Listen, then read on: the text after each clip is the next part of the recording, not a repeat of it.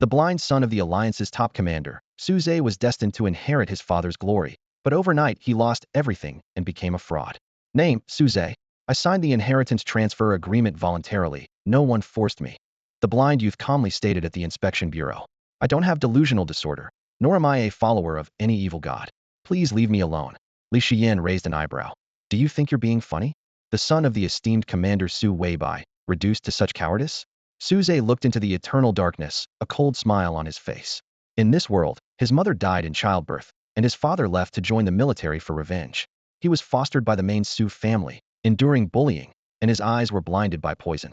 Just when his father's success seemed within reach, his father was ambushed and killed.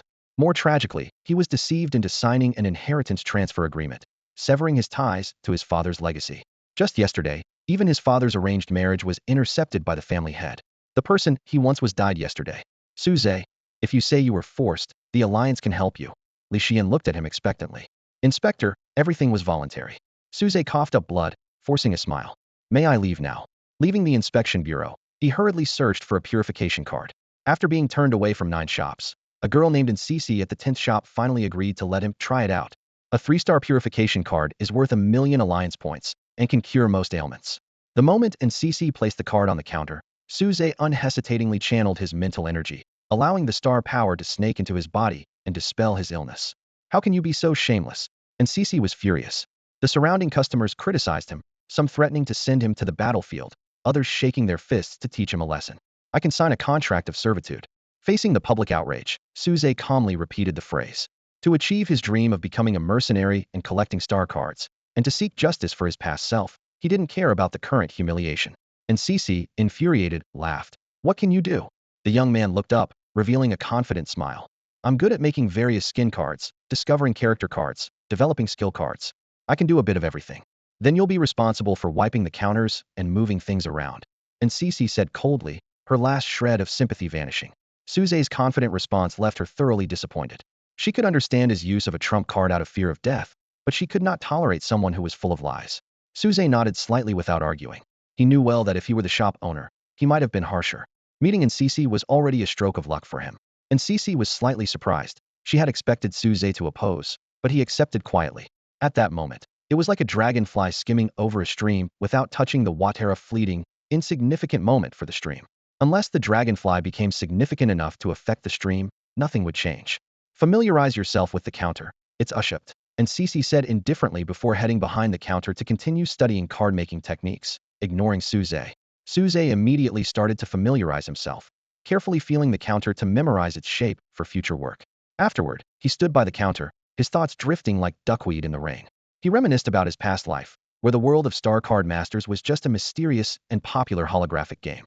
As a top player known as the Collector, he excelled in card battles and participating in grand game plots. But his greatest passion was collecting various cards, including alien cards, evil god apostle cards, and star beast cards. His exceptional card-making skills often persuaded others to willingly trade cards with him. However, his talent attracted the attention of cheat companies, ultimately leading him to traverse into the real world of Star Card Masters. Suze glanced at the rudimentary panel visible only to him, sighing internally. Edit points, 1. Edit targets, none. Edit level, 0. Only editable story link targets, none. Note 1. Consuming edit points can increase the edit level. Note 2. Higher edit levels unlock more editable content, including but not limited to skills, equipment, skins, mounts, and bonds. Note 3. Each additional link target increases mental and physical attributes. The past is irretrievable, but the future holds promise. From now on, whether he could achieve his dreams depended on this editing panel.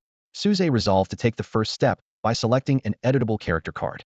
In this world, a Star Card Master's combat power largely depends on their character cards. The stronger the character card, the stronger the Star Card Master. However, the quality of character cards is fixed and may even degrade as levels increase. Therefore, Star Card Masters constantly need to update their character cards to ensure that their card quality does not fall behind other Star Card Masters of the same realm. After all, when it comes to character cards of the same level, high-quality ones can easily outmatch the lower-quality ones, without any suspense. Suze was well aware of this, and his thoughts drifted to the process of crafting character cards. By skillfully combining star cards with mythological stories, they created character cards with quality that could grow over time. These cards not only improved as they leveled up, but ultimately transformed into mythic quality. The thought of this filled Suze with excitement. He recalled the grading system for character cards, 6 tiers and 12 levels. The qualities, from low to high, were common, fine, rare, epic, legendary, and mythic. Levels began at bronze, followed by iron, silver, gold, blue diamond, starlight, dark shine, bright moon, blazing sun, emperor shadow, holy universe, and finally, celestial color. As a top player in his previous life, Suze's strongest character card was the legendary Blazing Sun level Touch of Grace clone. With this card, he joined the ranks of elite players and earned the prestigious title of Collector. However, he knew well the vast difference between a legendary Blazing Sun level and a mythic Blazing Sun level, akin to tofu colliding with a mountain, utterly overwhelmed. Suze calculated privately that if he could possess a mythic Blazing Sun level character card, under the same conditions, even when faced with a swarm of legendary Blazing Sun level enemies, there would be only one outcome: domination. This is the absolute advantage of high-quality character cards, pure numerical superiority, akin to the aesthetics of brute force, requiring no flashy techniques. He realized that choosing the first character card was crucial, as it would determine whether he could swiftly rise and take control of his destiny. Suze firmly believed in achieving fame early, rising quickly rather than slowly accumulating. The frustration of his past still lingered in his heart, and he was eager to vent it. To freely explore the stars and seas, he must first rid himself of this frustration. Just as Suze's thoughts were soaring, a voice as clear as a mountain spring interrupted his reverie. "Sister, who's that fool? Just standing there not moving." Suze snapped back to reality, listening as Ncc explained. Apparently, someone had mistakenly used a 3-star purification card and, unable to pay for it, was preparing to work off the debt here. And Tongtong's voice followed, soft as her gentle nature. "Oh sister, the Tianhe Dragon King tournament is about to start. How's my Tianhe Carp card?" She tiptoed, climbing onto the counter, curiously watching Ncc crafting a card. Ncc frowned slightly, her tone carrying a hint of sternness. "It doesn't happen that quickly. Have you finished your homework? If participating in the tournament affects your studies, I won't sign you up." "I finished it ages ago." And Tong Tong dropped her backpack, crossing her arms and pouting, cheeks puffed up as if holding her breath. And Cece put away her card-making tools, ignoring her sister's teary eyes, and headed towards the shop's inner room. "I asked your teacher yesterday. He said you've been listless in class lately and discussing the Tianhe Dragon King tournament right after class. If you keep this up, I won't help you sign up." The two sisters had been abandoned by their parents from a young age, and Cece, 7 years older than her sister, naturally took on the role of a mother. She ventured out early to work, so her sister could focus on her studies, hoping she would have a better future and not miss out on opportunities for further education like Ncc did. Recently, Tong Tong has been more rebellious, perhaps because she's reached that age. The little girl stood there stubbornly with slightly red eyes, her voice trembling but determined. "If you won't report it, I will. I don't care if you do it or not." She wiped her eyes with her sleeve, biting her lip, as if declaring her current feelings. And Cece looked at her expressionlessly, offering no comfort, and decisively turned to walk into the inner room. This silent rejection completely broke Tong Tong's stubbornness, and tears streamed down her face. She turned away, trying to hide her vulnerability, only to meet Suze's dull eyes. Noticing the faint smile at the corner of Suze's mouth, Tong Tong got angry. She wiped her eyes fiercely and snapped. "What are you looking at? Never seen a kid cry before. Dumb, unlucky fool." Suze suppressed his delight and answered seriously. "Actually, no, I haven't." He explained that, strictly speaking, his past self had never seen a child cry in person. As for him, in his previous life, being single for 20 years in a high-tech, immersive virtual reality era, he had only ever seen children cry in videos. So, in a narrow sense, Isuze indeed never seen a child cry. And Tong Tong looked puzzled after hearing this. She seemed to realize something, stood on tiptoe, and waved her hand in front of Suze's eyes. Seeing no reaction, sympathy flickered in her red eyes. Then she bowed sincerely and said timidly, "I'm sorry. I offended you." Suze smiled slightly, spread his hands, and responded warmly, "No offense taken. It's just that darkness favors me too much, leaving no room for light. And as I enjoy this favor, I must bear the cost of it. So, there's no need to apologize. It's my fault for not explaining earlier." And Tong Tong stared at him, her nose twitching, and muttered, "Are you always this optimistic?" She thought to herself, he can describe being blind in such a way it's unbelievable. If it weren't so rude, she might even suspect he had a screw loose. Suze's smile remained refreshing, as if it could dispel any worries. He extended his hand and said earnestly, "Allow me to introduce myself. My name is Suze Su as in awakening, and Zhe as in nourishing all things. My dream is to travel the stars, collecting all kinds of star cards, to become a collector." And Tong Tong suddenly felt recognized. She extended her small hand, shook his, and said solemnly, "Nice to meet you, Collector Suze." I'm in Tongtongan as in safe and sound, and Tong as in the Tong Pass. My dream is, I don't seem to have one. No worries, take your time to think of one. Suze said leisurely, full of patience. Then, he changed the topic and asked, in the meantime, Tong Tong, could you tell me the story of the Dragon King of the Heavenly River? The mother planet, cradle of civilization, and witness to history. Tianhe City is named for the mighty river that flows through it, a river that not only nurtures the land but also gave rise to a legend. In ancient times, before star cards became widespread, a mysterious guardian resided in the Tianhe River, the Tianhe Dragon King. Whenever evil forces threatened, it would rise to defend the creatures along the riverbanks. Over time, the people who lived by the river came to revere it as a deity and worshipped it devoutly. However, a misguided sacrificial ritual shattered this harmony. The Tianhe Dragon King, in a fit of rage, unleashed a catastrophic flood that submerged the villages along the riverbanks, leaving countless residents homeless. At this moment, a powerful star card master passing through the area uncovered the true nature of the Tianhe Dragon King. It turned out that the so-called Tianhe Dragon King was merely a mutated Tianhe carp. It had the ability to absorb star power to enhance itself, and was a type of star beast. This carp was gentle by nature, with intelligence akin to that of a 7-year-old child, and could understand human language. It chose to protect humans because it had been saved by a kind-hearted girl in its youth. Whenever danger loomed, it would respond to the girl's call and stand up to protect her. Unfortunately, the ignorant people sacrificed this very girl to it, which enraged the Tianhe Dragon King. The loss of its dear friend drove it to unleash its fury on the innocent villagers. Upon learning the truth, the star card master subdued the creature, sealed it into a card, and left this sorrowful place forever. The surviving villagers, grateful for its past protection yet ashamed of their ignorance, commemorated the events by organizing an annual competition in late spring. Over time, the competition evolved into a contest where star card masters used the lowest grade Tianhe carp cards to summon carp that would swim upstream with the river's carp. An official rainbow bridge was set up upstream, and the first summoned carp to jump over the bridge would earn its master the title of Tianhe Dragon King for the year. Even more enticing, the official promised to grant the winner one wish. After hearing this story, Suze, although unable to see the girl's expression, could imagine the longing in her eyes. After all, who could resist the chance to have a wish fulfilled? At that moment, a calm voice interrupted the girl's impending words. "And Tong Tong, come here." Listening to the girl's departing footsteps, Suze fell into deep thought. He knew how rare trust between people was, and his previous deceit had already sown seeds of distrust in the young girl's heart. Fortunately, the story in Tong Tong shared provided him with inspiration.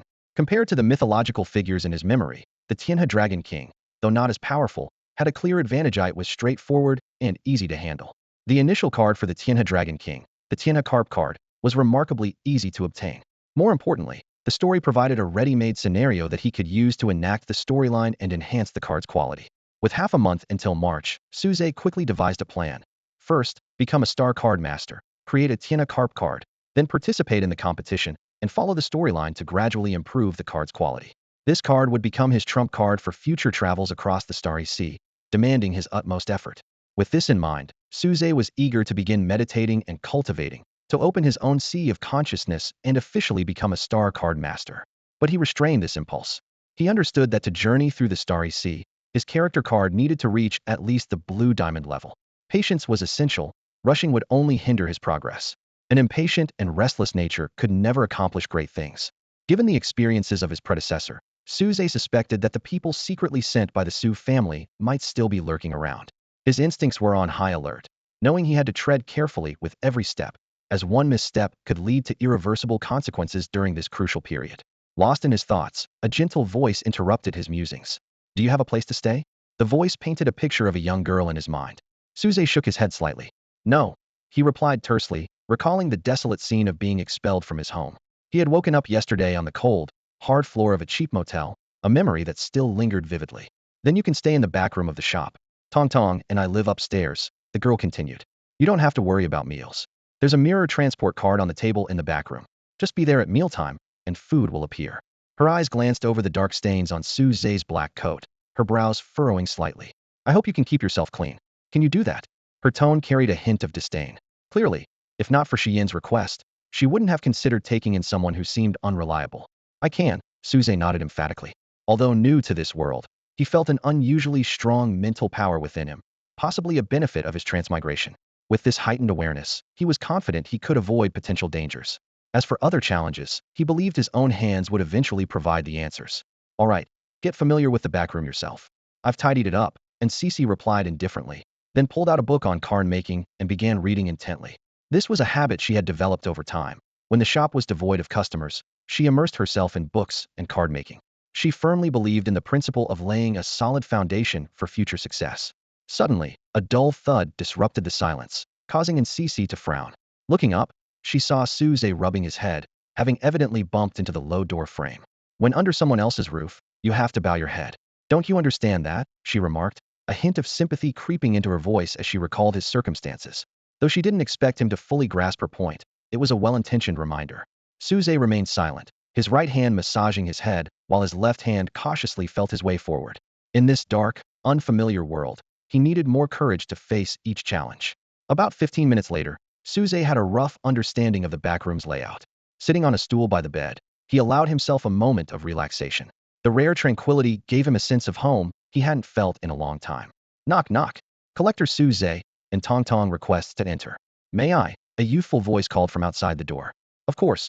Suze's lips curled into a smile at the sound of Tang's voice.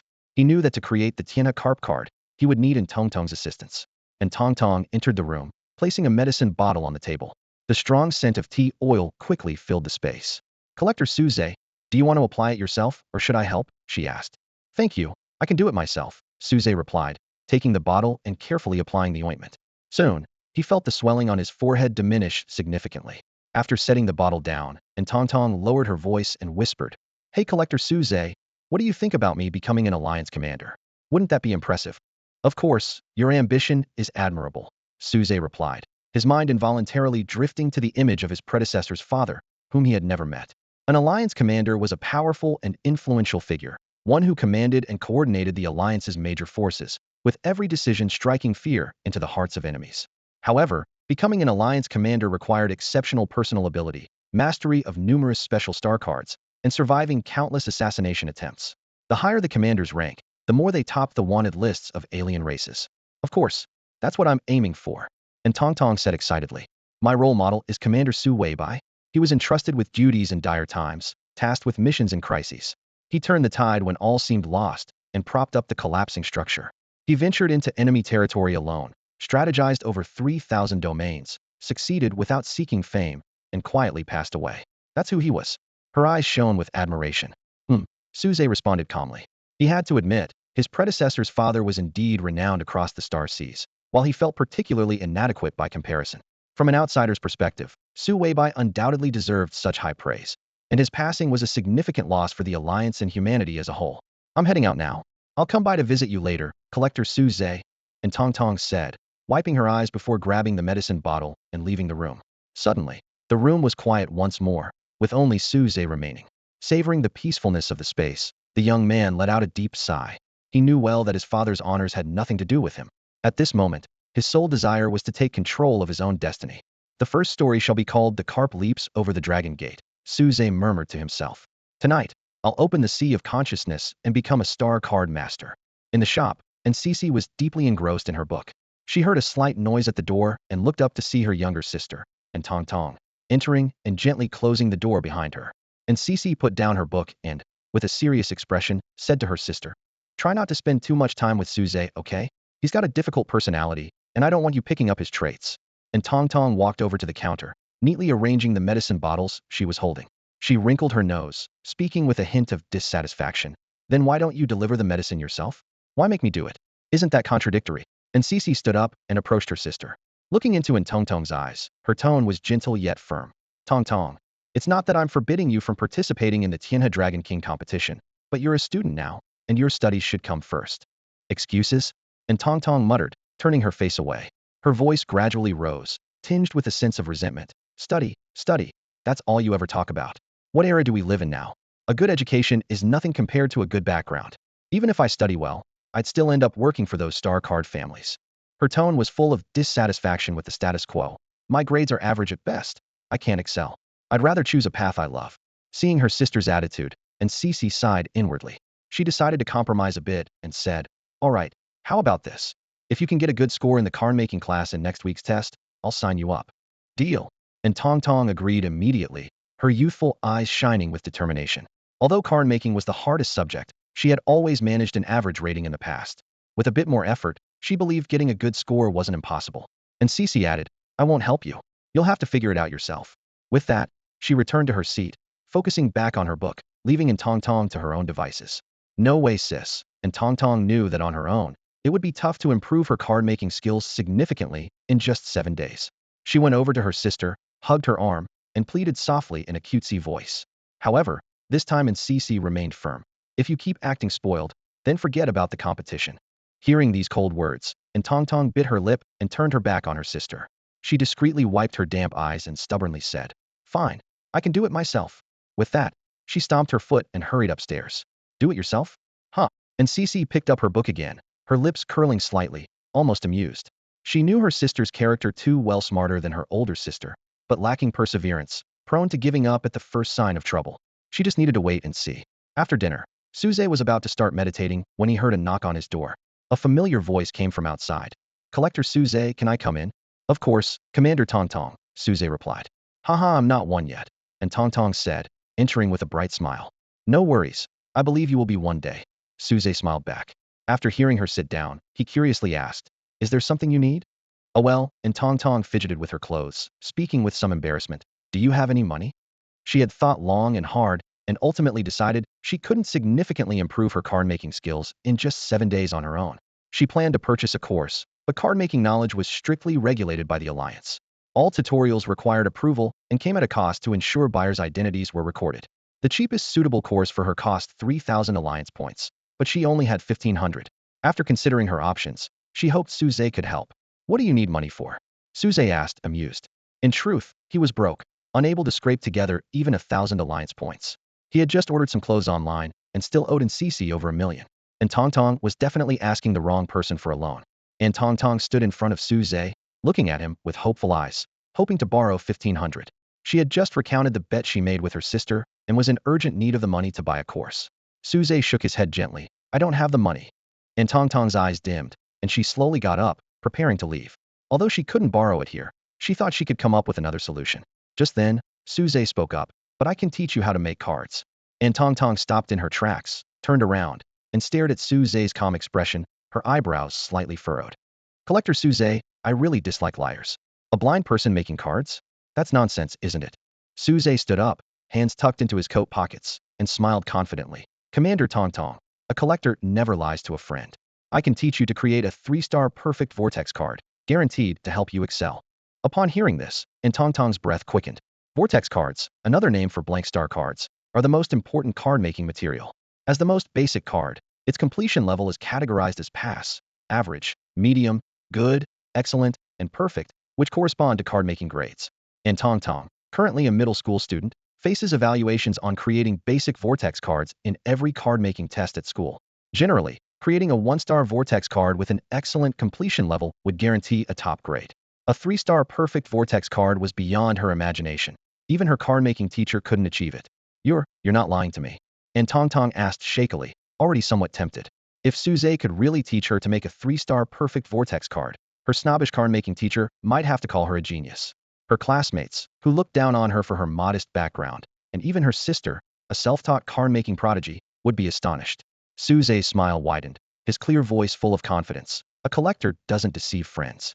In return, Tong Tong, you must agree to one condition. What condition? And Tong Tong eyed Suze warily, full of suspicion. She thought of how many pursued her sister, who was beautiful, gentle, and understanding. Even Uncle Guang from the neighboring shop helped their family, hoping her sister would become his daughter-in-law.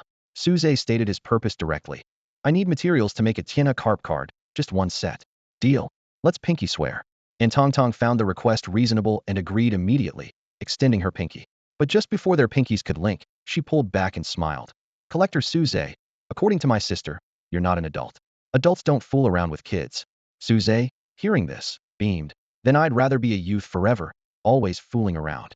And Tong Tong wrinkled her nose in response. If that's the case, you'll never grow up and never be able to do what you want. To her, not growing up was a terrifying prospect. Does growing up mean doing whatever you want? Tong Tong, you think too simply. Suze chuckled, though his heart was stirred by endless sorrow. He remembered how his former self had thought the same during countless nights. But what did growing up bring? His father died, his childhood betrothal was snatched away, he was exiled to a remote mother planet, and he died in despair and pain, unnoticed. Then tell me, How can you do what you want? And Tang Tang puffed her cheeks, slightly displeased. She hoped Suze would see her as a friend, not a child. Suze closed his eyes and answered solemnly. Strength, strength inside and out. He knew that in the world of star card masters, inner strength alone wasn't enough.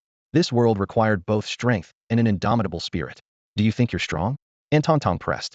Guess, Suze replied, opening his sightless eyes with a mysterious smile. And Tang Tang was blunt. I think you're not strong. Correct, Suze admitted. At this moment, he was someone with a strong heart, but no physical power. As night fell, the city lights shone brightly. Suze sat alone on his bed, and the room seemed particularly quiet after Tongtong's departure. His thoughts were as cool and clear as the moonlight, spreading across the vast expanse of his mind. Suze was deep in thought, contemplating which meditation technique to choose. As a star card master, although actual combat strength mainly depends on character cards, one's personal level cannot be overlooked. The higher the level, the higher the grade of character cards one can connect with.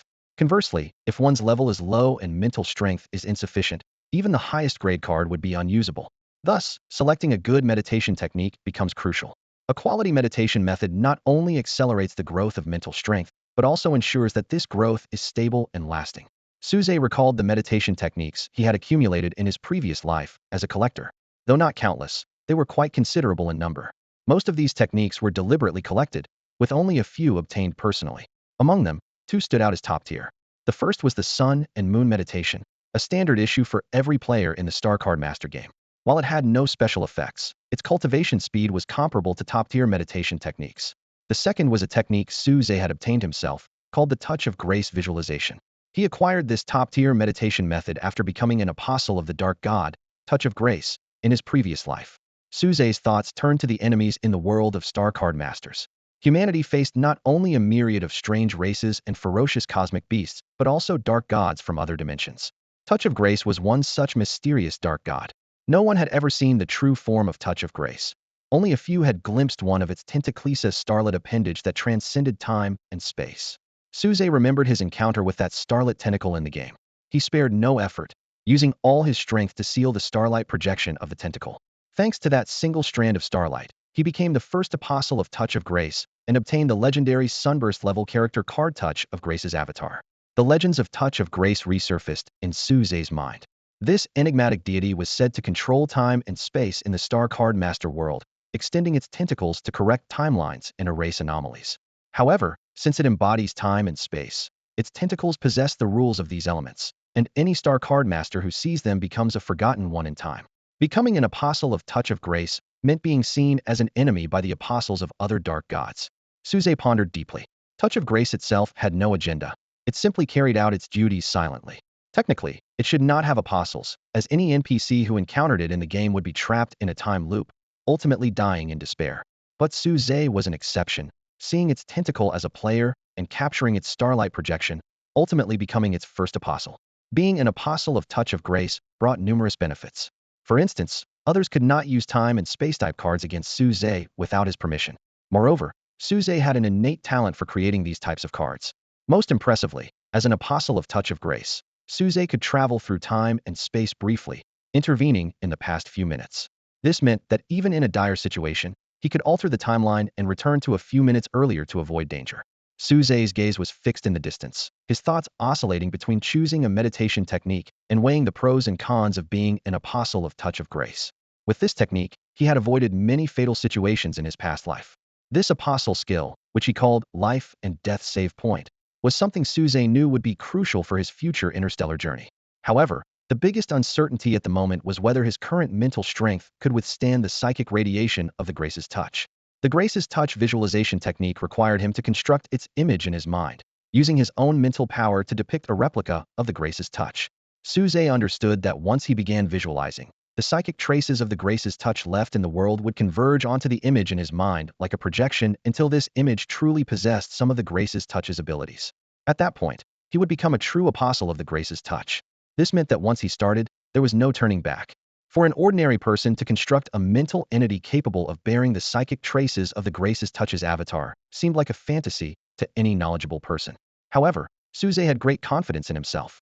His previous life had endowed him with a genius-level initial mental power, and he was no ordinary individual had reached the 7th tier as a card emperor in the game in his past life. Compared to normal people, he was indeed exceptionally gifted. Taking a deep breath, Suze's expression gradually became resolute. He began to sketch a vivid and colorful galactic scene in his mind. Countless nebulae intertwined like paints on a painter's palette, forming a breathtaking masterpiece. The brilliance was interwoven with depth, mesmerizing yet grand, like a magnificent flower blooming in the void, resplendent and beautiful. Suddenly, a soul-penetrating rumble echoed. A tentacle, radiant with starlight, emerged like a divine hook, piercing the starry sea and dragging the exquisite galaxy into nothingness. This scene seemed to narrate that this colorful galaxy was merely a painting on a canvas, a masterpiece favored by the divine, destined to be eternally preserved. The rumbling grew increasingly clear and piercing, and Suze, in a daze, became a witness to this awe-inspiring spectacle. He saw that the tentacle was not a physical entity but a manifestation of pure starlight. He heard faint whispers echoing around him. He sensed his mental power continuously filling this scene. As his scattered mental power barely flowed within the scene, an unknown sense of absolute control surged in his heart. In an instant, everything external seemed to drift away from him, leaving only the silent time and space as his companions. Endless solitude enveloped his mind, and he attempted to leave something behind but found no interest. Until one day, he saw that magnificent starry sea again. This time, the diligent him couldn't hold back any longer, ignoring the rule's prohibitions, extending the starlight giant hand, and transforming it into a hook. Buzz! Infinite power erupted from the tiny hook, as if chaos had just opened, dividing the world. At this point in the visualization, Suze felt a splitting headache, as if he would explode at any moment. He decisively stopped focusing on the details and instead sketched the outlines, barely suppressing the urge for a mental explosion. It turned out his guess was correct. His mental strength was indeed enough to support him visualizing the appearance of the Grace's touch. Even though it was a simple sketch, merely depicting a trace of the grandeur of the starlight touch, it was enough to give him the life and death save point skill. Next, he only needed to find time to create a blank star card to carry this skill. Of course, he also needed to test the skill's activation time and cooldown period. Exhaling a long breath, Suze wiped away the cold sweat, revealing a relieved smile. The long night stretched ahead, but his heart was not as desolate as the Grace's touch. His heart held the stars and the sea, his eyes harbored the spirit of youth, and in his hands lay his own destiny. He began to meditate. Meanwhile, the inspection bureau in Tianhe City was in an uproar. Staring at the monitor screen where the anomaly value had reached its limit, among the numerous inspectors, Li Xian frowned. Such a powerful anomaly value could only mean one thing. Someone in Tianhe City had become an apostle of an evil god. She couldn't help but wonder, who could it be? Despite a sleepless night, Suze felt invigorated. In the sea of his consciousness, 9 stars were aligned in a vibrant, mystical formation within a galaxy, marking his advancement to the 9th tier of the card disciple realm, a testament to his accumulated efforts. The realm of star card masters is divided into 10 stages, each with 9 tiers. The first stage is known as the card disciple stage, with a notable title, Fearless Apprentice. Suze felt he had more energy to spare, and if it weren't for the vibration of his interstellar terminal reminding him to get up, he believed he could have directly broken through to the second stage, the card adept. After getting up, Suze fumbled his way through his morning routine. Returning to the table, he was greeted by the enticing aroma of noodles, which made his mouth water. Carefully, he reached for the bowl, picked up his chopsticks, and pulled it closer to savor his meal. Only one thought lingered in his mind. The noodles were chewy, the broth flavorful, but it could use a poached egg. After breakfast, Suze dutifully went out to work. He wiped the surfaces repeatedly until he heard the increasing noise outside and softly asked, "Boss, is it clean?" Sitting behind the counter, the girl and Cece glanced around, noting the counter's shine, and calmly said, "It's fine. Later, help me move the vortex card boxes outside." The main income for the star card shop on this street came from creating high-quality vortex cards, which were then sold to related distributors. Suze nodded in response, not asking further. He had some understanding of the business, having earned his first fortune by selling cards in his previous life as a player. Unsure of when the delivery person would arrive, Suze decided to stand and meditate. Although it wasn't as effective as the proper posture, it was better than wasting time. He understood that every moment was precious, and only by pressing forward could he approach his goals. After an indeterminate amount of time, a shout came from outside. "Come take the boxes." Just as Suze was about to step out, and Cece's voice stopped him. "You stay here, just move 2 boxes to your room." He halted and nodded in agreement. Compared to the unfamiliar street, the familiar shop gave him more comfort. However, when Cece's voice rang out again, a sense of foreboding rippled through him. "Uncle Lei, where are the vortex card boxes for my shop?" the girl asked in confusion. "Cece, Tina Company says they'll only take this many from this street in the future, and your shop was left out," replied the man known as Uncle Lei, his voice full of helplessness. "For fairness, The procurement manager from Tianhe Company chose randomly. I saw it myself. The purchasing manager at Tianhe Company, has he lost his mind? The vortex cards made by CC have a high-quality rate of 70, the highest in our street, yet he decided to cut off. Uncle Guang, please stop. And CC interrupted the neighbor's complaints, forcing a faint smile. I understand what you mean, but everyone has their struggles. It's okay if they cut me off. I can find other distributors. With that, she turned and walked towards her shop, her frail silhouette appearing particularly lonely in the sunlight. The neighbors watched her walk away, feeling both sympathy and an inexplicable sense of relief. The Vortex card market in Tianhe City is divided among three forces. Tianhe Company holds 80, individual distributors have 10, and the remaining 10 belongs to the intergalactic giant Red Star Group. Now that Tianhe Company is not buying, individual distributors are already saturated, and the threshold for Red Star Group is so high that small vendors can't even hope to reach it. Even if Red Star Group were willing to buy, they would only purchase high-quality Vortex cards. Moreover, according to the standards set by Red Star Group's branch in Tianhe City, a perfect rate of at least 40 is required to qualify as their supplier. For most small workshops, this standard is an unattainable dream. I'm sorry, it must be my fault. Hearing the girl's footsteps fade away, Suze clenched his fists and apologized softly.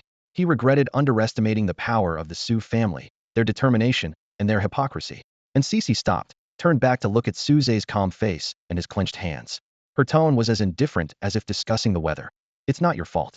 The purchasing manager at Tianhe Company is one of my suitors, and he's using this method to make me submit. Just then, hurried footsteps echoed down the street, followed by a shout. Cece. Soon, a frail man arrived at the shop entrance, leaning against the wall, panting heavily. Cece, I've been dismissed by my uncle. The purchasing manager has been replaced. Did you offend someone? The air froze instantly. Suze's fleeting hope was like dust on a leaf, washed away by a downpour, leaving only the glaring green behind. Get out. And Cece coldly threw out a word, turned, and walked into the space behind the counter, absent-mindedly picking up a book to read. Li Tianming looked at the girl's beautiful profile, a hint of affection in his eyes. He instinctively asked Suze, who was standing nearby. Hey, man, you're one of Cece's suitors too, right? He had seen many of Cece's suitors, but he believed he was the best candidate to protect her. Therefore, he wasn't afraid of other challengers. Suze slowly unclenched his fists, symbolic of his anger, and calmly replied, No, I'm her employee. Despite the fury burning inside him, he knew he needed to stay calm at this moment. He had plans to deal with the Su family's actions later. For now, he needed to find a way to help the girl out of her predicament. Employee. Li Tianming scratched his head in surprise. No way, man. How did you manage that? He wondered why he couldn't become an employee when he wanted to. Was it based on looks? No, Cece couldn't be that shallow. With this thought, Li Tianming examined Suze closely. Soon he noticed something and exclaimed, No way, man. Are you blind? Haha, now I get it. The Cece I like is indeed kind-hearted and beautiful, both inside and out. Suze ignored his laughter and calmly asked, Can we exchange contact information? In his mind, he had already categorized Li Tianming as another devoted admirer. Sure, man. Li Tianming quickly exchanged contact information without hesitation. He took one last longing glance at Cece before hurrying away. He planned to plead with his uncle to see if there was a way to change the outcome. Suze stood still for a moment before heading toward the counter. He remembered when his shadow fell over the pages of her book, and Cece snapped back to reality, frowning at him. She said flatly, You're blocking my light. Have you thought of a solution? Suze asked, furrowing his brow. He thought to himself, the Su family is so powerful that if they spread the word, who would dare not to give them face, except for those intergalactic giants? Even those would have to show some respect to the Su family. Seeing and Cece reading leisurely, he couldn't help but wonder if she was wealthy enough not to rely on this as her income source. No, it's my problem, not yours. And Cece replied, turning away to continue reading. If there's nothing else, you should go rest. Upon hearing this, Suze took a deep breath to calm himself and said, I want to help. Give me a chance. No need. Just take care of yourself. The girl's decisive, indifferent voice indicated her firm stance. Suze remained silent for a moment, then continued to ask, Then what do you plan to do? Thud. And Cece slammed the book onto the counter, stood up, and stared at him. She said, word by word, I told you, it's none of your business, so please don't overstep your bounds, okay? I'm sorry for troubling you. Suze stepped back, bowed sincerely, and then groped his way towards the inner room. Watching his dejected figure, a trace of reluctance flashed in Cece's heart, and she couldn't help but say, I'll figure something out, don't worry. Suze paused for a moment, then silently nodded. Not worry. How could that be possible? This issue arose because of him, and he hadn't even repaid his debts yet. How could he not worry? Although he may be unscrupulous, he has his principles. This matter, he must resolve. As the afternoon approached, a sudden commotion outside jolted Suze out of his meditation. He got up from the bed and slowly walked to the door, hesitating as his fingers touched the handle. The dim room was permeated by the noise from outside, unsettling his mind. And Tong Tong, stop making excuses. Your teacher called, a stern female voice shouted. But, sister, I took leave. A young voice replied, on the verge of tears. Leave? Why did you take leave? I have something important. What important thing? I can't say right now. Then why did your teacher say you skipped class? He falsely accused me. Why would he do that? I don't know. What are you doing with the carp you caught? At that moment, the door creaked open. I asked her to catch it for me. A calm male voice interjected into the sisters' conversation. Suze stood at the inner doorway, calmly stating, It's my fault. Blame me, not Tong Tong. He understood that the situation was his doing and he should take responsibility. No, I wanted to catch it. I need the Tianhe carp card. And Tong Tong quickly explained, but seeing her sister's expression turn cold, her voice grew softer. Enough. And Cici scolded sharply, making Aunt Tong Tong shrink back, her face turning pale. She wiped her tears with her sleeve, sobbing quietly. Sister, I know I was wrong. Go to your room. And Cici ordered coldly, glaring at Suze. Aunt Tong Tong glanced at Suze furtively, and then cautiously made her way upstairs. Turning to Suze, and Cici's voice trembled slightly. If you need something, tell me. Don't involve her, okay? She clutched a book tightly, clearly trying to control her emotions. Even though she couldn't refuse her sister's request, and Tong Tong was her only family and her reason to keep going. Tianhe City harbored many cultists, some of whom targeted children and Tong Tong's age. If she were to be captured by the river, the consequences would be dire. Suze took a deep breath and said as calmly as he could, 10 portions of Star Force solution, an etching pen, star card molds, and a Tianhe carp. Is that okay? He knew that any explanation or apology would be futile at this point. Only by demonstrating his exceptional card-making skills could he change her perception of him. And Cici gently wiped her eyes and said solemnly, Fine, I'll get them for you. But please don't involve Tong Tong again. She knew these were materials and tools for making vortex cards, and it wasn't surprising that Suze knew about them. Thank you, I promise, Suze nodded firmly. He silently vowed that no matter how Cici viewed him now, he was determined to ensure the sisters lived a stable and happy life before he left their home planet. And Cici didn't respond, simply gathering the items Suze needed efficiently. She even took 30 extra portions of Star Force solution, just in case. After helping Suze move everything into the inner room, she left without looking back. Suze exhaled deeply and closed the door slowly, making his way to the table. As his fingers touched the etching pen, his expression became focused. He mentally reviewed the 5 steps of creating a vortex card: extracting the solution, priming the pen, etching, gathering the vortex, and trimming. Step 1. Extract the liquid. Suze carefully picked up the specially made glass bottle and steadily poured the Star Force solution into the mold. His movements were precise and fluid, and within 10 seconds, he finished without spilling a drop. Step 2. Prepare the pen. Suze dipped the etching pen into the Star Force solution, patiently waiting for 20 seconds to ensure the tip was thoroughly moistened for the upcoming etching work. Step 3. Etch. Suze gently pressed the pen tip into the mold. His wrist moved skillfully, and the pen danced like a dragon as he sketched the vortex card patterns on the mold card. His actions were smooth and uninterrupted, completing the step in less than a minute, with the etching pen coming to a steady stop at the edge of the mold card. For Suze, who had crafted over 10,000 vortex cards, this was just a basic operation. Step 4. Form the vortex. With a calm mind, Suze began to reverse the patterns, skillfully avoiding previous marks to form the star vortex. Thanks to years of foundational skills from his past life, what was considered the most challenging step seemed effortless under his hand. The new patterns flowed like a true dragon, perfectly symmetrical with the previous ones. Step 5. Perfect completion. As Suze whispered, an exquisite star vortex illuminated on the card surface within the star card mold, shining brilliantly like a sky full of stars. Although Suze couldn't see this beauty, he could sense the flow of the star vortex without any stagnation. Suze removed the vortex card, flicked it, and listened intently. A clear snap echoed, reminiscent of bamboo splitting, bringing a sense of delight. He smiled with relief, pinched the vortex card between 2 fingers, and with a mental nudge, propelled it towards the fish tank. The vortex card traced a dazzling starry arc through the air, instantly transforming into a small star force vortex that began to voraciously consume everything in the fish tank. The lively red carp seemed summoned, swimming into the vortex willingly. In an instant, the water in the tank was completely absorbed. The star force vortex then vanished, recondensing into a card. The newly formed card was entirely bronze-colored, with the front depicting a vivid red carp blowing bubbles, lively and spirited. The back featured 3 interwoven vortex patterns, symbolizing its rare quality. Not bad luck. Suze smiled as he retrieved the card from the tank, inscribing a mark with his mental power. He thought to himself that there were two methods for creating character cards using vortex cards. One was to directly drive the vortex card, using the star vortex to absorb organisms, which produced high-quality cards but had a high failure rate. The other method involved preparing various card-making materials beforehand, then activating the star vortex, adding the necessary materials while ensuring vortex stability. This method had a higher success rate, but required considerable skill from the card maker, making it difficult to produce high-quality cards. Suze's habit was to use the former for low-level cards and the latter for high-level cards. Taking a deep breath to suppress his inner tension, Suze focused his mind. In an instant, the compilation panel flickered, displaying information. Compilation points, 1. Compilation object, carp card. Viewable compilation level, 0. Story compilation only. Linked object, none. Note 1.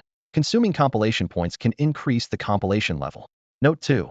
The higher the compilation level, the more content can be compiled, including but not limited to skills, equipment, skins, mounts, and bonds. Note 3. Each additional linked object enhances mental power and physical attributes. Noticing the compilation points hadn't changed, Suze frowned. Logically, the acquisition of compilation points should relate to his realm and time. However, a day had passed without an increase, indicating that acquiring compilation points required more time than he had anticipated. Can't rush it. Suze calmed his slightly agitated heart from the day's experiences and began checking the information of the carp card. Compilation object, carp card. Compilable quality, rare. Level, bronze. Skill, bubble blowing. Skin, classic. Description, a fish that can blow bubbles. Evaluation, bobo, steamed, or braised. Not bad. Let's start compiling the story. Whether it can rise depends on your evolution. Suze held the card in his hand, a hint of expectation in his unseeing eyes. Whether the compilation panel was as powerful as he imagined depended entirely on the upcoming attempt. I am a carp from the celestial river, enjoying a carefree life in the world. I rest under willows, lulled by the gentle breeze, when suddenly I overhear a passerby praying to the Dragon King. This ignites a yearning in my heart. I swim across the celestial river, asking my kin about the Dragon King's whereabouts, but no one knows. The breeze is silent, the moon hangs high, the water flows indifferently. Only the willow branches sway gently, as if mocking my ignorance of the joy of freedom, insisting on seeking troubles. Stubborn as I am, I resolve to search the celestial river for the Dragon King. I silently wish. May no one despair on the bridge, may the mother river remain beautiful, may my kin always be healthy, and may all beings be free from sorrow. Yet, the Dragon King never appears, leaving me disheartened. Fortunately, by the willow bank, I hear a storyteller recount a tale. One sentence deeply imprints on my heart. Swim upstream 9,000 meters of the celestial river. Leap over the rainbow bridge to meet the Dragon King. I secretly decide to try this method. At this moment, Suze suddenly feels a surge of joy. He breathes rapidly, eagerly clicking on the celestial river carp card. The card's information immediately appears before him. Compilation target, celestial river carp, card, uneditable. Quality, epic level. Skills, bubble blowing, dragon's might. Skin, classic. Description, a bubble-blowing fish with true dragon bloodline. Evaluation, blub blub, steamed, or braised. It's a great tonic. Dragon's might 6 stars. As a true dragon descendant, your every move exudes an aura of dominance, commanding respect and fear from all living beings. Suze takes a deep breath, trying to calm his excitement. This 6-star dragon's might skill is undoubtedly an excellent ability, capable of affecting all life except for evil gods. If his mental strength is strong enough, he might even win without fighting. However, what excites him most is the dragon transformation, reward for fulfilling the story. The carp leaping over the dragon gate can directly transform into a dragon, without undergoing the intermediate shedding process like a snake. This means if he can enact the compiled story at the Celestial River Dragon King tournament in 2 weeks, the Celestial River Carp card could potentially evolve into a true dragon card. By then, the card's level and quality will be enhanced, and it might unlock new skills. Staring at the compilation panel, Suze wipes the sweat from his forehead, lost in thought. He needs to figure out the timing to earn compilation points and other possible ways to acquire them. Most crucially, he must understand how many compilation points are needed to upgrade from level 0 to level 1. For now, he can only wait patiently. Collecting his thoughts, Suze places the card against his forehead, allowing it to nourish in his mind's sea. Unlike other types of cards, character cards can be directly stored in the mind's sea, rather than being kept in a special card box. Next, Suze decides to implement the life and death rewind skill. He grips the etching pen again, steadying himself. Although absorbing the Celestial River Carp's Vortex card is only 1-star level, the easiest difficulty, life and death rewind, is different. This skill itself is at least 10-star quality, and with his current mental strength, he can only create a 4-star vortex card at most. However, the materials required for a vortex card increase significantly every 3 stars. The cost of a 4-star vortex card is at least 100 times that of 1 to 3-star vortex cards. Facing this challenge, Suze begins to carefully plan his next steps. Due to his poor eyesight, Suze found it challenging to create a perfect quality 4-star vortex card. He gently ran his fingers over the card's surface, feeling its subtle textures. Adhering to his principle of perfection and not wanting to trouble Cece again, he decided to use a perfectly crafted 3-star vortex card for the life and death archive. It'll just be a little less effective, but as long as I'm careful, it'll be fine, he muttered to himself, and then began to craft the vortex card with newfound inspiration. Upstairs, the aroma of fish porridge wafted from the kitchen, and Cece stirred the pot while glancing at Tang, who stood at the doorway with her head down, clutching the hem of her shirt, looking like she had done something wrong. Tang, I'm not mad at you, just worried about you, and Cece said earnestly. Earlier, Sister Xian had messaged her, warning that an apostle of an evil god had appeared in Tianhe City, advising her and her sister to be cautious. At such a time, and Tang suddenly running off made Cece's heart uneasy and restless. And Tang nodded lightly, her nose sniffing the delicious aroma in the air. She hesitated before shyly asking, Sister, did you cook the fish I caught? It had taken her 3 hours to catch that fish, enduring disdainful looks from the anglers who blamed her for disturbing the fish because they caught none. And Cece paused, her gaze slightly awkward. Your card's already prepared, she said softly, continuing to stir the porridge. She hadn't gone out to buy fish, so of course, it was the one her sister caught. In her earlier frustration, she had taken it out on the fish. And Tang felt a surge of joy but dared not show it. Oh, sister, what quality is it? She asked timidly. Rare, and Cece replied calmly. Yay, thank you, sister. Hearing the word rare, and Tang's face lit up with a beaming smile. Card quality ranks from common, fine, rare, epic, legendary, to mythical. According to online sources, the carp from the Tianhe River were at best rare quality. This meant she had one of the top carp cards for the Tianhe Dragon King competition, giving her a significant advantage.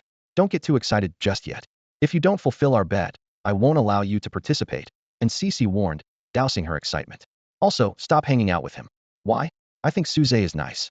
He treats me like a friend. And Tang cautiously observed her sister, asking earnestly. She wasn't one to overthink. She simply felt that Suze was kind to her, showed no adult arrogance, and was willing to play along with her antics. And Cece put down the ladle and looked at her sternly, advising, You're ignoring my words? He's an adult now. If he's messing around with you, he's just playing with you. That's not true. He said he'd rather always be a youth, always be playful. And Tang argued under immense pressure. She felt sorry for Suze, who was not only blind but also heavily in debt, with seemingly no friends. If she didn't befriend him, wouldn't he be sad? This thought made her feel she shouldn't heed her sister. She knew what it was like to have no friends. When she was younger, she had none, and with her sister always so tired, she had no one to confide in. As for their parents, her sister said they had died long ago, leaving them orphans. And Tang, are you deliberately arguing with me? And Cece picked up the ladle again, stirring the porridge vigorously, feeling annoyed. Just by taking Suze in, she had lost her main source of income. This showed how powerful the forces against Suze were. And Tang was too young to understand the complexities, thinking only that Suze was her friend without considering the motives behind it. Innocent children make friends without considering benefits and losses, but adults, who are often more calculating, do. Clearly, Suze had some motive. I'm sorry, sister. I didn't mean to. Realizing she had upset her sister again today, and Tang felt her nose sting as tears welled up in her eyes. And Cece tasted the fish porridge, her frown easing. In times of emotional distress, good food always soothed her soul. I'm not mad at you. Wash your hands and get ready for dinner. And Tang nodded obediently, washing her hands while curiously asking, Sister, when I came back, I saw everyone had vortex card boxes outside their stores. Why don't we have any? On their street, sealed boxes of vortex cards were usually placed in front of stores for easy transport. But today, their store was the only one without them, and the odd looks from the older folks puzzled her. Let's eat first, and Cece replied calmly, though feeling a sense of urgency. She needed to come up with a solution to avoid worrying her sister. A special skill card, Life and Death Reversal, quietly appeared before Suze. This 12-star card emitted a mysterious glow, with a faint starlight tentacle emerging from a brilliant galaxy, as if trying to grasp the threads of fate. Suze gazed at the card, silently marveling. This is a soul-bound quality that even replication cannot achieve. The card's effect grows with its level, starting at 312, and increases every 30 seconds. Suze pondered the card's description. When the touch of grace reaches out, time and space will halt, and destiny will be altered. He couldn't help but smile slightly and murmur to himself, "Fate doesn't roll the dice, but I can roll the dice for fate." Suddenly, Suze realized he could inspect information about other cards. This unexpected discovery delighted him, and he carefully placed the life and death reversal into his sea of consciousness, exhaling a long breath. He recalled how, in his past life, due to limitations in card-making technology, he could only create a 10-star vortex card to house this skill. However, this 12-star quality card far exceeded his expectations. A 12-star quality, truly insane, Suze remarked, feeling as though his frustrations had dissipated. He vividly remembered that even in the late stages of the game in his previous life, those possessing 12-star skills were extremely rare. Even 11-star skills were top tier, and 10-star ones were scarce. Most skilled players had skills with a maximum quality of 9 stars. As Suze was immersed in thoughts about the card, a crisp tap sound suddenly came from the table. Instantly, the aroma of fish mixed with rice wafted up, stimulating his taste buds and causing his mouth to water. Suze swallowed, carefully picked up the bowl, and inhaled deeply with delight. Fish porridge? It's really done. Suze marveled as he eagerly tasted it. The delicious fish porridge blossomed in his mouth, bringing an indescribable sense of joy. He focused on enjoying his dinner, wholeheartedly devouring it until the bowl was empty. After dinner, Suze's thoughts returned to the events of the day. He picked up his star terminal and softly asked, "Xiaoxing, how much does it cost to open an online virtual world StarC account?"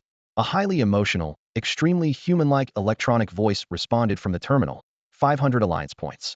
However, if you have a special status, such as an honorary card maker of the association or a retired interstellar battlefield veteran, you can open and verify it for free. Hearing this, Suze fell into a brief contemplation. In this world of star card makers, the level of technological advancement far surpassed the holographic technology era he experienced in his previous life. The Star Terminal was not just a communication device. It integrated holographic projection, mental linkage, intelligence, and many other high-end technologies, and these were just its basic functions. Xiaoxing was the intelligent assistant installed on his Star Terminal. The online virtual world StarC was the greatest reality game of this era. Here, people could experience a variety of holographic competitions, from life experiences to card battles to interstellar battlefield skirmishes. But what Suze valued most was its highly practical feature of simulation and creation of skin cards. In this world, skin cards, as auxiliary cards for character cards, could significantly enhance the strength of character cards. As the widely known saying goes, when your power falls short, skins make up. When skins fall short, add all accessories. Simply put, even if a character card is of lower quality, equipping it with a high-quality skin card could potentially defeat a high-quality character card. This effect generally applies to all cards below the legendary quality. Therefore, the price of skin cards in the market has always been high. Coupled with the skin card's ability to change the appearance of character cards with cool effects, it naturally became the object of pursuit for all star card makers. Suze understood the importance of skin cards, and his eyes shone with anticipation and hope for the future. In the world of star card masters, there's an unwritten rule that everyone agrees on. When venturing out, you might not need a powerful character card, but you must have a stunning skin card. It's not just about appearances, it's a symbol of status. Much like how gamers in the past revered game skins, in this world, skin cards are the ultimate luxury, possessing intrinsic high value. Suze understood well that to travel through the starry seas, both power and wealth are indispensable. If one wants to make a fortune, skin cards are undoubtedly the best choice. Although he initially intended to proceed cautiously, having been pushed to this point, he no longer needed to worry about revealing his identity. Even the influence of the Su family's main house would struggle against the colossal forces behind the starry seas. Xiaoxing, activate the starry sea, Suze commanded decisively. Ding dong. Activated for you. Would you like to establish a mental link now? Yes. Please lie down in a suitable position and place your hand on the link point at the back of the terminal to establish a mental link. Suze immediately lay on the bed, gently placing his right hand on the interstellar terminal. A slight ringing in his ears accompanied by a numbing sensation in his arm emerged, and he began to feel drowsy. Tiny electric currents seemed to spread from his arm to his entire body, and the light before his eyes gradually brightened, making his self-awareness increasingly clear. Welcome to the starry sea. Enjoy your experience. After the voice faded, Suze found himself in the initial Space Siege player's exclusive residence within the starry sea. His home faced the sea, with a bright moon overhead and a gentle breeze blowing, creating a beautiful ambience. Savoring this beauty, Suze examined his hands, then summoned a mirror. The reflection showed a young man with starry brows and sharp eyes, a prominent nose beneath tightly pressed thin lips, exuding an indescribable sternness. Like the ice atop a snow-capped mountain, unmoved even under the scorching sun, or a solitary star in a cold night, shining alone, indifferent to loneliness. People who don't smile often find it hard to make friends, Suze said to his reflection with a smile. But if no one appreciates it, enjoying one's own company isn't bad either. Putting away the mirror, Suze focused his thoughts and opened the chat channel he was interested in. To his surprise, the Tianhe City skin card channel was completely empty. With no other choice, he expanded his search to the Tianze Mansion skin card channel. The channel was bustling with activity, as several IDs animatedly discussed the Red Eagle Guard skin card selection contest. From their conversation, Suze learned that the selection was overseen by a talented card maker from the Red Star Group, who was also a member of the Bai family, a one-star family known for their aloof nature. Observing the various comments on the Seraph skin card in the channel and the scenes of newcomers seeking advice, Suze quietly focused on the submission link for the contest. Those who created skin cards indeed had a unique mindset. He clicked on the link and began to study the submission requirements carefully. Suze turned off the screen and leaned back in his chair, deep in thought. His gaze drifted through the window, settling on the faint red hue in the distant starry sky. Since he had crossed over into the world of star card masters, one question had persisted in his mind. Without the intervention of players, would those iconic events still occur? Judging by the current Red Eagle Guard skin card selection tournament, the answer was clearly yes. Suze recalled the famous name of Su Weibai from his past life, a time when the alliance was already history and he hadn't delved into it deeply. Now, he saw it as an opportunity. At least for some key events, I can get a head start, he murmured to himself. Gathering his thoughts, Suze began to recall the entries from the Red Eagle Guard skin card selection tournament. As a master of skin card creation in his past life, he was well versed in the history of these tournaments. Gather the strengths of many to form one's own skill was a phrase he often used, and it was his guiding principle. However, remembering his past entries, Suze couldn't help but smile wryly. It seemed none had ever been selected. His focus shifted back to the character card, the Red Eagle Guard. Frowning slightly, he mentally reviewed the card system of this world. The Red Eagle Guard was a structured card, where structured referred to military units in this world. There were many types of cards, and even character cards were subdivided into categories: summoning cards, illusionary transformation cards, living cards, and sealed cards. Suze quickly ran through the characteristics of each in his mind. Summoning cards could call forth beings with instincts and combat awareness, but without intelligence. Illusionary transformation cards allowed a star card master to transform into the character and gain their combat abilities. Living and sealed cards involved sealing real life forms within, and this thought made Suze frown. The Red Eagle Guard was an illusionary transformation card, enabling the user to become part of this elite warrior group. As a mature character card, the Red Eagle Guard had a complete set of auxiliary cards, including equipment, bonds, and mounts, essentially forming a complete troop type. Recalling the post-alliance division scene from his past life, Suze sighed. By then, the Red Eagle Guard had become an advanced troop in the Red Star Empire, responsible for patrolling star regions and monitoring various stars. So the undercurrents had begun long ago, he murmured, shaking his head. But that's not my concern. What I need to focus on now is how to make my entry stand out. The previous Red Eagle Guard skin card selection tournament had ended without a single outstanding entry. Later, the Red Star Empire's new skin auxiliary cards were only of medium quality, failing to elevate the Red Eagle Guard to an elite troop. Suze quickly reviewed the quality grades of skin cards in his mind: inferior, medium, superior, and supreme. For structured character cards like the Red Eagle Guard, a medium quality skin card barely sufficed. Only a superior skin card could push it further, upgrading it to an elite troop. A single word can make all the difference, Suze murmured, a glint of determination in his eyes. If I can design a superior skin auxiliary card for the Red Eagle Guard, victory in this selection tournament is assured. With this thought, a vision suddenly appeared before Suze's eyes. In the deep void, a majestic crimson eagle soars with grandeur. Its broad wings glint coldly at the tips, and its talons slightly curl as if ready to grasp the boundless stars. Its sharp gaze and beak add to its fierce demeanor. Yet, on the back of this mighty star beast eagle stands a robust man. He wields a heavy blade, with a longbow strapped to his back, his muscles taut like a poised leopard, his eyes piercing as if they could penetrate the soul. Suze gazed at this impressive card and couldn't help but praise it. This was the high-level troop character card known as the Crimson Eagle Guard. In the early stages of the game, players favored such dashing and heroic character cards. Even players with a heavier build would appear strong and powerful under the guise of this character card. After pondering for a while, Suze realized this was a rare opportunity. The Red Star Group had branches in every city on the home planet, and if he could seize this chance to get noticed by them, it would not only solve the issue of NCC's card, but also earn him his first fortune, allowing him to repay his debts and prove his abilities. However, designing a skin card was inherently challenging, let alone creating one that met specific requirements and perfectly matched the character card. Suze racked his brains, yet couldn't devise a plan that would achieve the desired high-quality skin card effect. Despite having numerous inspirations for creating skin cards, none of them ultimately met expectations. Understanding that one's inspiration is finite, even with past life experience, Suze decided to seek help once more from the Tianza Mansion skin card chat channel. He humbly asked, "I'm new here. Does anyone have any inspiration?" The chat channel buzzed with activity as various card makers shared their opinions. Tianza Mansion's eternal underdog. Newbie, I've scratched my head to the point of breaking and still can't find any inspiration. Have you made a card today? Elements like speed, assault, and bravery are simple. The challenge is how to transcend these requirements and reach a higher level of pursuit. Ice and Jade Jr. sister. That's right, but a higher level means a mid-grade skin card, and my skills are only enough for a low-grade one. Old card maker.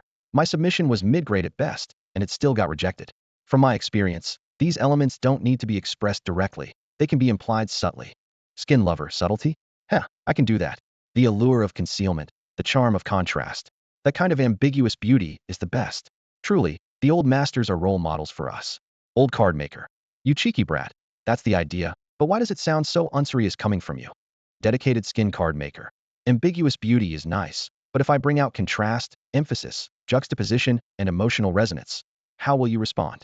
Suddenly, inspiration struck Suze, and he replied, "Thanks, everyone. I've got an idea. I'll name it Crimson Shadow Sweeps the Stars."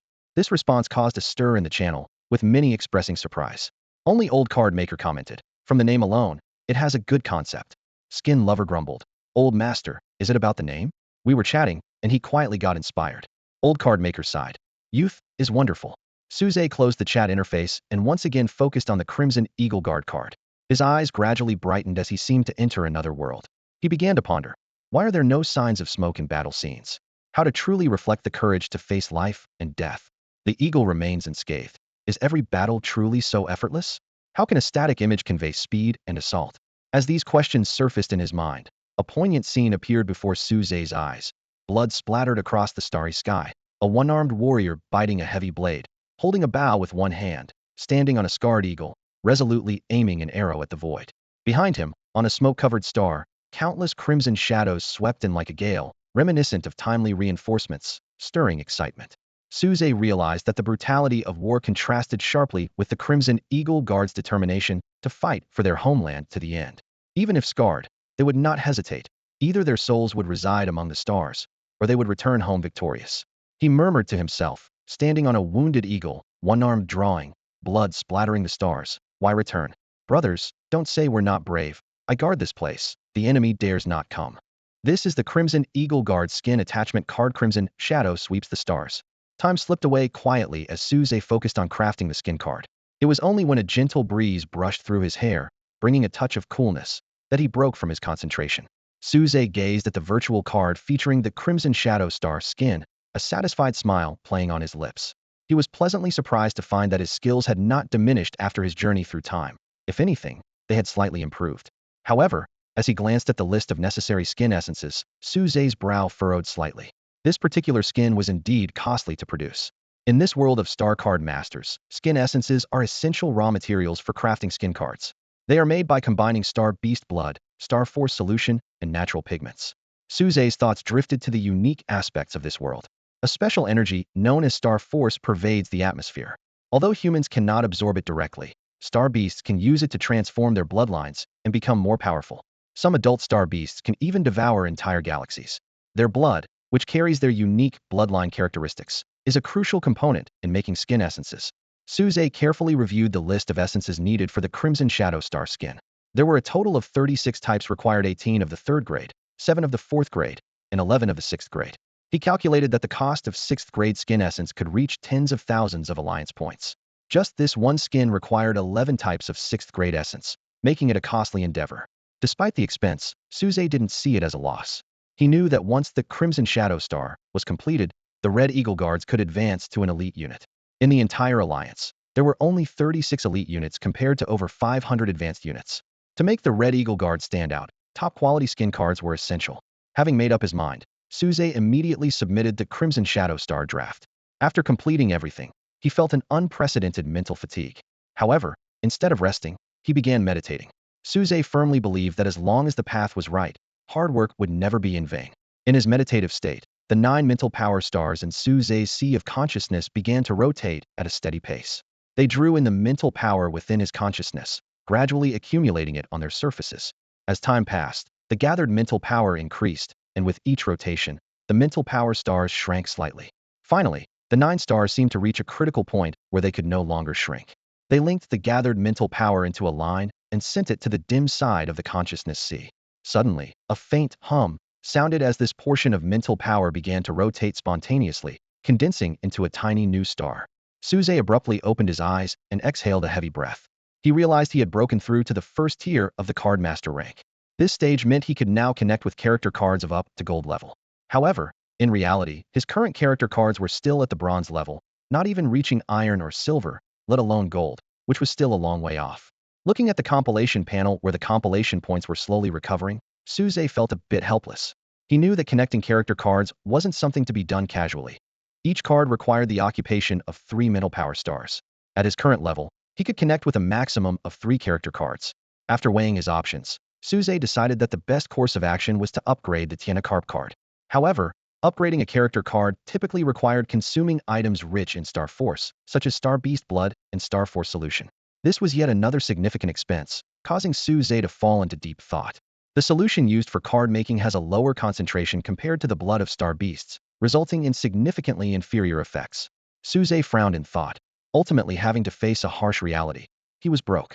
No matter how he tried to maneuver, the problem always circled back to the core issue of making money. The restoration of his compilation point would take time, so Su Zhe decided to focus this period on earning money to upgrade his card's level. After pondering for a moment, he closed his eyes and resumed his meditation and training. It wasn't until the vibration of his interstellar terminal sounded that Su Zhe stopped his training, ready to start a new day. Just as he was about to get up and wash up, Xiao Xing's voice suddenly came through. Ding dong. You've got an email. Su Zhe perked up, a hint of anticipation rising in his heart. Read it to me. Your manuscript format does not meet the requirements. Please modify the format and resubmit. Xiao Xing's formal voice left Su Zhe momentarily stunned.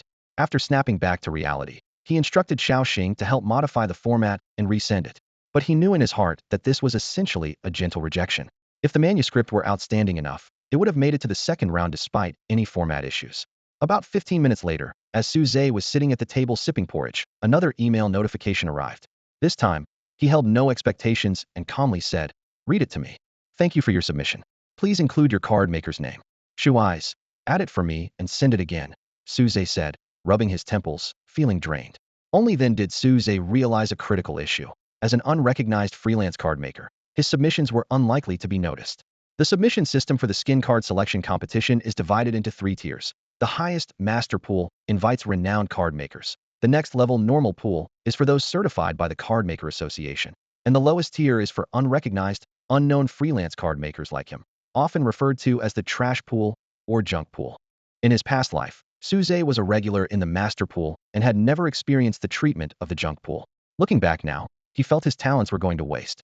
The saying, "gold will shine wherever it is," seemed like a beautiful lie. In this seemingly equal, but in reality, hierarchically divided world of star card makers, he found himself stuck. If all else failed, Su Zhe knew he would have to find another way. But going to the Card Maker Association for certification was out of the question, as it would be like announcing to the Su family, "I have talent, come and deal with me." In this era, it was all too easy for a star card family to eliminate a vulnerable person without backing. The only reason his predecessor survived to reach the home planet was that the Su family didn't want to stir up trouble. Su Weibai had just died, and having his heir die soon after would be unjustifiable. Pushing aside his chaotic thoughts, Su Zhe got up and opened the door to start his day's work. Just as he finished cleaning, he heard the sound of footsteps. Before long, a conversation between Cici and another person began. "Cici, I want to order a batch of storage cards. Price is negotiable. Can you do it?" A woman adorned with jewelry asked. "I can, but..." And Cici hesitated, her delicate face showing a trace of uncertainty. She could certainly make storage cards, but she needed to obtain a production license first, or she'd face infringement issues and hefty fines. The woman seemed to sense her hesitation and smiled. "Cici, are you worried that the senior won't give you the license?" "Aunt Wong, I..." And Cici wanted to say something but found it difficult to speak. "All right then, the senior will surely grant it to you. Just sign the contract, and I'll pick up the goods in 7 days." The woman handed her the contract with a kind smile. Considering that this order could cover 3 months' worth of income and that the other party was a regular customer, and Cici set aside her concerns and signed the contract. "Very well, I'll return in 7 days for the goods." If you can't deliver, CC, I won't be lenient, the woman said, her smile turning malicious as she took the contract. And CC's face paled, an ominous feeling rising in her heart. After watching the woman leave, she immediately took out her interstellar terminal and dialed the senior card maker's number. Hello, an old man's lazy voice answered. Mr. Liu, it's me and CC. And CC, is it? What is your status? What is my status? The old man's voice turned impatient. Don't bother me again, understand? With that, he hung up. At that moment, the air seemed to freeze, leaving only the vague noise from outside the shop. A suffocating tension hung over the small shop. Can't you ask someone else for the storage card production license? Suze broke the tense silence. There are many types of storage cards, roughly estimated to be over 1,000. You could just buy one with a patent from the Star Network, and Cece said, wiping her moist eyes, her voice full of disappointment. I'm not a certified card maker by the association, so I can't purchase a license through official channels. I don't understand why they treat me this way. Suze looked into the darkness ahead, a cold smile forming on his lips. Because I am not dead. In Chidu, the towering Chidu building stands like a giant, overlooking the surrounding cityscape. As the headquarters of the interstellar conglomerate Chixing Group, this skyscraper holds a significant position in Chidu. At this moment, the top-floor conference room is silent. Sitting at the head of the table is a woman named by EU, dressed in a white blouse and a perfectly tailored suit jacket that accentuates her curves while exuding an aura of elegance.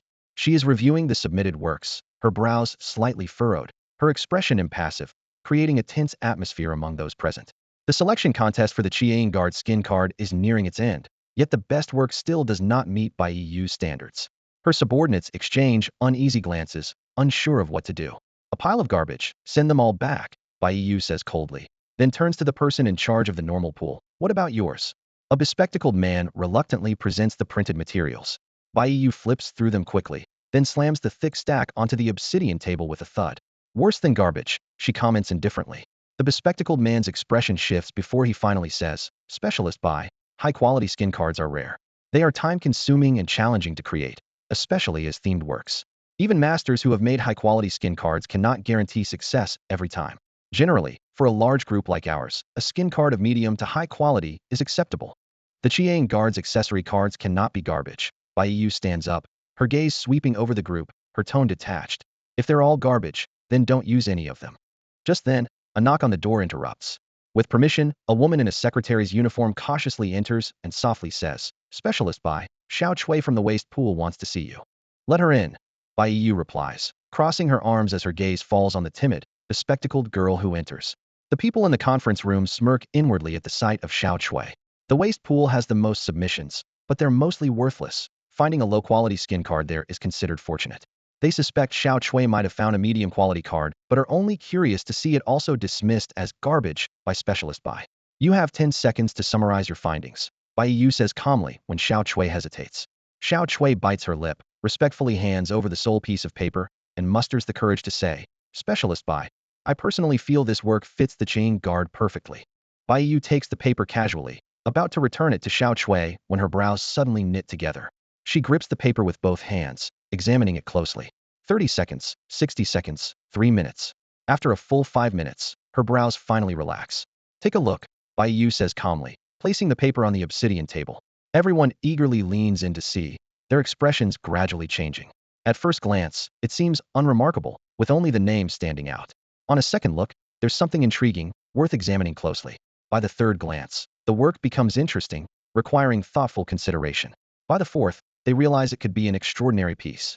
The fifth eye, a hidden gem, unbelievable, brilliant, a masterstroke, red shadow fleeting star. What a name. In the meeting room, exclamations of admiration echoed one after another. Everyone's eyes sparkled with excitement, as if they had discovered a rare treasure. Xiao Chui stood aside, her cheeks flushed, her hands unconsciously clenched into fists, her heart racing. Her gaze flitted among the people, her lips trembled slightly, as if she wanted to say something. Bai Yu looked around, ensuring everyone had seen it, and decisively ordered, Xiao Chui, join the core team. Those at the bottom, please step aside voluntarily.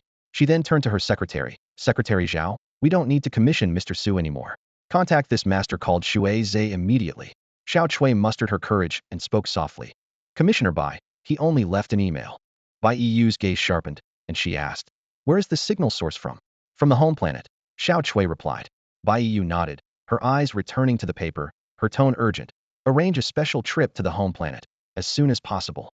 Scene change, night falls. Suze sat in a dimly lit room, staring at the computer screen, his brow furrowed. The latest email read, "Your work has been received, please be patient." Disappointment washed over him like a tide, and he murmured to himself, even the best wine fears a deep alley. In this era, without an official identity, it's hard to make any progress. His thoughts drifted to the storage card. The design he had created in his previous life had been well received. Inspiration struck, and he decided to redesign it in the Star C and apply for a patent online. No sooner thought than done. Suze entered the Star Sea without hesitation. The familiar bright moon and gentle breeze greeted him, the waves of the sea lapping at the virtual shore, so real it was mesmerizing. Amidst the sound of crashing waves, Suze gazed at the endless ocean, filled with a sense of ambition. Not arrogance, not pride, but counting on my wild ambitions, he mused. With his talent and editing panel, where in the world couldn't he go? What hadn't defeated him would only make him stronger. Suddenly, a crisp notification sound interrupted his thoughts. A blue screen appeared before him. Ice Clear Jade Little Junior Sister requests to add you as a friend. Do you accept? The adorable white rabbit avatar caught Suze's attention. With a thought, he chose yes. The screen changed, and his previously empty friend list now included an online friend named Ice Clear Jade Little Junior Sister. Just as Suze was about to log out and focus on simulating card making, a message popped up. Master, you definitely aren't a newbie. Recalling that this person seemed connected to the Red Star group, Suze patiently replied, "This is my first time practicing." Although he did have 5 years of card making experience, especially with skin cards, theoretically, this was indeed his first practice in this world. "Master, can you teach me how to make cards? Don't worry about the money." The other party quickly responded, "I can't teach in person," Suze declined tactfully. As much as he wanted to earn the money, he couldn't risk exposing his identity. "I can learn online. Please, Master Shuize." The other party persisted. Suze pondered. Online teaching seemed like a feasible option. He could obscure his appearance to protect his privacy. Moreover, the currency in the Star Sea could be directly exchanged for alliance points and transferred to his account. More importantly, this person had a wide network and even knew his name. Through this connection, he could help Cece out of her predicament. Can you? Master, please don't ignore me." The continuous urging from the other side interrupted Suze's thoughts. "Okay, room number 9527. Come for a trial lesson first, then we can discuss the price," Suze replied, after first blurring his appearance. The system immediately prompted, "Ice Clear Jade Little Junior Sister requests to enter your room. Do you allow it?" "Allow." With several flashes of white light, a colorful image formed into a petite, delicate girl. She wore a pure white princess dress, her hands gently clasped in front of her, looking adorable.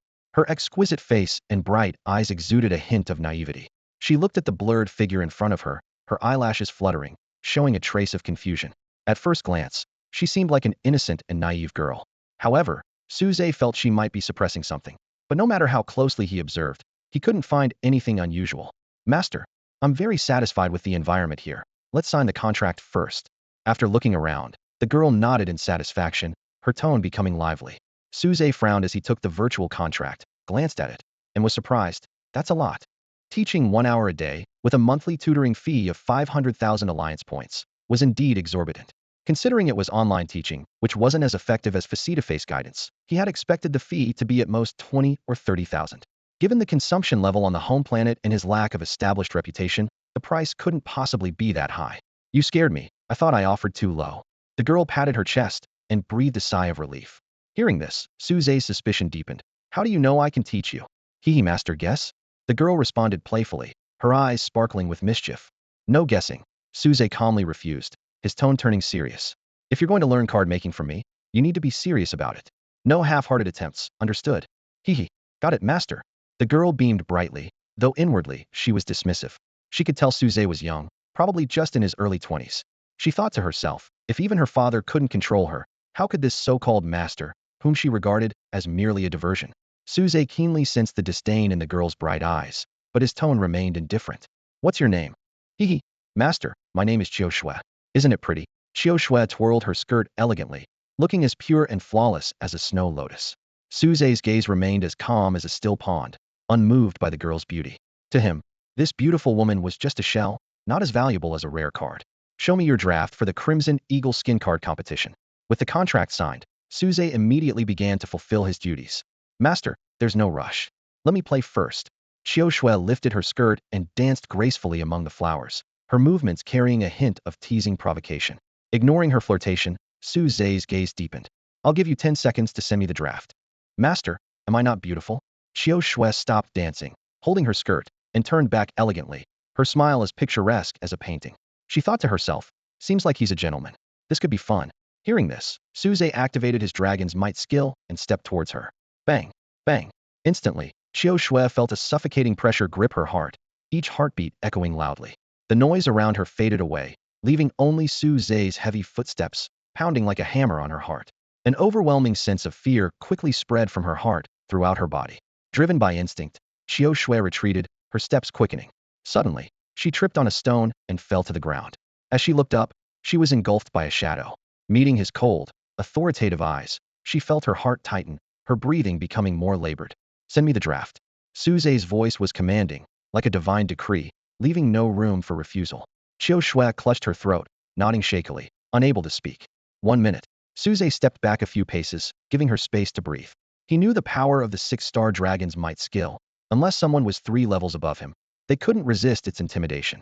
As soon as Suze retreated, Xiao Shui gasped for air, her eyes still reflecting residual fear.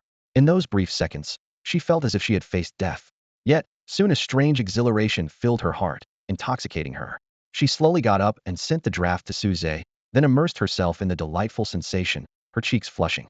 Seeing Suze reviewing the draft on the screen, she licked her dry lips. This unique experience was something she wished to have every day. She began to ponder how she could keep this extraordinary person by her side. Come here. Suze wasn't aware that his unintended actions had unleashed a long-suppressed demon within the girl's heart. He pointed at her designed draft with a stern expression, his brow furrowed. What kind of trash is this you've designed? The Red Eagle Guards are warriors. What's with the briefs? This is a serious card, not some vulgar trinket. There are limits to jokes. Xiao Shui lowered her head. Instead of feeling angry, she found herself enjoying the reprimand. Each criticism was like a mild electric current, giving her a strange sense of satisfaction. Her eyes sparkled with a fascinated glow, becoming more and more absorbed in the moment. Suze continued, you can have your preferences with skin cards, but the Red Eagle Guard character cards are about defending the nation. There must be boundaries. Do you understand? Seeing Xiao Shui remain silent, he realized his tone might have been too harsh, so he softened it. After all, Xiao Shui was the sponsor, and he was just an employee. While he needed to fulfill his duties, he also had to consider her feelings, especially since he had a favor to ask her. Xiao Shui lifted her head, wearing an expression of defiance. I don't understand, master. I think it's fine. The Red Eagle Guard is just a card. I can design the skin card however I want. After all, on the battlefield, they're just slightly better cannon fodder. She paused, then continued. My father told me that those who use such character cards are born to suffer and are lowly. As long as you have money, you can command these inferior. Slap. A loud slap interrupted Xiao Shui's words. Her head buzzed, and one side of her face turned red.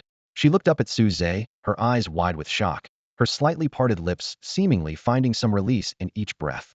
Suze turned away, rubbing his temples, his voice low. Sorry, I couldn't hold back. Memories of his father flashed in his mind, the man who rose from an alliance soldier to an alliance commander. Despite suffering inhumane treatment from a young age, his predecessor persevered to adulthood by viewing his father as a role model. Xiao Shui's words were tantamount to slandering his father, provoking an immense rage that he couldn't control. Haha. Xiao Shui touched her swollen cheek, the blood from her gums staining her teeth a sinister red. She stared intently at Suze's back, laughing strangely. You dare hit me. Suze turned around, bowing deeply in apology. Hitting someone is wrong. I apologize. If you don't want me to teach you, you can fire me at any time. He didn't regret the slap, but one must take responsibility for their impulses. Fortunately, he had the ability to handle the situation. Fire you? Why would I do that?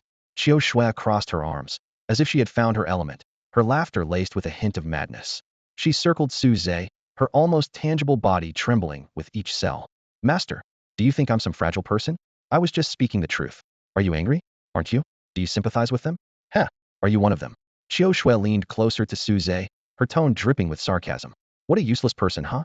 Angry but not daring to speak up, apologizing after hitting someone, afraid of causing trouble. Hiding your identity. Do you think I can't find out who you are? Once I do, I'll make you my plaything. Useless. Coward. Trash. She grabbed Suze's hand, pushing it toward her face. Hit me. Come on. Why won't you hit me? Suze remained calm, silently watching her outburst. However, when she grabbed his hand to forcefully hit elsewhere, he mercilessly pushed her away, the force knocking her to the ground. Heh. Her white dress stained with dirt. Xiao Shui lay like a fallen bird, her head bowed, her long hair concealing her face, hiding the flush brought on by her trembling. She laughed maniacally, like a triumphant demon mocking Suze's actions. You're sick. Watching her like this, forgotten memories began to flash back, and a deep sense of foreboding rose within Suze. He tried to speak calmly, revealing her identity. You're not Qiu Shui. Your Qiu Shui's real name is Qiu Shui. You're a twisted, sick person. You suffer from somniloquy, lacking love since childhood. How old are you now? Qiu Shui, originally named Qiu Shui, is the offspring of the human and snow races. Her mother is unknown, and her father disliked her, keeping her locked in a villa, resulting in her somniloquy. On her 18th birthday, she was violated by her half-brother, her condition deteriorated, and she became an apostle of the evil god, the mother of Allure. After killing her brother and father, she used an entire city as a sacrifice to summon the projection of the mother of Allure, nearly causing the home planet to vanish. If not for a card emperor's intervention, she might have succeeded in summoning the deity's avatar. Yet she survived. She changed her identity and encountered a player who became obsessed with her. By chance, the player discovered her true identity and turned into a ruthless force. Surprisingly, she didn't resist and ultimately died at the player's hands. Suze had heard this bizarre story from a friend and dismissed it with a laugh, not giving it much thought. But now, he felt a chill run down his spine. Heh. Qiu Shui lay on the ground, unable to stop laughing. Master, you're so clever. Why not guess further? Suze steadied himself, activating his dragon power skill. How long until you turn 18? Today. Hearing that Qiu Shui was turning 18 today, Suze felt a twinge of anxiety, an ominous feeling growing stronger. Without hesitation, he grabbed her arm, his eyes gleaming with authority, his voice low and firm. Now. Immediately. Leave the Star Sea and find a safe place to hide. Although he didn't know exactly what was going on, Suze instinctively sensed that Qiu Shui, having been immersed in the Star Sea for so long, might have lost her body's resistance. If her half-brother had any designs, she would be powerless to resist. Qiu Shui stared at Suze, her heart nearly stopping. She softly asked, "Do you care about me?" Her eyes sparkled with a peculiar light, as if entranced by the authority Suze exuded. This inexplicable pressure felt like a sinister temptation, captivating her. Every cell in her body trembled, as if expressing a desire and fascination for this feeling. Suze feigned composure, responding calmly. Yes, if you want to see me again, just do as I say. He thought to himself, as long as he could stop her from becoming the apostle of the enchantress, a little flirtation was a small price to pay. Playing a role wasn't something he was unskilled at. Qiu Shui gazed deeply into Suze's eyes, as if to etch this moment into her heart forever. With a flash of white light, her figure vanished from Suze's grasp. Thank goodness. Thank goodness I have the dragon's might skill. Looking at the dimmed avatar in his friend list, Suze collapsed to the ground, exhaling a long breath. He couldn't imagine how he would have persuaded Qiu Shui to listen to him without the dragon's might skill. However, his momentary relief quickly turned into concern. Should be in time, right? Reflecting on the stories he had heard, Suze's expression grew more serious than ever. Judging by Qiu Shui's state earlier, she hadn't completely succumbed to becoming the apostle of the enchantress. Whether fate could be altered depended on tonight. If she didn't log in tomorrow, he'd need to prepare to flee. Tianhe City was within Tianze Mansion, and once Qiu Shui became the apostle of the enchantress, Suze would be in extreme danger. A wise person avoids perilous situations, and he was certainly not a fool. Meanwhile, in a secluded villa on the outskirts of Tianze Mansion's capital, a young girl in a pure white dress awoke in a bedroom on the second floor. Staring at the locked door and sealed windows, a mysterious smile appeared on her lips. Recalling the conversation she had overheard days ago, her smile grew brighter. That day, she had overheard her father and brother talking.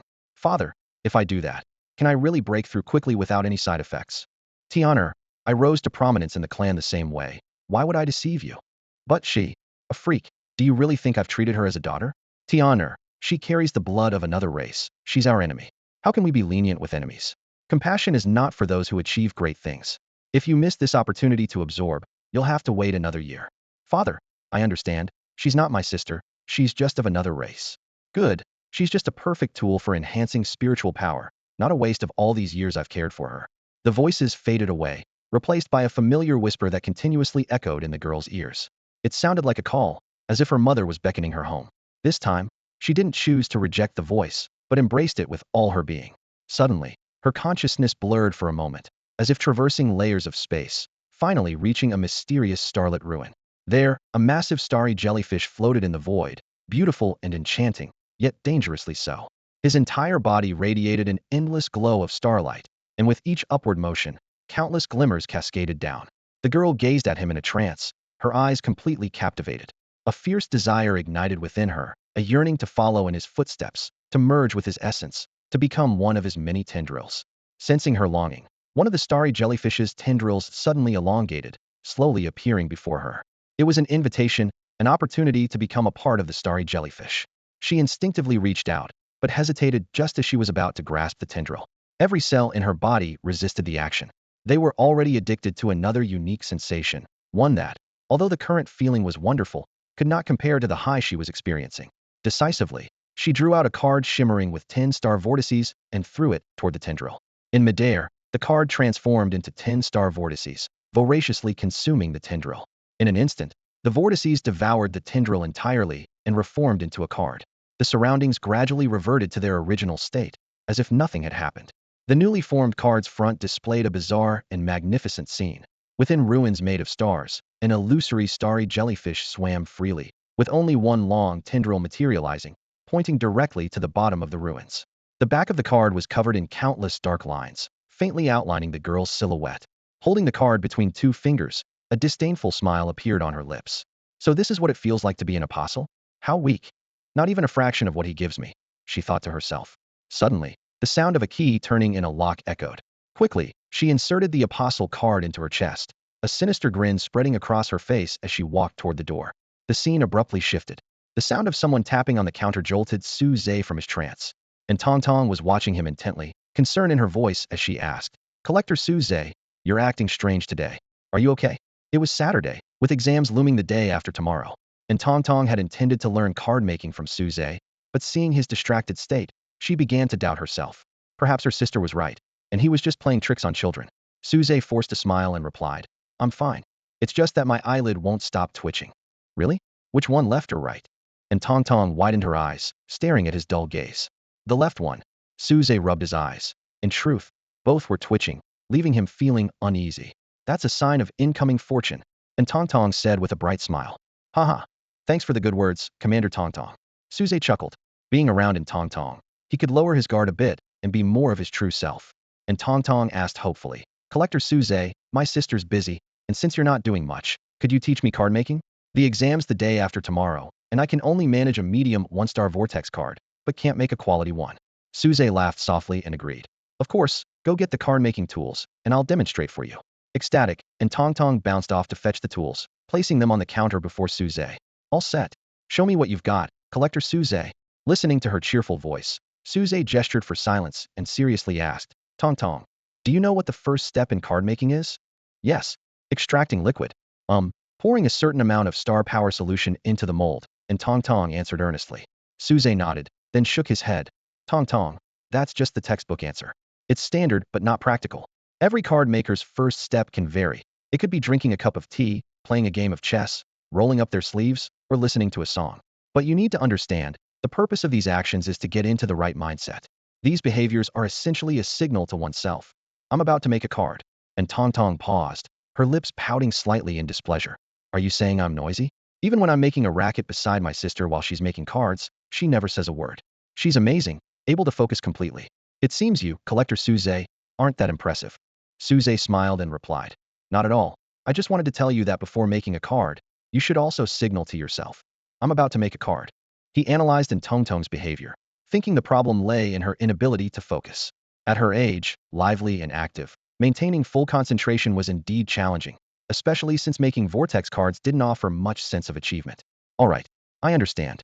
And Tang nodded, looking somewhat dispirited. She had mentally categorized Su Zhe with the card-making teachers. All talk and no action, failing once they started. "Okay, watch closely." Unaware of her thoughts, Su Zhe steadied himself and began pouring the star power solution into the mold. This scene was observed by the returning and Cece. The afternoon sunlight streamed through the shop's windows, casting a slight haze. And Cece wearily pushed open the door, feeling downcast after a fruitless day's efforts. As she stepped inside, she saw Su Zhe skillfully crafting cards. Although the young man was blind, his hands were remarkably steady. The engraving pen danced nimbly between his fingers, almost as if it were alive. Each stroke was precise and fluid, as natural as breathing. A faint smile played on Su Zhe's lips, as if he were enjoying the process. And Tang watched Su Zhe's movements intently until he gently set down the pen. "How is it?" Su Zhe asked softly, awaiting her feedback from the darkness. Snapped out of her trance, and Tang wrinkled her nose and said, "Collector Su Zhe, you didn't trim and refine. The card-making teacher always said it's a crucial step." Only cards that have been trimmed and refined prove the card maker's focus throughout the process. A perfectly crafted vortex card doesn't need trimming. And Cece, who had been standing by the door, interjected. Her voice carried a hint of fatigue and impatience. Hearing her sister's voice, and Tang didn't immediately respond. She picked up the star card mold, carefully examining the newly made card. How is that possible? She murmured. The teacher said it's difficult to achieve perfect quality without trimming. Nothing is impossible, and Cece said flatly as she walked to the counter. A one-star vortex card is the simplest. Skilled card makers can craft two at once, both of perfect quality. Her tone carried a trace of disdain, as if she didn't think much of Suze's skills. Suze nodded in agreement. That's right, Tang. Stay focused, keep practicing, and you'll get the hang of it. The one-star vortex card is just the basic unit in the whole card system. Even those with average talent can master it with enough effort.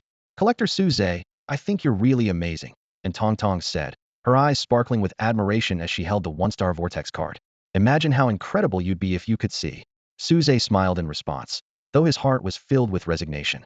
His blindness wasn't due to a simple ailment, but was caused by a toxin. To cure his eyes would be an exceptionally complex process. He needed to identify the toxin causing the blindness before treatment could begin. For now, he had to adapt to this life in darkness.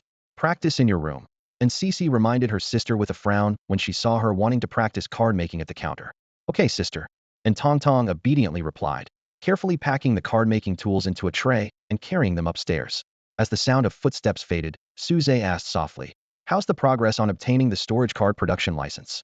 And Cece returned to the other side of the counter, her expression somber as she calmly replied, they won't give it to me. She briefly recounted her experience. In half a day, she had searched all over Tiana City for those with a storage card patent. Most people wouldn't even meet her, and the only one who did was a sleazy old man who made a disgusting proposition. And Cece angrily poured a pot of tea over him and left in a hurry. Hearing this, Suze knew it was time for him to step in. After a moment of silence, he said quietly, I have a friend who agreed to give you the license without going through the official channels. However, there's a condition. And Cece's gaze was intense as she pressed Suze for details. What condition? Suze slowly revealed the condition. You must personally handle the handover of this batch of storage cards. Although she still had some savings, they were meant for her sister's education. Ever since she was abandoned by their parents, she vowed silently to live a dignified life, protect her sister, and ensure she grew up happily like any child from a normal family. He wants a 10% profit share, Suze replied calmly. After Qiushue left last night, he stayed up late to create a storage card, finally getting the online application process sorted. Now, we just need to wait 1 or 2 business days for the approval. The 10% profit share was just a cover. Before leaving their home planet to embark on his interstellar journey, he planned to leave the sisters with some lucrative patents. That low? What's your relationship with him? And Cece's eyes sparkled with suspicion. The market usually takes 50 profit. This percentage is too low. He's my father's friend's descendant's aunt's sister's second uncle's grandson, Suze said with a straight face, reciting the convoluted relation. Thank you. And Cece said softly, I'm the one who should be thanking you. Suze sighed in relief. He loves playing Star C, and his nickname is Shueze. He gave her the game ID. Just add him directly tonight. Okay. And Cece nodded firmly. She also played this hyper-realistic game and was currently learning to create skin cards. He's really good at making skin cards. If he invites you to exchange ideas, don't refuse. Suze's words sparked anticipation in Nzixia if she could learn some techniques. Life for her and her sister would definitely improve. After Cece bowed again to express her gratitude, Suze returned to his room. He felt a slight vibration from his pocket, closed the door, and took out his interstellar terminal. Xiaoxing, what's the message? Read it out, keep it down. The terminal reported. Master Shuize's submission has received high praise from project leader Bai.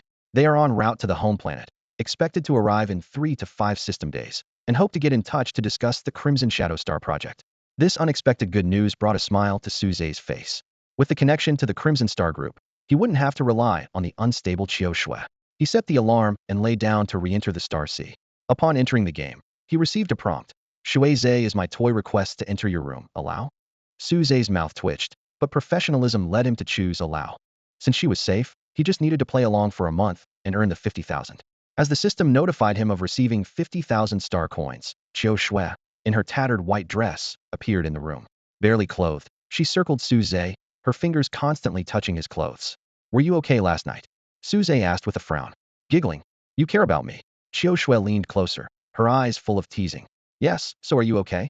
Master, I cut it off, Qiushue suddenly said, then hugged his arm. Master, you like me, don't you? Suze stepped back abruptly, his expression serious. How did you do it?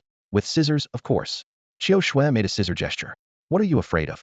I won't cut you, I just. She licked her lips, her smile both charming and dangerous. It's time to teach you how to make skin cards. Dress more appropriately.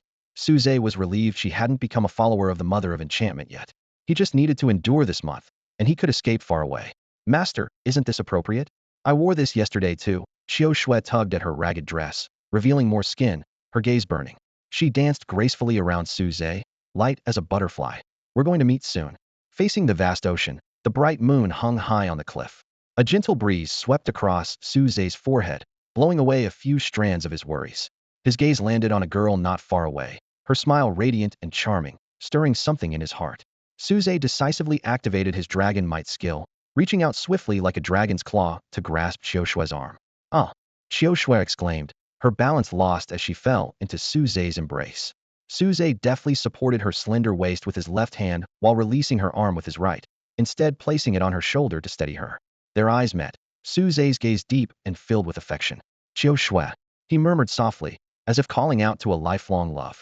In that moment, the moon, the breeze, the waves, and the cliff all seemed to freeze, leaving only their breaths and gradually synchronized heartbeats in the air.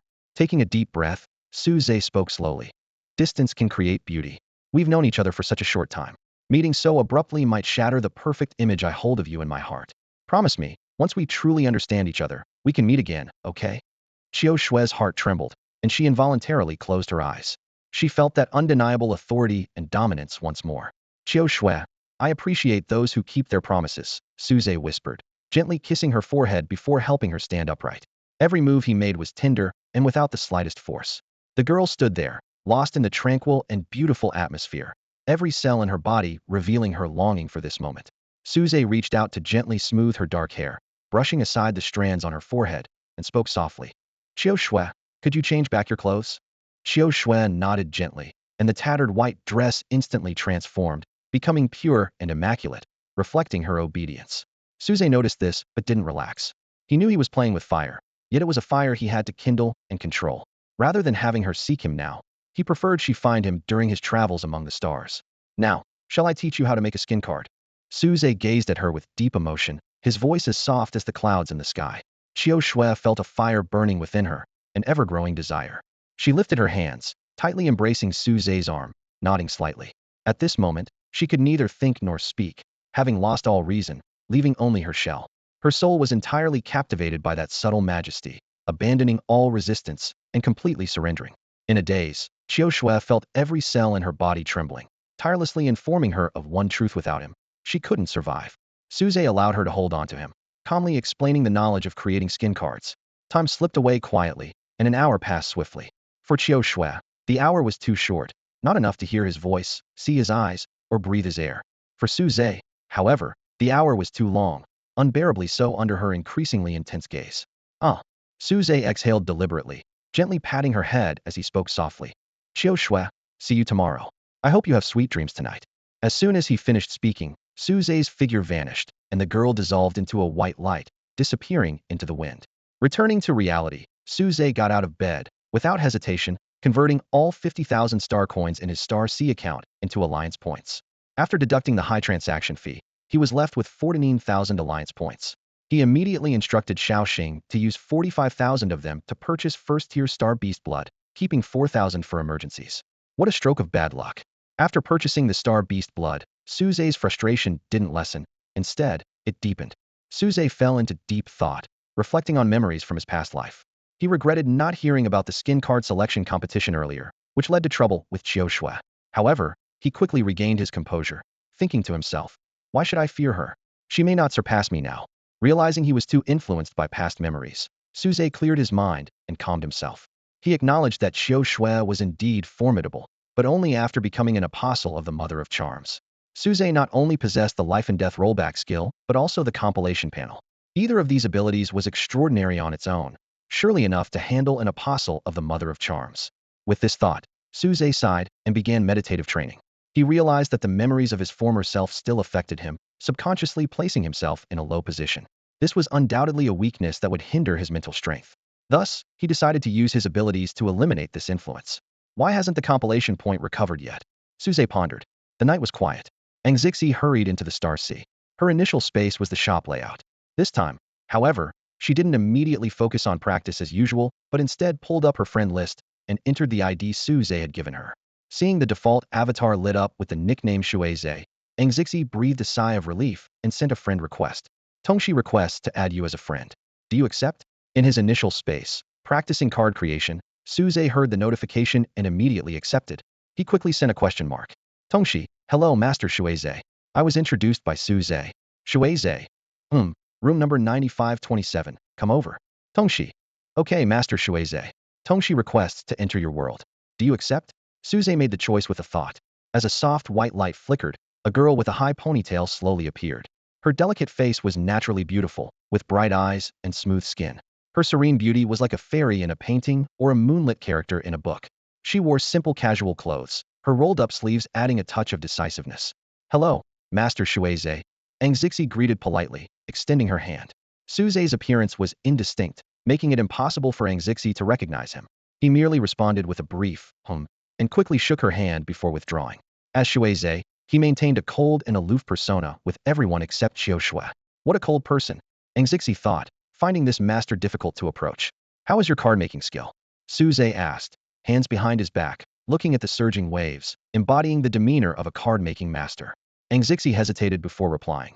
Master Shuize, I can consistently make 3-star excellent quality vortex cards. Suze turned to look at her, his tone calm. And skin cards? I can't. Engzixi lowered her head. What about developing skill cards? I can't.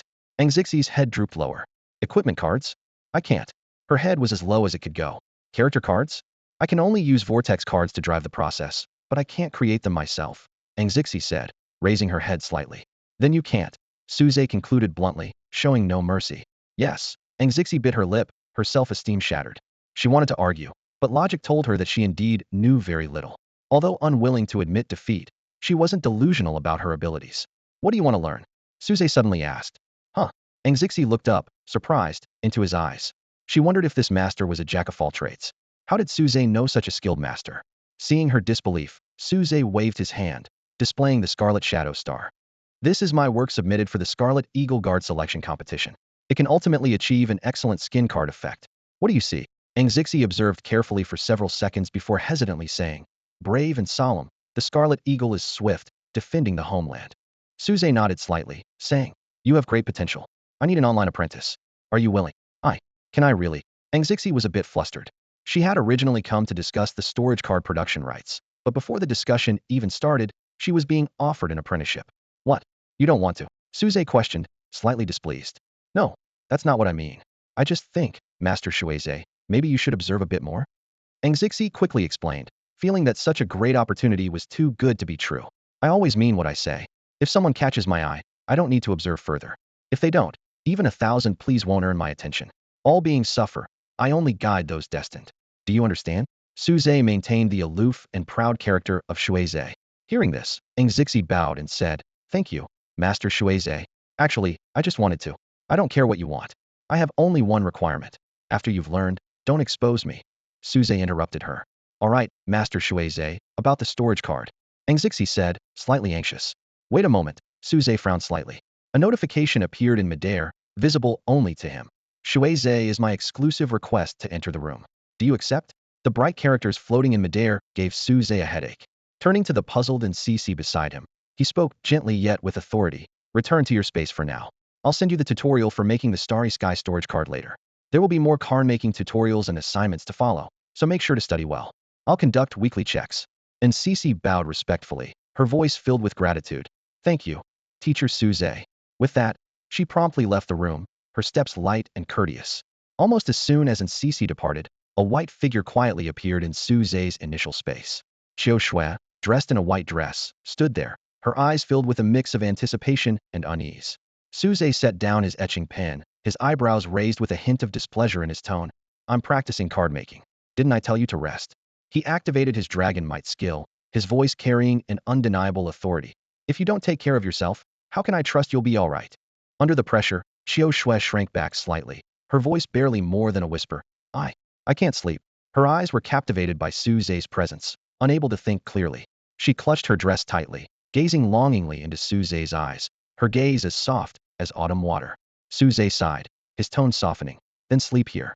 With a wave of his hand, the surroundings transformed swiftly. A cozy room appeared before them, with a skylight revealing a spectacular starry sky, dreamlike in its beauty. In the center stood a large, comfortable bed, beside which was a desk with a lamp casting a warm glow, creating an inviting atmosphere. Suze guided Qiu Shui to lie down, then took a seat at the desk, ready to continue his card-making practice. However, he soon felt a warmth behind him. Qiu Shui had wrapped her arms around him, burying her face in his neck, her voice filled with longing. "Can we sleep together?" Suze slowly turned, gently but firmly disentangling her grip. He carefully laid her back down, covering her with a blanket and gently stroking her forehead, his tone gentle yet firm. "Sleep well, no fuss." Qiu Shui reached out, her eyes pleading. "Can I touch your face?" Her hand waved futilely in the air, unable to reach Suze's face due to the distance. Suze frowned slightly, and to help her fall asleep, he leaned in closer. Qiu Shui touched his face carefully, tracing every contour, finally smiling contentedly. She now knew what he looked like. Watching her smile, Suze's gaze remained calm. He subtly shifted his appearance to resemble his past life's game character, whispering, "Good night."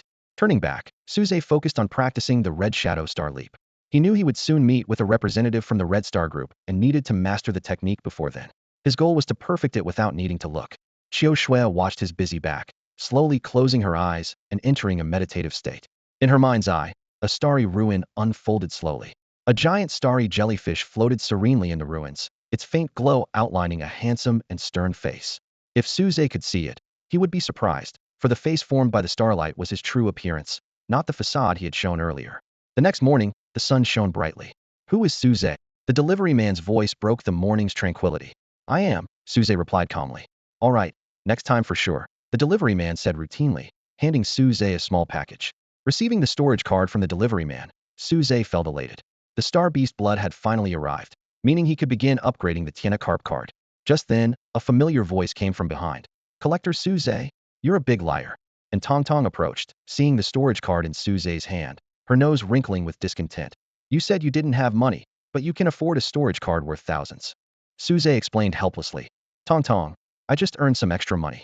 At that moment, and Cici was upstairs focusing on card making, leaving the shop duties to the two of them. Suze hadn't deliberately hidden the matter, and Tang crossed her arms, looking smug. "Oh, Collector Suze, you must have a thing for my sister, right? I see it now, you're just making excuses to get close to her." She smirked, convinced she had uncovered Suze's true intentions. Tang's imagination brought a smile to Suze's face.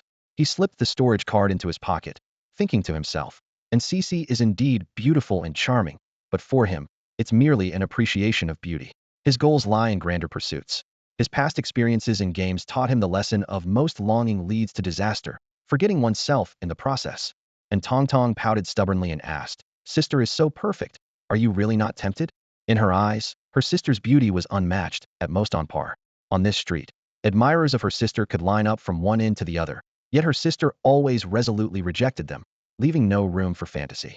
"No," Suze replied confidently. "All right then, Collector Suze, you're quite unique." And Tang said as she walked back behind the counter, skillfully jumped onto a high stool, and picked up the interstellar terminal. Soon, she exclaimed excitedly, "Collector Suze, this year's Tiana Dragon King competition has amazing rewards." "Really? What are the rewards?" Suze's interest was piqued at the mention of the Tiana Dragon King competition. He was always keen on rewards, especially the opportunity to transform into a dragon, which he couldn't resist. And Tang gleefully replied, "First place gets a 6-star perfect quality vortex card, 10-star stones, and a wish granted." She planned to enter the competition, determined to win first place and claim these generous rewards, which would be a tremendous joy. "That's quite the investment," Suze remarked with a hint of surprise in his eyes. Star stones are the raw material for creating Star Force solutions, solidified from high-concentration Star Force, widely used in card crafting and as fuel for interstellar vehicles. However, their primary use is upgrading character cards. From silver level onwards, each level up requires absorbing star stones, with demand increasing at higher levels. The market price for a single star stone fluctuates between 500,000 and 700,000, extremely expensive. These 10-star stones indeed represent a significant offer. Suze devised a plan to collaborate with Tang, helping her win first place without revealing his identity. He wanted the star stones and the vortex card, while Tang could make a wish. With this thought, Suze closed his eyes and meditated, waiting for his moment to arrive. After dinner, Suze retrieved the fish tank he previously used for storing fish from under the bed and carefully placed it on the table. He mused to himself that the storage card's capacity was only 1 cubic meter, and 45,000 wouldn't buy much. Everyday items were cheap, but anything related to star cards was exorbitantly priced, beyond the reach of ordinary people. Gently stroking the storage card, he sighed and then used his mental power to pour a quarter of the star beast blood it contained into the fish tank. Immediately, a strong stench filled the air, causing Su Zhe to frown. This was clearly blood collected from a star beast that had been dead for some time. Fresh star beast blood, while fishy, wouldn't have this rancid smell. In the world of star card masters, star beasts were considered the most delicious ingredients. Su Zhe quickly took out his interstellar terminal and sternly commented, "The Alliance has regulations that star beast blood must not have a rancid smell, as decayed blood is harmful to health. This unscrupulous seller tricked me, and I can't let others be deceived too." The system promptly displayed. Comment submitted, seller's automatic reply. "How do you know? Did you secretly taste it? What is the name of this shop?" Su Zhe asked calmly. "Conscience Shop." Su Zhe silently noted this sarcastic store name, then took out the Tiana carp card and, using mental power, placed it into the fish tank. Glug glug. The card submerged in the star beast blood seemed to breathe, creating small waves in the tank. Enduring the unpleasant smell, Su Zhe changed the blood twice. By the fourth time, the sounds in the tank ceased, and Su Zhe sensed that the Tianhe carp card's sheen had become more brilliant, with a faint metallic black hue. Iron level. Su Zhe smiled with satisfaction, but still had to pinch his nose as he took the fish tank to the bathroom to wash, also cleaning the Tianhe carp card. After finishing everything, he habitually checked the Tianhe carp card, feeling a surge of joy. Compilation object, Tianhe carp card. Editable quality, epic level. Iron skills, bubble blow, tail whip, dragon might. Skin, classic. Description, a fish that can blow bubbles, whip its tail, and possesses true dragon bloodline. Evaluation, pop pop pop, steamed or braised. A great tonic. Su Zhe was delighted to find that the compilation points had been restored.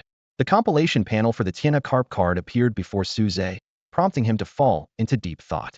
The pattern of point recovery every 6 days was becoming clearer. 1 point for ordinary people, 2 for card apprentices, and 4 for card practitioners. Su Zhe furrowed his brow, pondering whether card masters could gain 8 points every 6 days. His eyes fell on the additional notes. The points required for compiling the same card type multiple times would double. This meant that continuing to compile the Tianhe carp card story would require 2 points, and the next time, 4 points. Su Zhe rubbed his temples, feeling a slight headache. If upgrading required 10 points, following the current rules, it would take at least 18 days just to compile the Tianhe carp card before he could touch on other content. Too slow, Su Zhe sighed softly. It would be nice to find other ways to gain points. Nevertheless, he chose to accept reality. Compared to 6 days ago, things were much better now. Su Zhe reminded himself to be content and not too aggressive. The Su family's main house remained inactive because they considered him no threat. If they sensed the potential for his rise, assassination might be inevitable. The death of his father still caused ripples in the alliance, but the impact was waning. Time would eventually heal all, and the dead could no longer protect the living. Su Zhe fell into thought again, considering what story to compile. The plot of the carp leaping over the dragon gate had passed, and the Tianhe carp already had the ability to transform into a dragon. He could choose to develop side plots instead of sticking strictly to the main storyline. Suddenly, the image of Tang flashed through his mind, bringing inspiration. The Tianhe Dragon King competition, wishes. Su Zhe murmured.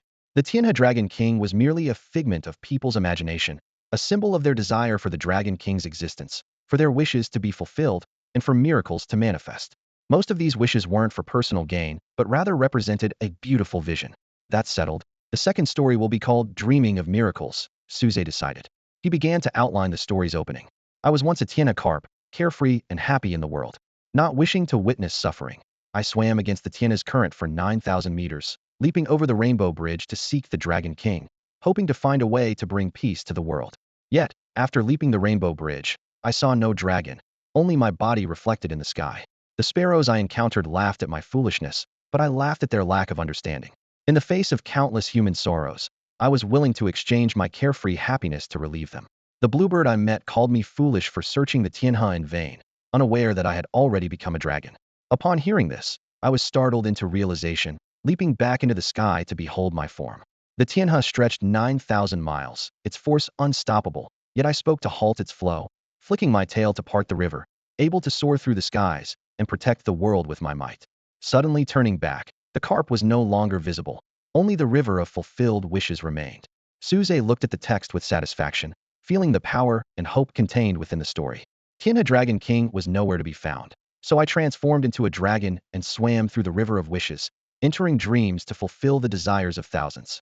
Su Zhe gazed at the reward information that appeared before him, a glimmer of hope flashing in his eyes. Though he had obtained the Dream Manifestation role card as the leader of the aquatic creatures, the true form of the Dragon King was still out of reach. The tasks, leap over the Rainbow Bridge and fulfill 1,000 wishes, remained stagnant at 01000. He let out a long sigh, his thoughts swirling. The rewards for completing the tasks were generous, but the fulfill 1,000 wishes task was truly daunting. In this world, wishes are numerous, and few are simple. Fulfilling 1,000 wishes some might be easy, but the difficult ones might be challenging even for a true Dragon King, let alone a fake Dragon King like him. Despite this, Suze was not discouraged. He turned his attention to the detailed information on the Tianhe Carp card. Compilation target, Tianhe Carp card. Quality, legendary. Level, iron. Skills, bubble blowing, tail wagging, aquatic leader, dragon might, dream manifestation. Skin, classic. Description, a fish with nascent mystical qualities. Evaluation, the river of the heavens stretches for miles. When will it transform into a dragon and soar through the skies? Aquatic leader 4 stars. As a descendant of the true dragon, you naturally possess leadership qualities, enabling you to command aquatic creatures. Dream manifestation 7 stars. As a descendant of the true dragon, you can respond to the prayers of all beings by entering their dreams. In dreams, you are the true Dragon King. Suze couldn't help but marvel at the upgraded quality of the card, and the potential of these two skills was astounding. The aquatic leader skill would be particularly useful on certain special planets, especially those dominated by oceans, allowing him to gather rare star beasts. Dream manifestation was even more powerful, with the potential to influence other races, possibly even touching the realm of evil gods. A bold idea flashed through Suze's mind. Why not test this skill now? Although the leap over the Rainbow Bridge task couldn't be completed yet, he could start working on fulfill 1,000 wishes. By entering dreams, he could understand people's desires and choose simple wishes to fulfill. Over time, he would surely reach his goal. With this in mind, Suze immediately used his mental power to activate the dream manifestation skill. Instantly, an aerial view of Tianhe City's night sky appeared in his mind. Countless beams of light rose from houses, each representing a dream. Strangely, these beams were divided into 2 colors, gentle white and deep black.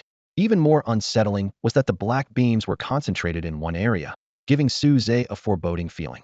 Could it be followers of the evil god? As soon as this thought crossed Suze's mind, the scene of a dream from the area with the black beams unfolded before him. "O great eye of evil, your most devout follower, I beseech you to descend. I want to become an apostle, to become strong. Sacrifice. Sacrifice everything. If I offer sacrifices to you, can I bring back the one I love most? Mom, Dad, I miss you so much.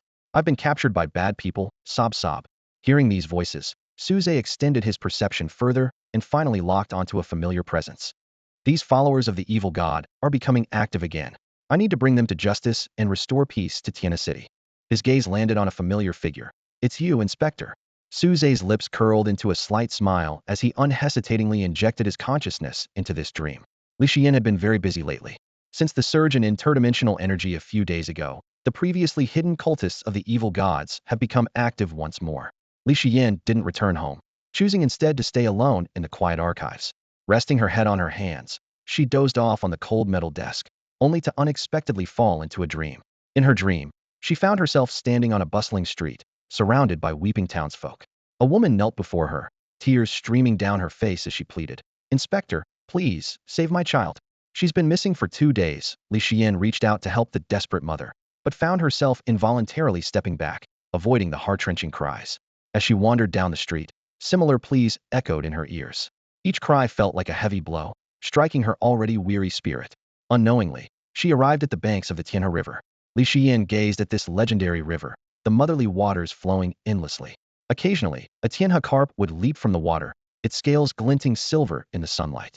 This sight reminded her of the annual Tianhe Dragon King festival. "Tianhe Dragon King," she murmured to herself. How wonderful it would be if the Dragon King truly existed to protect this city. As soon as she spoke, she felt the absurdity of such a thought. As a rational inspector, she never believed in the legend of the Tianhe Dragon King. Just then, a powerful voice emerged from the river. "Why seek me if you do not believe in me?" Li Xian snapped back to attention, her gaze fixed on the river. A massive figure appeared, radiating a gentle light. This presence was both sacred and approachable. "Why not pay respects upon seeing the Dragon King?" The commanding voice echoed again. In the dream, Li Xian, as if compelled by some force, bowed reverently 3 times toward the colossal being in the river. "I know what you seek," the Dragon King said. A gleaming scale, warm and jade-like, flew from its body. Li Xian instinctively reached out and caught it. Instantly, The voices of countless cultists filled her ears, and vivid images flashed before her eyes. From this information, she quickly deduced a location. Just as she looked up to thank the Dragon King, the dream abruptly ended. Dragon King, Li Xian murmured, waking with a start. What's wrong, Captain Xian? A female inspector who had just entered the archives asked curiously. Do you believe in the Tianhe Dragon King too? Li Xian shook her head and swiftly pulled up the map on her interstellar terminal. Staring at the location she had deduced in her dream, her mind was clearer than ever. A strong premonition drove her to decisively issue an order. Xiao Xian, gather everyone immediately and follow me to a location. In the dimly lit streets of Tianhe City's old district, an unexpected raid shattered the night's tranquility. A few moments ago, followers of an evil deity were nestled in their warm beds dreaming, but now they were forced into a line, faces filled with bewilderment and despair. Their entrepreneurial dreams were crushed, leaving them on the verge of tears.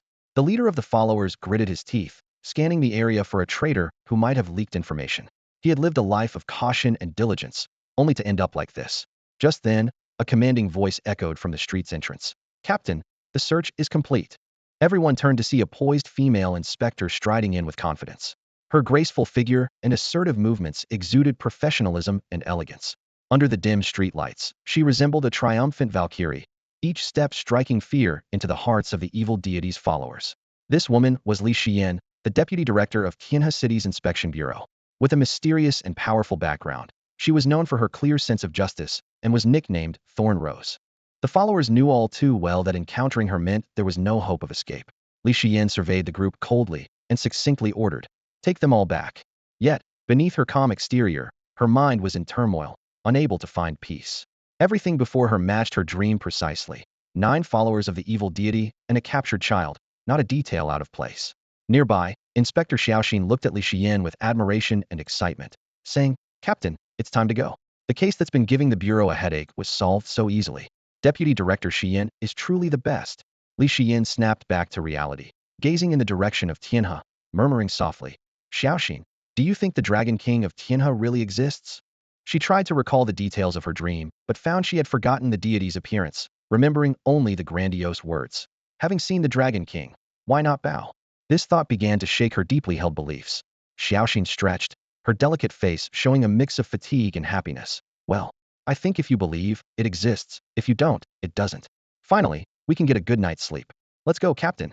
Hearing this, Li Xian felt a wave of sleepiness but also a faint anticipation. If she dreamt again, might she see the Dragon King of Tianhe? The scene shifts to a morning kitchen, wherein Cici is cooking porridge. Her sister, and Tang, stands at the door, buzzing with excitement like a bee, chattering nonstop. It's true. Sister, I dreamt of the Dragon King of Tianhe. It was huge and long, glowing all over. It was amazing. It took me flying into the starry sky. And Cici patiently listened, then replied irritably. And Tang, you have an exam today, and you're talking nonsense with me. Can you just casually create a good quality vortex card? And Tang puffed out her chest proudly. Humph. Sister, the Dragon King of Tianhe taught me how to make cards in my dream.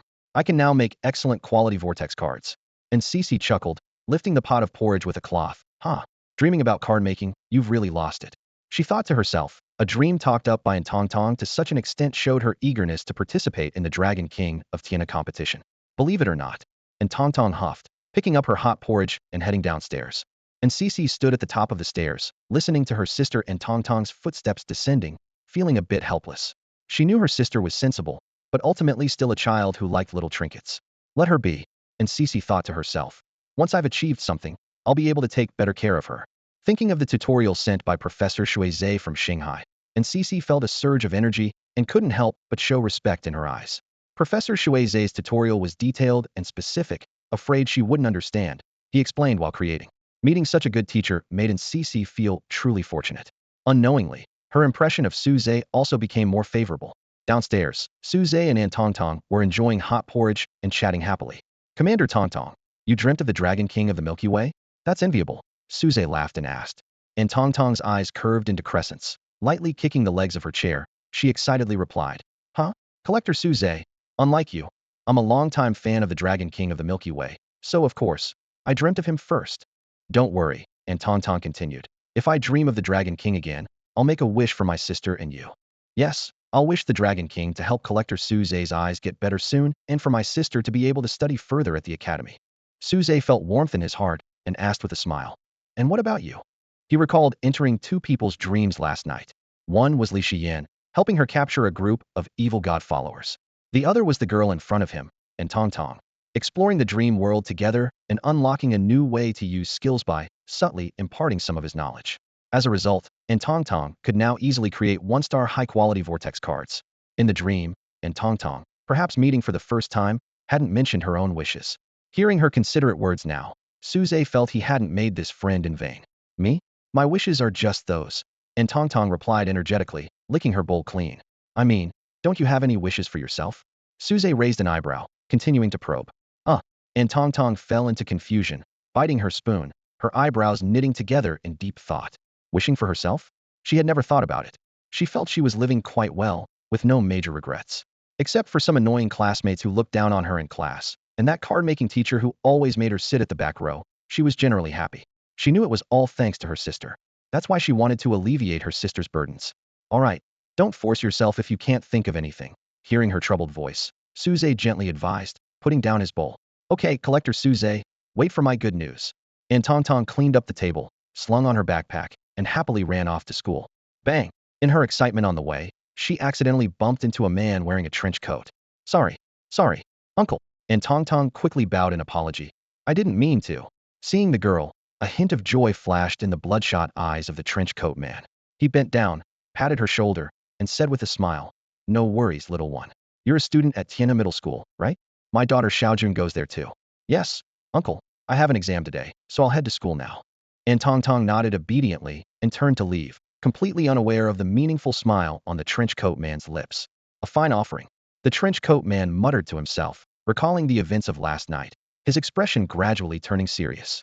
As one of the top followers of the evil god in Tiana City, he was always well informed. The leader of that group was extremely cautious. Yet, they still got caught. I'll come for you when things quiet down, he decided, merging into the crowd and disappearing down the street. In the shop, Suze listened to the morning news from Tiana City. Last night, our city's inspection department arrested 9 followers of an evil god and rescued a missing child. The operation was personally led by Deputy Director Li Shiyan, bringing the criminals to justice. The inspection department once again urges citizens to report any suspicious individuals immediately. Better to report wrongly than to let them go. Hearing the news, Cece took out her interstellar terminal to check the city's trending topics. As expected, the news of the arrest dominated the headlines, even pushing down discussions about the upcoming Dragon King of the Milky Way competition. Just as Cece was about to put away her terminal, the Dragon King of the Milky Way competition topic suddenly surged to the top, overshadowing other news. Did they buy traffic? Cece wondered in surprise, putting away her terminal. Somehow, the hype around this year's Dragon King of the Milky Way competition seemed higher than ever before. She could only think that buying traffic was the way to achieve that. At the counter, Suze also put away his terminal, a slight smile on his lips. He was almost certain those black pillars of light were the dreams of evil god followers. Since that was the case, he didn't mind delivering some righteous blows. A batch every night, he thought. Just as he decided, the interstellar terminal in his pocket suddenly vibrated. Suze's expression shifted. Could it be that a representative from the Chixing group had already arrived on the home planet? Bastard! I raised you all these years, and this is how you repay me. In the dimly lit villa, a middle-aged man wielded a scorching whip, each lash leaving indelible marks on the girl's white dress. Her long hair hung loose, and her pink eyes glimmered with an eerie light as she fearlessly stared back at him.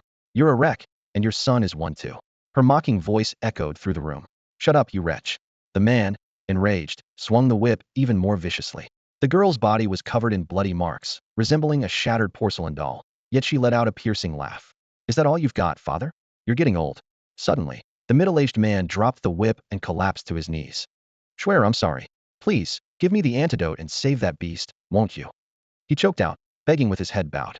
Having lost the ability to have more children, his only son was his last hope. If he were lost, all his hard-earned success would be for naught. Why should I save him? The girl's voice was as cold as ice. He never treated me as a sister, so why should I treat him as a brother? I beg you, swear. I can't lose my son. The family will disown me. The man pleaded, like a lost dog, as his eyes unknowingly took on the same eerie pink hue. I could be your son.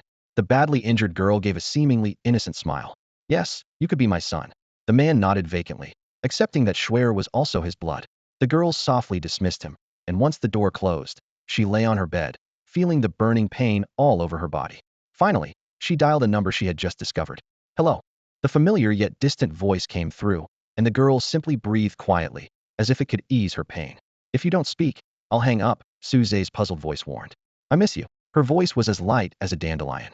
I told you not to investigate my true identity, didn't I? Suze frowned.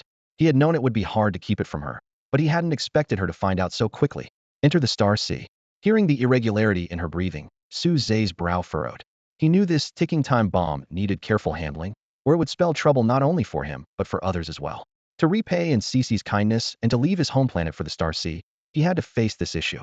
Under the bright moon and gentle breeze, the vast ocean lay before them. As soon as Suze logged in, a request from Qiu Shui appeared before him. Suze, may I enter your room? Do you agree? With a sigh in his heart, Suze calmly chose agree. The girl appeared before him, still in her pure white dress, her smile bright and captivating. Suze was about to use his dragon might skill, but she rushed towards him like a frightened doe, clinging tightly to him as if trying to merge into his body. After a moment's hesitation, Suze altered the surrounding scene in his mind, transforming it into a cozy little cottage that had appeared before. He gently picked up the girl, placed her on the bed, covered her with a blanket, and softly stroked her hair to soothe her to sleep. Once the girl was asleep, Suze launched his dream manifestation skill without hesitation. I want to see what you're dreaming about. As soon as he spoke, his eyes narrowed sharply. A pillar of light emerged from the girl, an intense black that was deep and thick like ink, resembling a bottomless abyss that devoured the spirit of anyone who dared to gaze into it. Despite the impossibility, Suze understood at that moment that the girl had become an apostle of the mother of enchantment. He hesitated for only 3 seconds before choosing to enter the girl's dream. Into the jaws of danger, even as a dragon crossing the river, I must see for myself. Otherwise, how can I be worthy of the title of the Dragon King of the Heavenly River? With a crash, the starry void was like a sea, light like waves. A gigantic starry jellyfish rose slowly within, as if heading toward a paradise free from pain and disaster. One of its long tentacles pulled the girl upwards, seemingly trying to take her away from the ruins of suffering. In the girl's eyes, it was a benevolent mother, exuding the glow of maternal love. However, this beautiful atmosphere was disrupted by an unexpected intruder. A colossal dragon with an azure body suddenly appeared, massive yet not cumbersome, its form both majestic and graceful. Its sharp claws hovered in the air, and with each swish of its long tail, the entire starlit wasteland was thrown into turmoil. Its imposing eyes blazed like 2 scorching suns, seemingly capable of piercing through everything. A sacred aura descended with the dragon's appearance, occupying the dreamscape with an overwhelming presence.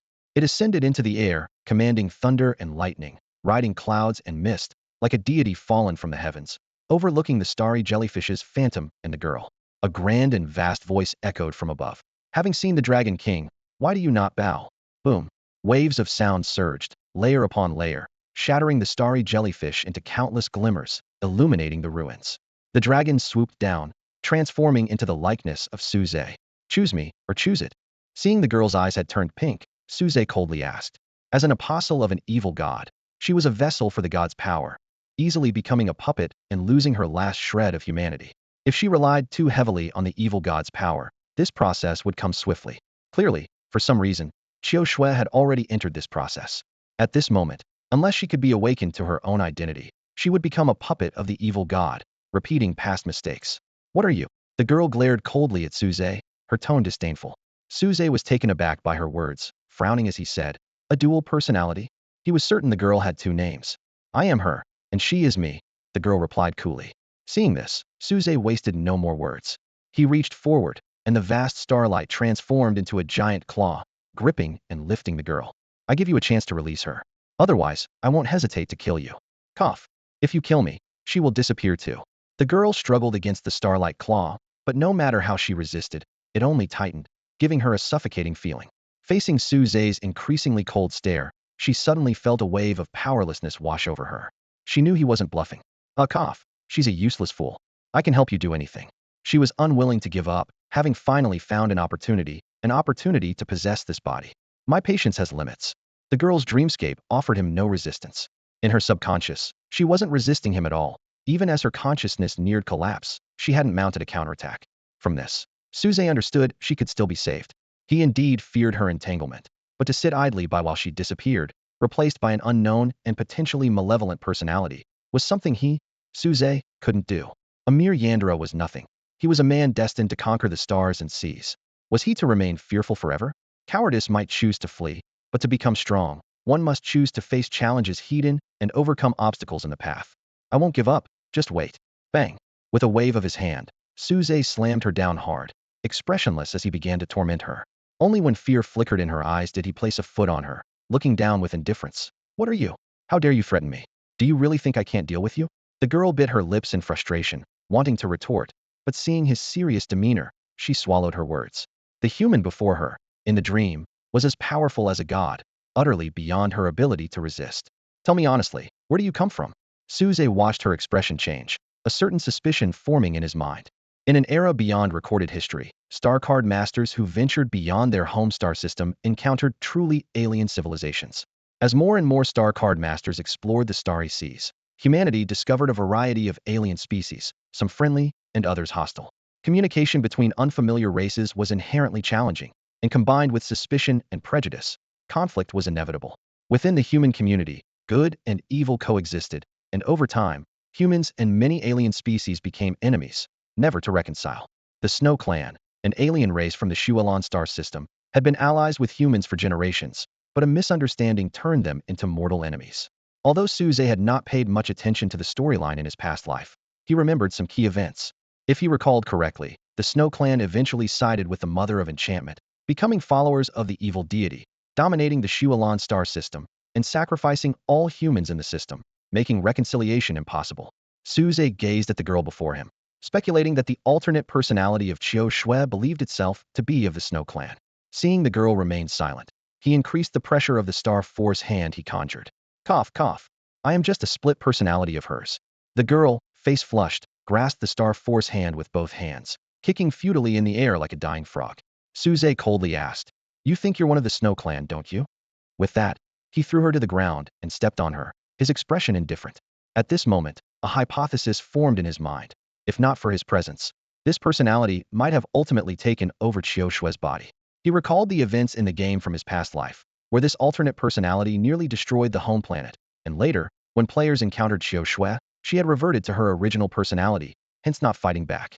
That's right, isn't that what you all think? The girl stubbornly raised her head, her gaze icy as she looked at him. She sees you as her only light, yet in your eyes, she's just a nuisance. So why do you care? If I take over this body, I definitely won't come looking for you. Hearing this, Suze expressionlessly lifted her, forcing her to meet his eyes, and said calmly, "Are you trying to negotiate with me?" "I am not." Seeing the deep-seated killing intent in his eyes, the girl trembled as she answered. She finally understood why the original personality was so close to him. He was more terrifying than she'd imagined. "Let her out. You have no right to speak to me." Suze released his grip, letting her fall heavily to the ground. Here, he was like the celestial river dragon king manifesting in a dream. His will was the absolute law. Even facing a projection of the evil deity, he could suppress it with ease. The girl bit her silvery teeth, daring not to resist any further, and obediently released the original personality. Wasn't that thrilling? In an instant, the familiar smile returned to the girl's face. She leisurely walked over to Suze, circling him, her eyes burning with an intensity that seemed to want to consume him. "I'm growing more and more fond of you." Suze calmly observed her expression and said, "Your previous weakness was all an act." Don't you like it?" Qiu Shui leaned close to his face, showing a smug smile. "I really enjoy that feeling, so of course, I have to act a bit obedient." With that, she tightly hugged Suze's arm, inhaling his scent with a sense of intoxication. "I can sense that you possess something I deeply desire. It wants to consume you." Hearing this, Suze curved his lips into a mocking smile. His eyes gleamed with confidence and disdain, his voice low and powerful. "Consume me? Its projection isn't worthy. Let its avatar come." As an apostle of the touch of grace, Suze was as precious to other deities as Tang Seng's flesh. Consuming him would allow them to descend into reality. However, in his domain, the mere projection of the Mother of Charm attempting to devour him was akin to walking into a trap. Qiu Shui suddenly hooked her arm around Suze's neck, her pink pupils flickering with a burning possessiveness. Her voice trembled slightly. "No, I can't bear to let you go. You're mine. What does it think it is, to make me share you with it?" Suze calmly raised an eyebrow and removed her hand. His tone was indifferent yet firm. "Don't flatter yourself. I don't belong to anyone." Qiu Shui giggled, her laughter carrying a hint of madness and provocation. "Will you take care of me? If you don't, I'll let her out."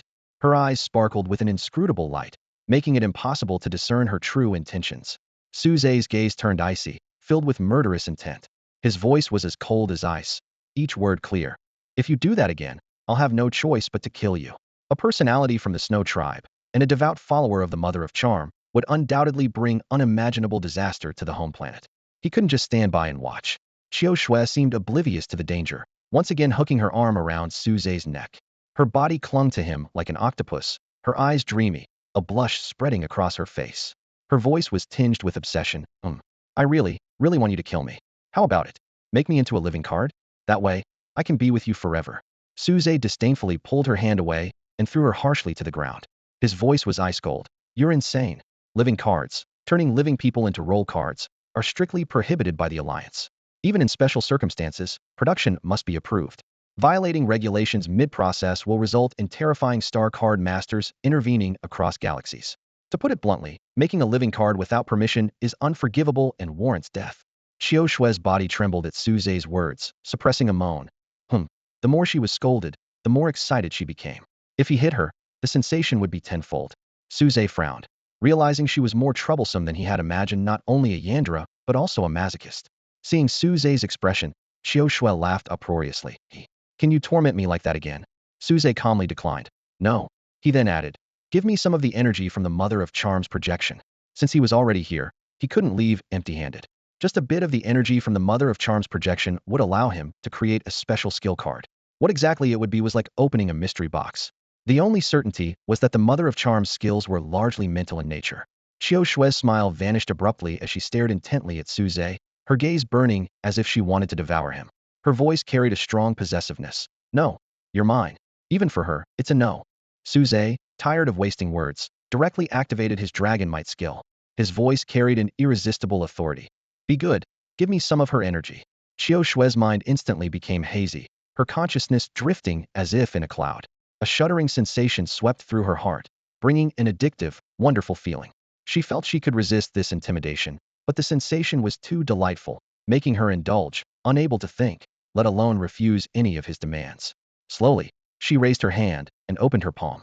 A faint, glowing energy appeared, emanating a mysterious light. Looking at these glowing energy forms, Su Zhe felt an indescribable sense of being lost in the unknown. The peculiar nature of the Mother of Enchantment was fully revealed at this moment. It is said that this deity, born after the end of the universe, often rises from the ruins of celestial bodies, with each flutter acting like a call, attracting countless lost souls to an unknown world. According to legend, anyone who witnesses the Mother of Enchantment falls into a fantasy, reminiscing about the beauty that no longer exists. They end up in physical decline and spiritual withering. However, unlike those who meet the touch of grace and fall into a cycle of despair, those who die because of the Mother of Enchantment often have a smile on their faces, as if they are going to heaven, not hell. Su Zhe secretly anticipated what kind of skill he might gain this time. He carefully took the energy forms from Qiu Shui and placed them into his sea of consciousness, suppressing them with the special skill card, the Life and Death Archive. Although the randomly acquired skill might not match the Life and Death Archive, based on experience, it should at least be a 6-star skill. This trip was certainly worthwhile. Mental skills are quite rare on the market. Although the Tianhe Carp cards are almost all mental skills, in the usual circulation of skill cards, having 3 out of every 100 as mental type is already quite good.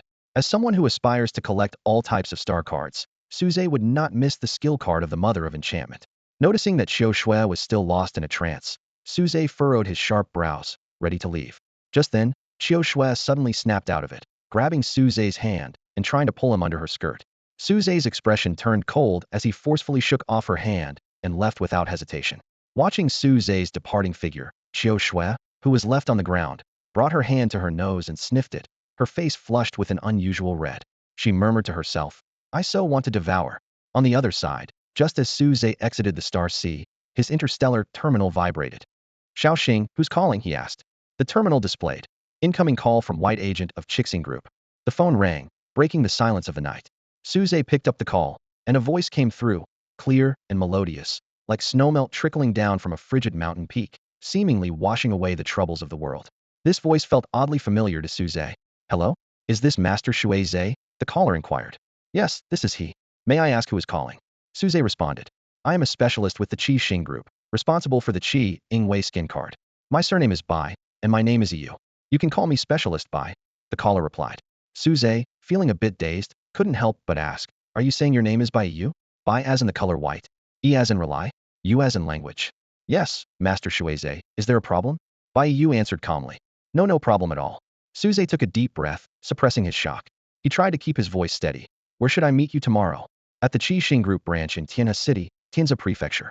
All right, I look forward to meeting you. With that, the call ended. Suze murmured to himself. Bai Yu. He was still trying to regain his composure as memories of Bai Yu flooded his mind. Bai Yu, the esteemed daughter of the renowned Bai family, was a genius card creator at Qixing Group. She was the creator of the advanced unit Qiying Wei and the elite unit Griffin Guard, and an honorary president of the Card Creators Association. Yet, these honors and titles were just the tip of the iceberg in her illustrious career. In the later stages of the game, players dubbed her Empress and Child of the Version. She ruled over territories more extensive than those during the Human Alliance era, hailed as an unparalleled card creator. It was said she had reached the final realm of card creation, the no-mind card god. With a mere gesture, she could cause a star domain to collapse, and she was the only card creator capable of battling the true form of the evil god. Suze recalled having the fortune to meet her once. By then, she was the ruler of the Qixing Empire, occupying a position of unmatched prestige. However, her life was fraught with adversity. Before the alliances split, Bai Yu was caught in the internal power struggles of the Bai family. Because she remained neutral, she was ultimately exiled by the victorious faction and became a lone interstellar mercenary. She was later recaptured by the Bai family and used as a pawn in a political marriage to a wastrel. To her misfortune, the wastrel turned out to be an apostle of the evil god, leading to her imprisonment once his treachery was exposed. When she was released, she was nearly broken, her mind shattered. No one knew the extent of her suffering. It was then that a female player, moved by her plight, extended a helping hand. That single act of kindness sparked her meteoric rise, as if she had been granted a divine boon. In 1 year, she became the leader of the Qiying Wei. In 3, the ruler of the Qixing Empire. In 10, she commanded the former alliance territories, ultimately becoming a legendary figure feared across the universe. When she ascended to the throne and was deified, everyone who had wronged her or shown her kindness received her gifts, either death or untold wealth. Looking back on her life, some players analyzed that if she had sided with the right faction during the Bai family's power struggles, her rise would have been even swifter. Others argued that her tumultuous experiences forged her strength. However, according to the female player who aided her, if Bai Yu had chosen the right side at that critical juncture, her ascent would indeed have been faster. For her ultimate ambition was to create a mighty empire, uniting the entire Star Sea to end wars. As she put it, anyone can dominate the Star Sea and end the wars, so why can't that person be me? Lost in his memories, Suze suddenly realized a crucial fact. The Bai family's power struggle was far from over. Suze's eyes were deep with thought as he pondered silently. He initially believed he couldn't interfere in this pivotal event, but now that he had access to Bai Yu, the opportunity was right in front of him. He decided to materialize the energy of the Charm Mother's projection into a card. Suze carefully took out a perfect quality 3-star vortex card and gently guided the Charm Mother's projection energy from his sea of consciousness to be absorbed by the card. To prevent a sudden energy surge, he proceeded with extreme caution, releasing the energy bit by bit. This process lasted for several hours until the card was finally formed. Through the compilation panel, Suze learned about the new card's details. Special skill card, Charm Mother's Suggestion. Type, non-editable. Quality, soulbound, non-replicable. Level, 8-star. Description, 38. Under the Charm Mother's radiance, charm increases threefold. It can plant suggestions in others, and once enough suggestions are planted, it can easily alter their decisions. Evaluation, damn charm. Great skill. Seeing this skill, a smile of delight appeared on Suze's face. An 8-star skill, even more powerful than Dragon Might. More importantly, it was a perfect match with Dream Manifestation. Entering others' dreams to plant enough suggestions made this combination skill formidable. Suze was secretly pleased. He had finally found a way to deal with Bai Yu. The wheels of fate were quietly turning. He put away the Charm Mother's Suggestion card, a hint of red flashing in his otherwise dull eyes. Just then, a knock on the door interrupted his thoughts. Knock knock. Collector Suze, may I come in? A familiar voice came from outside. Suze quickly adjusted his mindset and responded loudly. Of course, come in. As the door opened, and Tang's excited laughter filled the room. Haha, Collector Suze, I aced it. Feigning shock, Suze played along. Really? You're that amazing.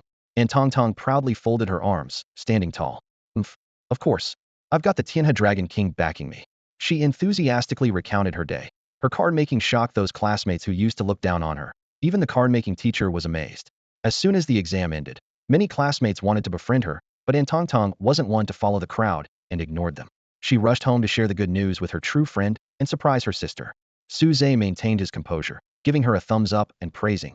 The Tianhe Dragon King is amazing. And so are you, Tang. And Tang's cheeks flushed slightly, feeling a bit shy.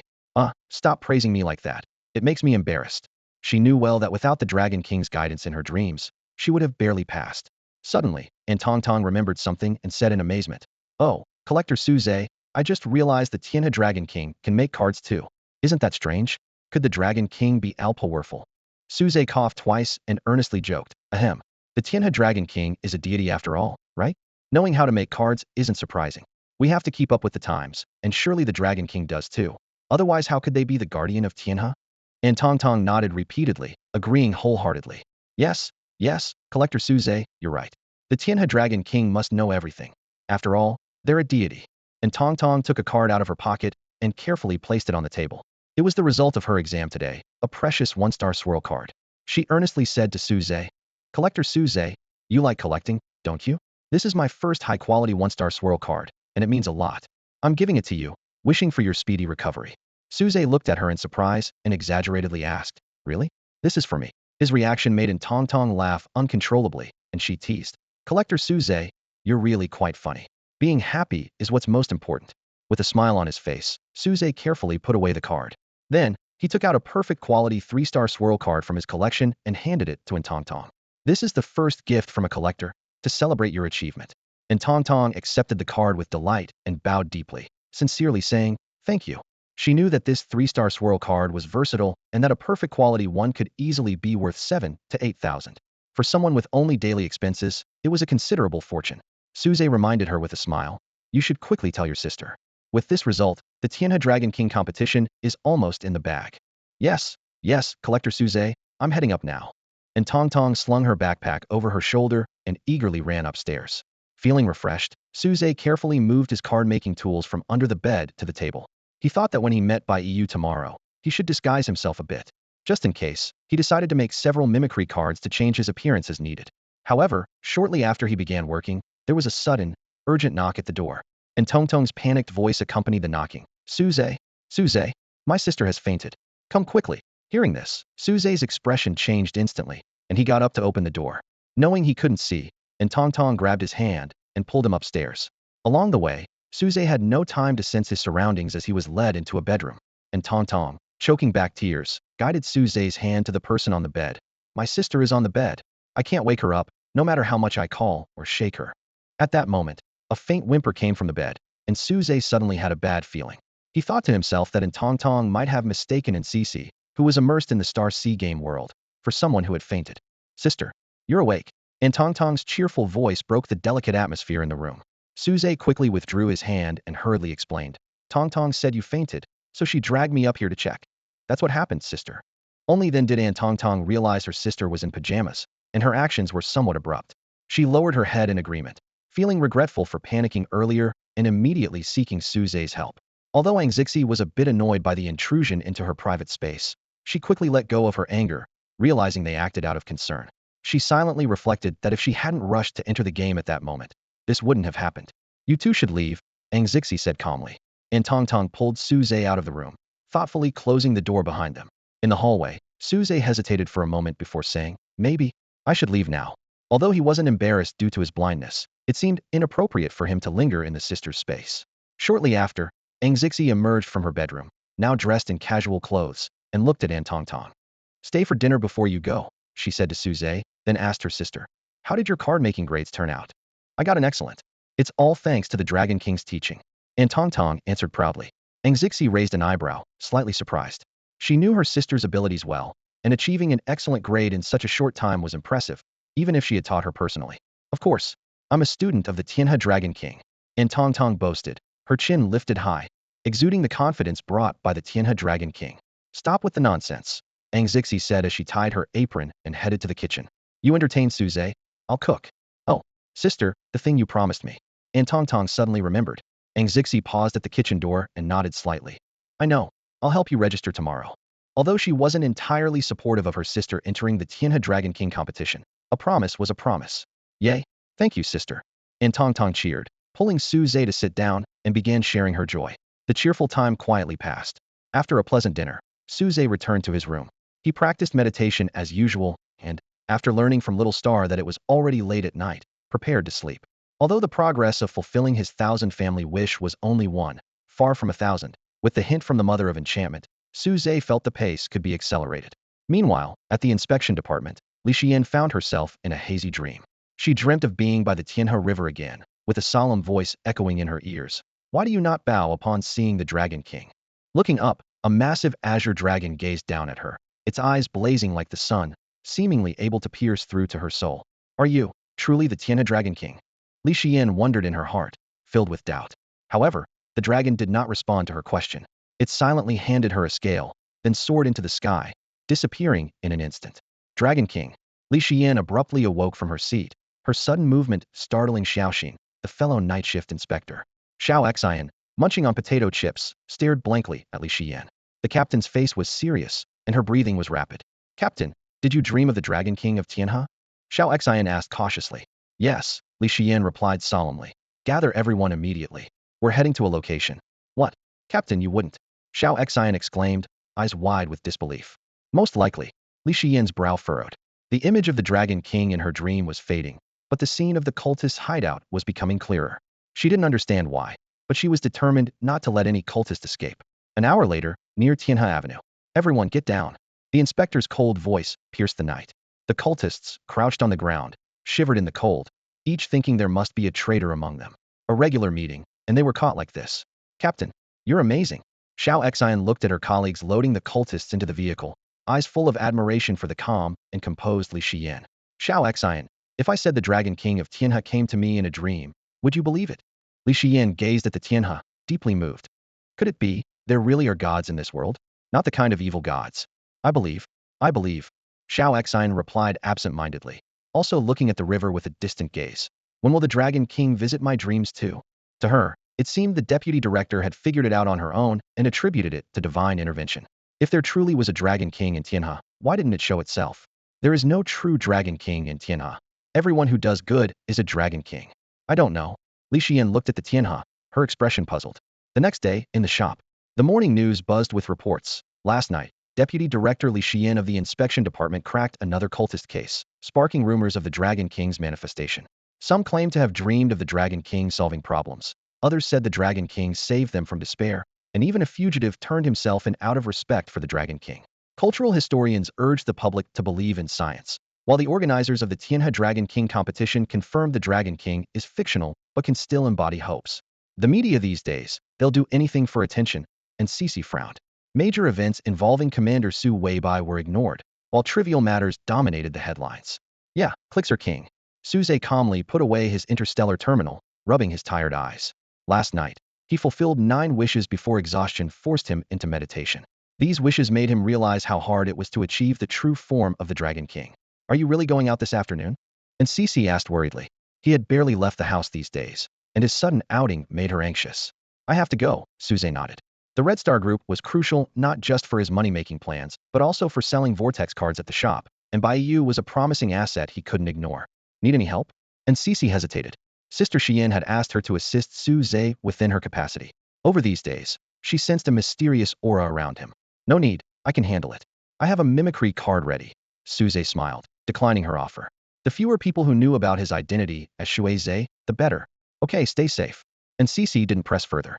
Su Zhe nodded in agreement, feeling the vibration of the interstellar terminal in his pocket, and returned to his room. As soon as he answered the call, a hushed voice came through. Are you meeting another woman alone this afternoon? This has nothing to do with you. We're not that close, Su Zhe said calmly, his gaze steady as he heard Qiu Shue's voice. The panic he once felt had been replaced by composure. Can I come see you? Qiu Shue's voice was deliberately soft. No. If you come looking for me, Xinghai won't be allowed in my room anymore. Su Zhe replied firmly and hung up the phone. The phone rang almost immediately. Su Zhe answered with an icy tone. Qiu Shue, I'm warning you. If you keep this up, we will never meet again. You can't like her. You can only like me. The girl's voice was still gentle but carried an undeniable force. Su Zhe frowned. Who I like is my choice. You have no right to interfere. Besides, do you really think the prestigious by family heiress would be interested in me? I like you. Can't you like me too? Please. I can give you anything. The girl's laughter had a hint of madness. I'm going to discuss the skin card business soon. Don't bother me, understand? Su Zhe said calmly, deliberately ignoring her erratic words. I don't understand, unless you send me a picture of yourself. Without another word, Su Zhe hung up and had Xiao Xing send a photo. 3 minutes passed, and the phone stayed silent. He breathed a sigh of relief and focused on meditating, waiting for the afternoon to come. In the top-floor office of the Chixing Group's Tianhe City branch, Wang Wuwei was on edge. The presence of Bai Zhuanyuan, who had chosen to stay in Tianhe City after arriving from the headquarters, rendered his years of hard work insignificant under the label of mediocre yet diligent. Now, he felt like a student awaiting reprimand, nervously watching Bai Zhuanyuan. Why are there so few purchase orders here? Aren't there any good suppliers? Bai Yu asked, her brows furrowed as she reviewed the branch's documents. Although the accounts were clear, the market share was losing to a small local company. Bai Zhuanyuan, you know the group's standards are high, and there are very few suppliers who can meet them. Wang Wuwei explained, wiping the cold sweat from his forehead. Rules are dead, but people are alive, Bai Yu said with an undeniable tone. You have 7 days to research the market and come up with a feasible plan for my approval. The major suppliers won't change. I'll have to look for individual small suppliers, Wang Wuwei said, keeping his head down, unable to meet the gaze of the stern group representative. Bai Yu leaned back in her chair, looking out the floor-to-ceiling window. That's your problem. I'm only responsible for approval. If you can't even handle this, I'll have to question whether the specialist in charge of your performance evaluation is hiding something. No, Bai Zhuanyuan, I'll get on it right away. Wang Wuwei replied, sweating profusely. Master Shuai's arrived shortly, and I advise you to keep a keen eye on your people. Wang Wuwei nodded respectfully and replied, Yes. Commissioner Bai, rest assured, I've already informed them. Just as he finished speaking, the interstellar terminal in his pocket suddenly rang, breaking the silence in the office. Dad, there's a call. Wang Wuwei, slightly flustered, quickly pulled out the interstellar terminal to answer it. The call lasted only a moment before he hung up, looking puzzled. After hesitating for a moment, he cautiously asked, Commissioner Bai, is Master Shuai's an old blind man? Bai Yu frowned slightly and replied in a flat tone, I have no idea. She then gave an order. You may leave now. I'll handle Master Shuai's. Yes. Wang Wuwei felt relieved and quickly exited the office. Bai Yu's commanding presence was intimidating, even for someone like him who had been around the block. Moreover, Commissioner Bai seemed to have a slight obsession with cleanliness, making him feel as though even breathing in her presence was an offense. However, just as Wang Wuwei stepped out, he saw his secretary leading an old man with a cane and sightless eyes toward him. Noticing the sparse white hair on the elder's head, Wang Wuwei couldn't help but think, now this is a true master. With this thought in mind, he quickly approached and softly said, Master Shuai's, let me assist you. The virtue of respecting the elderly was deeply ingrained in him, especially towards a revered master. No need. The old man's voice was hoarse as he declined the offer, albeit somewhat stiffly. Wang Wuwei awkwardly withdrew his hand. He nodded at his secretary and could only stand aside, watching the elder enter Commissioner Bai's temporary office. After escorting the elder inside, Secretary Xiao Zhao returned to Wang Wuwei's side and whispered, Boss, is he really a card-making master? He doesn't put on any airs. Wang Wuwei raised an eyebrow and explained earnestly, What do you know? This is a true master, noble and unassuming, keeping a low profile. He then gave a meaningful wink. Did you manage to get his contact information? Xiao Zhao replied with a hint of frustration. The master only gave an email. Sigh. As expected, it's always hardest to connect with true masters. The two continued their hushed conversation outside. Meanwhile, the office was silent. Bai Yu broke the silence, looking directly at the elder, and said, Master Shuai's, there's no need for the mimicry card. I want to see your sincerity. She had been wearing an insight skill card for years, making it impossible for a mere 3-star mimicry card to deceive her. Upon hearing this, Suze calmly removed the mimicry card, revealing his true appearance. Bai Yu was momentarily surprised by his excessively youthful appearance. Before meeting Suze, she had assumed Master Shuai's was either a destitute folk card maker or a low-profile association card maker, likely in his 30s or 40s. However, the appearance of this young man completely overturned her assumptions. Suze gazed into the darkness surrounding him, taking in the subtle fragrance wafting through the office. This scent undoubtedly came from Bai Yu herself, a hallmark of the star card family, who was raised with medicinal baths, granting her mental strength far beyond her peers. This unique fragrance was the most telling sign of her identity. Noticing Suze's subtle actions, Bai Yu frowned slightly and asked in a calm tone, What does Master Shuai's want? Suze raised an eyebrow, a faint smile playing on his lips. If you put it that way, I'd choose you. You have the background, strength, and capability. Who else would I choose? Bai Yu's expression remained serious, her tone cold. Master Shuai's, I'm not joking. Bai Yu's eyebrows furrowed even deeper. Suze's frivolous attitude should have angered her, and anyone else would have been thrown out long ago. However, she suppressed her anger and spoke calmly. Mr. Bai, I'm not joking either. Suze replied leisurely. I want to invest in you. He was direct, aiming to pique Bai Yu's curiosity. Invest in me? Bai Yu raised an eyebrow in surprise. Master Shuizhe, with all due respect, I don't think there's anything about me worth your investment. Although she was the legitimate daughter of the Bai family, Bai Yu knew she would eventually become a pawn in a marriage alliance. If it weren't for her exceptional abilities, her family would have married her off long ago. Recently, two factions within the family were trying to win her over, hoping to use her influence to seize future control of the family. Yet, she remained neutral, unwilling to get involved. To her, strengthening herself was the only true path. Family, corporations, even the entire alliance, were unreliable. No, no, no. Suze shook his head, feigning mystery yet speaking candidly. Ms. Bai, you and I are alike. We only pursue what we believe in and remain unmoved by external things. I admire you. Bai Yu slightly furrowed her brows, calmly watching Suze. Master Shuizhe, speak plainly. I do like Scarlet Shadow across the stars, but that's no reason to waste my time. I can give you Scarlet Shadow across the stars, Suze stated bluntly. But within the Bai family's factions, you need to side with Bai Wenran and his group. At these words, Bai Yu abruptly stood up, her gaze sharp as a knife. Are you with Bai Wenran? No, Suze replied. But Bai Wenran and his group will win. Master Shuizhe, I don't want to hear nonsense. Bai Yu's tone was icy. Upon hearing this, Suze suddenly burst out. Bai Yu, are you an idiot? Would choosing a side kill you? Yes, yes, yes. I'm wasting your time. If I'm wasting your time, why did you come to the mother planet? Did you travel all this way just to hear me insult you? You think you're clever, but I see you as all brawn and no brain. Do you think blocking my words is fun? If you piss me off, do you believe I won't reveal the method to create the Red Eagle Guard character card? With your lousy personality, you think you can unify the entire Star Sea? Make war disappear? Keep dreaming. Bai Yu's expression changed abruptly. She swiftly isolated the space around them and stared at Suze, her voice slightly trembling. Where did you learn that? Suze remained unhurried, leaning back in his chair with a slight smile. Wanna know? Sure, ask me nicely. As the esteemed daughter of the Bai family and an officer at Chixing Group, Bai Yu had encountered many people, yet she had never met anyone who repeatedly defied her expectations. However, the blind young man standing before her was constantly challenging her perceptions. With a sharp gaze fixed on Suze, she seemed to scrutinize him thoroughly. Who exactly are you? She demanded, her voice carrying a subtle tremor. Suze's behavior puzzled her greatly. Not only did he possess knowledge of the Bai family's power struggles, hinting at an extraordinary background, but he also knew how to create the Red Eagle Guard role cards, suggesting significant influence within Chixing Group. What shocked Bai Yu the most was that this mysterious boy knew her deeply hidden aspirations a secret even her parents had not discerned. My name is Suze. Shuizhe is just an alias, the young man said as he stood up slowly, a warm smile spreading across his face like a gentle spring breeze. However, I prefer to be called Tianhe Dragon King. Bai Yu furrowed her brows, doubt filling her eyes.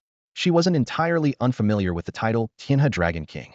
Before coming here, she had specifically researched the legends of Tianhe City. To her understanding, the Tianhe Dragon King was merely a fictional deity from folklore, originating as nothing more than a star carp. Yet, the Suze before her was undeniably a living person. Noticing Bai Yu's silence, Suze's smile deepened. Heh, it seems Officer Bai doesn't believe. He said softly. No matter, Officer Bai, you'll dream of me tonight. With that, Suze used a mimicry card, instantly transforming into the appearance of an old blind man, leaning on a cane as he headed towards the door. Before that, Officer Bai, we can pause our discussion for now. Wait, Master Shuizhe.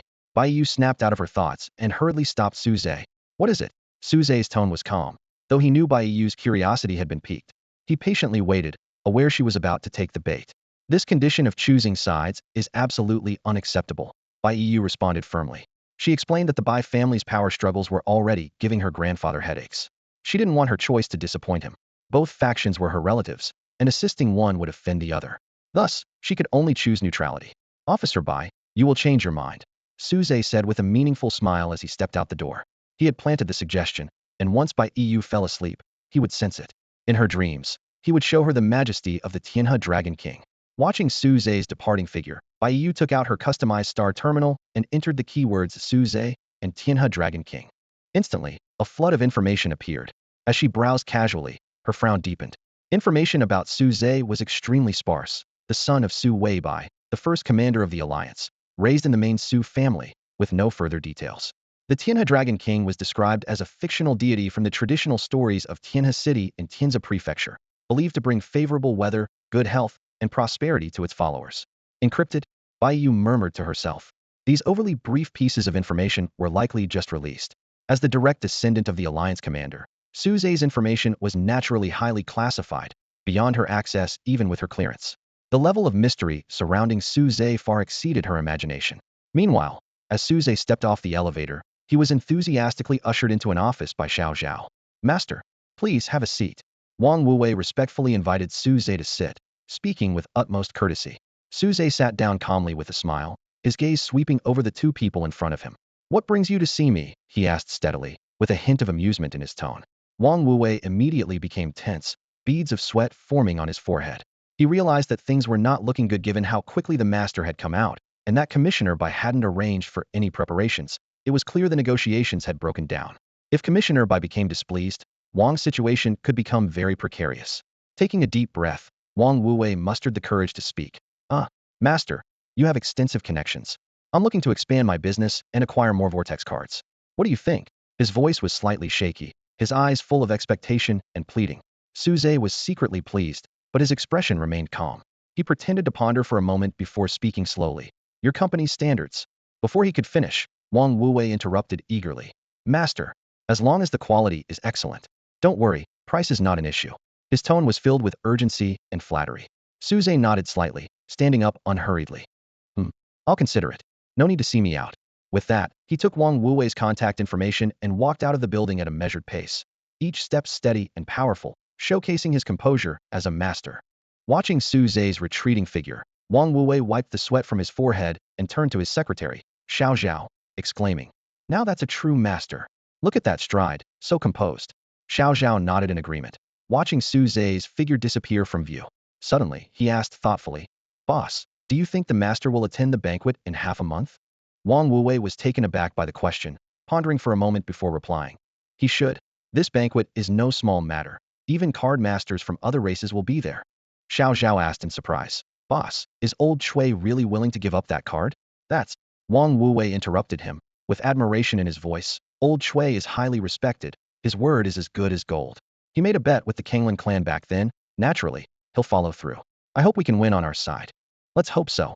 Xiao Zhao echoed softly. As night fell, Su Zhe returned to his shop. After dinner, he didn't immediately use his skills to enter a dream, but first meditated for some time. It wasn't until late at night that he began to enter the dreamscape. With the help of a suggestion mark, Su Zhe quickly found Bai Yu's dream. You say it's impossible, but I'll make you agree, he whispered to himself, entering Bai Yu's dream as the Dragon King. Bai Yu stood by an unfamiliar river, her consciousness hazy. She looked around in confusion. This expansive river was not something she recognized. The sudden dream left her feeling bewildered. Suddenly, the dark night sky was torn apart by a blinding light, followed by a deafening crash of thunder. Bai Yu snapped to attention, staring wide-eyed at the sky where lightning darted like silver snakes, the weather shifting as if the heavens were in a rage. A fierce wind whipped up the torrential rain, roaring wildly between the heavens and earth. The wind fueled the rain's intensity, and the rain borrowed the wind's might, together composing a symphony of nature's fury. Another clap of thunder exploded nearby, and in a flash of light, Bai Yu saw the shadow of a colossal creature. She looked up sharply, her face paling slightly. Amidst the thunderous clouds, a massive azure dragon was twisting and turning. The storm changed because of it, and the lightning grew more violent. It seemed to command the elements like a deity, its majesty boundless, as if a mountain weighed down. Wherever Bai Yu's gaze reached, the world seemed to tremble and shift because of this dragon. She stood by the river, witnessing this breathtaking transformation of the world, her heart overwhelmed with awe. A mighty roar of a dragon echoed through the storm. In Bai Yu's slightly dazed eyes, a colossal dragon swooped down, its overwhelming presence causing the world to tremble. With a splash, the dragon dove into the great river, then soared back into the sky through the rain, appearing before her. Its eyes were like blazing suns, seemingly able to pierce through the soul and scorch the darkness within. Reflected in Bai Yu's eyes, the sacred and majestic dragon compelled her to kneel in awe. Waves of shivers surged through her like a fountain, overtaking her entire being. The dragon's scales, glistening under the downpour, revealed an astonishing brilliance.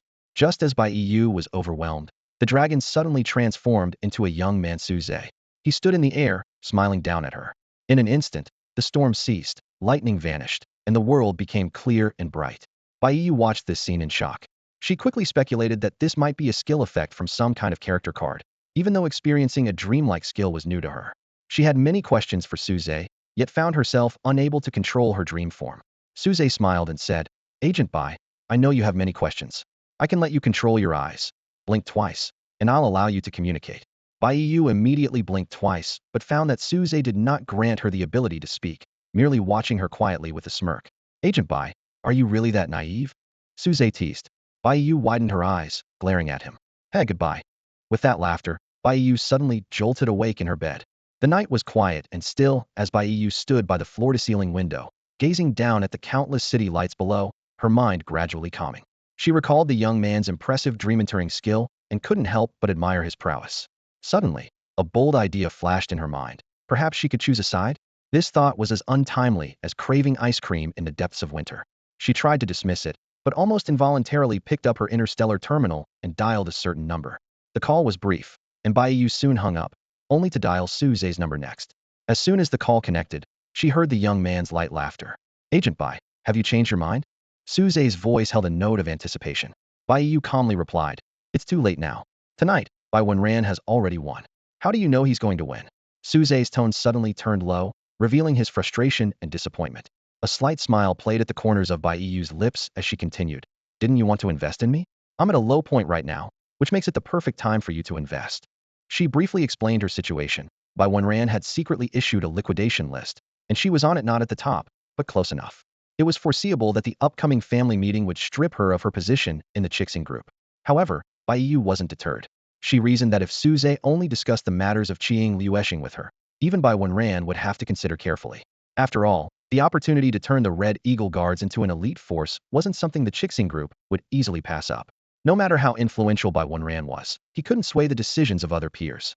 After hearing this, Suze's voice was filled with exasperation. That's why I say you're an idiot, understand? Listening to the young man's exasperated tone, Bai Yu couldn't help but feel a touch of satisfaction. She calmly asked, are you going to help or not? You think you've got me figured out? Suze retorted. Bai Yu explained calmly. No, Master Shuize. I'm about to be dismissed. If you don't discuss it with me, the group will just send someone else to talk to you. Suze scoffed. Idiot. You have no contingency plan at all. Clearly, he was dissatisfied with Bai Yu's attitude, believing she had no strategy to salvage the situation amidst internal power struggles. Bai Yu remained unfazed, responding serenely, no. Also, my name is Bai Yu, not idiot. She understood why Suze was upset. If she had followed his advice that afternoon and chosen a side immediately, she could have at least retained her position as a group agent and wouldn't have to worry about Bai Wenran's purge. However, it was too late for regrets now. Suze sighed helplessly.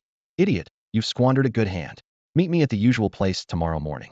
Hearing this, Bai Yu smiled and asked, Master Shuize, I should have no value to you now. Why are you still choosing to invest in me? This was what puzzled her the most. If she could remain a group agent, she could somewhat understand Suze's actions. But she was about to be dismissed and would inevitably be marginalized within the family, with no chance of accessing the center of power. In this state, she would be nothing more than a pawn in a family marriage alliance, with no other fate. Even so, judging from Suze's tone, he still decided to invest in her. Bai Yu couldn't fathom why. As she pondered, Suze coldly said, I like investing in idiots. Before she could respond, the line went dead. Bai Yu stood there, stunned, looking down at herself. A bold idea flashed through her mind, causing her cheeks to flush with embarrassment and a hint of anger. The next day, Suze appeared punctually at the building. Unexpectedly, Bai Yu herself came to greet him. Noticing others around, they both wisely kept silent. Once inside the office, Suze made himself comfortable in a chair. I want a 20% share of Qing Liueshing's profits, he stated bluntly. Impossible, Bai Yu retorted immediately, and you're sitting in my chair. So what? Suze raised an eyebrow, arrogance in his voice. Idiot, remember your position now. You need me. This opportunity that could change her fate seemed to slip through her fingers. It was fortunate he didn't lose his temper. Why are you so determined to invest in me? Bai Yu ignored his mockery and asked directly. The question gnawed at her like an ant. I told you, I like investing in idiots. Suze crossed his legs, his flippant attitude furrowing Bai Yu's brow. She was silent for a moment, gazing out the floor-to-ceiling window. I don't dislike you, but there's no future for us. For a woman from a noble family, marriage is destiny. Even she couldn't escape it. Compared to the unknown noble sons, Suze at least left a good impression. But her family would never allow her to make decisions on her own. Idiot, don't flatter yourself. I'm blind. I can't see your beauty. Suze replied indifferently, then shifted the topic. What about Bai Wenran? Can money solve that? Bai Yu stared at him, silent for a long time before answering. I don't have that kind of money. As a company officer, she had always been diligent and never embezzled. Convincing Bai Wenran to change his mind would require tens of thousands of star stones, not just a few alliance points. Then what do you think you should do? Suze rubbed his temples, looking troubled. He didn't want to get involved if he could help it. But considering Bai Yu's potential and current predicament, he had to patiently offer advice. She needed support, and he, unwilling to remain humble in his low point, needed her status and influence. As long as you discuss Qiying Lu Xing with me, I can keep my position, Bai Yu said earnestly. Qiying Lu Xing was crucial for the Qiying Guard's promotion to elite troops. As long as Su Zhe, under his alias Shuizhe, showed willingness to work only with her, she could maintain her position. Idiot. What if Bai Wenran arranges a marriage for you? Su Zhe raised an eyebrow, addressing the core issue. Bai Wenran wasn't someone to be trifled with. As one of the masterminds behind the alliance's split, he wouldn't miss a chance for revenge. If he said there'd be a reckoning, he wouldn't let her escape unscathed. It's just marriage. I can endure it, Bai Yu answered calmly. But her eyes remained fixed on Su Zhe, searching for any reaction. As expected, her response made the young man's brows knit into a scar, his expression deeply conflicted. Her lips curled into a slight, triumphant smile, as if she had uncovered something.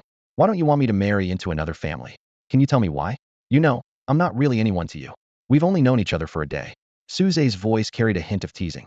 He shook his head, a slight smile on his lips. Idiot. I have no interest in you.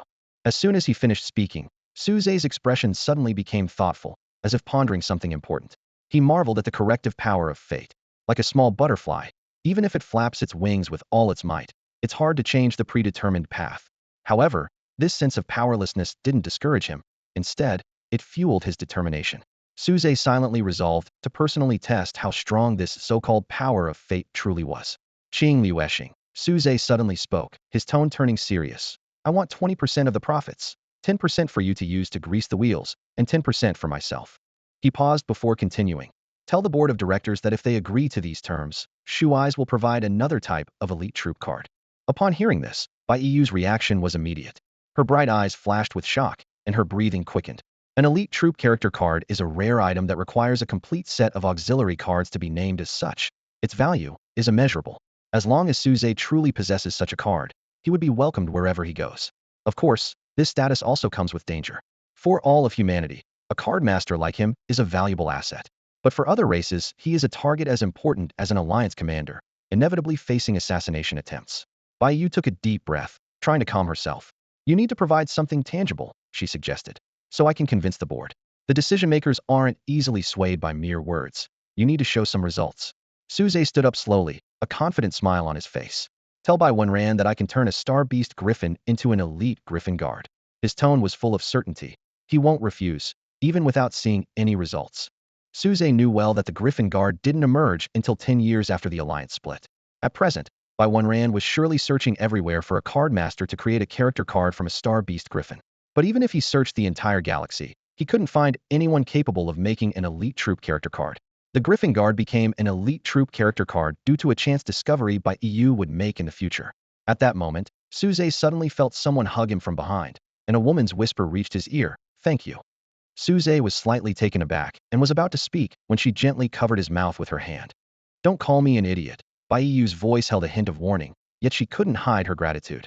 In the quiet office, the ticking of the clock was distinctly audible. Su Zhe gently pulled Bai Yu's hand away, looking at her seriously. Commissioner Bai, you might have misunderstood. Before he could finish, Bai Yu placed her slender fingers gently on his lips and smiled lightly. I understand. You don't need to explain. The fact that you're willing to use an elite character card to invest in me is an answer in itself. Su Zhe removed her hand again, secretly surprised. He had thought Bai Yu was an independent person, but now she seemed constrained by certain preconceived notions. You're not quite what I imagined, he said. A hint of doubt flashed in Bai Yu's bright eyes. Oh? Then how do you think I should be? Su Zhe, slightly unsettled by her faint fragrance, gently pushed her away. I don't know. Seeing this, Bai Yu couldn't help but laugh. Then what do you want me to do in the future? Do whatever you want, Su Zhe replied. Bai Yu taunted. What if I say I want to unite the Starry Sea, eliminate war, and along the way, control you? Su Zhe replied disdainfully. You? Control me? Don't bother. Go get approval first, then come back and sign the contract with me. With that, he turned and left. Bai Yu watched his retreating figure, crossing her arms with a hint of interest in her eyes. As soon as Su Zhe stepped out of the elevator, he was stopped by Wang Wuwei. Wang Wuwei respectfully invited him to sit down and personally brewed tea for him. Master, have you thought about yesterday's matter? Su Zhe took a sip of the tea and said, I still need to think about it. You know, there are too many things to handle, one at a time. President Wang, this tea is quite good. Wang Wuwei's eyes lit up, and he immediately instructed his assistant to pack some tea leaves for Su Zhe. Su Zhe feigned modesty but eventually accepted the tea. After leaving, Suze followed Xiao Xing's instructions, visiting several places before returning to his original appearance and heading to the shop. However, just as he reached the entrance, a fragrant breeze hit him. Before he could react, he was enveloped in a soft embrace. Xiao Zhe, a soft and charming voice whispered in his ear, awakening vague memories with its familiar yet strange scent. Yun Mei, the woman who was betrothed to Su Zhe in his childhood memories, was holding him tightly at this moment. Su Zhe didn't panic. Instead, he faced the situation calmly. He realized that although this might expose him, having Yun Mei around meant that the Su family wouldn't dare to go too far. As memories flooded back, Su Zhe remembered how Yun Mei had always been good to him, never neglecting him even when he lost his sight. Her only flaw was her childhood habit of teasing him. Now, Yun Mei whispered teasingly in his ear, Su Aoran is nearby, Xiao Zhe. Su Zhe felt invigorated, calmly wrapping his arms around her with a smile on his lips. Su Aoran, the genius of the Su family's main branch, was the one who had taken his childhood betrothed away. Since things had come to this, with warmth in his embrace, he didn't mind holding her a little longer. Yun Mei felt his arms around her waist and teased with a giggle. Xiao Zhe has grown up, hasn't he? Her eyes, full of tenderness, held a fleeting trace of sadness. They were supposed to be together, but everything changed after Uncle Weibai's death. Despite her strong aversion to Su Aoran's advances and never showing him a kind face, she was still set to marry him in a year and a half. Such family alliances were beyond her power to resist. Suddenly, Yun Mei fell silent. Su Zhe sensed something was off and instinctively touched the corner of her eye, feeling the wetness that made his heart ache. Sister Yun Mei, what's wrong? Yun Mei held his hand to her face, looking at him gently. Nothing. Xiao Zhe, I'm just so happy. Promise me you'll take good care of yourself, okay? Su Zhe gently caressed her smooth face, his anger simmering beneath the surface. Where and when is the wedding? I'll come to steal the bride. It was only at this moment that he seemed to fully absorb his memories. Upon hearing this, Yun Mei released his hand and cupped his face, examining him closely before speaking softly. Xiao Zhe, you can't even beat me. What nonsense are you talking? How powerful are these families? The Su family of the Yinglan star system, after acquiring Uncle Weibai's star card, has become a first-class star card family. How can an individual fight against such a giant? Su Zhe had always been frail and blind, lucky just to be alive. She was here on the mother planet partly for business and partly to see him one last time.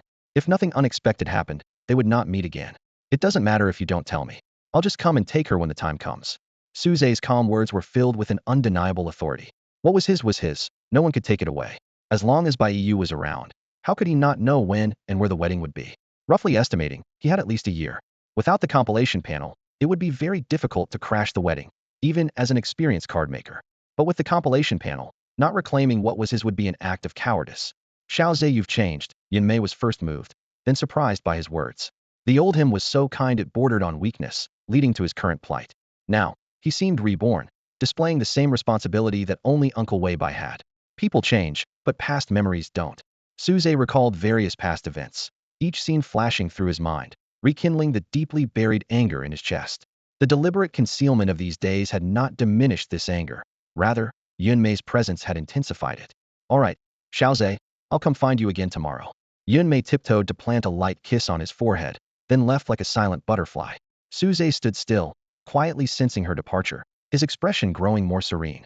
As expected, before long, a cold voice sounded from behind him. Young Master Su Zhe, some things are best left to fate. You should know who to keep your distance from and who not to provoke. The previous measures were just a small warning. Young Master Aoran was very displeased with what just happened and wants me to teach you a lesson. But I, feeling sorry for you, am just giving you a reminder. I hope you'll be sensible tomorrow and not anger young Master Aoran again. Su Zhe raised an eyebrow and smiled. I appreciate your kindness, Uncle Su, but please tell young Master Aoran this. Go ahead. I'm already a cripple. Why would he still bother with a cripple? Does that mean he's even worse than a cripple? You. The man was furious, yet he suppressed his voice. Su Zhe remained calm and said, Uncle Su, I'm currently healthy and well. If I suddenly die, what do you think the alliance will do? It must have been hard for the family head to reclaim my father's star card, right? The man's heart skipped a beat at his words, and he stared at Su Zhe, his eyes filled with doubt. The Su Zhe he remembered was weak and incompetent. How had he suddenly become so enlightened? Uncle Su, sometimes in life, it's better to play dumb. You know what to do. With a smile, Su Zhe finished speaking and walked slowly into the shop. The man stood there, frozen, his mind uneasy. Could it be that Su Zhe had been pretending all along? In that moment, a terrifying thought crossed his mind. Sunlight spilled across the counter, casting a golden glow and making time seem to stand still. At the shop's entrance, two people met, embraced, and made a promise, all under Cece's silent gaze. Suddenly, a shadowy middle-aged man appeared. And Cece glanced at him quickly, memorizing his features before looking away. Suze entered the shop, and Cece tapped the counter lightly and whispered, "Your debt has been cleared by her. She gave me 1 million, which I'll transfer to you." She paused, then added, "Actually, it was 50 million alliance points, but Yunmei was worried you'd spend it recklessly, so she asked me to give it to you in installments." A hint of envy flickered in Cece's eyes. "And what I get is the opportunity to study at any top-tier institution." She hesitated slightly. "You can keep 50,000 as rent for this place." With a blank expression, Suze took out his interstellar terminal. Outwardly calm, his mind was a whirl of emotions. In his memories, Yunmei seemed to be the only one who had treated him well. "No need. She already compensated me." And Cece transferred the entire 1 million to him and advised, "She said to spend it wisely. If you need more, let me know." "Okay." Suze nodded gently and turned back to his room. Once the door was closed, as he prepared to meditate and train, his interstellar terminal vibrated. "Hello. It's me, Zhe." Qiu Shue's gentle voice came from the other end. "What is it?" Suze asked, frowning. "There's an elder looking for you in the Star Sea." "All right, call me Shui Zhe in front of others, got it?" "Hee, you can't control me." Hearing her laughter, Suze decisively ended the call. After a moment's thought, he decided to enter the Star Sea. After all, Qiu Shui had no reason to deceive him. Upon entering the Star Sea, a friend request on the large screen caught his attention. "Xiao Ka Lao Mei Fa has sent a friend request. Do you accept?" Suze silently agreed, and a bald elder's avatar appeared on his friend list. Before Suze could inquire, a new message popped up. "Shui Zhe likes me requesting to enter your room. Do you accept?" After a moment's hesitation, Suze opted to allow it. He knew that if he refused, the message would keep appearing. "Hee, we're meeting again." Qiu Shui, in a white dress, twirled happily as she approached. Suze placed a hand on her forehead to keep her from getting too close, his eyes narrowing as he focused on the messages from Xiao Ka Lao Mei Fa. The elder's real name was Cui Xing, and he contacted Suze about an upcoming banquet in half a month. Ostensibly a banquet, it was actually a gathering for skin card makers, drawing participants from various star systems, including those from different races. The reason for this event was a special character sealing card, the Kanglan King. The Kanglan tribe once dominated the Kanglan star system. However, after a mysterious disappearance of the Kanglan King, the tribe fell into decline for centuries. It wasn't until they discovered their king had been sealed into a card that they regained their strength. After reclaiming the card at great cost, the Kanglan tribe rose again, eventually reasserting their dominance over the Kanglan star system following the alliance's fragmentation. This was part of Su Zhe's vague memories of the Kanglan tribe from his past life. Who would have thought? The Kanglan King sealing card is actually in Tianza Mansion. Su Zhe felt a surge of emotion, his eyes shining with determination. The Kanglan King card, though classified as a sealing card, was essentially a special type of summoning card. Sealing cards imprison a living being from another race within a vortex card, yet retain their consciousness. In other words, to use it, one must gain the character's approval. In contrast, regular summoning cards don't require this step, as the summoned characters are guaranteed to be completely loyal. Qiu Shui, do you know the rank of this card? Suze released his hand from Qiu Shui's forehead and asked earnestly. His eyes sparkled with a thirst for the unknown, as if the card held endless possibilities. Qiu Shui clung to Suze's arm, nuzzling like a playful kitten. She whispered, "I heard it's an epic sun level, but no one can use it." Her voice carried a hint of mystery, tempting Suze to explore further. Suze was completely captivated by the card, almost oblivious to Qiu Shui's affectionate gestures. He nodded slightly. "I want it." That single word was laden with boundless ambition. An epic sun-level character card was like an oasis in a desert for Su Xiantising, yet out of reach. Gaining the character's approval would not only provide him with security for his travels across the stars, but also be a collector's dream. Even knowing it might provoke hostility from the Kanglan tribe, he was determined to try. Qiu Shui giggled, her eyes gleaming with mischief. She grabbed Suze's hand, pretending to lead it under her skirt. "Hee, do you want me?" Her voice was filled with flirtatious undertones. Suze quickly pulled away, pressing down on Qiu Shui's shoulders, and asked seriously, "What's the content of the competition?" He knew that even with his past life's memories, surpassing seasoned masters in skin card creation required thorough preparation. Qiu Shui's eyes were dreamy, as if lost in some fantasy. "Of course, it's a competition in creating skin cards," she chuckled, then changed her tone. "I know you want it, but you won't have a chance. You're just there to make up the numbers." Unfazed, Suze continued to inquire, "What character skin card are we making?" He had an inkling, but needed confirmation. "The Kanglan King." Qiu Shui buried her head in Suze's chest, her tone tinged with mockery. "You don't even understand the Kanglan King. How will you create one?" Suze pushed Qiu Shui away and began pacing, deep in thought. Though unfamiliar with the Kanglan King, he knew that with access to members of the Kanglan tribe, His dream skill and the mother of charms hints would make obtaining the necessary information feasible. Seeing Su Zhe's reaction, a hint of dissatisfaction flickered in Xiao Shue's eyes, but she quickly regained her smile. I can help you investigate, but you have to give me something in return, she hinted suggestively. What do you want? Su Zhe turned to face Xiao Shui, his voice calm. You. Xiao Shui teased with a laugh, circling Su Zhe like a dancing butterfly. You belong to me for a day. Su Zhe raised an eyebrow, replying calmly. No need. I'll figure it out myself. He already had plans for other sources of information. Xiao Shui's expression turned cold, her voice biting. Are you thinking of finding that by woman? You won't give me information, but you won't let me seek others either. Su Zhe's tone remained even. I have to go now. If you dare find her, I'll have someone kill her, Xiao Shui threatened, her words dripping with menace. Su Zhe halted, turning to stare at Xiao Shui. Then what do you want to do? Give me half a day. With that, Xiao Shui quickly exited the Starry Sea. After she left, Su Zhe calmly exited as well, then dialed Bai Yu's number. Hello? What's up? Bai Yu's voice came through the phone. Officer Bai, help me look into someone named Xiao Shui, and when the Kanglan tribe people are arriving on the home planet, Su Zhe stated directly. You're talking about Bai Xiao Shui, right? Xiao Shui is right here with me. Bai Yu's response took Su Zhe by surprise. She's a Bai? Su Zhe asked, shocked by the Bai family's ability to conceal information. Master Shui Zhe, is it strange that I'm a Bai? Xiao Shui's laughter suddenly came from the other end of the line. Xiao Shui, stop fooling around. I'm in the middle of something important. Su Zhe remained calm, knowing Xiao Shui wasn't yet a threat to Bai Yu. Sister Yu, Master Shui Zhe is my online teacher, and he's interested in me. Xiao Shui explained to Bai Yu, seemingly to herself. Xiao Shui, if you keep this up, I'll refund your money and void the contract. Su Zhe calmly voiced what he'd long wanted to say. Bai Yu's voice came again. Xiao Shui is well behaved. She's Uncle Wenran's daughter. Don't worry, I'll keep your matters confidential. We're just in a typical employer-employee relationship, understand? Su Zhe emphasized. I understand. She even has your selfies. Of course, I understand, Bai Yu teased. Forget it. Just remember to investigate and be cautious of her. She's not as simple as you think, Su Zhe advised with resignation. Uncle Wenran is the brother of Uncle Wenran. Got it. Su Zhe hung up, rubbing his temples. The tangled relationships left him with a headache. The city of Tianhe was bustling with excitement due to the Tianhe Dragon King Festival. The river was lively, with Tianhe carp occasionally leaping out of the water, creating sparkling splashes. The willow trees on both banks were lush and green, and the vegetation was vibrant, full of life. The crowd was lively, including couples holding hands sweetly. Xiao Zhe, it's so lively, Yun Mei exclaimed, holding the young man's hand tightly, eagerly pointing out the surrounding scenery, her eyes sparkling with the joy of sharing. Su Zhe nodded gently. Since being pulled out of the house that morning, a smile had never left his face. Although he was clear-minded, he couldn't help but immerse himself in this fleeting moment of happiness. Yun Mei suddenly stopped, pinched his cheek lightly, and said seriously, I feel like you've changed. Su Zhe's heart tightened, but he remained calm on the surface, asking indifferently, have I? Giggling, Yun Mei caressed his face, her smile as bright as a flower. You've become more cheerful and even more handsome. Hearing her joyful laughter, Su Zhe smiled along, though he appeared a bit awkward.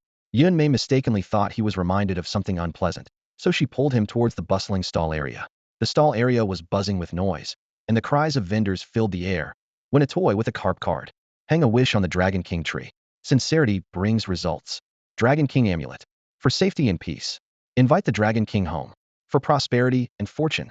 Despite the darkness before his eyes, Su Zhe was not at all worried because Yun Mei was tightly holding his hand, leading him through the sea of people. Before long, Yun Mei stopped at a stall.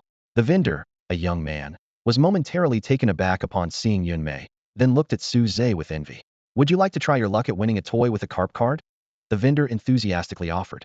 Yun Mei, eager to try, asked, how does this work? The vendor explained in detail. It's very simple. Choose a fish tank, and I'll provide a vortex card. Use your mental power to throw it into the tank. There's no reward for failure. A regular carp card earns 1 toy, a fine carp card earns 3, and a rare carp card earns 7. Each attempt costs 500 alliance points. Su Zhe chuckled inwardly, knowing this game relied purely on luck. The vendor provided 1-star vortex cards of standard quality, with only about a 50 success rate, ensuring a profit for the vendor. Xiao Zhe, you go first, just point at random, Yun Mei said, gently tugging at Su Zhe. At that moment, a voice of frustration came from nearby. Oh no, failed again? My luck is terrible. I give up. I've been playing for so long, and only got 1 regular card. Hearing these voices, Su Zhe's lips curled slightly. Using his aquatic leader skills, he accurately pointed to 2 fish tanks. Sister Yun Mei, these 2, he said. The carp in these tanks were the best quality of the batch. Yun-mei quickly fetched 2 vortex cards and threw them into the designated tanks. The whirlpools of stars formed, swallowing the carp. Moments later, one vortex dissipated without a trace, while the other condensed into a bronze-colored card. The young vendor picked up the card, dumbfounded. The back of the card had 3 intersecting vortex patterns, indicating it was a rare quality card. He muttered in disbelief. How? How is this possible? In half a month of running the stall and serving over 500 customers, he had never seen anyone get a rare card right away. A customer bought all the fish at the stall in one go and surprisingly drew a rare card. Yun-mei's eyes sparkled with excitement at the sight of the rare carp card, and she couldn't help but exclaim, Xiaozhe, your luck is amazing. Just picking 2 randomly resulted in a rare card. It's truly enviable. Nearby, a young couple was bickering. The girl complained, Look at you. Why is your luck so much worse than others? The boy immediately retorted, It's not. I've always had bad luck drawing cards in games. I told you I wouldn't pick, and you insisted on doing it yourself. Now you're blaming me for the bad luck. Suze, overhearing their argument, turned to Yun-mei and smiled. Yun-mei, aren't you going to play? Yun-mei hesitated as she looked at the many koi in the fish tanks before her. Could you help me choose? Suze nodded in agreement and precisely pointed in 2 directions. Yun-mei quickly placed her card, and moments later, a bronze card emerged, its back featuring 2 interlocking swirl patterns that indicated its excellent quality. Yay, it worked. Yun-mei giggled, covering her mouth and glancing at the nearby couple, whose expressions were now dark with envy. Her lips curled into a satisfied smile. The young stall owner gave a thumbs up, grinning from ear to ear. Little brother, your luck is unmatched. Although the card was recycled, a rare quality carp card could fetch the price of over $30. Of course, considering only the money spent by the 2, he was at a loss.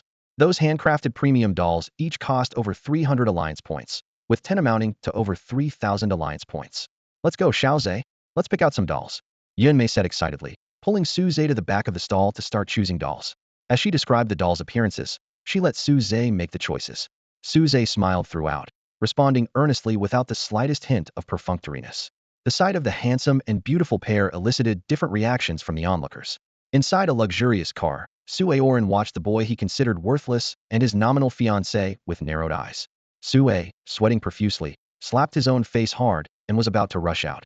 Young Master Oren, I'll teach him a lesson right now. Sue-Oren raised a hand to stop him. No need. Yun-mei knows her place.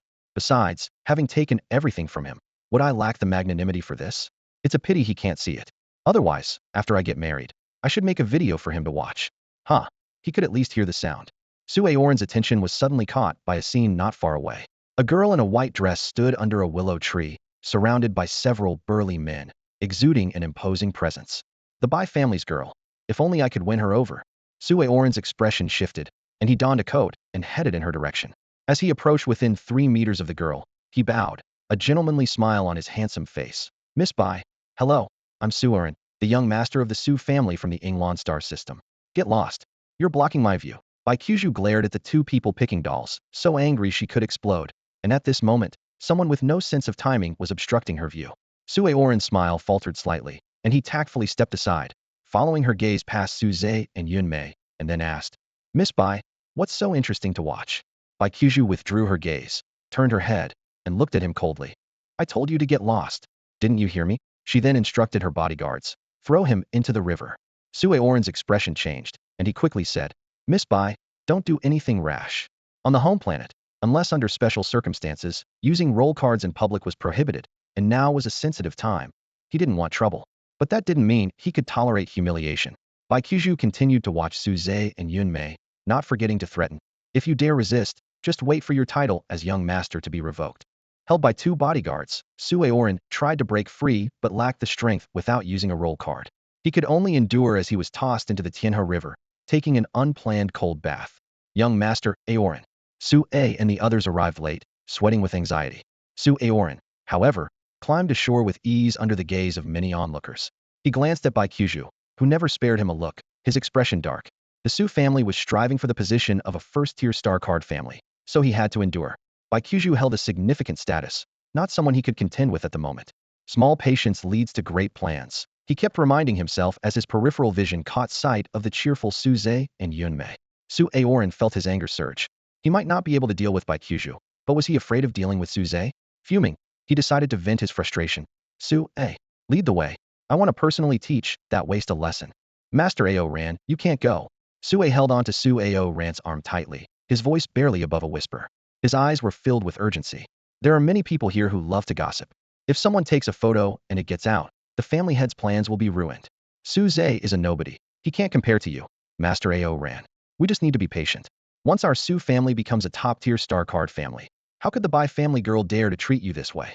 Hearing this, Su Ao Ran's eyes flickered with contemplation. He nodded slightly, narrowing his eyes. Sue, you're right. Sue immediately lowered his head in agreement. Master Ao ran. You have great wisdom, Sua. Before he could finish his sentence, a loud slap interrupted his flattery.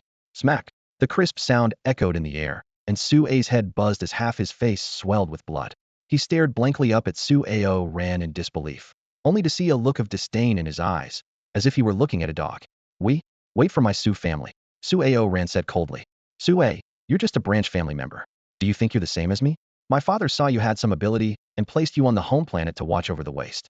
Did you think that made you important? I'll let it slide this time, but if it happens again, I won't hesitate to cripple you. Sue felt as if he had fallen into an icy abyss and hurriedly plastered a smile on his face, nodding and bowing. Master Ao ran. You're right. You're right. Sue Ao ran paid him no further attention. His gaze moved past Suze and the others, landing on two elderly men strolling not far away. A serious expression crossed his face as he muttered to himself, the master has really come. Under the willow tree, Bai Chiu Shue's eyes also focused slightly, her gaze fixed on the same two elderly men. She thought to herself, I thought they wouldn't come. At this moment, it was as if an invisible message spread through the air, and those waiting in the shadows seemed to receive some kind of signal. The atmosphere by the river grew subtly tense. Xiaochui, the Tianhe River is still so lively. Su Changkong, with his white hair, walked slowly with the aid of a cane, followed by his students. Looking at the mother river he hadn't seen in decades, his eyes grew moist. I left home young and returned old, my accent unchanged but my hair turned gray. He murmured to himself, recalling the naive boy he once was. Now a titan in the card-making world, that youthful vigor was gone forever. Hearing his teacher's words, the bald elder chuckled. Teacher, the Tianhe Dragon King competition is about to start. The Tianhe is always bustling at this time. Then I must take a good look, perhaps for the last time. Su Changkong said, unconsciously walking towards a familiar place from his memories. In an instant, guards hidden in the shadows silently followed him. Meanwhile, in a waterside pavilion by the Tianhe River, Yunmei suddenly stood up, going silent. Suze asked in surprise, Sister Yunmei, what's wrong? They were there to feed the Tianhe carp. The pavilion had no roof, allowing visitors to throw purchased fish food from the shore. It's said that the more Tianhe carp one attracts, the better their future fortune will be. Yunmei had already bought the fish food, but suddenly stood up, which puzzled Suze. Yunmei pulled him aside and whispered, Xiaoze, don't speak. She moved them to the side, giving the best spot to the two elderly men who had just arrived. Thank you. Su Changkong nodded kindly to them, taking the fish food from his student and tossing it into the pavilion. Splish! The small fish food fell into the water like raindrops, creating gentle ripples. The startled carp darted out of the pavilion, like time that had passed, never to return. In no time, only 3 naive carp remained in the pavilion, playing and occasionally nibbling on the fish food. Seeing this, a hint of sadness appeared in Su Changkong's eyes. He remembered himself as a young man, also throwing fish food here. Was the Tianhe as lively then as it is now? That throw caused quite a stir, attracting all the nearby carp, and people said he was destined for greatness. Standing on the bank of the celestial river, Su Changkong reminisced about that moment years ago that changed his fate. That scene from the past fueled him with endless motivation, making him believe he would achieve great things. Now, revisiting the place with a bet looming, the sight before him filled him with doubt.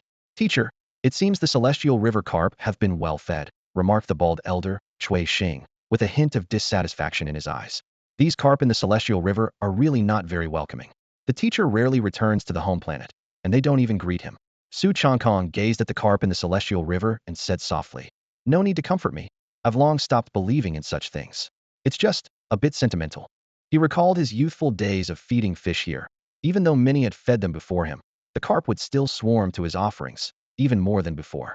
The elders had told him that the carp in the celestial river were the kin of the dragon king of the celestial river, possessing a certain spirituality. It seemed now that those old tales might not have been baseless. Why not try throwing some more? Suze's suggestion made Su Changkong chuckle. Pointing to the water pavilion, he mockingly said, young man, if I throw now, I might scare away the only 3 left. Unaware of the complex situation around him, Suze thought Su Changkong was merely an elder returning to fulfill a vow. He laughed and said, no, the Dragon King of the Celestial River is watching. Su Changkong was amused and laughed heartily. Huh? Young man, These dragon kings of the celestial river have picky tastes. They don't fancy the offerings of an old fellow. His laughter brought both joy and concern to the students nearby, worried for his health, but relieved by his rare, hearty laughter. With Suzai's persistent encouragement, Su Changkong decided to give it a try. He gently tossed a handful of fish food towards the water pavilion. The sound of the food hitting the water seemed to signal something, spreading outwards. The 3 carp in the pavilion slowly swam out, seemingly indifferent to the old man's offerings. Su Changkong's smile faltered slightly, and just as he was about to leave, he heard an increasingly loud sound of water. Turning back, he saw an immense swarm of celestial river carp forming a long shape across the river, resembling a swimming dragon, majestically heading his way. The fish quickly surged into the pavilion, competing for the food, and in no time, devoured all that Su Changkong had thrown. In shock, Su Changkong poured the rest of the fish food into the water. Turning to thank the young man, he found that he had already left quietly. Feeling a sense of loss, Su Changkong declined Cui Xing's offer to go find him. No need, that young man is quite something. Anyway, it was worth his visit today, Su Changkong said with a smile, looking at the carp in the pavilion. Such an extraordinary sight had given him a bit of confidence. Cui Xing excitedly exclaimed, "Teacher, is this what they call 1,000 carp worship?" Su Changkong shook his head, pointing at the dragon-shaped formation of the still-gathered fish, and calmly replied, "No. This is the carp following the dragon's command. Perhaps, as the young man said earlier, the dragon king of the celestial river is indeed watching." Behind the crowd, Bai Qiushua watched Su Changkong and Cui Xing's inseparable figures with burning jealousy. She silently vowed, "He is mine, and no one will take him away." After escaping the noise, the sounds of willows swaying in the wind, birds chirping softly, and Yunmei's gentle breathing filled Suzai's ears. Yunmei tenderly brushed the hair from his forehead and asked, "Little Zai, do you know who that person was just now?" Suzai maintained his smile and followed her lead. Who was he? Although he believed he wouldn't be moved, his heart was racing uncontrollably, as if it didn't belong to him. The deep-rooted obsession of his past life made his body instinctively accept Yunmei's presence.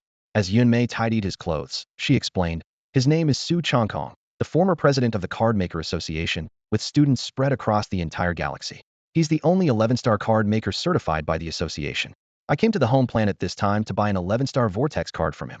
Suzai was slightly surprised and urgently asked, "He's Su Changkong?" Yunmei asked in surprise, "Yes, why?" Suzai quickly calmed himself and replied steadily, "It's nothing. I've heard of him." Yet, his eyes held a hidden astonishment. Su Changkong, a figure known to almost all players, was someone who had turned himself into a living card. This extraordinary act preserved the vast Card Maker Association. Even after the fall of the Alliance, the association stood firm, all thanks to Su Changkong's presence. Players revered him as the master of the ages, the ancestor of card making, a model for us all, and the association's old relic. Suzai had even studied under him for a time in his previous life, sharing a mentor-student relationship. Yunmei gazed into Suzai's face, her bright eyes misty, and softly said, "Little Zai, promise me you'll take care of yourself, okay?" Suzai gathered his thoughts, yielded to his inner impulse, and embraced her, solemnly promising, "Wait for me for a year, and I'll come for you." The obsession in his heart could only be resolved by fulfilling this promise. Yunmei pressed closely against him, feeling their heartbeats, and whispered, "Little Zai, hearing you say that makes me very happy. I'll always remember you." Suzai knew he couldn't persuade her alone, so he invoked his late father's name. "My father left me a contingency plan, Sister Yunmei. Wait for me for a year, okay?" Yunmei was momentarily stunned, her eyes gradually filling with joy. "Really? Little Zai?" "Yes, you must wait for me," Suzai earnestly instructed in her ear. Yunmei blushed deeply, clinging tightly to Suzai, and quietly said, "I know, he never even touched my hand." She had originally planned to find an opportunity to disappear, completely severing ties with her family and living out her days in seclusion. Her visit to the home planet was a guise for official business, intending to see Suzai one last time before leaving. Hearing this, her heart settled. Sui Bai, as the Alliance's foremost commander, had led 108 armies, suppressed various families, and intimidated different races across the galaxy. The contingency he left behind must be significant. After thinking for a moment, Suzai decided, "Sister Yunmei, I'll give you a number later. You should become her secretary, and then follow her." He planned to have Bai Yu take Yunmei with her. As long as Bai Yu remains the legitimate daughter of the Bai family, no one would dare harm Yunmei. This realization slightly eased Suzai's mind, allowing him to focus on becoming stronger. Yunmei responded sweetly, wrapping her slender arms around Suzai's neck, her pink tongue lightly licking her red lips, her eyes revealing bold and passionate emotions. Suzai keenly sensed the change in the atmosphere around them and quickly embraced her, warning in a low voice, "Yunmei, don't do this. Not to mention the Su family might be watching. That pervert by Qiu Shui is definitely keeping an eye on me. If we cross the line, the consequences could be dire. Yunmei was unfazed, her voice as soft as water, her eyes shimmering with deep affection as she said, Xiaozhe, you're an adult now. Her nature was always like this. Once she set her heart on someone, she never wavered and loved with all her might. She had made up her mind from the moment Su Weibai arranged the marriage for Su Zhe, thinking of herself as belonging to Su Zhe. Su Zhe held her tightly, his words reduced to just two. Wait for me. A gentle breeze lifted her long black hair, brushing lightly against his face, sending tingling sensations through him. After hours of fun, when they returned to the shop, Su Zhe was unsurprisingly blocked at the entrance. A familiar voice rang out. Young Master Su Zhe, I advise you to stop seeing Miss Yunmei. If I hadn't stopped it today, you'd probably have been beaten up by the arrogant young master. Hearing this, Su Zhe put his hands in his pockets, a mysterious smile playing on his lips as he asked, Uncle Su, are you really content to spend your life guarding this so-called waste? Don't you want to move forward? Uncle Su's face twitched slightly in pain, but he held his ground, responding, Young Master Su Zhe, I don't know what you're talking about. Su Zhe remained unfazed, continuing, Nothing. Uncle Su, I just think you're a capable person, and staying here watching over me is a waste of your time. If you change your mind, feel free to find me. As of now, I have nothing. With that, he stepped into the familiar shop. Uncle Su watched him leave, instinctively touching his swollen cheek, a hint of struggle in his eyes before it turned into a helpless sigh. He couldn't afford to gamble. In his view, there was no way Su Zhe could become more powerful than the entire Su clan. Once the Su clan became a prestigious star card family, the gap would only widen. Even when Su Weibai was alive, the main Su family could bully Su Zhe into submission, let alone now that Su Weibai was gone. He adhered to one principle: always leave room for maneuver. With these complex emotions, Uncle Su turned and left, dejected. Almost as soon as Uncle Su left, a girl in the shop said, He's gone. It seems he doesn't want to choose you. Su Zhe nodded slightly, not surprised. For now, he hadn't shown any extraordinary abilities, so it was reasonable for Uncle Su not to take the risk. Even if he revealed his Shui Zhe identity, Uncle Su probably wouldn't choose him. The power of a star card family is deeply ingrained in everyone's mindset in the star card master world. Unless he could force a family to bow with absolute strength, getting Uncle Su to follow him was nearly impossible. But the groundwork was laid, and that was enough. Su Zhe's lips curled into a slight smile as he headed to his room. Now, he could focus on developing on his home planet, waiting for the day he could explore the star seas. However, just as he stepped into his room, the door suddenly shut. Instantly, Su Zhe sensed the presence of another person in the room. Zhe, I've come for you, Bai Qiu Shui's voice echoed as she casually tossed out a soundproof card, ensuring the commotion inside wouldn't reach outside, then approached Su Zhe with a soft chuckle. Sensing the soundproof card's effect, Su Zhe's demeanor turned cold. Didn't I tell you not to come looking for me? Bai Qiu Shui was unfazed, gently caressing his face, her tone filled with possessiveness and an almost suffocating affection. Zhe, Uncle Wenran sent me to see if you have any real skills. Su Zhe remained expressionless, grabbing her hand and having Xiao Xing call by Yu. 30 seconds later, he put away the communication device, raising an eyebrow. Assessment is fine, but get out of my room. I'll go to the group building tomorrow. Bai Qiu Shui persisted. You want me to leave?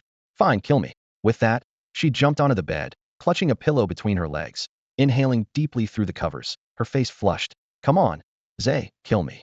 Seeing this, Su Zhe didn't hesitate. He used his dragon might skill, combined with the Mother of Enchantment suggestion, then commanded in a low voice, I told you to leave. Bai Qiu Shui laughed triumphantly, holding up the apostle card of the Mother of Enchantment. Zhe, as long as I want, your skills won't work on me. At least today, I don't want them to work. Su Zhe's eyelid twitched, and he said calmly, Bai Qiu Shui, behaving like this only makes me dislike you more. He sighed inwardly, regretting ever earning that 50,000. Bai Qiu Shui's expression turned calm. If you hate me, then I can only die. She bit the apostle card, pulling out a knife, placing it in his hand. Kill me. Su Zhe calmly stored the knife in his storage card, saying, use an invisibility card and sleep on the floor. How many days? Bai Qiu Shui's eyes flashed with cunning. Just for tonight, if you want me to stay longer, I can. She began to touch and snuggle. Su Zhe frowned, pushing her away. Then just for one night, and no one can find out. Bai Qiu Shui, pushed away, showed a hint of dissatisfaction, but her lips curled into a victorious smile. All right, she thought to herself, if she wanted to drug him, it would be easy. The thought of what might happen that night made her bite her lip, her eyes moist. At that moment, and Tong Tong's voice suddenly came from outside the door, knock knock. Collector Su Zhe, can you open the door? In the small room, everything was peaceful and quiet, and Tong Tong wrinkled her pert nose and softly muttered, Collector Su Zhe, when did you start wearing perfume? Suze had a calm smile on his lips as he replied, I just bought it. A few days ago, I got some spoiled star beast blood, and the smell lingered in the room, so I bought some perfume. How is it? Does it smell nice? And Tong Tong sniffed lightly and nodded. It's very pleasant, subtle, not overpowering. After saying this, she kicked the stool's leg, resting her chin on her hand, her eyes lost in thought. Suddenly, she asked, Collector Suze, the Tianhe Dragon King competition is the day after tomorrow. Do you think I can win? There was a hint of insecurity in her voice. The rare quality carp card she had wasn't unique. Many in her class had won. She'd even heard that some people customized skin cards for their carp cards to win. This was allowed under the official rules. Hearing these things made her increasingly anxious. She knew how powerful those skin cards could be, and suddenly, she felt she had no chance. Just as Suze was about to respond, a soft object suddenly settled into his lap, and two snake-like hands began to wander gently. He frowned, caught them, and gently pressed them onto his knee, then smiled. Commander Tong Tong, this is just a small setback. You need to believe in yourself. But, I don't have any advantage. And Tong Tong took out the carp card her sister had made for her tone filled with disappointment. The officials say that the carp card and the star card master's fighting spirit are also important, but if you're too far behind from the start, anyone would lose confidence. Suze released the little snake-like hands and took out a Tianhe carp card, placing it on the table. Use this card. Curious, and Tong Tong picked up the card, and when she saw the 5 swirling patterns on the back, she jumped off the stool in shock. Collector Suze, is this a legendary quality card? Yes. Suze smiled slightly, his right hand returning to hold the mischievous little snake. The card he handed over was actually a one-time copy of the Tianhe carp card. After use, it could summon the original card remotely once. How is this possible? Carp cards can only be rare quality at most. And Tong Tong pinched her arm, feeling the pain, and her eyes widened even more. She had never even seen an epic quality carp card, and now there was a legendary one, completely overturning her understanding. It was a widely accepted fact that Tianhe carp cards could only be of rare quality. Don't worry, it fully complies with the rules. It just needs to be sealed at one level. Suze's smile remained, as he prepared to state his terms. Now, do you feel confident? Yes. And Tong Tong put away the copy card, her face beaming. The worry in her expression vanished, and she was full of energy again. If I win, Collector Suze, I only want that wish. You can have everything else. Hearing this, Suze nodded earnestly, his smile bright. He had been wondering how to bring up his conditions, but in Tong Tong's words saved him the trouble. Then I'll be off. Thank you, Collector Suze. And Tong Tong bowed respectfully. Remember to keep that card a secret, Suze quickly reminded. Yes, I will. And Tong Tong nodded vigorously, and as she left, she thoughtfully closed the door behind her. I didn't expect you to be so childish, playing with a little kid. Bai Qiushue got up, locked the door, and when she turned around, her mouth curved into a smile, though a hint of envy flashed in her eyes. Behave yourself, I'm not interested in you, Suze replied casually. Suze responded with a cold expression, then swiftly took out his interstellar terminal to order a batch of star beast blood. Without hesitation, he invested the entire 1 million given by Yunmei. To him, strength is the foundation. As the Tianhe carp card was about to transform into a dragon, it would undoubtedly possess formidable combat abilities. Suze silently resolved to seize the time to level up. At that moment, Bai Qiushue approached slowly, her face adorned with a meaningful smile. Haha, it's okay if you're not interested in me, as long as I'm interested in you, she teased. Without a word, Suze sprang up, grabbed her slender wrist, and pinned her down by the bed. With swift movements, he took out a rope and expertly tied Bai Qiushue securely. Lying on the bed, Bai Qiushue gazed up at Suze, her eyes shimmering with a dazed light. Haha, do you like playing this way? She chuckled. Crazy, Suze muttered under his breath, evaluating his own actions. Then he closed his eyes and began to focus on his meditation. Seeing this, Bai Qiushue immediately twisted her body, trying to break free from the ropes. However, Suze's binding skills were evidently superior, and with her current strength, she couldn't escape at all. Let me go. I need to go to the bathroom. After a futile struggle, she had no choice but to ask Suze for help. Suze ignored her, continuing to immerse himself in his meditation training. It wasn't until Bai Qiushue's voice turned hoarse that he walked over to the bed with a cold expression, awkwardly untying the ropes. Bai Qiushue giggled as she walked into the bathroom. Suze, having just sat down at the table, was greeted by the aroma of food, indicating it was mealtime. Confirming that Bai Qiushue hadn't yet returned, he leisurely took a few bites to satisfy his hunger. When Bai Qiushue emerged from the bathroom and saw only half of the food left on the table, she was instantly furious. Why didn't you wait for me? She demanded. Suze's lips curled into a slight smile as he replied, Eat it or don't. Bai Qiushue frowned, her voice cold. Did you know I wanted to drug you? Suze's expression shifted slightly, and he called her a lunatic, choosing to ignore her laughter and return to his meditation training. Suddenly, a force knocked him onto the bed. A fragrant scent enveloped him as Bai Qiushui's intense gaze seemed to penetrate his soul. Bai Qiushui, if you go through with this today, we won't see each other again. The young man's stern face exuded an unchallengeable authority. Bai Qiushui's actions abruptly stopped. She then chose a comfortable position, curling up like a small creature in his arms, as if seeking a sense of security. Suze sighed inwardly, his desire for power growing stronger. He knew that if the Tianhe carp card had already transformed into a dragon, he could easily subdue Bai Qiushui with a mere gesture. In comparison, the Mother of Enchantment Apostle card, while possessing mental capabilities, offered minimal power enhancement. Continue training. Suze repeated to himself, striving to calm his mind and eliminate distractions, quickly re-entering his training state. As night descended, a five-star hotel in Tianhe City welcomed a group of special guests. After the customary greetings, they returned to their respective rooms. Elder, this is Su Chongkong's itinerary for the day. A young man presented the gathered information to an elderly man with white hair. The elderly man, named Song Qua, was the Grand Elder sent by the Kanglin clan to secure the Kanglin King's sealed card.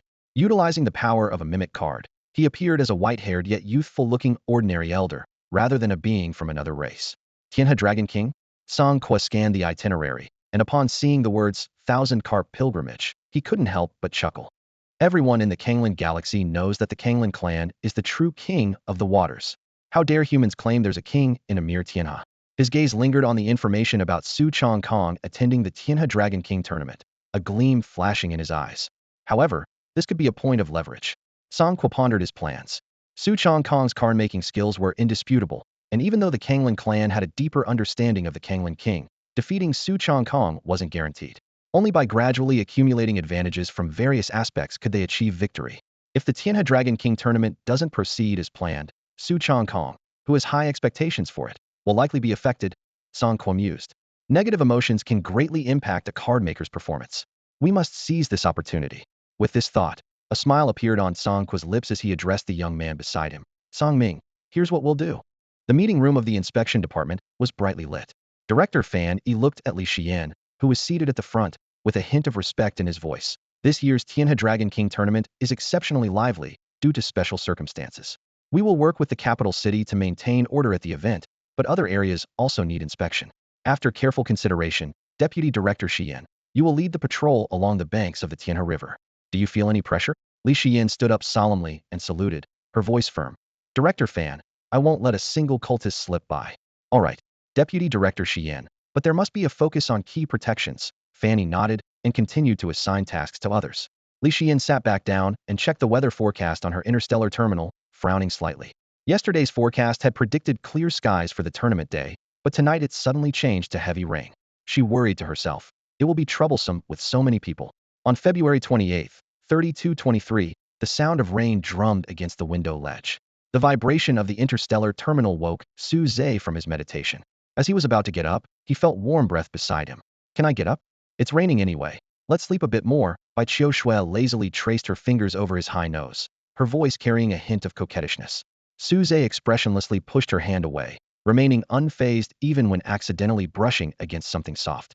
You touched me. Bai Qiushui buried her face in the pillow's remaining warmth, whispering with a flushed face. Are you going to the company building? Su Zhe asked as he walked towards the bathroom. Since Su Chongkong had arrived, the people from the Kanglin clan should be there too, and he planned to scout the location today. Yes. Bai Qiushui replied from the bed, then suddenly jumped up and dashed to the bathroom, grabbing Su Zhe's hand as he was about to wash a cup. Give it to me. She licked her lips, staring at the damp spot on the cup. Su Zhe silently put down the cup and toothbrush, feeling weary. This pathological possessiveness exhausted him. Giggle. So nice. Bai Qiushui snapped a photo in the mirror, her terminal's photo album almost entirely filled with images of Su Zhe. Bai Qiushui, there's no possibility of anything developing between us. Do you understand? Su Zhe stood at the door, his tone calm. Want to get rid of me? Giggle, then kill me. Bai Qiushui mumbled with a toothbrush in her mouth. Or turn me into a living card. Unreasonable. Su Zhe muttered softly, moving to the table. The aroma was enticing as he felt for the bowl in front of him. I want some too. Bai Qiushui quickly finished freshening up and came over. It's all yours, Su Zhe said coldly, pushing the bowl away. Bai Qiushui picked up the spoon, scooped some porridge, blew on it gently, and brought it to Su Zhe's lips. Ah, she softly coaxed. Su Zhe sighed inwardly and was about to say, I can do it myself. But the sudden feeding gesture from the girl made him cough repeatedly, his face turning crimson. If you drink it, you'll pass the assessment. Bai Qiushue's voice drifted in. Suze steadied his breathing and calmly said, I can drink it myself. After all, he was only visually impaired. His hands and feet were perfectly fine. But I want to feed you, Bai Qiushue said, licking the remaining porridge off the spoon, then scooped another spoonful, carefully cooled it, and brought it to his lips.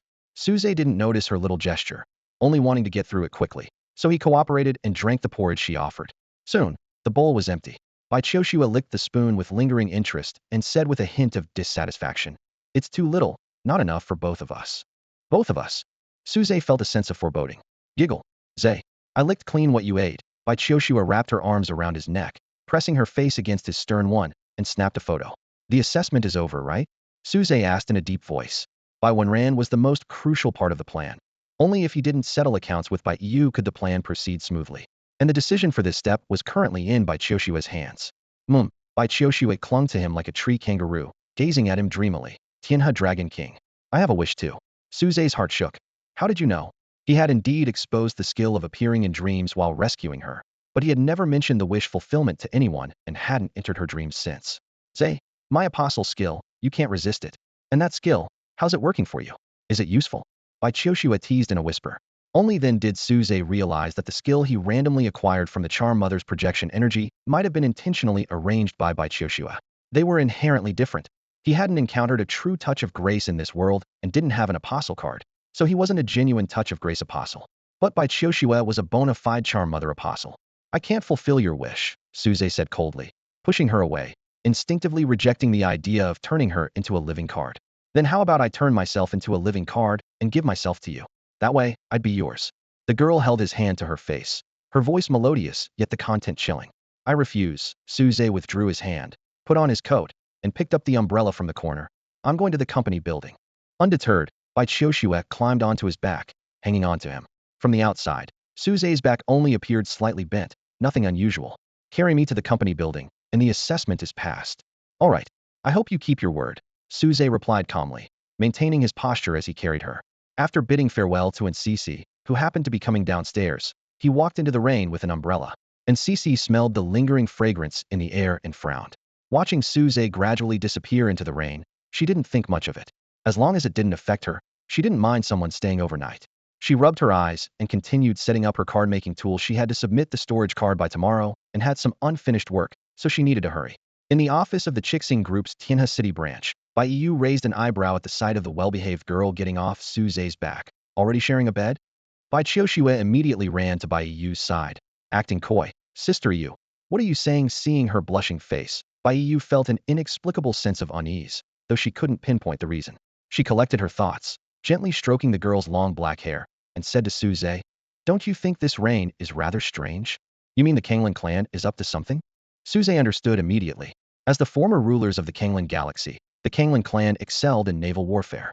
They liked to create domain cards to pull enemies into the water, using their geographical advantage to defeat opponents. These domain cards were expensive, but highly effective and extremely difficult to disperse, requiring at least a domain card of the same level. Yes, it's them causing trouble. It's been raining heavily these past days. According to the official tradition of the Tianhe Dragon King tournament, star card masters are not allowed to interfere with the weather during this period. With the river's raging currents, the tournament is hard to hold. Their target is likely the old chairman. Bai Yu's sharp mind had discovered the Kanglan clan's actions during her investigation last night. I've sent you their location. They can't stop it. Once tomorrow passes, they'll revere the Tianhe Dragon King as a deity. Hearing this, Bai Yu curiously asked, What are you planning to do? Nothing much. You should both go to the riverbank tomorrow and watch. Suze smiled mysteriously. In his unseeing eyes, there was only a longing to transform into a dragon. Star date 3223, March 1st, heavy rain. Tongshi shop. A curtain of rain formed a watery veil in front of the shop, and Cici gently caressed in Tongtong's hair, her eyes full of concern. Make sure to stay with Uncle Guang, okay? I know, sister.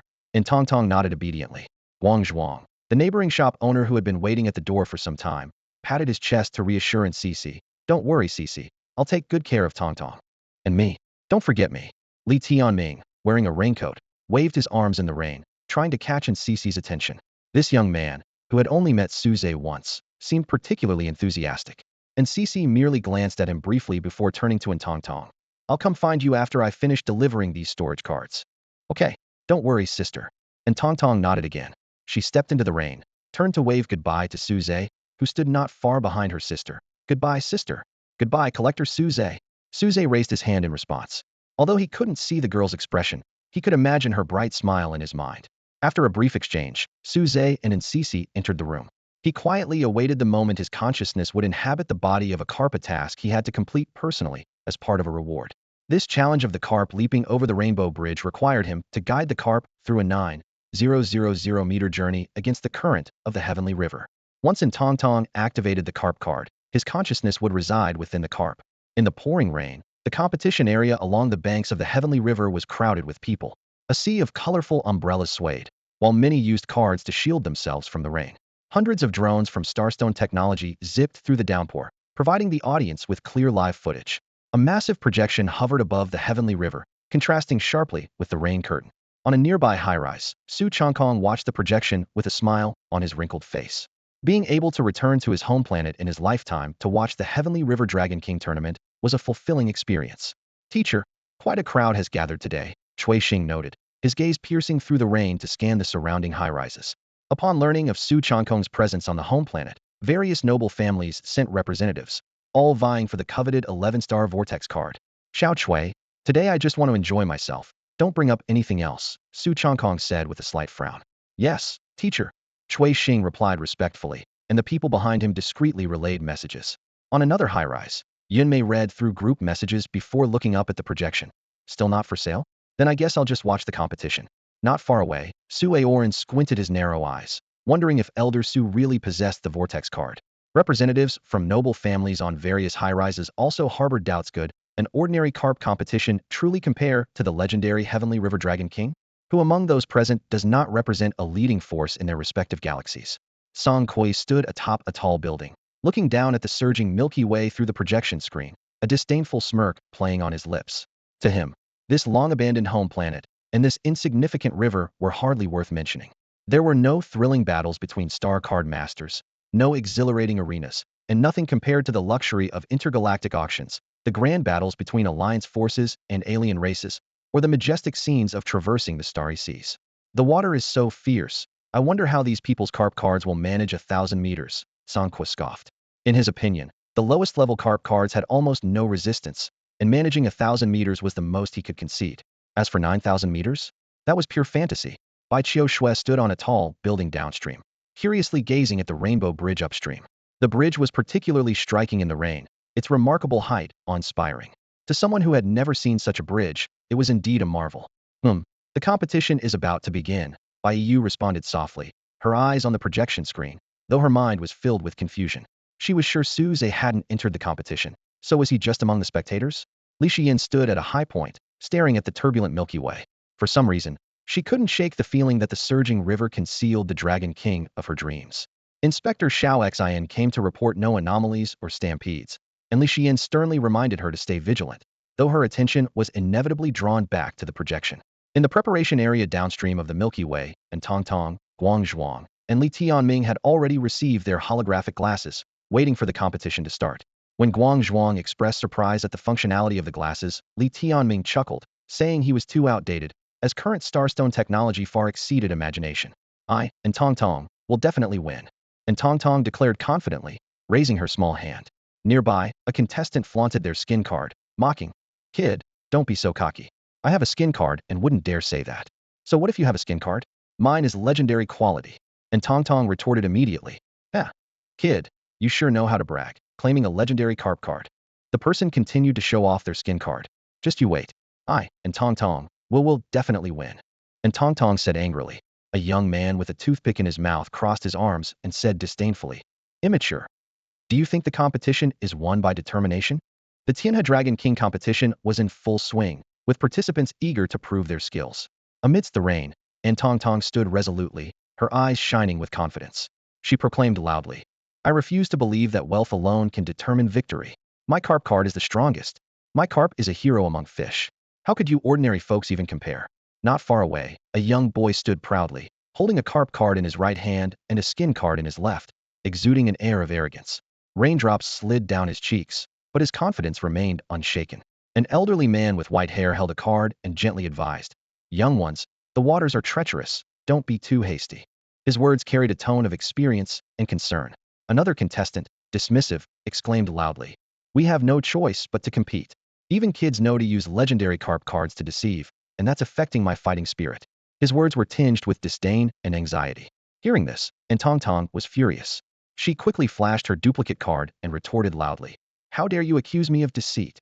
However, the other contestants had already put on their holographic glasses, linking their signal sources to their carp cards, ignoring her protest.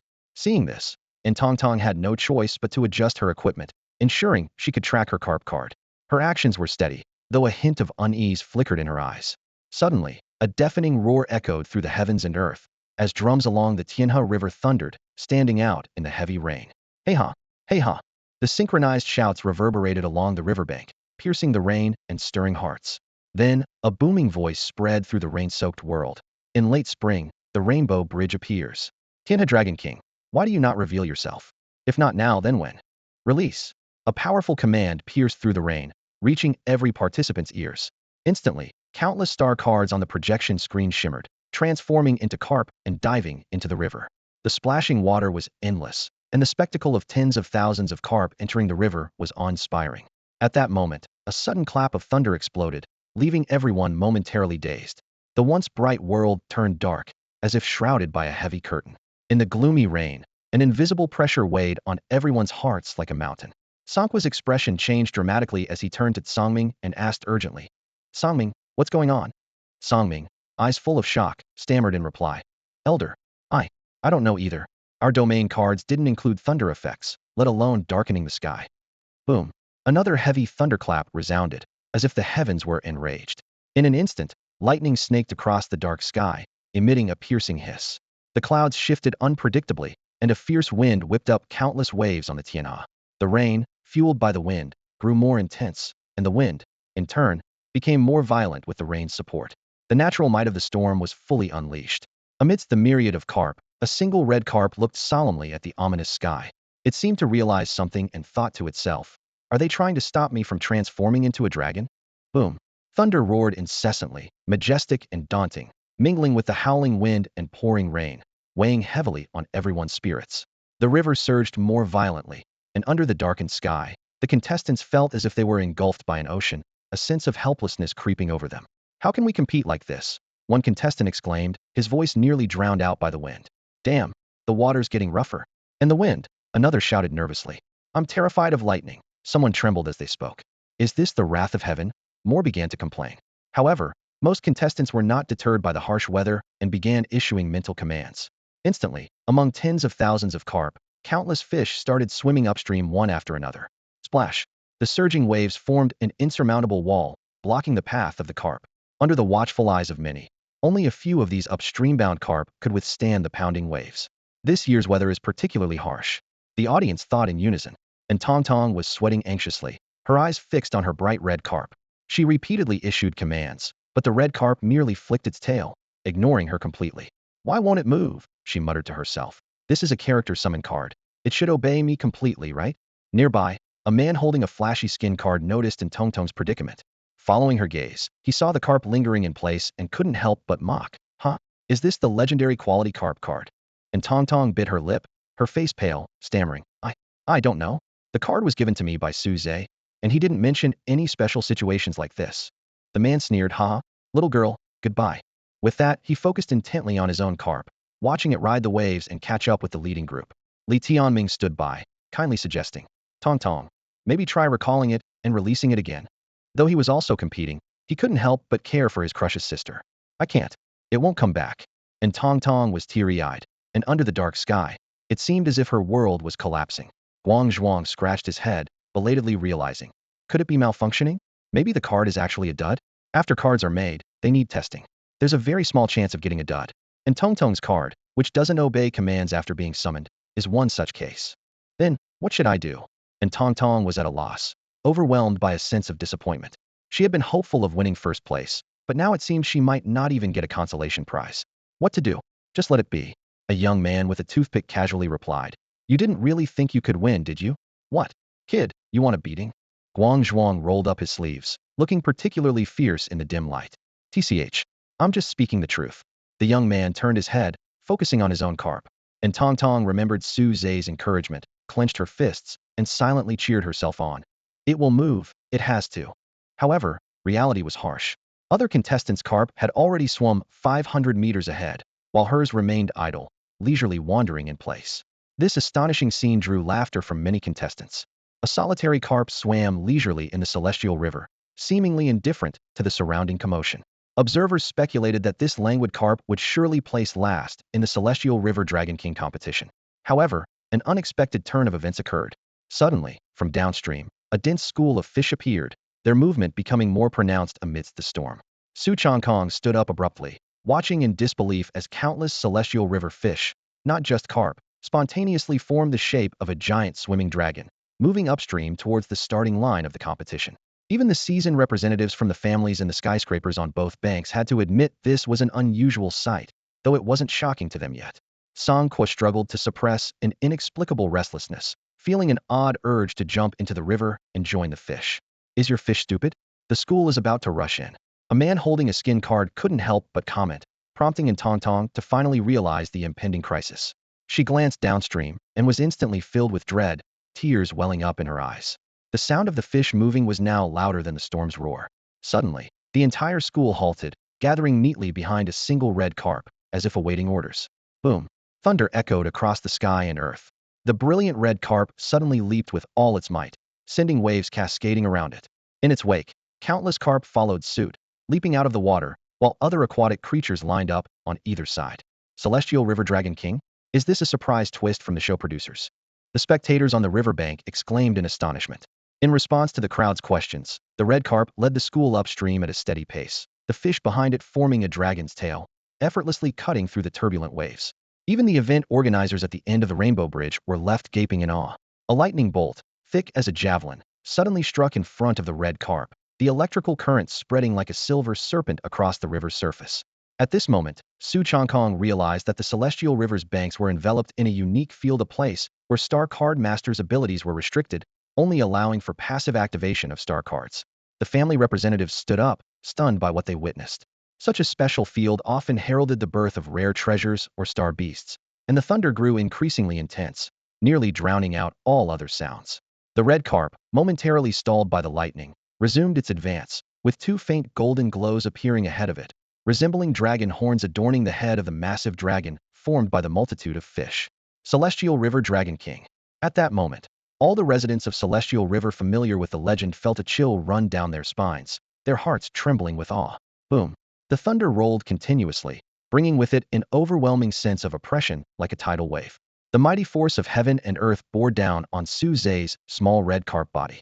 Heavy, exhausted, and in pain, the icy waters of the Celestial River rushed past, and even the smallest wave could capsize his fragile vessel. Su Zhe looked towards the distant Rainbow Bridge with unwavering determination. Missing this chance would mean waiting for another year. I can't lose, he shouted in his heart. What is heaven and earth to me? When I become a dragon, I will command the thunder, ride the clouds, and soar through the skies. Summoning his strength, Su Zhe endured the excruciating pain and vigorously flicked his tail. He leaped high, splashing through the waves. In that instant, his bloodline surged, and golden star power erupted forth. This frail red carp, inexperienced yet resolute, gathered the golden star power in front of him, transforming it into two dragon horns. He was determined to become a dragon and cross the Rainbow Bridge. At that moment, a purple lightning bolt, like divine punishment, struck down from the gloomy sky. Under countless watchful eyes, the red carp took the hit directly. With a thunderous crash, waves splashed everywhere, and Su Zhe was plunged beneath the water, the golden dragon horns dimming. On the high buildings along the riverbanks, representatives of the noble family sneered. Huh, a mere carp wants to become a dragon? Defying the heavens will surely bring disaster, they remarked disdainfully. Creating a special domain, so what? Do they think that without interference, they can become a domain spirit? They may call you Dragon King, but do you think that makes you a true Dragon King? Song Kuo, observing the dim dragon horns, breathed a sigh of relief, though he couldn't help but marvel. It's incredible that such a small celestial river could give birth to a domain spirit. On another building, Bai Yu tightly grasped the arm of the young girl by Qiushua, scolding her in a low voice. What do you think you're doing? Are you crazy? This is a special domain. Ordinary star cards can't be used actively. Unless you can tear the domain apart with ease, interfering is a death wish. Bai Qiushua stared at the sky, her eyes burning with anger. I want to help him. He's mine, and no one can hurt him. Bai Yu tried to dissuade her. I don't quite understand what he's going through, but you should know this is his path, and we can't interfere. She fixed her gaze on the motionless red carp, her palms beginning to sweat. Li Shiyin watched the dim golden carp in the celestial river with a hint of tension in her eyes. The celestial river dragon king is actually a domain spirit? If he fails, he could lose all his spirit. In the storm, and Tong Tong raised her small hand and shouted loudly, "Little carp, keep going." Suddenly, a fine drumming sound began again, growing stronger, overpowering the wind and rain. The drum beats combined with the rumbling thunder, creating an inspiring feeling. With each thunderous roll, the drum beats lifted, and a surge of emotion rose. Celestial River Dragon King. Celestial River Dragon King. The synchronized chants echoed with the rhythm of the drums. The sound of the storm gradually faded, leaving only the unified chant in the air. In a daze, Suze saw a vast azure dragon appear above the rainbow bridge, silently watching him. Its eyes, as bright as daylight, were filled with both majesty and encouragement. In his haze, the intense pain began to wane, and a series of whispers echoed in his mind. I am the celestial river carp, carefree and joyous in this world. The willow branches swayed gently as a cool breeze blew by. In the celestial river, a red carp was swimming with all its might, its body shimmering with a golden light, and a school of fish followed closely behind. Suddenly, the golden light intensified, and a dragon horn appeared above the red carp's head, enveloping the fish behind it in a brilliant glow, as if a giant golden dragon was leaping through the celestial river. Waves surged as the red carp led the fish high into the air. The golden starlight formed a dragon's tail, shattering the crashing waves.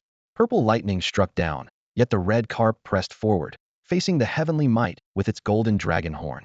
Though the horn wavered slightly, it grew ever brighter, like a beacon in the darkness guiding the way. The red carp led the fish against the current, swiftly surpassing other competitors, covering hundreds of meters in mere moments. Spectators on the banks were in awe, watching this fearless challenger braving the lightning. However, it seemed the heavens were unwilling to let it pass easily. As the fish swam to the middle of the celestial river, thunder roared from the pitch-black sky, and countless lightning bolts descended, weaving a terrifying electric net over the river. In an instant, the fish following the red carp were struck by lightning, losing the strength to continue. Only the red carp remained, alone, facing an uncertain journey. Su Changkong gazed up at the sky, puzzled by such a targeted celestial phenomenon, something he had never seen before. Teacher, the Dragon King of the Celestial River, is in trouble. Cui Xing's words sent a chill through Su Changkong. The golden light on the red carp's body gradually dimmed, revealing its scarred form.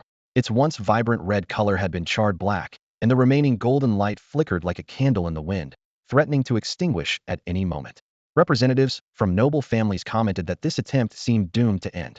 Yun Mei watched the charred red carp with tears in her eyes, reminded of Su Zhe's tragic fate. Bai Qiushui secretly clenched the black card in her pocket, intending to summon the projection of the Mother of Charms for assistance, but was stopped by Bai Yu. The red carp endured excruciating pain, struggling to move forward. Each time it was knocked over by the giant waves, it would fight to rise again. 1,000 meters, 2,000 meters, 4,000 meters. With only 500 meters left to the rainbow bridge, its light had nearly vanished. At the final 300 meters, the red carp, depleted of starlight, was repeatedly battered by waves, yet refused to concede. Everyone understood that these short 300 meters would be an insurmountable barrier for it. Just as Song Kuo was about to express his thoughts, a dazzling golden light suddenly filled his vision. The stars had faded, and the red carp struggled amidst the surging waves. Each hit felt like a lash from an iron whip, delivering excruciating pain. It fought with all its might against the waves, only to find itself drifting further from the rainbow bridge. The sounds of drums, the cheers from the crowd, and the following fish had long vanished, leaving only exhaustion and pain gnawing at its resolve. With each feeble turn, the red carp seemed more alone, as if it was the only being left in the world. Just as it was about to give up, Su Zhe, whose consciousness resided within the carp, suddenly realized the red carp still had a level sealed, meaning it had more strength left. This realization was like a bolt of lightning, instantly dispelling Su Zhe's fatigue. As the seal was lifted, dazzling golden light burst forth in the Milky Way, shining like stars in the darkness. On the riverbank, Su Changkong stood up trembling, watching in disbelief. Other family representatives were also bewildered, unable to comprehend how this exhausted fish could still break through. Yet, regardless of their doubts, the golden carp began to swim slowly and steadily. The giant waves crashed against it, but bounced off like they were hitting solid rock, unable to harm it at all. Under countless gazes, the red carp gradually approached the rainbow bridge. 100 meters, 50 meters, 30 meters, 10 meters, 8 meters, 4 meters, 1 meter. Finally, it safely passed through the shadow of the Rainbow Bridge, achieving this significant milestone. At that moment, the field suddenly vanished. Almost instantly, several powerful figures appeared, greedily reaching for the red carp in the Milky Way. Su Changkong on the bank was furious, his eyes wide open. Li Xian cursed, shameless. Yin Mei shook her head in anger. Bai Qiushui's eyes flashed with killing intent, while Bai Yu slightly curled her lips in thought. Facing the approaching summoned figures, the red carp gazed at them calmly, its eyes unruffled. In the next second, a brilliant golden light erupted from the Milky Way, covering both banks. Accompanied by a violent noise, several suppressed cries of fear followed. Ah, impossible! Damn it! A thunderous dragon's roar suddenly resounded, piercing through the heavy rain like a clap of thunder in everyone's ears. Immediately, a trembling boom echoed in the ears of every malicious individual. When the golden light faded, a 100-meter-long dragon soared above the Rainbow Bridge, looking down majestically at everyone on both sides of the Milky Way. Its body was covered in dark golden scales, its limbs strong and powerful, its massive and elongated form exuding sanctity and authority with eyes like blazing suns. In front of the dragon, those who had been so aggressive moments ago were torn to shreds, dispersing like snowflakes in the air. At this moment, it seemed as if only the mighty dragon remained, radiating its supreme majesty. This scene highlighted the majesty of the Tianhe Dragon King. The dragon soared into the sky, disappearing into the dark clouds, twisting and turning. In an instant, the winds calmed, the rain ceased, and the thunder's fury dissipated. Before long, the weather cleared, the sun hung high, and a true rainbow bridge appeared before everyone's eyes. Speaking of the beauty after the storm, Song Qua gripped his knees tightly, his eyes fixed on the dragon in the sky, his heart trembling with awe. Such a powerful domain spirit. If it could be made into a character card, it would be a weapon of immense power on the battlefield, he thought to himself. The dragon soared through the sky, its massive form etched deeply into everyone's vision. At this moment, no one dared to make a move, as an inexplicable pressure enveloped the area like a domain. The representatives of the noble families looked on with shining eyes, yet could only sigh in frustration. Their previous actions had already drawn Su Changkong's displeasure, and if they continued, even the forces backing them might not protect them. Although domain spirits were rare and powerful, the card-making success rate was extremely low, and without thorough preparation, any capture attempt would be futile. The dragon flew high above, overlooking the entire Tianhe city, its roar echoing through the clouds. Then, under the watchful eyes of the crowd, it suddenly dove down, disappearing into the Tianhe River. In his room, Suze opened his eyes, a golden card appearing between his fingers.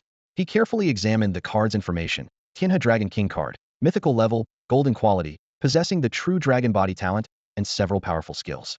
Suze let out a long breath, a broad smile on his face. Rising directly from iron to gold was beyond his wildest dreams. The two 9-star skills thrilled him.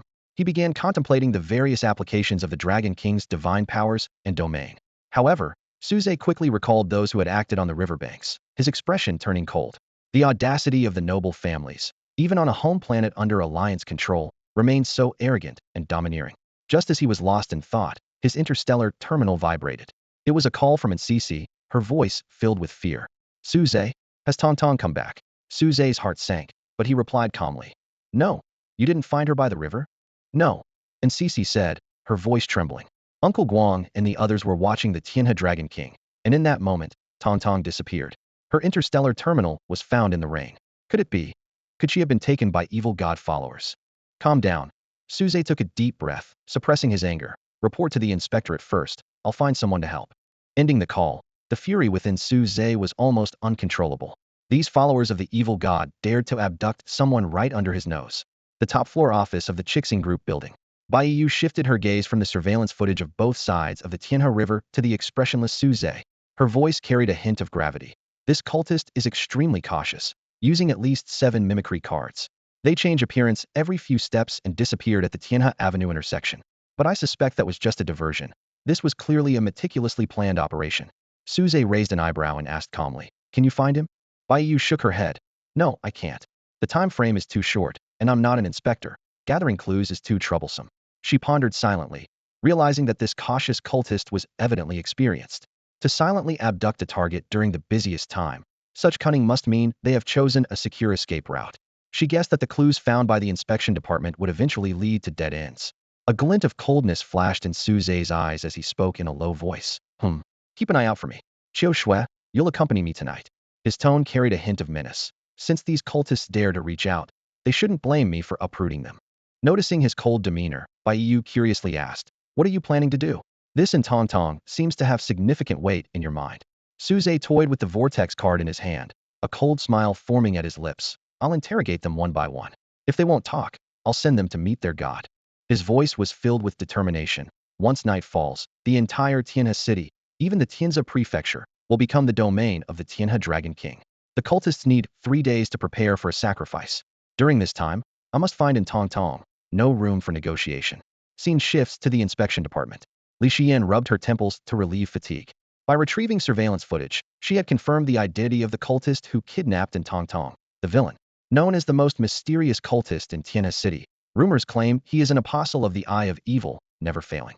Based on the information, these rumors are likely true.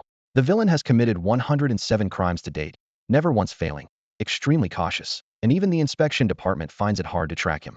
Li Xian left the records room and entered the waiting room. Before she could speak, the anxious Cici stood up abruptly, staring intently at her. The girl's delicate face was stained with tears, her reddened eyes brimming with unshed tears. "Sister Xian, can you find her?" And Cici's hoarse voice was filled with fear, unable to imagine life without her sister. Li Xian approached the girl, embracing her gently, and reassured her softly. "Little sister will definitely bring Tong Tong back safely." She recalled meeting this pair of helpless sisters when she first arrived on the mother planet, having supported them since. Though not related by blood, they shared a bond as close as sisters. She would visit their shop every break. Seeing the girl so heartbroken made her ache as well, but she needed to remain calm to rescue in Tong Tong within 3 days. At that moment, Inspector Xiao Xian approached quietly, reminding her, "Captain, the interrogation over there has results." Li Xian released Cici, gently wiping the tears from her eyes, and said softly, "Sister has to go investigate now." And Cici nodded heavily, watching her leave. The atmosphere in the room immediately became tense. "It's all my fault. If I had been more careful," Guang Zhuang lamented, slapping his thigh, sweat beading on his bald head. "Uncle Guang, I'm also to blame," Li Tianming said, running his hands through his disheveled hair, recalling the shocking scene. "I was completely stunned at the time too." "What about the Heavenly River Dragon King?" Guang Zhuang asked seriously, looking at both of them. "There's been a lot of mysterious talk these days. More and more people are dreaming of the Heavenly River Dragon King. Today's incident at the competition has become the hottest topic in Tianze Mansion, sparking a heated discussion." "It's useless," and Cici closed her eyes and shook her head resolutely. "I don't believe in gods, only in human determination overcoming fate." Every second felt like torment to her. Meanwhile, another scene unfolded elsewhere. Li Xian was interrogating a group of imprisoned cultists, but with little success. Most remained silent, while a few revealed sparse details. "He's very mysterious and wealthy. I only know his real age is probably in his 30s or 40s, and he likes wearing trench coats. That's all I know." In a dilapidated house, Su Zhe, in disguise, faced a frail-looking young man. He tapped the table, his voice as cold as ice. "If that's all you have, it's not worth your life." The young man immediately knelt and kowtowed. "Big brother, that's really all I know. Please don't kill me. I've never sacrificed anyone." The sinister-faced girl next to him let out a sharp laugh. "Just because you haven't sacrificed anyone doesn't mean you can't be killed. The Dragon King won't wait for you to commit murder before punishing you." At that moment, the young man suddenly attacked, transforming into a tentacled monster covered in malevolent eyes, lunging at Su Zhe. However, before he could reach his target, a swift kick sent him flying, crashing heavily against the wall. The eyes burst open, and foul blood stained the floor. "If you've never sacrificed anyone, how do you have a corrupted character card with the eyes of evil?" Su Zhe calmly withdrew his leg. "Do you think the inspectors are fools, and you can fool me too?" Watching the young man's dying struggles, Su Zhe grabbed a chair and hurled it like a javelin, ending the man's life. As the young man cast a resentful look before dying, Su Zhe snapped his fingers, capturing a faint wisp of projection energy in midair. A starlit tentacle card flew out, absorbing the energy. When the card returned to Su Zhe's fingers, its glow was slightly brighter. In his mind, a small stream of pure mental energy began to settle on the surface of his mental star chart. Better than nothing, Su Zhe thought calmly, storing the life and death rollback card. This was why other cultists considered him an enemy. The graceful touch-related cards could devour the projection energy of other deities, permanently converting it into mental energy.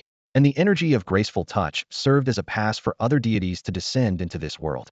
Suddenly, Su Zhe's eyelid twitched, revealing a look of surprise.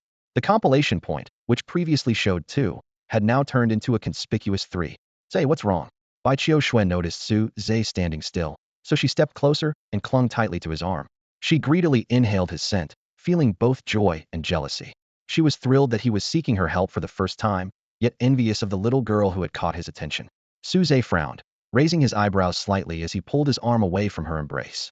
Don't be so familiar. We're just friends, he said coldly. He had just searched through all the dreams in Tianhe City, but couldn't find Intongtong's.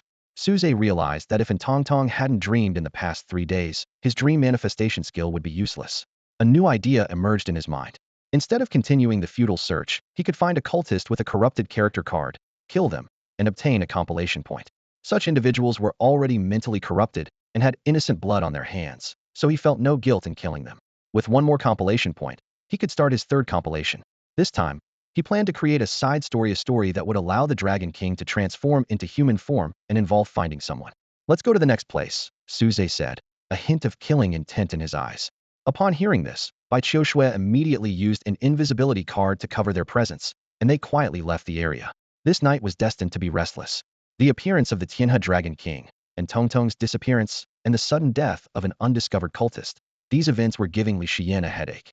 The information she had about the evildoers was extremely limited and difficult to discern. As the time reached early morning, Li Xian, struggling to stay awake, arrived at the waiting room. She looked at Cici, whose face showed increasing worry, and sighed inwardly. Cici, you should go home and wait for news. Sister Xian, I'm not tired. The girl stubbornly bit her pale lips, her once bright eyes now dull and gray. Having lost her sister, her heart was in turmoil, leaving her unable to sleep. Cici, you have to trust me, Li Xian said gently, patting the girl's head. And Cici reluctantly nodded and walked home with Guang Zhuang. Along the way, she was in a daze, unsure of how she even made it back to the store. After forcing herself to respond to Guang Zhuang and Li Tianming, she closed the store door and quietly stared at the dim staircase, unable to take a step forward. Tong, I'm sorry, it's all my fault. At that moment, her facade of strength crumbled, and she collapsed onto the cold ground, sobbing quietly. Regret washed over her like a tide. If only she had finished making the storage card earlier, she could have been with her sister today, and none of this would have happened. Guilt, helplessness, despair, all these negative emotions consumed her, leaving her suffocated and unable to fight back. Creak. Accompanied by the grating sound of a door opening, a beam of dim yellow light fell on the cold ground, its faint glow reflecting in Cici's tear-filled eyes. Manager. A young Suze emerged from the room, feeling his way toward her. And Cici wiped her tears and slowly got up. I'm fine.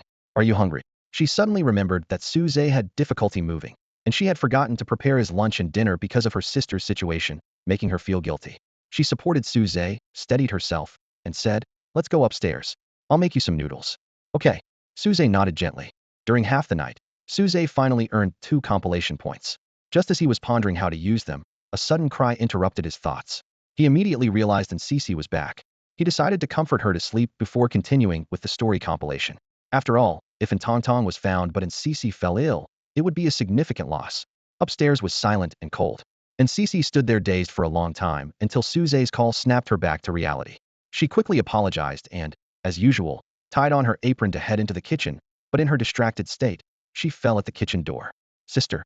A faint voice suddenly echoed, and Cici stood up abruptly, looking around, and choked out, Tong, where are you? Hearing her cries, Suze's expression changed. He groped his way to her side, and after finally grabbing her, he quickly said, Manager, calm down, don't fall into a waking dream. He knew that those with high spiritual sensitivity were most susceptible to such states in extreme sadness and confusion, making them easy prey for the attention of otherworldly evil gods. Once someone becomes a follower or apostle of such a god, they lose their humanity and become a puppet. Sob? Suze, what should I do? And Cici regained her senses and cried helplessly in his arms. Her sister was her only family, and having her around since childhood gave her the courage to face any difficulty. The thought of losing her sister made her almost lose the will to live. Feeling her sorrow, Suze gently patted her shoulder and used the Mother of Charm's suggestion to comfort her. Don't worry, Tong will come back. You need to rest now. All right. And Cici, in her distracted state, had no resistance and obediently leaned against him before falling into a deep sleep. Listening to her breathing, Suze carefully picked her up, feeling his way with his feet until he finally found the bedroom. After laying her on the bed and just about to leave, she grabbed him tightly. Before he could break free, she suddenly exerted a great force, pulling him into her embrace. Tong, sister is here. Although surrounded by her warmth, the atmosphere was far from romantic. Suze frowned, trying to break free, but found her strength surprisingly overwhelming. Puzzled, he directly used his dream entering skill. In the dream, heavy rain poured as if it would drown the world and people's hearts. The two sisters huddled cold and hungry under the eaves, helplessly watching the torrential rain. Sister, Tong is hungry. Where are mom and dad? The little girl, like a porcelain doll, looked at her sister with innocent eyes. And Cece hugged her sister tightly, burying her face in her hair and sobbing softly. Mom and dad don't want us anymore. Sister, don't cry, Tong is here. The little girl didn't quite understand, but knew crying meant sadness, so she tried to comfort her sister. Sister won't cry. Tong is good. And Cece wiped her tears away, her gaze gradually firming. Sister will take care of Tong and herself, I promise. Mom, Tong believes in sister. Sister is the best person in the world. The little girl clumsily hugged her sister, her childish voice full of praise. Sob? I'm sorry. Tong, sister didn't do it. Realizing it was a dream, and Cece cried out, refusing to let go. Suddenly, footsteps sounded in the rain, and Cece looked up to see a young man in ancient attire with jade-like dragon horns, standing with an ink umbrella. Hungry, the young man bent down, and the umbrella instantly expanded to shield them from the rain. He then took out a few buns and handed them to the stunned Cece. Do not worry, I will save her. As soon as he finished speaking, and Cece's arms were empty, and she looked down to find her sister gone. She looked up again at the young man, dazedly asking, Who are you? The young man rose and transformed into golden light, which gathered into a vast azure dragon, dispelling the storm and clearing the dream's sky. Facing Cece's shocked gaze, he spoke gently. Cece, you may call me the Heavenly River Dragon King. I promise to find Tong within 3 days. Phew. Suze finally broke free from Cece's embrace and let out a long sigh of relief. His eyes shimmered with a cold light, like the chill of a harsh winter. What was supposed to be a day of celebration had been turned into chaos by the followers of an evil god. Even a patient person has their limits, let alone someone as vengeful as this blind man. Suze quietly stepped out of the bedroom, carefully closing the door behind him, and returned to his own room. He sat down calmly, trying to steady the turmoil within him. As he quietly reflected, Suze recalled his previous 2 experiences with story compilation. He realized that the compilation rewards were closely linked to the story content. If he wanted to obtain the abilities of shapeshifting and finding people, he needed to craft stories with these themes. Let's call it the Dragon King's Promise, Suze murmured to himself. Time slipped by silently, and Suze's thoughts gradually became clearer. As inspiration flowed like a gentle stream merging into a river, the details of the story began to take shape in his mind. Like a natural progression, a complete story unfolded before him. Story 3, The Dragon King's Promise. I was once a carp in the celestial river, roaming the world freely. Unable to bear the suffering of humanity, I swam against the current, leaping over the rainbow bridge, transforming into a dragon to guard the skies, determined to eliminate the disasters plaguing countless families. One day, I encountered a girl by the willow bank. She was about to release a carp back into the celestial river, which piqued my interest and sparked the desire to befriend her. However, at that moment, a fisherman suddenly cast a net, trapping my true form and preventing me from revealing myself. People saw me and were both astonished and delighted, exclaiming, Such a miraculous carp in the celestial river? I remained silent, simply observing these ordinary folks.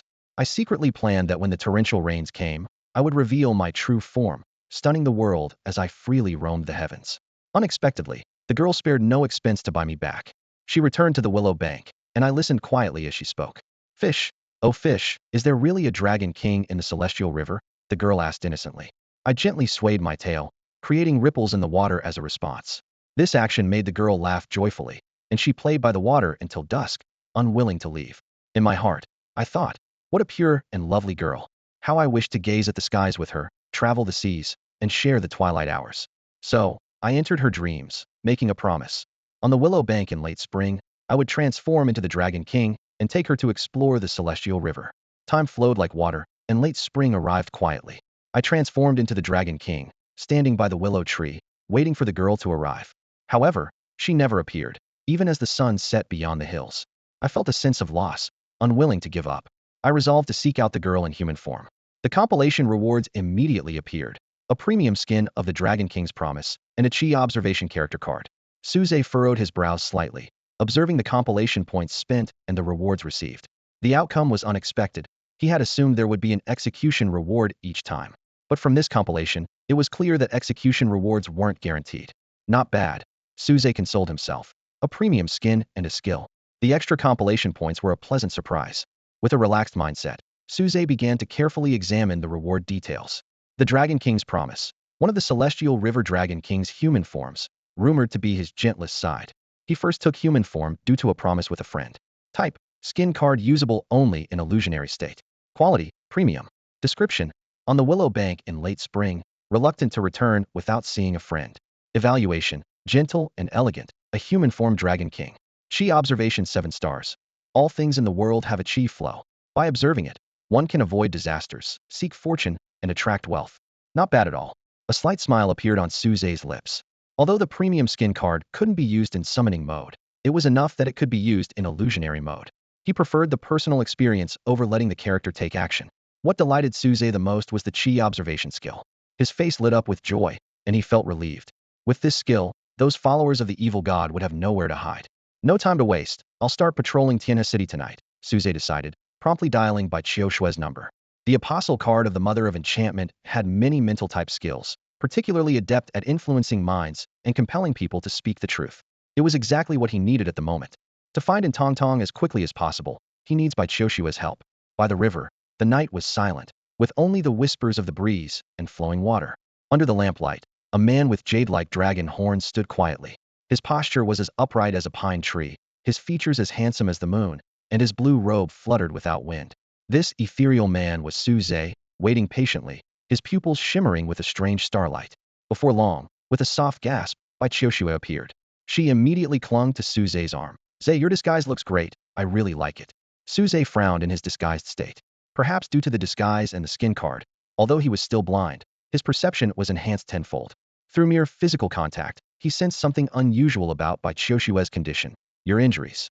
"Oh." Zai noticed. Bai Qiushue hugged his arm tighter, her face filled with joy. "Zai, are you worried about me?" "No, it's just normal concern between friends." Suzei responded calmly, then took her into the air.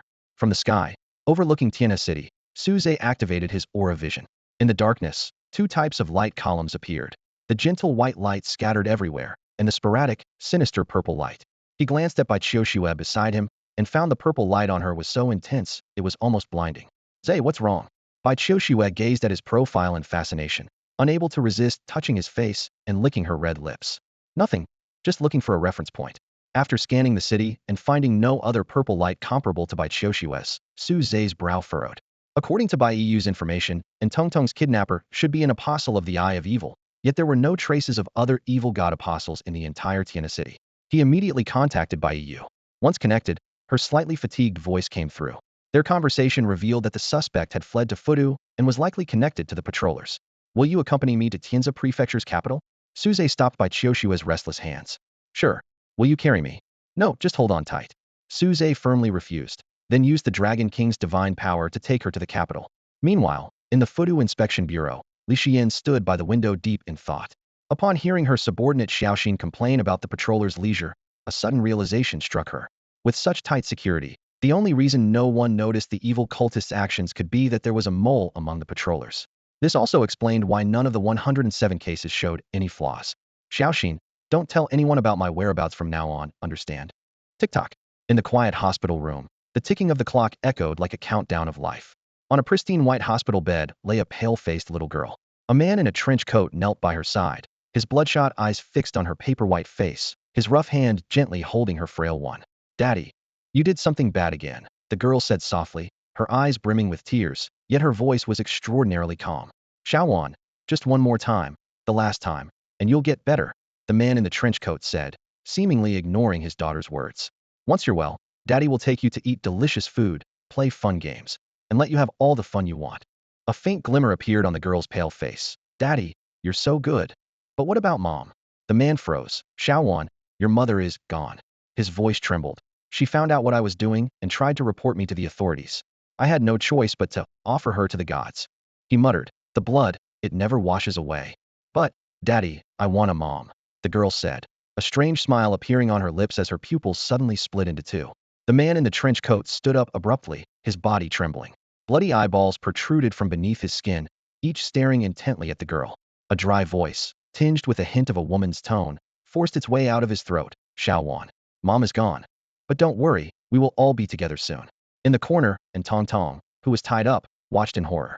The bed clearly held a withered corpse. This man must be insane. "Don't be afraid, little one." The man in the trench coat suddenly turned and smiled brightly at Tong. "Xiaowan won't hurt you. Stay here for 3 days, and then I'll let you go, all right?" "No. Wah. I want to go home." And Tong Tong cried out, her face turning pale from his terrifying smile. The man's expression darkened as he dragged her to the bed and tied her up. Xiaowan needs company. You have to play with her. With that, he left the room. In the deathly silence of the room, and Tong Tong squeezed her eyes shut, trying not to look at the corpse on the bed. Suddenly, a mysterious voice entered her mind. What's your name?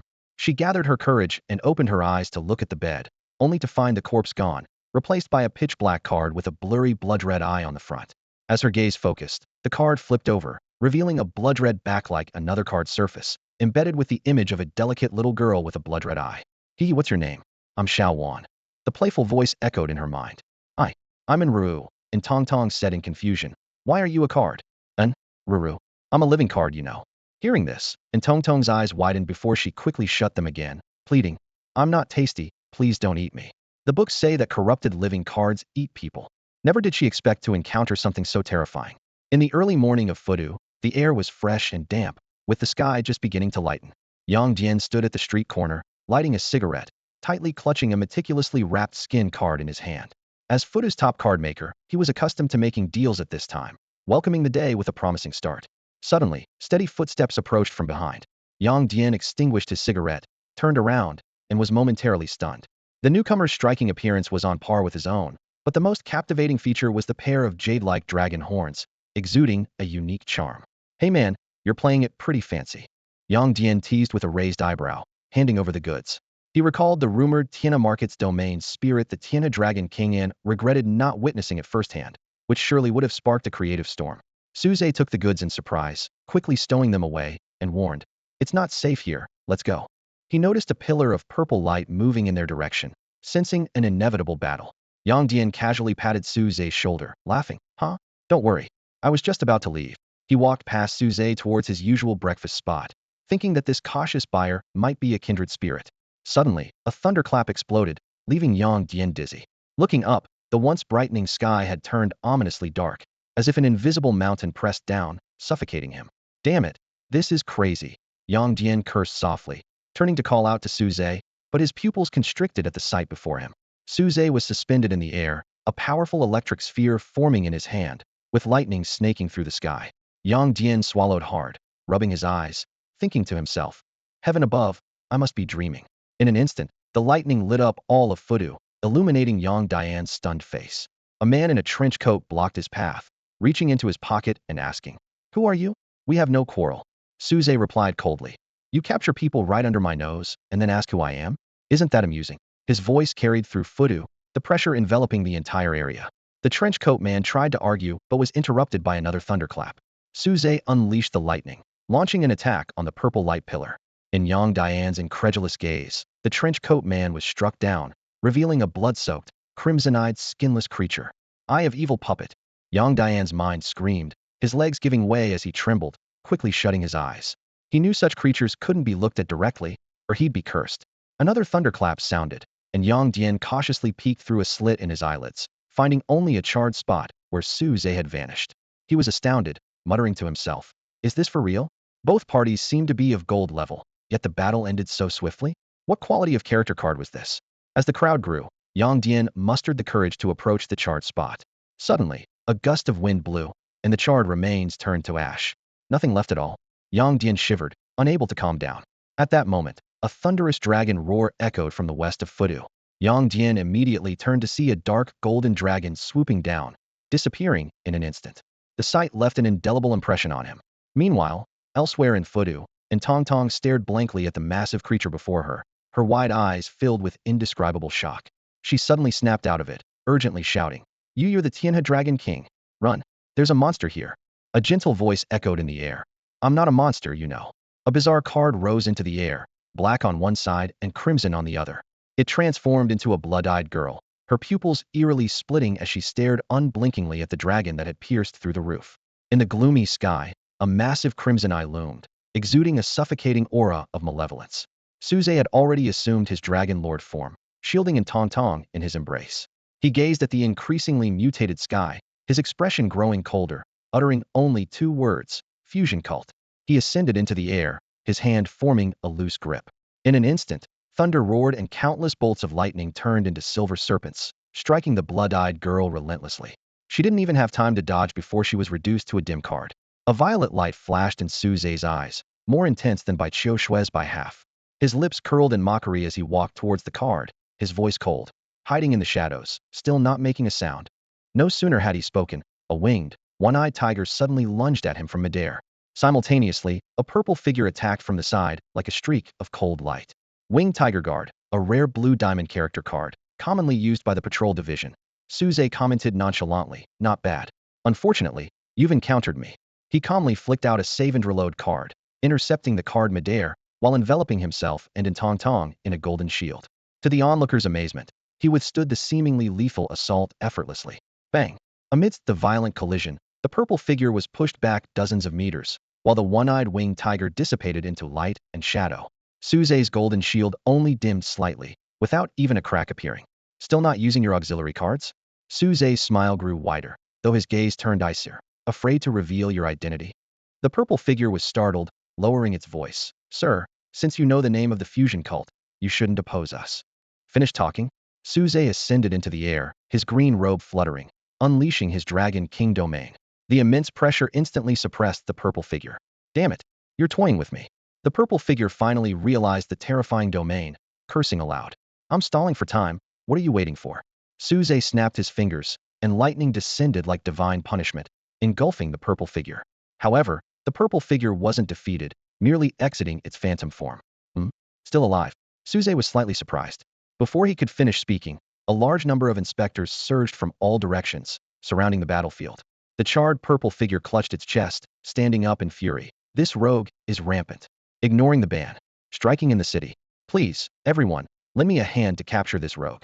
Su Zhe raised an eyebrow, holding the girl in his arms tighter. Feeling the atmosphere solidify, he spoke calmly. Inspectors, I was just executing a heretic apostle, witnessed by the citizens of Fudu.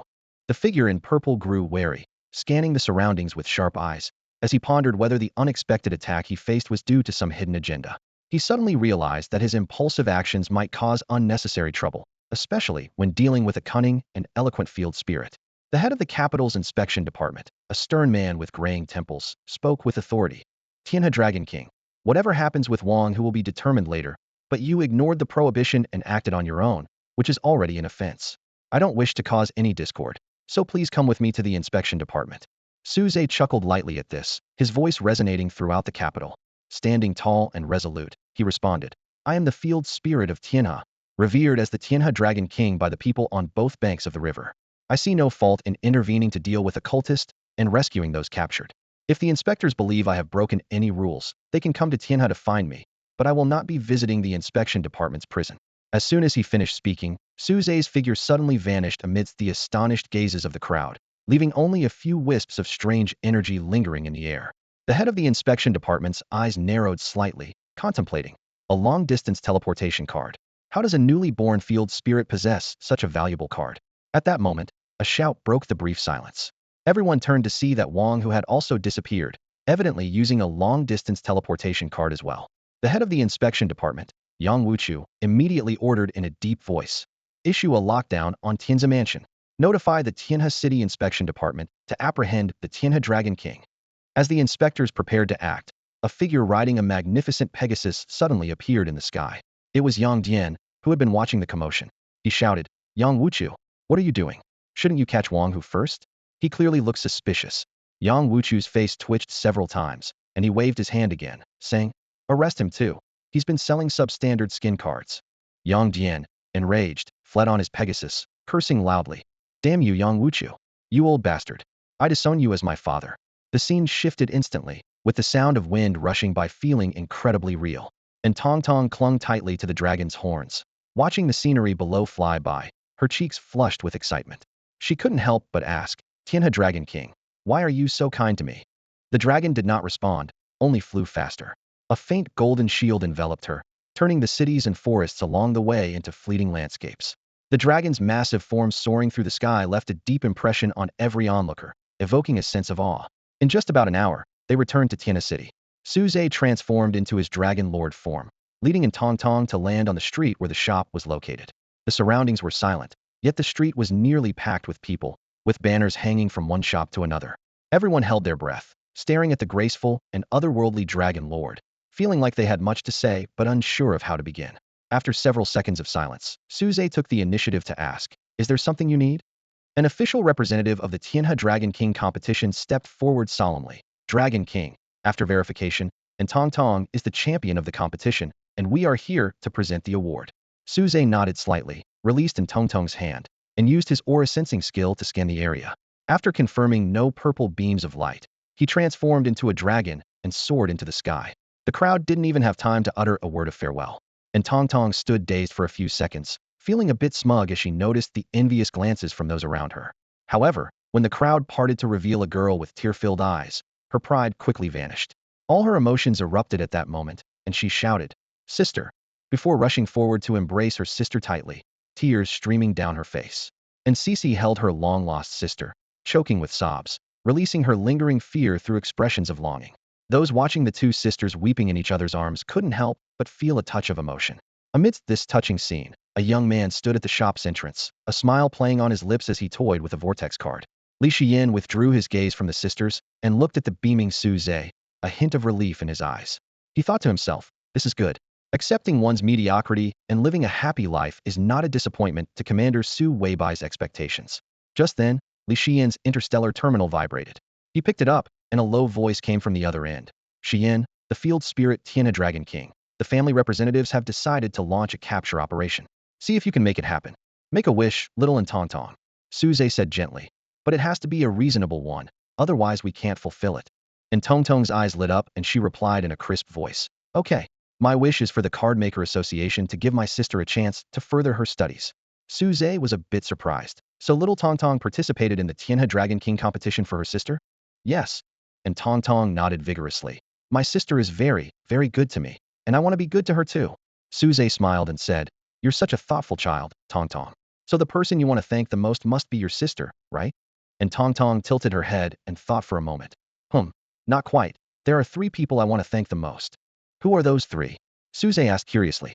My sister, the collector, and Tianhe Dragon King, in no particular order," and Tong answered seriously. "Haha, Tong, you're adorable." Suze laughed.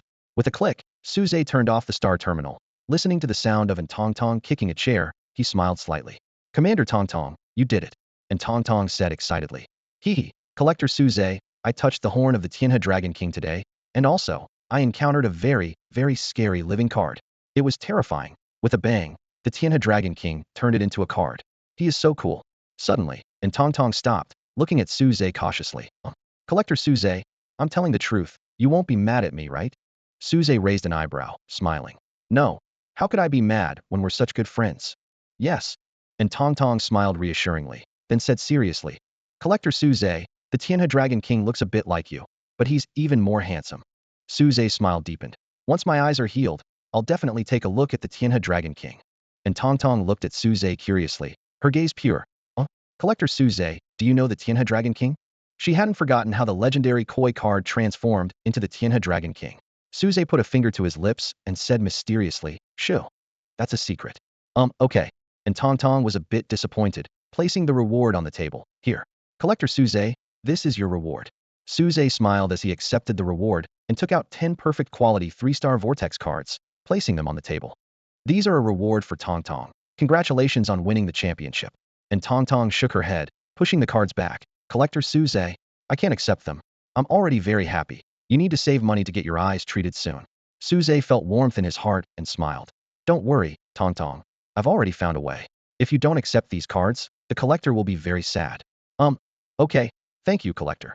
And Tong smiled, her eyes curving as she accepted the vortex cards. Suddenly, there was a knock on the door, and in Cece's cheerful voice came through, "Knock knock. Come upstairs for dinner." And Tong immediately grabbed Suze's hand, excitedly running upstairs, causing Cece to call out for them to slow down. Dinner time passed pleasantly.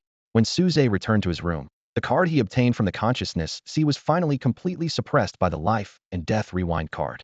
Phew. Suze let out a long breath and took out the 6-star perfect quality vortex card that Tong had rewarded him with. After some operations, the life and death rewind skill card was successfully upgraded. Special skill card, life and death rewind. Non-compilable type, soulbound. Non-replicable. Quality, 12 stars. Level, 612. Effect, 60 seconds increases with level. Description, at the moment of the touch of grace, Time and space will come to a halt, and fate will be altered. Evaluation. Fate doesn't roll dice, but I can roll them for fate. 60 seconds, that's really good. Suze murmured to himself in satisfaction. Upon seeing the card information displayed on the panel, Suze felt a surge of joy. This card was one of his trump cards, and although he had never used it before, its upgrade would provide him with much-needed reassurance. This should be more than enough to suppress you, Suze thought to himself. A sinister card, black on one side and blood red on the other, emerged from his sea of consciousness, held between his fingers. The card trembled violently, as if trying to escape Suze's grasp, but the energy of the touch of grace acted like invisible chains, tightly binding it, preventing any escape. Suze stared at the card's information on the panel, his expression slightly grave. Mutant fusion card, living apostle of the evil eye. Unclassifiable type. Other level. Random quality, gold, blue diamond, starlight, dark glory, bright moon. Legendary skill. Description unavailable. Formed by fusing a living card with an apostle of the evil eye card, it possesses a sinister consciousness and brings misfortune to its bearer. Evaluation, unfinished fusion card. So, it's indeed a fusion card. Suze put the card away, a look of understanding on his face. Fusion cards were the brainchild of the fusion cult, one of the notorious evil god organizations in the world of star card masters. Dedicated to creating the most sinister and versatile cards, they typically fused living cards with various corrupted character cards and other cards into one. Such cards not only had a sinister consciousness capable of manipulating a star card master's mind, but could also self-devour to upgrade. When the card matured, members of the fusion cult would harvest it. However, these fusion cards had a high failure rate, with few successes. This is quite the trouble. Suze rubbed his temples, yet his eyes showed no fear. This fusion card, essentially an apostle of the evil eye card, had significant functionality and was highly collectible. Once his mental strength improved, he could forcibly drive it, infiltrate among the evil god believers, and then reap the benefits. I can't help it. It's too tempting. Seeing the compilation points increase to 5, Suze couldn't help but smile. An evil eye puppet had given him 5 compilation points. Such a windfall was rare. As for the negative effects, he decided to specifically compile a skill to eliminate them. In another day, he would naturally recover 4 points, adding up to 9. Compiling a story consumed 8 points, leaving 1 point remaining. If his compilation level increased, the skill should be compilable. After careful consideration, Suze set his sights on the evil god believers again. Only some small fry were left in Tiana City, unable to provide compilation points. He planned to ask Bai Yu to help send them all to the inspector's prison. As for the evil god believers in other cities of Tianza Prefecture, he needed to deal with them promptly. While he couldn't manage other places now, he couldn't tolerate the presence of evil god believers within Tianza Prefecture. Continue training. I'm about to break through to Card Master Level 2. After envisioning his plans, Suze began meditating and training. He needed to seize every moment to train, hoping to enter a dream state by midnight. Throughout the long night, many in Tianza Prefecture found it hard to sleep. In the only 5-star hotel in Tiana City, Songqua stared deeply at the image of the man with dragon horns. Songming, is the information you received accurate? Are those family representatives really planning a capture operation? Yes, Elder, Songming replied, slightly bowing with respect. Songqua nodded, squinting his eyes. We must obtain this Tianhe Dragon King. Such a domain spirit can easily inflict severe damage on rare blue, diamond-level winged tiger guards. Its power is too formidable. What's even more terrifying is its ability to manipulate weather, truly invincible. If we can acquire this domain spirit and bring back King Kanglin, the Kanglin clan will undoubtedly have a bright future. The princess should be arriving soon, right? Songqua pondered for a while before asking softly. Upon hearing this, a trace of admiration flashed in Song Ming's eyes as he nodded firmly. Princess Song Yu will arrive tomorrow. Excellent. The princess's natural beauty easily endears her to aquatic creatures. Once she steps in, there's no worry that the Tianhe Dragon King won't submit. Song Koi stroked his beard, his face beaming with satisfaction. Even before the contest began, they were already poised for great gains, which, as the human saying goes, was the trend of the times. Feeling a bit tired, Song Ming, you should rest too. Tomorrow, accompany me to welcome the princess. With that, Song Kuo lay back into the bathtub and drifted into a deep sleep. In a haze, he began to dream sweet dreams. The vast ocean stretched out endlessly, its surface shimmering with gentle waves. Under the canopy of a blue sky, sunlight penetrated the water, casting a golden glow on the cluster of palatial structures. At the center of this crystalline architectural marvel stood a grand azure hall, where Songqua knelt reverently on a floor paved with aquamarine. Seated on the ice crystal throne was a woman adorned in a gown as transparent as glass, her long blue hair cascading like a waterfall. Her ice blue eyes, resembling 2 dazzling gems, were both captivating and slightly cold. Her hands rested gracefully on the armrests of the throne, her exquisite face naturally exuding an undeniable authority. Elder Tsanqua, how fares the tribe lately? Her voice was cool, like a stream formed from melting snow on a mountaintop. My queen, our tribe has faced difficult times in recent years, Tsanqua replied, his forehead pressed to the ground, tears in his eyes. Without a ruler, foreign tribes have repeatedly encroached on our lands. Our people long day and night for your return, pleading that you never leave us again. Rest assured, Elder Tsanqua, now that I have returned, I will lead our tribe back to its former supremacy over Kanglan. The woman's promise brought tears of joy to Tsanqua's eyes.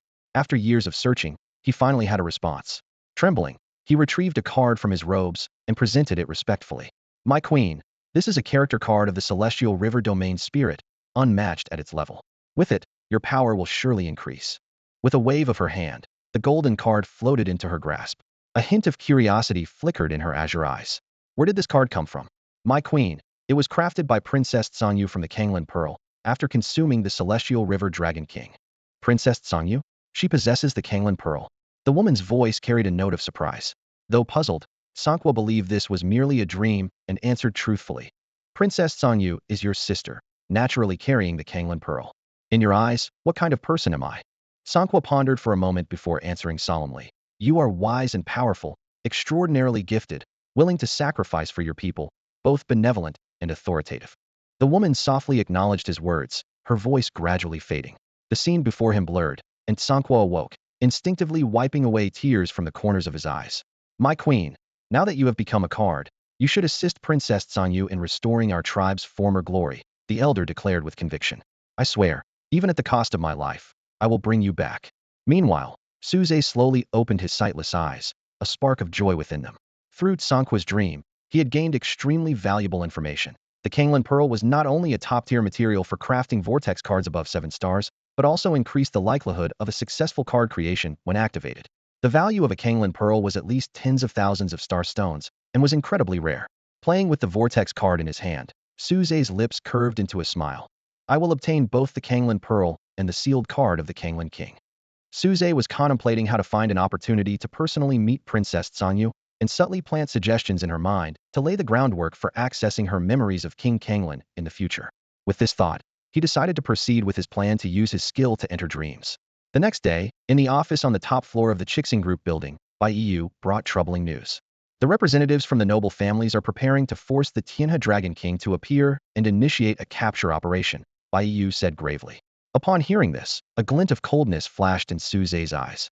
He realized that he had been too lenient when he transformed into a dragon earlier, failing to severely injure the family representatives, which had emboldened them. It's not just the family representatives, Bai Yu continued. The inspection department has also decided to launch a manhunt for you. All eyes are on you now. I'm telling you this because I don't want you to fall into their trap. Noticing Suze's calm demeanor, she added, the star card families are the foundation of the alliance. Even if they are restrained, their power is still formidable. If you reveal yourself recklessly, your identity will be exposed. Officer Bai, Suze replied calmly, though his gaze was icy. I can't just stand by and watch the creatures of Tianhe suffer because of me. The plan of the family representatives was to capture all the aquatic creatures of Tianhe, forcing the Tianhe Dragon King to appear. If the Dragon King did not emerge, countless aquatic creatures would be slaughtered. Although the Tianhe Dragon King was just a character card, to Suze, this identity felt real. Moreover, from the Dark Glory level onward, cards would awaken and transform. If the compatibility was insufficient, leading to failure, the card would become useless. He could not let the aquatic creatures of Tianhe die because of him. I can't help you, Bai Yu said, rubbing her forehead, her beautiful eyes showing fatigue. Despite her heavy workload recently, she was still concerned for his safety, hoping he would remain rational and not act impulsively. With their current strength, they were no match for so many family representatives. Don't worry, I know what I'm doing, Suze said calmly. By crafting a story once, he could show the family representatives, the inspection department members, and the Kanglan people the might of the Tianhe Dragon King. On their home planet, where cards above the Star Glory level couldn't be used, as long as the Tianhe Dragon King card was upgraded to the Blue Diamond level, he could be unstoppable. Unless a legendary Star Glory card appeared, it would be wishful thinking to suppress a mythical Blue Diamond card. I know your card is strong, but if you can't hold them off, remember to use a teleport card to escape, Bai Yu advised, seeing that she couldn't dissuade him. Okay. Suze nodded, then shifted to the main topic. Do you have any news about the Kanglan princess? Bai Yu furrowed her brows slightly, scrutinizing him. Why are you looking for her? She's just a pink jellyfish capable of taking human form. It's business, don't get the wrong idea, Suze explained calmly. No matter how much he desired, he wouldn't turn to an alien for his needs. The Kanglan princess is naturally beautiful, and her suitors could fill the entire Kanglan star system. So what? Do I have to join the ranks of her suitors? Suze raised an eyebrow in response. He neither disliked nor particularly liked aliens, maintaining a neutral attitude. What did the beauty of Princess Sangyu have to do with him? He pursued the stars and the sea, with no time for anything else. Bai Yu asked softly, "What's the relationship between you and Qiu Shui?" "Just ordinary friends." "Do ordinary friends end up in bed together?" "I didn't touch her," Suze said, his mouth twitching. Bai Qiu Shui showed her twisted side in front of him, but appeared as a well-behaved girl to others, leaving him speechless. "Then what are you planning to do in the future?" Suddenly, a knock on the door interrupted their conversation, and a familiar voice came through. "Say, help me apply some medicine." "Cough." "You help her apply it." Noticing Bai Qiushua's approach, Suze swiftly stood up, easily dodging her attempt to pounce on him. Bai Yu observed his reaction, a barely noticeable sense of satisfaction flickering in her heart, but she quickly dismissed it. With a smile, she looked at Bai Qiushua's slightly pouting lips and said, "Qiushua, he's not in a position to help you apply it." Bai Yu indeed liked this polite and charming younger sister. Hearing this, Bai Qiushua obediently put away the ointment, but when her gaze fell on Suze's overly indifferent expression, a hint of disappointment flashed in her eyes. She softly said, "Then I won't apply it now." Suze sat back down in the armchair, appearing at ease. He said to Bai Yu, "Officer Bai, could you help investigate?" The atmosphere eased, and Bai Qiushua took the opportunity to snuggle into Suze's arms, suppressing her inner desires, and deliberately acting coy as she asked, "Investigate who?" Meanwhile, her right hand stealthily moved towards Suze's shirt. Just as her hand was about to reach a sensitive area, Suze caught her wrist in time. This action caught Bai Yu's attention. Bai Qiushua playfully complained, "Zay, you're hurting me. If you want me to massage you, just say so." Her left hand mischievously reached for Suze's waist, tentatively kneading it. Bai Yu watched the scene expressionlessly and asked plainly, "Do you need me to leave, Master Shuizhe?" The armchair was something she carried with her, and now the two of them were doing this right in front of her, which was hard for her to accept. She had a mild case of germophobia and disliked others using her belongings, especially her chair. She could barely tolerate Suze, but Bai Qiushua was unacceptable, even if she was her cousin. Suze calmly grasped Bai Qiushua's wandering hand and asked, "Where is she?" Bai Yu turned her head away, crossing her arms coldly. "In your eyes, what am I? A tool to be used at will? A shameless noblewoman?" Hearing this, Suze gently pushed Bai Qiushua aside, stood up solemnly, and said, "Officer Bai, you're not just my investment target, but also my friend." Bai Yu turned to look at him, quietly saying, "I have germophobia, so from now on, you can't sit in my chair." She realized Suze was indeed mysterious and charming, but not someone she could control for now. If so, it was better to keep a distance to avoid losing her resolve. Suze was slightly surprised to hear about her germophobia, but didn't dwell on it. He easily suppressed the slight possessive desire within him, so he wasn't too concerned about her attitude. He asked, the information?" Bai Yu glanced at Bai Qiushua's flushed face, her eyebrows slightly furrowed. She always felt the young girl was somewhat unusual, but couldn't pinpoint exactly why. She replied, "Playing by the Tianhe River. Are you going to find her now?" Suze pondered for a moment and nodded. Can you accompany me?" Bai Qiushua immediately chimed in with a sweet voice. "I want to go too." She tugged gently at Suze's arm. "Zay, I can help." Suze considered for a moment and agreed. "You can come too." He knew well that Bai Qiushua's bewitching skills were truly unique. Even he had to admit that as the apostle of the Mother of Allure, she excelled in mental manipulation. With Bai Qiushua present, planting a suggestion should be much simpler. A gentle breeze caressed the banks of the Tianhe River. The green willow branches swayed with the wind, and sunlight filtered through them, casting dappled shadows on the ground. The river's surface shimmered, and from time to time, Tianhe carp leaped high, their lively antics drawing exclamations from the onlookers. By the water's edge, a beautiful girl with pink eyes leaned over and reached into the river. Her long eyelashes fluttered gently in the breeze, and the surrounding crowd bowed slightly, showing respect for her noble status. Suddenly, the carp in the water swam closer, surrounding her hand and blowing iridescent bubbles, gazing at this unexpected visitor with fascination. 3 minutes later, the girl slowly stood up, a trace of confusion flashing in her pink eyes. "Miss Sangyu, how is it?" Sanqua asked cautiously, his eyes full of reverence. Ever since the disappearance of King Kanglan, Sangyu, ostensibly a princess, had actually become the ruler of the Kanglan tribe, but this secret was known only to him and a few elders. Sangyu gently shook her head, her gaze drifting to the river's surface. "They say the Dragon King is not home, and that we should come back another day." She marveled inwardly at how such a small river could nurture such a powerful field spirit, and even more astonishing was that these carp truly possessed a form of intelligence, capable of conveying simple thoughts. The heavenly river dragon king is indeed not home, because he's out wandering. A sudden voice interrupted her thoughts. Everyone turned to see a strikingly handsome man, exuding an air of otherworldliness, approaching gracefully with the support of two beautiful women. Sangyu watched the man, her eyebrows furrowing slightly, yet she felt an inexplicable sense of closeness, as if being near him could bring great benefit. And who might you be? Sanqua, well-versed in human etiquette, immediately offered a courteous greeting. My name is Ao Changkong, and you are? The man replied with a smile. Standing nearby, Suze chuckled inwardly. Even if the heavenly river dragon king were standing before them, these people probably wouldn't recognize him. Sanqua frowned, feeling a twinge of displeasure. The name, Ao Changkong, reminded him of Su Changkong. He is my steward, Li Qua, and I am Li Yu, Sangyu said, her pink eyes glinting with astonishment as she focused on Suze. You are the heavenly river dragon king, aren't you? Such a unique aura. Even I can't help but feel drawn to you. Truly worthy of being a spirit born of the heavens and earth. I must have this card. Suze was slightly surprised, but soon nodded. Sensing the creatures within the heavenly river, he said calmly, Little jellyfish, having met the dragon king, why do you not bow?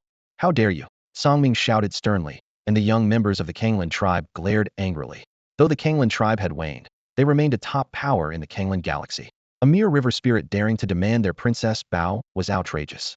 Sanqua regained his composure, casting a glance at the silent Sangyu, and coldly questioned, Heavenly River Dragon King, do you know who stands before you?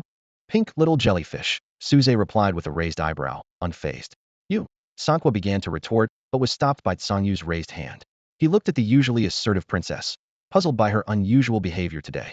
Sangyu gazed at Suze confidently and said, Heavenly River Dragon King, this river is too shallow, and the human world cannot contain you.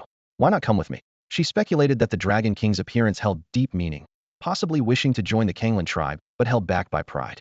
Ah, pink little jellyfish, you want me to become your card? Where's the sincerity? Suze laughed coldly, revealing disdain. Even without his intervention, the Heavenly River Dragon King would never submit to others, for he represents the aspirations within people's hearts. What do you want? Sangyu stood with arms crossed, her fair face blossoming into an increasingly radiant smile. She was certain she had guessed his intentions correctly. Suze's smile widened. The Kanglan Pearl. This was the answer he had been waiting for. By the willow-lined riverbank, near the waterside pavilion, a subtle atmosphere enveloped the scene. A gentle breeze caressed the face, neither too intense nor too mild, as carp occasionally leapt high, creating joyful splashes. Yet, this peaceful setting could not calm the tumultuous storm within Sangyu's heart. Her gaze was fixed on the two women before her, her mind alert and cautious. The Kanglan Pearl, the lifeblood of the Kanglan tribe, had somehow become known to a mere Tianhe Dragon King? Sangyu discreetly attempted to use her probing skills, but discovered she couldn't discern anything about these two women. Clearly, they had used cards to shield themselves from detection.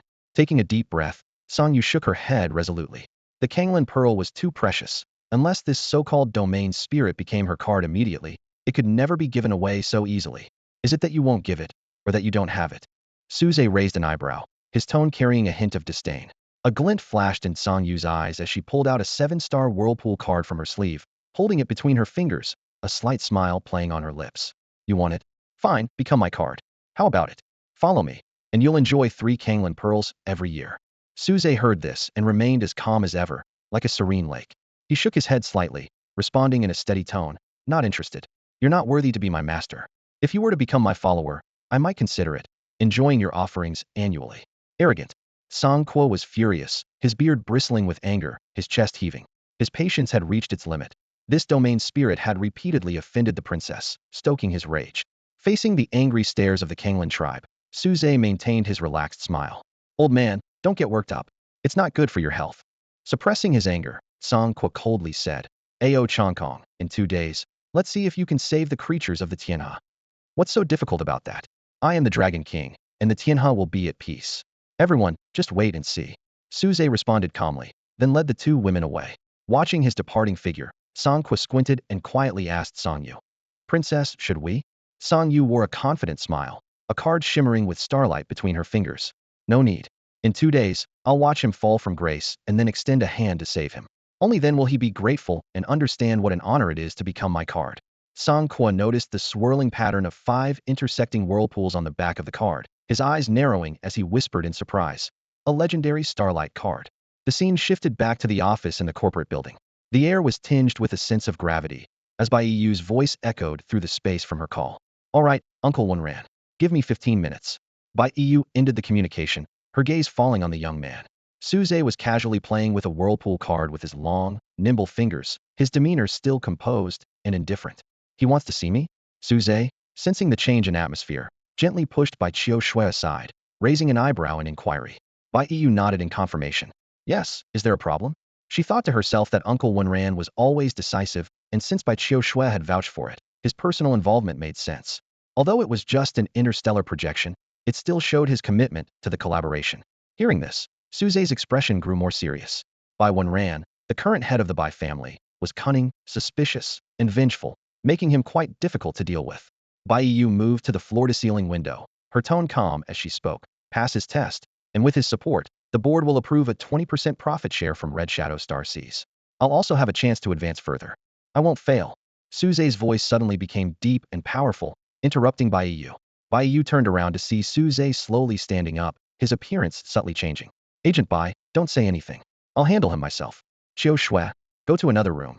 This is important, Suze said solemnly. The young girl, Bai Chiu Shui, heard this and, suppressing her excitement, shyly said, will you help me apply the medicine later? Suze was silent for a moment, closed his eyes, and nodded gently. He knew that what was about to happen was crucial for his rise and Bai Yu's fate. If sacrificing a bit meant absolute safety, then he was willing to bear the burden. All right, I'm off. Bai Chiu Shui giggled and floated out of the room like a butterfly. Once she left, Suze's voice echoed again with undeniable authority. Prepare the star projection. You must show me absolute respect, understand? Bai Yu nodded lightly and asked earnestly, what else should I be aware of? Uncle Wenran is very particular about details. Suze, without hesitation, commanded, bring your chair over here and massage my shoulders. Be as respectful as possible. Hearing this, a hint of appreciation flashed in Bai Yu's eyes, and she respectfully moved the chair behind Suze. 5 minutes later, everything was ready. Bai Yu sent a message to Bai Wenran, waiting quietly for his projection call. 10 minutes later, her terminal rang. With a flicker of starlight, the terminal projected the image of a middle-aged man. He wore a plain white robe, hands behind his back, standing tall and firm. His eyes, sharp as an eagle's, hinted at his authority, though his overall demeanor was that of a scholarly and gentle figure. It was hard to believe he was the current head of the Bai family. Bai Yu stepped behind Suze's chair, respectfully massaging his shoulders. Bai Wenran's eyes narrowed slightly, showing a hint of surprise. Master Bai, you made me wait 5 minutes. Is this how you show respect? Suze's sudden reproach pulled Bai Wenran back to the conversation. Bai Wenran scrutinized the blind, old man on the chair, calculating his next move. He trusted his judgment more than anyone else's, especially over his niece Bai Chiu Shui. Suddenly, the blind old man stood and walked briskly towards the door. Goodbye, he said curtly. Seeing this, Bai Wenran hurried to stop him. Master, please wait. The signal was poor, forgive the oversight. Yet, the old man continued without pausing. As things spiraled out of control, Bai Wenran turned to Bai Yu for help. Yu, please bring him back. Bai Yu nodded slightly and quickly followed. After a while, she returned with the old man, whose face was still stern. Once seated again, Bai Wenran respectfully bowed. Master Shuize, I apologize for earlier. The signal interference was unintended. Enough, I wouldn't dare put on airs in front of the Bai family head, the old man said indifferently.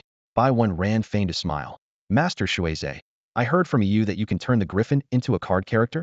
He explained that the Star Beast Griffin was costly to maintain, and despite consulting many card masters, none could help.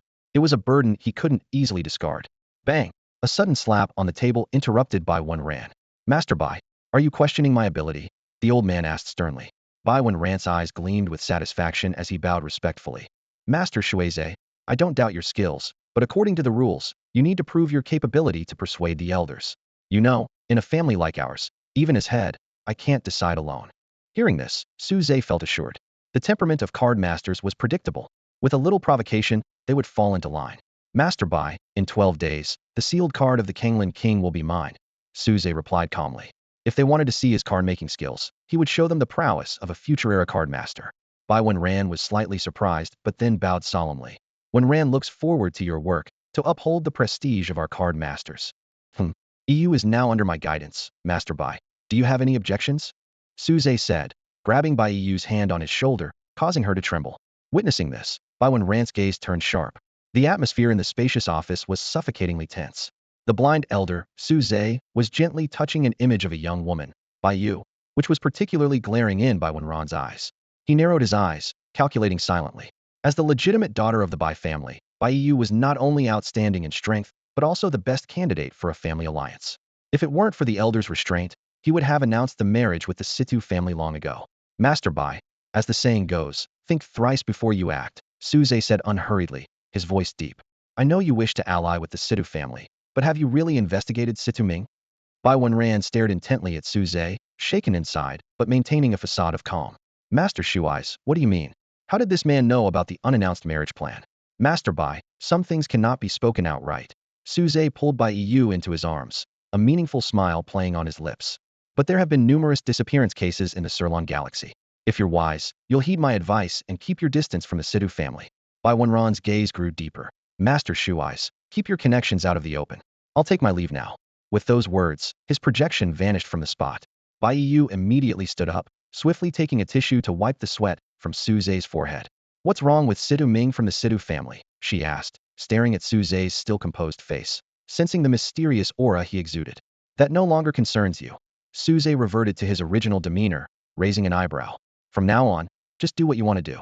He couldn't directly tell her that Situ Ming had completely mutated into an evil god's apostle, sacrificing countless lives. Such truths beyond common understanding would only invite denial. Bai Yu, unconvinced, flashed a sly smile. Heavenly River Dragon King, you're so powerful. How well do you know me? As soon as she spoke, an overwhelming pressure that Su Zhe couldn't resist suddenly descended, pinning him in place like the sky falling. Bai Yu lifted his chin with her hand, teasingly looking down at him. Aren't you going to say anything? Officer Bai, is this how you treat your savior? Su Zhe marveled at her power, but remained composed on the surface. Savior? Bai Yu released his chin, withdrew the pressure, and walked to the floor-to-ceiling window, overlooking the city. Is that how you see yourself?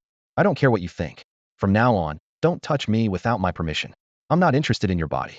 Su Zhe slowly stood, answering calmly. He simply enjoyed the sense of achievement in nurturing a future empress, a thrill that was addictive. Do you see me as a pet? Bai Yu suddenly turned, speaking through gritted teeth. She had already sensed his inner thoughts.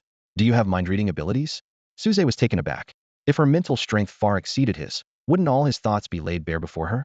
This realization made him instinctively wary. Seeing that he didn't answer the question at all, Bai Yu sneered. Su Zhe, remember what you're thinking today. Her voice was as sharp as an icy blade. So? And then? What can you do? Control me. Despite her harsh words, Su Zhe's expression remained unchanged. He kept his hands in his pockets, looking indifferent. Although he couldn't beat her now, he knew that given some more time, Bai Yu would only be left to eat his dust. Childish, Bai Yu thought disdainfully. She wished she could make him kneel and submit, but reason told her she wasn't capable of that yet. All right, just focus on what you should be doing and stop thinking about nonsense, Su Zhe said in a deliberately instructive tone as he walked towards the door. In life, you need to be down to earth, understand?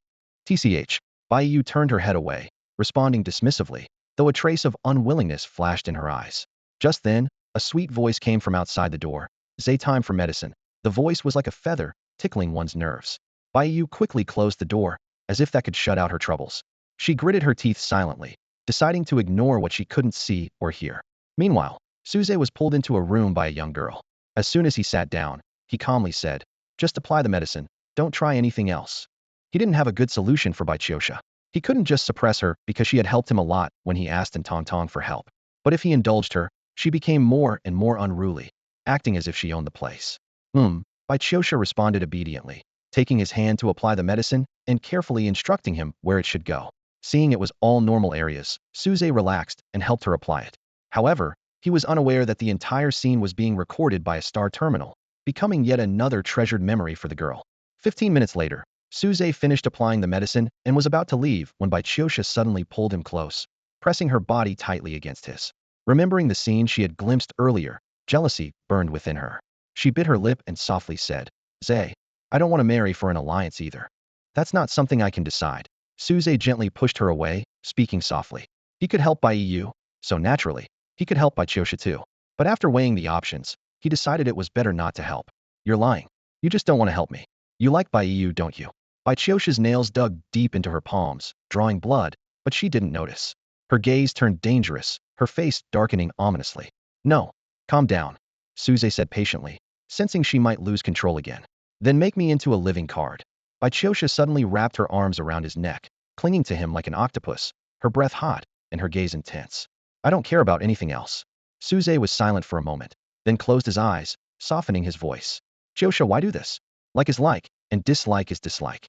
He thought he had made himself clear. Yes, he was at fault for getting involved with her in the first place. But back then, he had no choice. It was the only way to earn some money. I don't care. Either make me into a living card, or let me keep clinging to you. Bichosha buried her face in his neck, greedily inhaling his scent, every cell in her body reveling in the pleasure. This feeling was intoxicating. If she weren't so fond of him, unwilling to let him get hurt, she might even want to seal him into a card with her, to be together forever. Then keep clinging to me. I don't mind, Suze said firmly, pulling her hands away, uncompromising. He couldn't bring himself to make a living card. Turning a living person into a card went against everything he'd been taught. Even if she asked for it, he couldn't do it. Are you scared? You're scared. Bichosha laughed, tracing her fingers over his stern face, unable to stop giggling. Suze grabbed her hand and pinned her against the wall, saying coldly, Am I scared of you? Bichosha, don't overestimate yourself. I can suppress you anytime now. Put away those thoughts, and we can still be friends. All right. The sudden sound of her soft voice startled Suze awake. He quickly let go of her and fumbled his way to the door. He'd almost forgotten she was a masochist. Watching him stumble away, Bichosha laughed even more joyfully, savoring the sensation from moments ago, shivers running through her body. So troublesome, Suze muttered to himself, using a mimicry card as he left the room, sighing inwardly. Just then, a voice suddenly called out, Ahem, master, about that supplier? Suze paused slightly, and the person asked again, Master, you haven't forgotten, have you? In the simply decorated office, the aroma of tea filled the air. Wang Wuwei gazed at Suze through the rising steam, his heavy dark circles and exhausted expression revealing the torment he'd been enduring lately. Ever since Commissioner Bai's arrival, he hadn't had a good night's sleep. Every time he saw the commissioner frown during routine reports, his heart would tighten with anxiety. Mr. Wang, perhaps my student could handle this matter, Suze suggested calmly after finishing his tea, handing Wang Wuwei and Cece's contact information. As Wang Wuwei took the contact details, he immediately felt a sense of relief, as if a weight had been lifted off his shoulders. He stood up to see Suze out. Thank you, master. Xiao Zhao, bring the tea leaves. Xiao Zhao, who had been waiting nearby, promptly presented the tea leaves with both hands. Suze accepted them without hesitation and left with long strides. Once Suze was out of sight, Wang Wuwei turned to Xiao Zhao and instructed, arrange a meeting with the master's student, preferably today. Outside Tongshi's shop, Suze stood listening to the sounds of argument coming from inside, his expression growing increasingly grim. Is Shuize master your teacher? Show me proof, a woman inside sneered.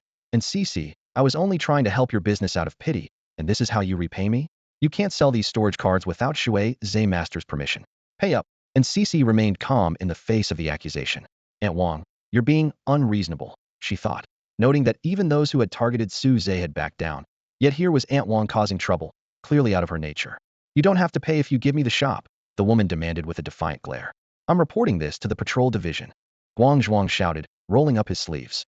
The woman remained unfazed, finding a chair to sit in and leisurely fixing her makeup. Before long, the sound of steady footsteps approached. Li Xian, having received the report, arrived quickly. Her heart skipped when she saw the young man at the shop's entrance from afar. She composed herself and swiftly approached the familiar shop. As she passed by the young man, she couldn't help but frown. His demeanor bore a striking resemblance to that of the River Dragon King. Dismissing the absurd thought, Li Xian entered the shop and gestured for Cece to remain silent. Deputy Director Li, perfect timing. Seal this shop, the woman demanded arrogantly, putting away her compact mirror. She's using someone else's work without permission and refuses to admit it. After getting an understanding of the situation from Guang Zhuang, Li Xian turned to Cece. Can you provide evidence of Shuize master's permission? Illegally using someone else's knowledge to create and sell cards can result in confiscation of earnings at best and imprisonment at worst. Inside the shop, Cece bit her lower lip, explaining weakly, my teacher hasn't been online these days, and I can't reach him. But I have screenshots. Screenshots, really? The woman sneered. Who can prove you're a student of Master Shuize? Words mean nothing. Even as a folk card maker, you should understand this. The woman silently congratulated herself for noticing in time. Otherwise, she would have been scammed by this naive girl. Now, she intended to make the girl pay the price. Ms. Wang, let me handle this, Li Xian interjected. She thought Cece might have been deceived and wanted to investigate further before making a decision. Fine. The woman sat back down confidently. But my loss amounts to 10 million, and I want compensation now. Faced with Li Xian's questioning look, and Cece could only shake her head helplessly. She only had online screenshots from her teacher as proof and couldn't possibly come up with 10 million. At that moment, an elderly yet strong voice suddenly rang out. So, according to you, who should I accept as a student? Everyone turned to see a simply dressed blind old man being assisted into the shop by a young man in a suit. They were followed by someone who looked like an assistant. The woman looked at their attire with disdain and mocked. Huh? You claim to be Master Shuai's?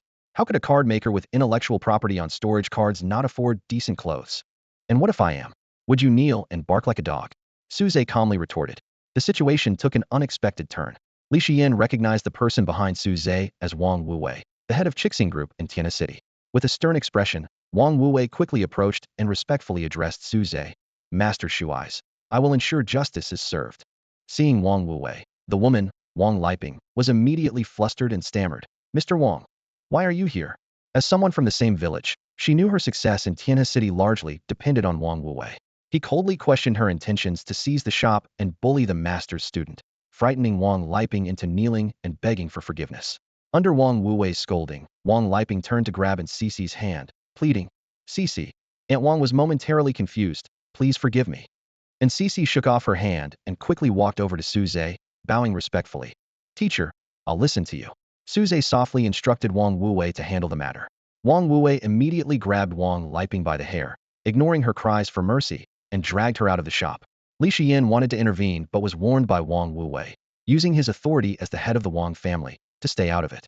After Wang Wuwei left with Wang Liping, Su Zhe told Cece, in 12 days, accompany me to the capital. I'll show you around. This is Xiao Zhao from Chixing Group, here to discuss business with you. You two chat. I have other matters to attend to. Li Xian followed him outside, only to find the young man at the door had vanished. She turned back inside and began questioning Cece about Shuai's identity. Cece, are you saying Master Shuai's was introduced to you by him? At this crucial point, Li Xian's breath noticeably quickened. Sister Xian, is there a problem? And Cece noticed Li Xian's unusually excited expression, and she couldn't help but feel surprised. She realized that this seemed to be the first time she had seen Sister Xian so openly emotional. Li Xian shook her head, a smile playing on her lips. Nothing. I'm just relieved to see you all getting along well. Tong really enjoys playing with him. As Cece said this, the events of that night flashed through her mind, leaving her momentarily dazed. She clearly remembered it was Su Zhe who had hypnotized her to sleep. This young man seemed to harbor secrets unknown to others. However, she wasn't one to pry into others' privacy, so she didn't pursue it further. Yes, I have something to discuss with him, Li Xian said, her eyes occasionally glancing towards the door. She noticed that the boy who had disappeared earlier had returned to the shop's entrance, and a hint of smugness rose in her heart. As expected from Su Weibai's only child, he was indeed extraordinary. A few minutes later, in a quiet room, Su Zhe and Li Xian sat facing each other. The scene seemed to rewind time, taking them back to the day they first met. Li Xian carefully observed the composed young man in front of her, a slight smile on her lips. Master Shuai's, aren't you going to explain yourself? She asked, a playful tone in her voice. Su Zhe internally sighed. Both Su Zhe and Shuai's were fabricated identities, flimsy and easily exposed. But outwardly, he remained calm, spreading his hands as he replied. Inspector, I have nothing to explain. I haven't broken any alliance laws. He had long known there was a risk of exposure. Yet, he was still surprised that the inspector, who had once interrogated him and whom he had encountered in dreams, saw through his disguise so quickly. It was no wonder she was the deputy director of the inspection department, with such keen insight and responsiveness. Li Xian folded her arms and leaned back in her chair, her chest subtly rising and falling. She looked directly into Su Zhe's eyes and asked, why deceive me? Do you think the alliance can't protect you? You know, if you speak up, Commander Su Weibai's legacy star cards would never fall into the hands of the Su family head. Su Zhe raised an eyebrow, a meaningful smile tugging at his lips. Inspector, then whose hands would they fall into? Mine, a so-called waste. Li Xian was taken aback, a hint of apology flashing in her eyes. She realized she had oversimplified things. The legacy star cards of Commander Su Weibai were invaluable, and the Yingluan Su family, who had obtained them, was already a near first-class family. It was foreseeable that if these cards fell into the boy's hands, the malice he faced would only increase. With such precious possessions, countless Star Sea mercenaries would be drawn, and even alien races might send assassins to seize them. In a sense, the boy's decision to hide his identity was the wisest choice. Li Xian glanced around the somewhat narrow space, her gaze returning to Su Zhe's calm face. She bit her lip lightly and asked, don't you hate them? Hate, but does hate solve anything? Su Zhe replied with a serene smile, leaning back in his chair and toying with the card in his hand. Inspector, I'm doing quite well now, so please don't disturb me. Li Xian hesitated for a moment but couldn't help but say, Suze, I can help you. Your eyes, your... Suze interrupted her. Thank you for your kindness, Inspector, but I no longer need pity. The Suze of the past is gone. Moreover, I am myself, and Su Weibai is Su Weibai. Please do not regard me differently. He tapped the card lightly on the table, his voice steady, as if all grievances were unrelated to him. Li Xian was still unwilling to give up and asked, what about Yunmei? Her parents were your father's adjutants, both killed in that assassination, and she was forced into such circumstances. Don't you have any desire to fight back? What does it have to do with me? Suze replied without hesitation, his face showing an indifferent expression. This seemingly indifferent boy left Li Xian feeling deeply disappointed. She had held high hopes, but found herself unable to stir his fighting spirit. The greater the hope, the greater the disappointment. She finally realized she could not change the boy's mindset. Inspector, if I may ask, what's your name? Li Xian calmly stood up, ready to leave, when a sudden clatter echoed. She looked down to see a card had fallen from the young man's hand. The boy stood frozen, seemingly lost in some memory. Without giving it much thought, Li Xian bent down, picked up the card, and handed it back to him. Just as she turned to leave, the boy suddenly called out to her. Inspector, I have a question for you. His voice carried a hint of hesitation. What if, hypothetically, one day you became a commander, stationed in a star system, facing millions of alien troops with only 30,000 people by your side? But you know that if these 30,000 hold the line, you can break through the alien blockade and call in reinforcements to crush them. The cost would be the lives of everyone in that star system. What would you do? Li Xian pondered for a moment and calmly replied, I would choose to sacrifice everyone in that star system to secure victory. The boy pressed on. And what if the public disagreed, believing that if you held your ground, you could last until reinforcements arrived, with a 50 chance of success? You're then dismissed, reviled by the masses, and considered a butcher. Not a single person supports you. What would you do then? Li Xian fell silent again, then resolutely answered, I would face death without fear. Suze suddenly smiled and asked, Inspector, what if your death meant the alien forces would invade one star system after another, slaughtering humans? What are you trying to say? Li Xian slowly sat down, quietly observing him. I've changed my mind, Inspector. We can work together. Suze smiled, though a pang of bitterness lingered in his heart. How he wished he had known she was Li Xian earlier. He could have aligned himself closely with her. Li Xian, the most outstanding commander after the Alliance's division, was hailed as the second Su Weibai. She came from a prestigious family, the third daughter of the Li family, known for her exceptional abilities, particularly in defensive and surprise attacks. Unfortunately, as he had mentioned, the aliens feared her capabilities, and the various nations were wary of her rebuilding the Alliance. They set a trap that ultimately led to her demise. Following this, humanity entered a long period of decline. During that time, few players chose the human faction, if not for by EU and many other heroes, who gradually reclaimed lost territories and eventually dominated the star seas. Humanity might have faced extinction. How do we cooperate? Hearing Suze's words, Li Xian felt her spirits lift once more. Su Weibai had always been her role model, and because of that, she held a vague, special expectation for the young man before her. Suze pocketed the Vortex card and offered by EU's contact information with a bright smile. She's my partner. I think you two would have a lot in common. He thought to himself, raising one is the same as raising two. He didn't mind nurturing a few more. With the combination of an empress and the top commander, who needed an alliance, they could create a truly unified realm. This way, he wouldn't have to worry and could peacefully explore the star seas, living a free and easy life. Li Xian couldn't help but suggest, I can take you to join the military. Commander Su Weibai has great prestige there. If you go, you could quickly rival the main Su family. She sincerely hoped he could take the lead and support the alliance after the loss of Commander Su Weibai. She was willing to help him, no matter how hard it might be. No need. I have my own ways to deal with the main Su family. Inspector Xian, you may leave now. Suze stood and made a gesture of farewell. Li Xian gave him a long, deep look and suddenly asked, what is your connection to the Dragon King of the Milky Way? The Dragon King of the Milky Way? Who? I'm not sure. Suze looked genuinely puzzled.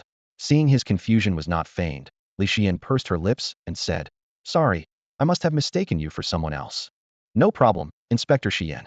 Suze smiled as he escorted her out and then closed the door. He picked up the vibrating interstellar terminal. Zay little jellyfish has started dreaming. Suze responded before hanging up, stretching lazily. As a certain thought sprouted in his mind, his smile grew even brighter. The Kanglan star system, right next to the Inglan star system. Little jellyfish, you all can just be the Dragon King's kin. Under the dim sky, the moonlight was silent and muted. Gray waves rose and fell with the wind, crashing onto the shore in succession, bringing with them a chilling sense of suffocation. The roar of the waves drowned out the sound of the wind and faint conversations. On the moonstone, Song Yu sat barefoot, her pink eyes emitting an enchanting beauty in the night. Beside her sat a woman who looked identical to her. This woman had eyes as pure and blue as the sky, her long hair cascading like a blue waterfall over her shoulders, breathtakingly beautiful. Sister, is it hard being a queen? Song Yu asked softly. Upon hearing her sister's question, the woman's usually cold expression softened. Not tiring, sister. I find it fulfilling, she replied, her tone revealing the determination of the Kanglan queen tasked with the revival of their race.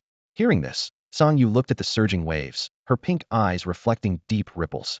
Sister, am I an anomaly? She hesitated. The Kanglan clan reveres blue, yet I, a royal, am entirely pink. The woman immediately embraced her sister, gently reassuring her. Sister, who says royals must be blue? Pink is just as beautiful, and I love it. Song Yu managed a small smile, holding her sister tightly. Sister, you're so good to me. Silly, if I'm not good to you, who else would I be good to? The woman gently combed her sister's hair, her tone full of tenderness. You are my only family.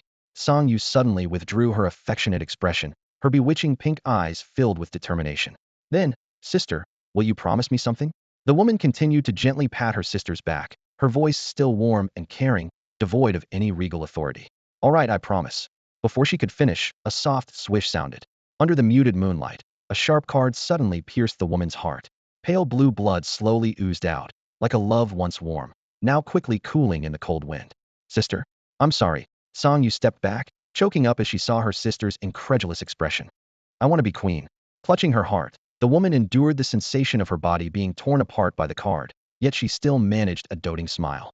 Sister, it's okay. With a gentle sound, a starlit vortex suddenly formed, completely absorbing the woman, transforming her into a card of blazing sun hue, shining brightly in the night. Song Yu held the card between her fingers, the sadness in her eyes long gone, replaced by a cold calm. Sister, I will find you again, she said softly, flicking a random teleportation card into the air. A deep vortex immediately formed, its depths unknown. I am the queen of the Kanglan clan, Song Yu murmured, sending the card that her sister had become into the swirling vortex, without causing the slightest ripple. In the dark night, the muted moonlight outlined a solitary, cold figure of Song Yu. Suddenly, a loud applause shattered the silence. Bravo! Bravo! Song Yu spun around to see the Dragon Lord with jade horns smiling as he approached. With his arrival, the moonlight turned bright, the sound of the waves clear, and the sky brightened, as if all sins were exposed to the light. Startled, Song Yu involuntarily stepped back. Forcing herself to calm, she coldly said, Tianhe Dragon King, are you courting death? Her tone was filled with anger, clearly upset that he dared to draw her into a dream and pry into her deepest secret. Kill. It must be killed. At this moment, Song Yu's intent to kill surged like a monstrous wave. Suze chuckled softly, his feet moving with the wind, and he leapt into the air. From above, he looked down at the furious Song Yu, a mocking smile playing on his lips. Little jellyfish, do the elders of the Kanglan tribe know that you turned the Kanglan king into a sealed card? Shut up, Song Yu snapped, her pink eyes almost materializing her murderous intent. The matters of the Kanglan tribe are not for a mere domain spirit to meddle in. She clenched her fists tightly, her nails digging deep into her palms. Suddenly, Song Yu's killing intent receded like a tide. She crossed her arms, revealing a meaningful smile. Tianhe Dragon King, you want the Kanglan pearl, don't you? I can give it to you, as long as you keep this a secret. Suze smiled calmly, his gaze sharp. If I were you, I'd first find a way to steady me at this moment, then make a move when handing over the Kanglan pearl, eliminating future troubles forever. He observed Song Yu's increasingly unpleasant expression, his smile more playful. Am I right, little jellyfish? Someone who dared to turn the Kanglan king into a card and is still respected by the tribe's elders must have a deep mind. Song Yu's eyes were cold as she tightly grasped her clothes, then slowly released them. Suppressing her anger, she said calmly, State your terms, Tianhe Dragon King. She thought to herself that the Dragon King before her must have something he wanted. If he really wanted to destroy her, he could just report to Tsangqua instead of meeting her. Little jellyfish, you're more suited to be king than your sister. Suze's eyes were deep, having realized that the rise of the Kanglan tribe would not be led by the now-carded Kanglan king. The true leader to restore the Kanglan tribe to its former glory was the princess before him, Song Yu. That's my business, Tianhe Dragon King. Don't be greedy. State your request. Song Yu replied coldly, suppressing her surging desire to kill. The dream-entering skill was too terrifying, and she had unknowingly fallen for it. If the Tianhe Dragon King brought Song Kuo into this scene through a dream, combined with the known clues, Song Kuo would surely suspect her. Then, her years of planning would be ruined. Almost there. Almost there. Song shouted in her heart. As long as I retrieve the card my sister became, I will be the true king of the Kanglan tribe. By then, who would dare say her color is wrong? Who would dare call her a freak? Who would dare speak ill of her behind her back? Hee hee, little jellyfish, your ambition is great. Sensing her fluctuating emotions, Suze smiled. I admire you. Song Yu rose into the air, leveling with Suze, her gaze calm and unwavering. Tiana Dragon King, I don't need anyone's admiration. I know what kind of person I am. My hands are stained with the blood of my kind, and I'm already bound by sin. She paused and continued, but I don't regret it. My sister is fine, but she doesn't know what I want. From childhood, I've been scorned by my kind every day. Being of royal descent with the wrong color is original sin. Song Yu's voice grew more intense. Because of this, discrimination, insults, strange looks, these malicious things enveloped me. Can my color deny my excellence? She stared coldly at Suze. You were born favored by the heavens, receiving everyone's acclaim the moment you were born, and your abilities are incredibly powerful. Why? Because of your good birth. Song Yu's emotions spiraled out of control as she shouted. I'll tell you, Tianhe Dragon King. I did this without fear of exposure one day. If you dare ruin my plan, I'll bury all creatures of the Tianhe with you. I'll skin you, pull out your tendons, eat your flesh, drink your blood, and use your bones to build a throne. If only king of the Kanglan tribe keep my word. Clap, clap. Suze gently applauded, composed as the sole audience. Marvelous, marvelous. As expected of the Kanglan king, such a spirited declaration. It's truly inspiring. The Kanglan tribe is fortunate to have you. He shifted his tone. However, you seem to forget who is. Suze paused, his form suddenly transforming into a 100-meter-long dragon, a vast oppressive force descending upon Song Yu. The one in control. Roar. The dragon let out a deafening roar, echoing throughout the space. The skies and seas roared with fury, waves surging like thousands of white horses crashing in, each one intertwining with lightning to form a symphony of the Dragon King's wrath. Song Yu found herself paralyzed, helplessly watching as the Dragon King plunged downwards, its claws piercing her body and lifting her into the sky. Along the way, relentless storms and lightning battered her, each strike delivering excruciating pain. Song Yu's face turned pale as paper, yet she gritted her teeth, refusing to utter a sound. She silently vowed to herself, I am destined to be a king. What is this pain to me? Even if it were 1,000 times worse, I will never be defeated by a spirit that relies merely on innate conditions. Suddenly, a gentle voice interrupted her thoughts. You are very strong. Song Yu snapped back to reality, finding herself inexplicably back on Moonwatch Cliff. The pain had vanished without a trace, as if her ordeal had been nothing but an illusion.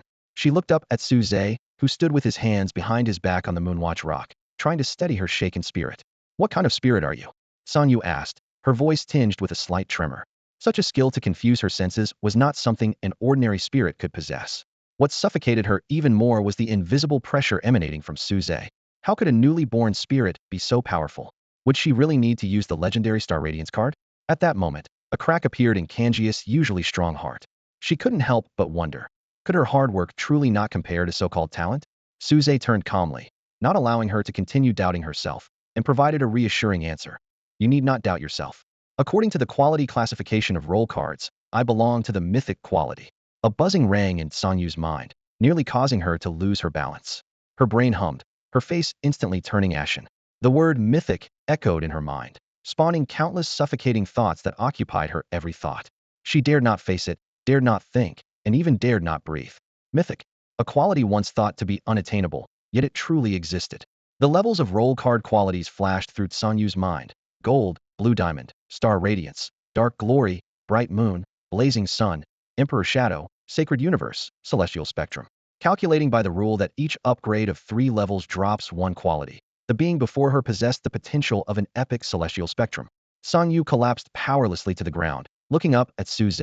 At this moment, countless lights seemed to gather behind him, making him dazzlingly radiant. You've won, Tianhe Dragon King. She laughed bitterly, as all her confidence and efforts crumbled in that instant. A spirit of mythic quality was enough to shatter any confidence. What is a genius? Merely the threshold to witness the mythic. Those below epic quality, upon seeing mythic, are like frogs in a well gazing at the moon. Those above epic quality, upon seeing mythic, are but mayflies aspiring to the stars. The gap between legendary and mythic, though seemingly just 1 quality apart, is an insurmountable chasm that cannot be bridged by sheer numbers. No wonder he is so strong. Song Yu murmured to herself. Suze, sensing her chaotic thoughts, found it somewhat amusing. Do you really like comparing yourself to me that much? He thought to himself, he had come with a cheat. What could she compare with? Effort? Talent? Those were incomparable. He was destined to stand at the pinnacle of the Star Card Master's world. Even if not yet fully grown, he was beyond the reach of ordinary talents.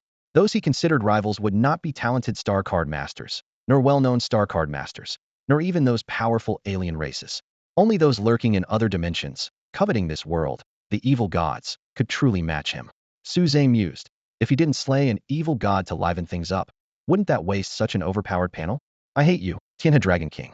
Sanyu struggled to stand, her legs trembling slightly, her eyes filled with tears as she stubbornly gazed at Suze. Her voice was choked with emotion, yet firm. You're even more detestable than my sister. Her purest complexion made her the king, admired by our people. But you, a mythological field spirit born of heaven and earth, have turned my efforts into the biggest joke. Suze turned slowly to face the rolling sea, his tone calm but tinged with an almost imperceptible pity. You haven't found your purpose. Constantly comparing yourself to others will only lead to self-doubt. You should focus on what's in front of you. Give it your all. Choose the right path, and see it through. Sanyu's anger flared. Her fists clenched tightly, nails digging into her palms, her voice sharp with fury. Tianhe Dragon King, born of heaven and earth. How could you possibly understand my feelings? She shouted. Hypocritical. Utterly insincere. Suze let out a disdainful laugh, turning to meet Sanyu's eyes. His gaze was piercing, as if it could see into her soul. The grievances you've suffered, what are they? Compared to her past life, is it really worse? His voice was low, with a hint of unspoken pain. That suffocating despair, even just a trace, is unbearable. At least she had a sister to protect her. Her past life, in the Su family, suffered untold humiliation. Suze looked into Sanyu's defiant eyes, his tone calm, yet commanding. At this point, do you submit or not? You intended to use the sealed card of Kanglan King to secretly control the Kanglan tribe. Now it seems, Sanyu is more suited for the position of Kanglan King. Sanyu laughed coldly, her eyes alight with defiance and ambition. You want me to be your subordinate? How is that possible? She approached Suze, each step filled with determination. I've come this far to ensure no one is above me. Even if you're a mythical field spirit, I won't submit so easily. Sensing the moment was right, Suze's lips curled into a mysterious smile. How about we make a bet? A glint of greed flashed in Sanyu's eyes, and she responded without hesitation. We can bet. If you lose, you become my card. Her voice was filled with undisguised excitement. If I lose, I'm yours to command. Sanyu calculated internally. As long as there's a chance to change her fate, she wouldn't give it up. Even if she lost, she could still become his subordinate. When he reigns over the star seas, she was confident she could become second only to him. If she won, she would not only become the ruler of the Kanglan star system, but the entire star sea. Suze saw through Sanyu's little scheme, yet it suited his plans. He replied indifferently. Heck, clever indeed. So how should we bet? Sanyu suppressed her excitement, feigning indifference as she inquired. She had already decided to achieve her goal by any means necessary, even if it meant betraying her own race. Suze slowly revealed the wager. I bet that the sealed card of Kanglan King will eventually end up in the hands of someone named Shuais. Sanyu was overjoyed inside but maintained her composure outwardly. Then you've already lost. She calculated. The Kanglan tribe's star card masters had designed a high-quality skin card. Unless a super-quality skin card appeared, even with minor differences, the Kanglan tribe would not acknowledge it. According to the bet, if it ended in a draw, her sister would personally choose which skin card appealed to her more. With her sister's discerning eye, she would certainly recognize which card was made by their people. In short, she was invincible. A super-quality skin card was impossible to appear. She was utterly convinced of this. Suze smiled at her, his figure slowly dissipating, leaving a parting remark echoing in the air. Then let's wait and see. With Suze's disappearance, the dream collapsed. Sanyu awoke with a start, her body trembling slightly from excitement. Her mind replayed the conversation. Tianhe Dragon King mythical quality, the thought that in 12 days, she could not only welcome back her sister, but also obtain such a powerful top-tier field spirit character card filled her with uncontrollable excitement. Sanyu pondered. Could a character card with epic potential be found anywhere else in the Star Sea? Almost impossible. With this card, how could the Kanglan not be stable? With this card, how could the people not show respect? Tianhe Dragon King, blame only your arrogance and conceit. Meanwhile, Suze also opened his eyes in bed. He gazed at the editing panel before him, lost in thought. The panel displayed. Editing points, 9. Editing target, Tianhe Dragon King card. Viewable editing level, 0. Only editable story link target, Tianhe Dragon King card. Suze pondered. How to edit it so that the beings of Tianhe would be spared, while the Dragon King's power reaches a level that can deter them. This was a conundrum. Story 4. The Dragon Guardian of the Heavenly River. I was once a carefree carp in the Heavenly River, but I couldn't bear to see the suffering of the world. So, I swam against the current and leaped over the rainbow bridge to transform into a dragon. From then on, I guarded the skies, appearing in dreams to protect countless families. However, my true dragon form attracted greedy individuals, whose covetousness brought unforeseen calamities to the creatures of the heavenly river. Corpses floated in the river. The once picturesque scene of gentle breezes and willow trees was gone, leaving only withered branches and fallen leaves. The sparrows angrily questioned my purpose, the bluebirds wondered when I would awaken, and even my kin could only manage a forced smile, unable to hide their inner sorrow. How could I rejoice in such a sight? My anger soared to the heavens, my blood stained the long winds, and I swore to protect the river with my life. I questioned the heavens. What does it mean to be a dragon king? The sky was silent, only responding with thunderous roars, fierce winds, and torrential rain, washing away the mystical blood from my body. I fell into the heavenly river, my blood dyeing the green waves, the battle flag fluttering in the wind. I vowed to guard this place with my true soul, enlightening all beings to defend the skies together. From then on, should any evildoers invade, I would ensure the heavenly river never cries out in anguish again. After compiling this story, Suze gazed at the task at hand, feeling a bit heavy-hearted. The task of dragon battle in the wild, surviving 10 life-and-death battles, and emerging victorious, seemed simple, but was actually challenging. With no opponents of the same level, he had to face challenges beyond his current level, and without the ability to rewind life and death, it was akin to gambling with his life. With a deep sigh, Suze began reviewing the new skills and weapons he had acquired. The Tianhe Dragon King card was of mythical quality, and the Blue Diamond Star Card Master realm could no longer be upgraded. This card possessed many powerful abilities, such as Dragon Protection, Dragon Might, and Dragon King's Divine Power. Among them, Dragon King's Enlightenment 6-star allowed the Dragon King to transform close beings into followers, while Dragon King's True Soul 8-star automatically triggered in the Dragon King's domain when in a near-death state, ignoring all negative effects. The Xianwang Spear, as the Dragon King's weapon card, was not yet unsealed but already 10-star quality.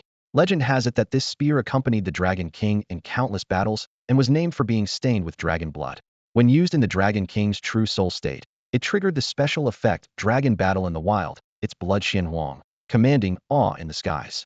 After examining all the introductions, Suze rubbed his temples. The power of a 10-star weapon card far exceeded normal expectations, and even unsealed, it was enough to outmatch typical legendary star cards. Only those legendary star characters with complete auxiliary cards might stand a chance against it. However, precisely because opponents were hard to find, Suze realized that unsealing this divine weapon might take a considerable amount of time. This realization led him into deep thought, contemplating future challenges and opportunities. Suze observed the Dragon King's process of bestowing powers, calculating his next move. The actions of the aristocratic representatives might provide him with a turning point. Ideally, they would push him into a corner, forcing him to secretly maneuver for a chance at a life-or-death battle. The Dragon King's skill in creating followers caught Suze's attention. This rare ability is typically possessed only by domain spirits in the universe. Suze recalled his past life experiences battling these powerful beings across galaxies. They not only had unique domains, but were also followed by numerous subordinates. It's said that once transformed into a character card, retaining this skill becomes challenging, requiring a significant price to activate. If I use this skill to create followers, even without entering the true soul state of the Dragon King, it should be visible by the river. I'll try it tomorrow, Suze pondered. He then began his routine meditation practice. Several hours later, the 12th star of his mental power solidified completely, marking his advancement to Card Master Level 3. Opening his eyes, devoid of light, Suze fell into deep thought.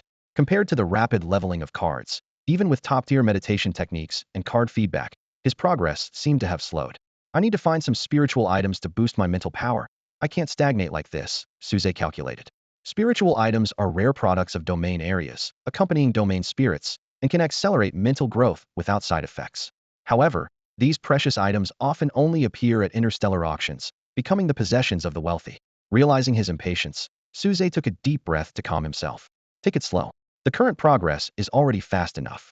Haste makes waste, and this mindset is not suitable for card awakening and breaking through to the dark shine level. He turned to view the compilation panel's initial interface, hoping new content would be available. The panel indicated he had only one compilation point, which could be used to edit the Tianhe Dragon King card. The compilation level was 1, allowing for the editing of stories and skills. Creating a skill from scratch required consuming compilation points equal to the star level multiplied by 9. Seeing that creating a skill required so many points, Suze frowned. By this calculation, compiling a 9-star skill would require 81 points, enough to compile several stories.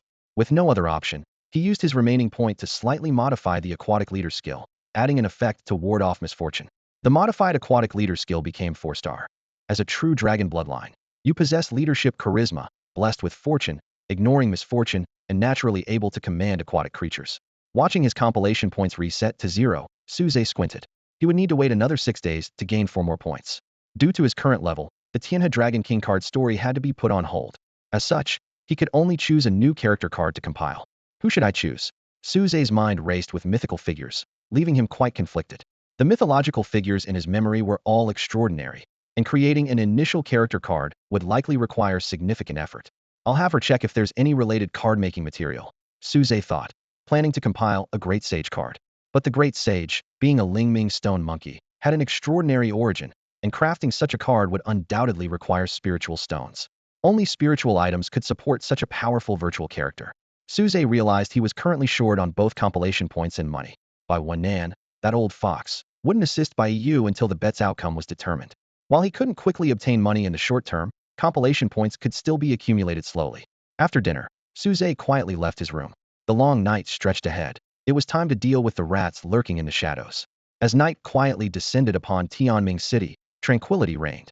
Beneath the dark willows by the Tian River, 3 shadows gathered, speaking in hushed tones. The moonlight flickered, barely illuminating their outlines. Things are tense lately, with the patrol division cracking down hard. Why did you call us out?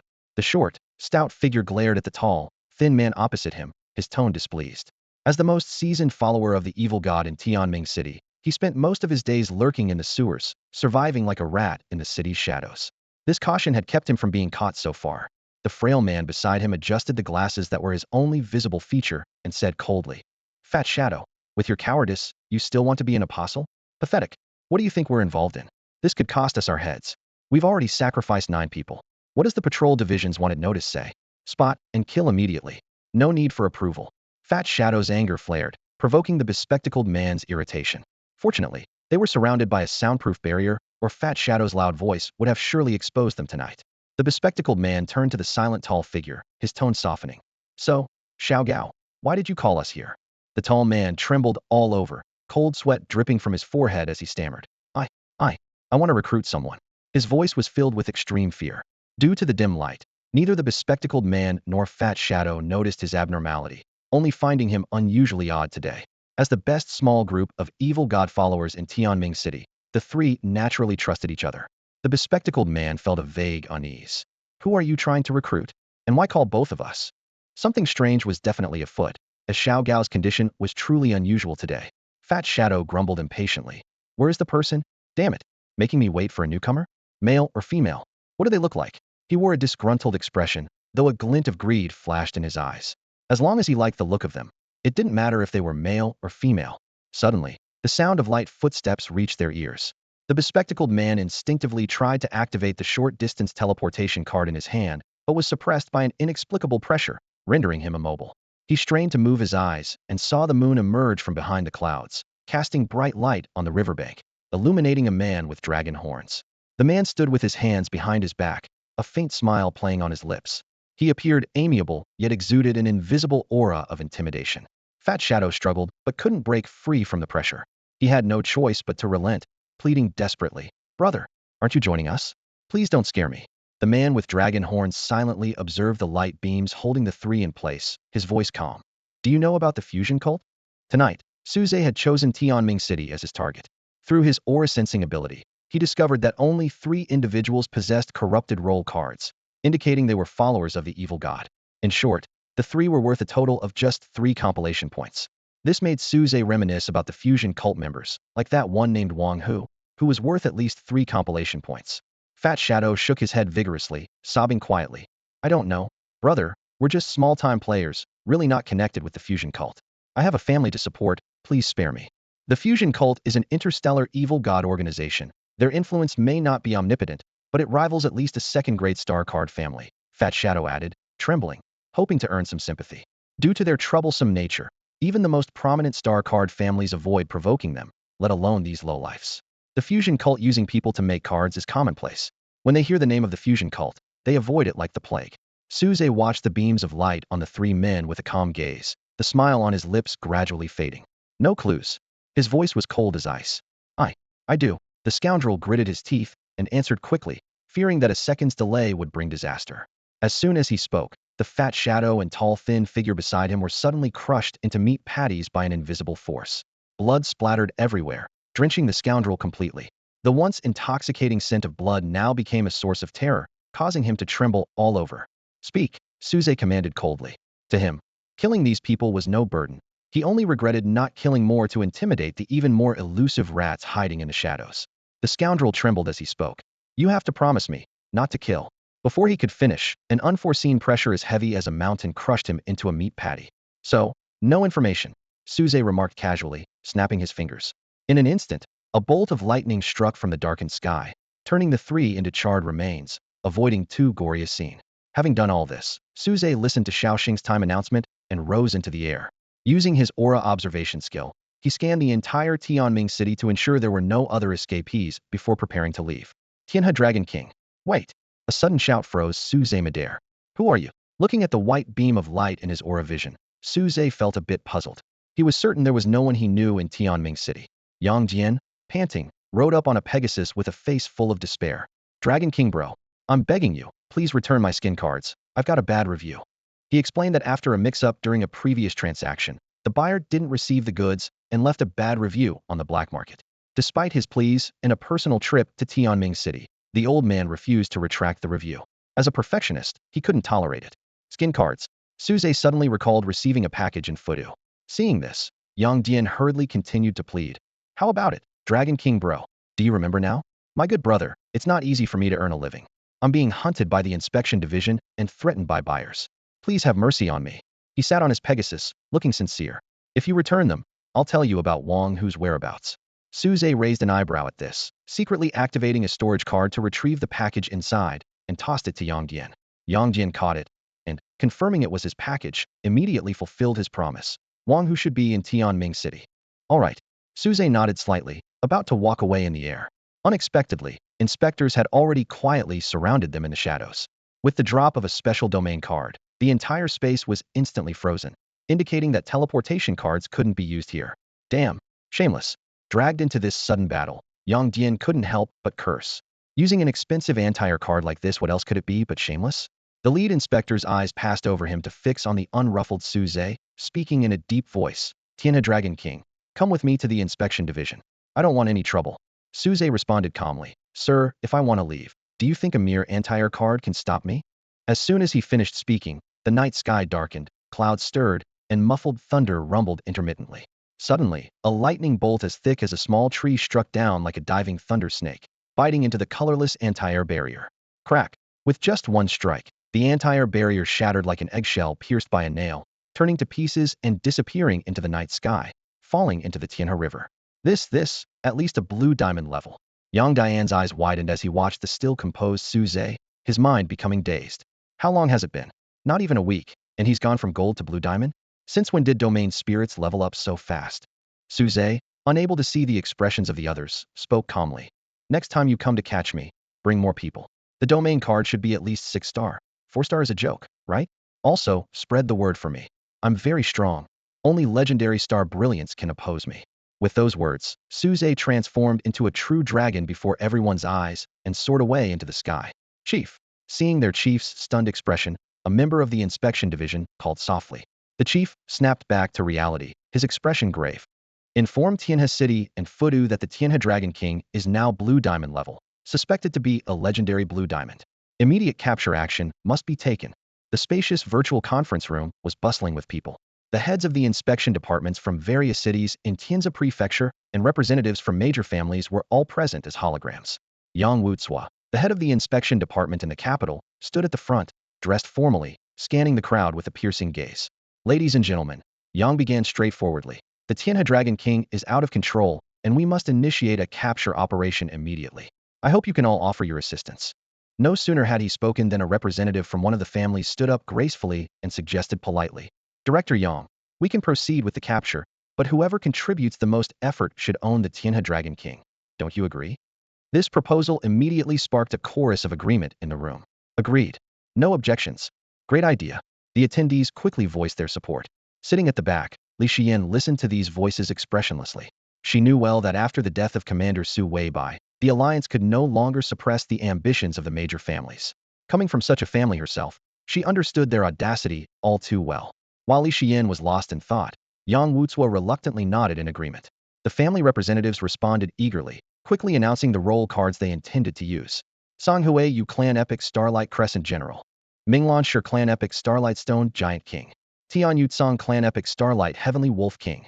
Suddenly, a clear voice broke the epic Starlight monopoly. Kanglin Lan Clan Legendary Starlight Whale Shark Guard. A wave of astonishment swept through the room, and all eyes turned to a handsome young man who had stood up. Feeling the attention, he bowed humbly and smiled warmly. Ladies and gentlemen, it so happens that I possess a legendary Starlight roll card. The room buzzed with murmurs. Young and promising. The seventh young master of the Lan clan. The Whale Shark King is a high-level troop card, with enhancements in humid areas. How can we compete? We just weren't prepared. Many regretted silently. However, at that moment, Su Aoran suddenly stood up in the corner, announcing loudly. Inglan Su Clan Legendary Starlight Star, Flood Dragon King. His declaration was like a thunderclap, causing an uproar in the room. People exclaimed, Su Weibai's famous card in his youth. Star Flood Dragon King. It comes with complete auxiliary cards. Skins, weapons, domains, an all-inclusive card, and the head of the Su family gave it to his son? How can anyone compete? The Tianhe Dragon King is surely doomed. Su Aoran is clearly favored by the head of the Su family, destined to be the young master. Impressive, truly outstanding. The Su family's power is at its peak. The chorus of admiration filled Su Aoran with pride. He glanced at Lan Song, who had spoken earlier, with a slight smirk. In his view, every card from his father, Su Weibai's so-called worthless father, was a masterpiece. Though he only received this one roll card, Su Aoran was confident that no one present could surpass him, not even the seventh young master of the Lan family from the Kanglan Galaxy. At that moment, a calm voice interrupted the noise. Since when did using someone else's card make you exceptional? Is there no shame? How much of its potential can you even unlock with a stolen card? All eyes turned to see Li Xian as the speaker. Su Aoran turned to her, squinting with a smile. Deputy Director Li, care to compete with me? Let me show you what I can do. On his home planet, this roll card was top tier, beyond reproach. With the absence of Dark Starlight cards, a legendary Starlight with complete auxiliary cards was the limit. As for mythical Starlight, such things didn't exist. Let's. Xian. Tianhe City's director Fan Yi suddenly interrupted, flashing an apologetic smile towards Su Aoran. She was just speaking out of anger, please forgive her. Su Aoran toyed with the Xinghui card, a playful smile on his lips. He spoke slowly, his tone laced with feigned sympathy. I understand. I'm a big fan of Uncle Weibai too. He shook his head slightly, a look of regret crossing his face as he sighed softly. What a pity! Who would have thought that Uncle Weibai, after a lifetime on the battlefield, would not die there but at the hands of an assassin? When I first got the news, I was extremely shocked and heartbroken. Su Aoran continued, a barely noticeable gleam of satisfaction in his eyes. To think that my Inglan Su family, with its thousand-year legacy, finally produced such a major figure in the alliance, only for him to be gone so suddenly. Enough! Li Xian suddenly slammed the table and stood up, her eyes cold as ice, staring directly at Su Aoran. Her voice was as chilling as if it could freeze the air. Inglan Su family, do you want to go to war with my Huangtian Li family? Su Aoran was taken aback by her words, the smile vanishing from his face. He quickly raised his hands in a gesture of sincerity, repeatedly apologizing. I'm sorry. I'm very sorry. I didn't know who you were and offended you. Please don't take it to heart. The representatives of the surrounding noble families exchanged glances, their surprise evident. Although there were many noble families among the human race, only 9 were acknowledged as the strongest, known as the top tier, with long-standing legacies and deep roots. The Huangtian Li family ruled over 9 star systems, and their influence was undeniably vast. However, the crowd's attention soon shifted away from Li Xian. In their eyes, the daughters of noble families were merely tools for marriage alliances and could not truly represent the will of the Huangtian Li family. Su Aoran watched as Li Xian sat back down, his smile growing even more amused. He loved to bully those who supported Su Weibai, especially that useless person. No matter how much he bullied, that useless person would never speak ill of his father. Each time he was insulted and beaten, he would glare at them with his blind eyes. It's such a pity that useless person is blind and can't see me using his father's card. Su Aoran continued to toy with the card in his hand, a hint of boredom flashing in his eyes. The scene suddenly shifted to the banks of the Milky Way. A gentle breeze rustled the willow trees, their branches swaying as if welcoming the boy's arrival. A carp suddenly leaped out of the river, gently kissing the boy's fingertip. A faint trace of blood flowed from the fish's lips into its mouth. Baiyu stood nearby with her arms crossed, her brows furrowed as she watched the scene. She couldn't help but complain. Did you bring me here just to watch you feed fish with your blood? I'm so busy. I thought you had something important to discuss, but it's just this? Suze chuckled as he stood up, the carp at the riverbank leaping up as if reluctant to see him go. Only Suze could hear their message. Dragon King bop bop Dragon King, thank you Dragon King Dragon King. Do you need to borrow eyes? Dragon King, you smell so nice love the Dragon King good. Baiyu looked at the lively carp, her eyes filled with astonishment. How did you do that? She asked, her voice tinged with surprise and curiosity. These carp were no longer just somewhat intelligent. They could be called star carp now. It was foreseeable that with time, these star carp would become powerful. Yes.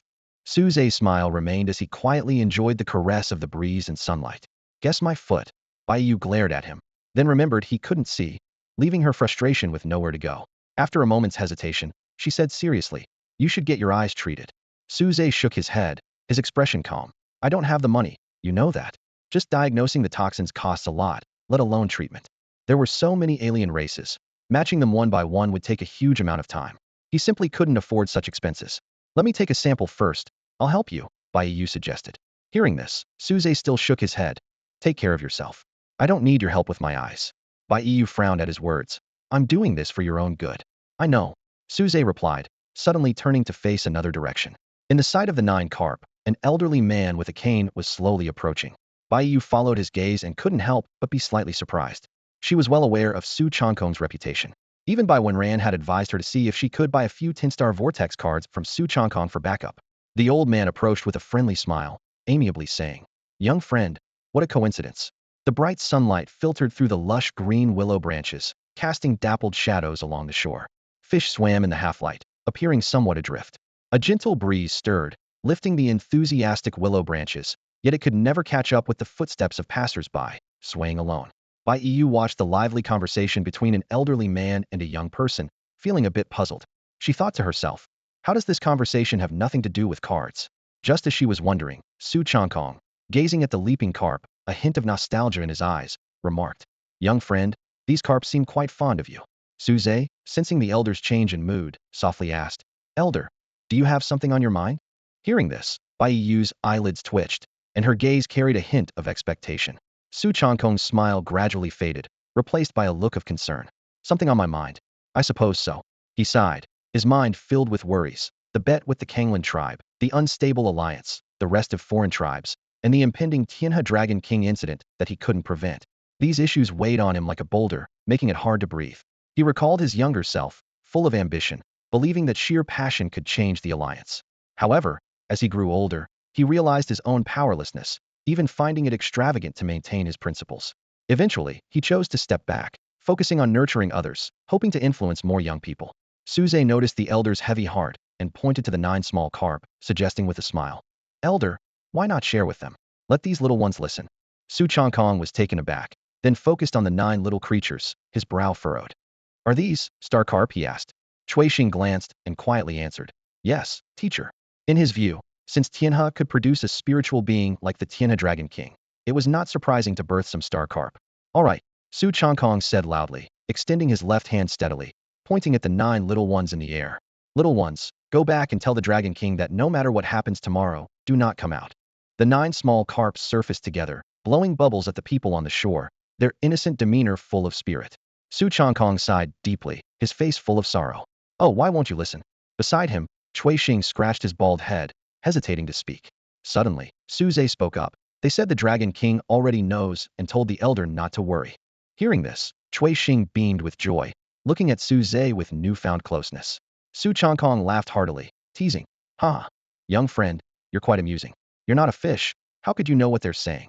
Suze responded calmly, elder, you're not a fish either, so how can you say they're not saying those things? Su Changkong was momentarily speechless, then gazed at Tianhe, his eyes slightly moist. If only we could coexist peacefully, Tianhe Dragon King, he murmured.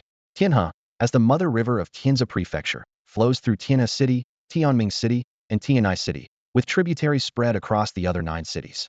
In the hearts of the people of Tianzi Prefecture, especially the residents of Tianhe City, Tianhe holds an irreplaceable status and significance. The Metropolitan Inspection Office, along with city inspection offices and representatives from influential families, is about to conduct an operation that will undoubtedly incite the anger of Tianhe City's residents. Mr. Su, Those who haven't experienced war can never truly understand the preciousness of peace, Bai said, unable to resist joining the conversation after hearing Su Changkong's reflection. Su Changkong turned his head, his sharp gaze resting on her. He nodded slightly, his eyes filled with the weight of experience. You're right. We are the protected ones, unaware of the hardships at the front.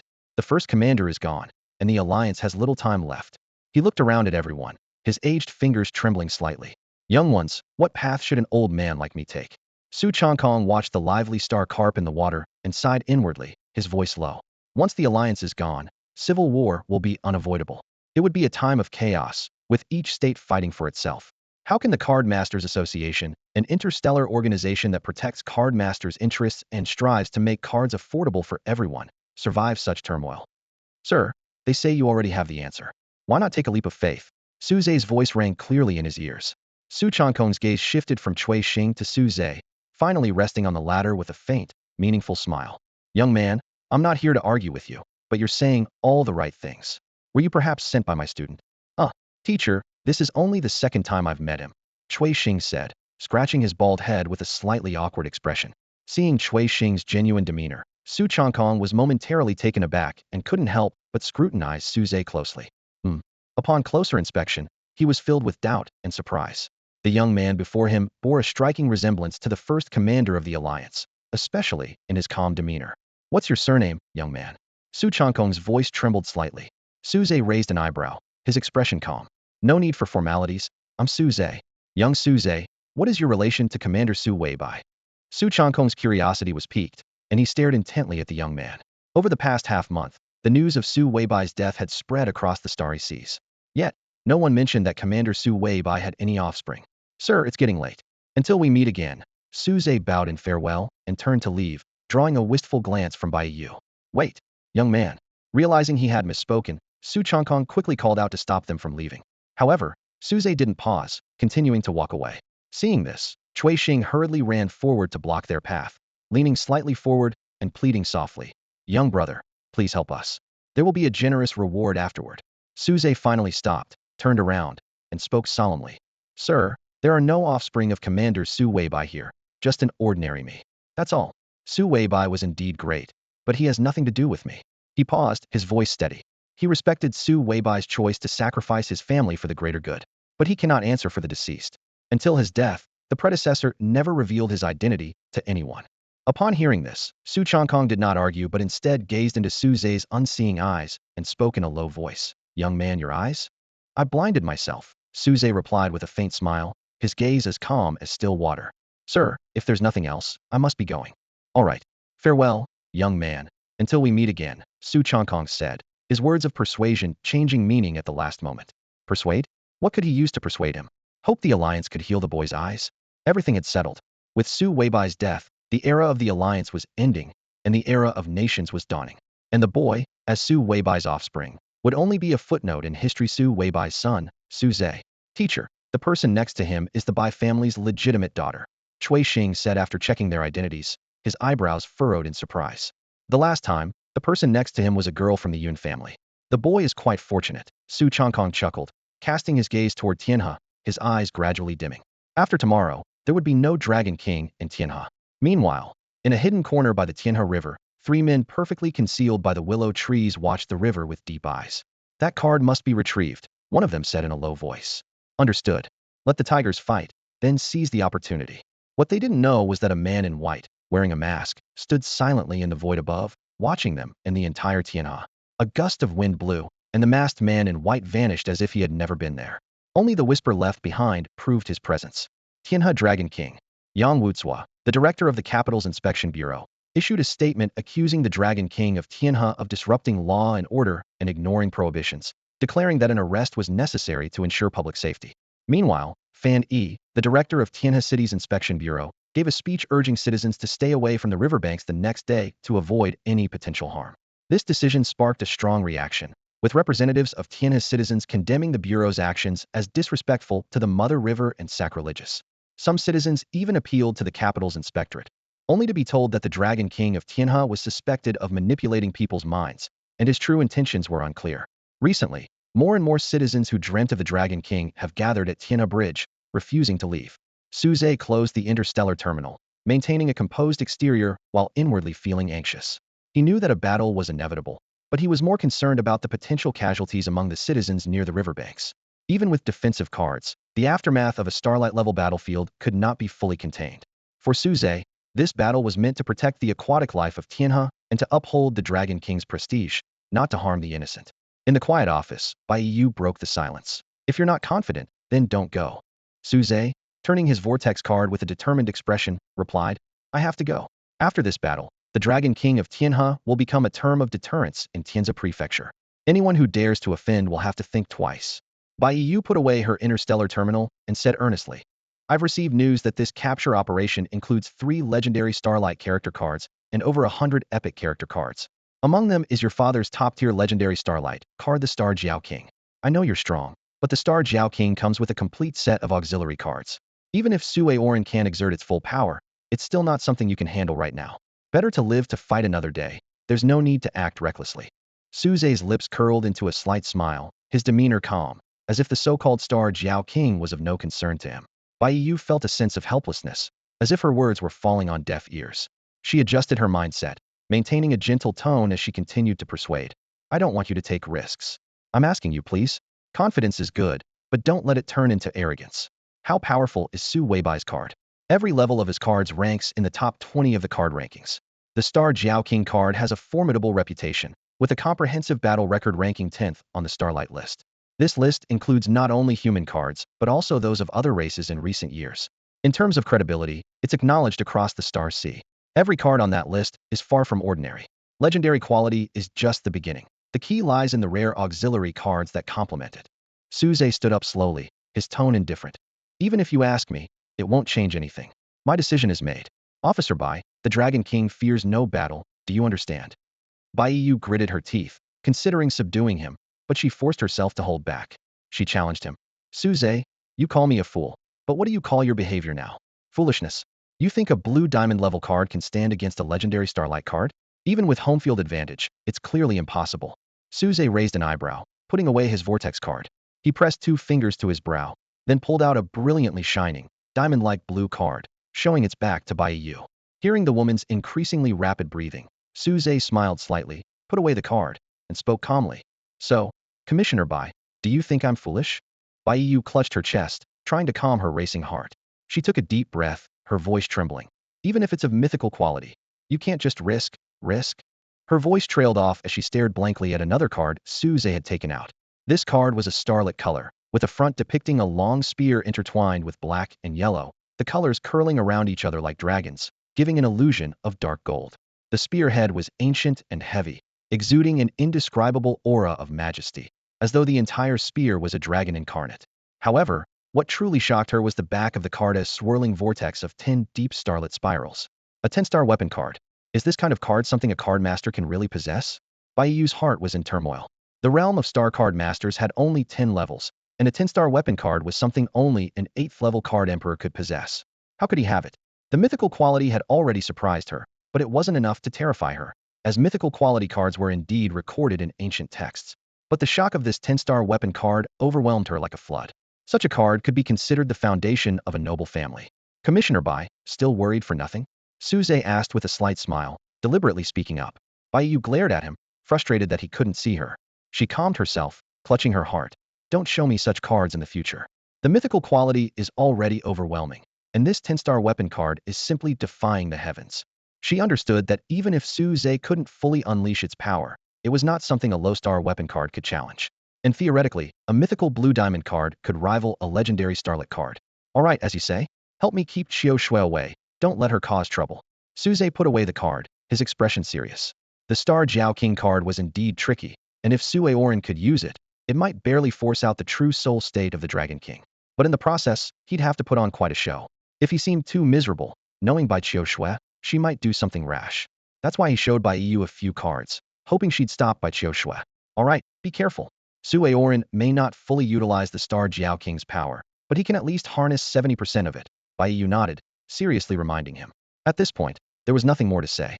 The mythical quality and the 10-star weapon card alone were enough to suppress most legendary starlit character cards.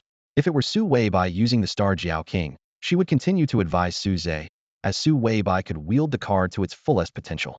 Su Aoran, however, was not quite on that level. Suze nodded calmly and walked away. The afternoon sun was slightly hot, and as soon as Suze left the building, he heard the clamor from various parts of the street. The Dragon King is not an evil god. The inspection department owes us an explanation. Which of the Dragon King's actions hasn't benefited us? Everyone, we must stand together. Together. Together. For a moment, the street resonated with thunderous voices echoing to the skies. Suze listened quietly, feeling a warmth in his heart, yet his worries only grew. This matter started because of the Dragon King, and it should be resolved by the Dragon King. Tonight's plan to clear out the evil god followers would have to wait. He needed to soothe them first. Understanding this, Suze calmly headed home. He didn't want any innocent people to be harmed by tomorrow's battle. As soon as he returned to the Tongshi shop, he heard the sound of crying. Woo woo. Sister, what if the Dragon King dies? Woo woo. I don't want him to die. Woo woo. The Dragon King is the best to Tong Tong. He's not a bad person. And Cece held her crying sister in her arms, gently stroking her head, her bright eyes filled with worry.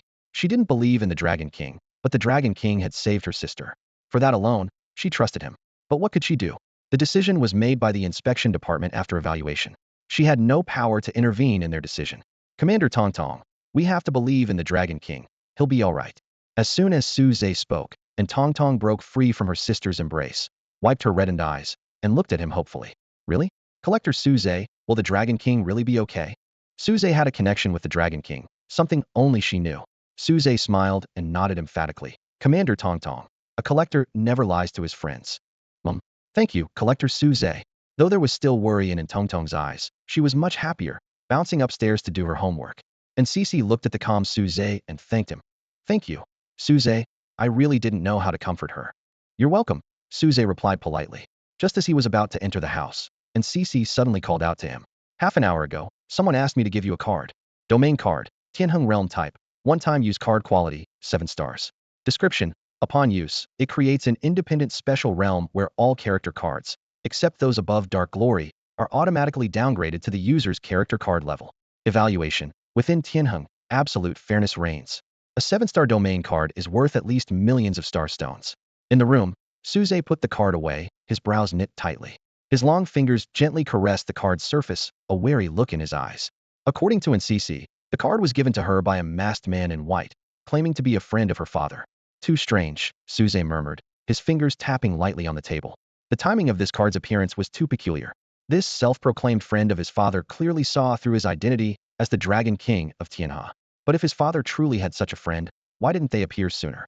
Such generosity at first contact, wouldn't it be more than enough to protect him?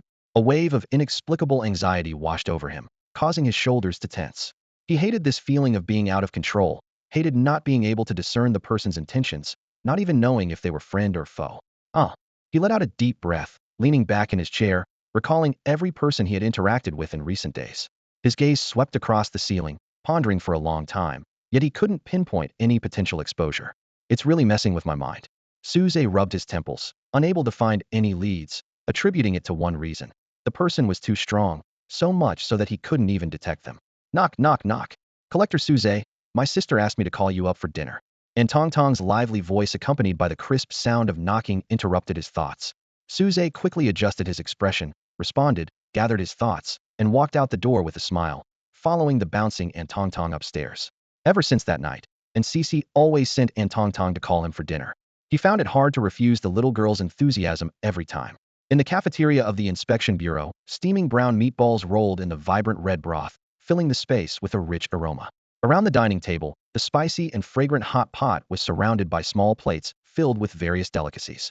On a normal day, the inspectors would indulge heartily, eating with gusto.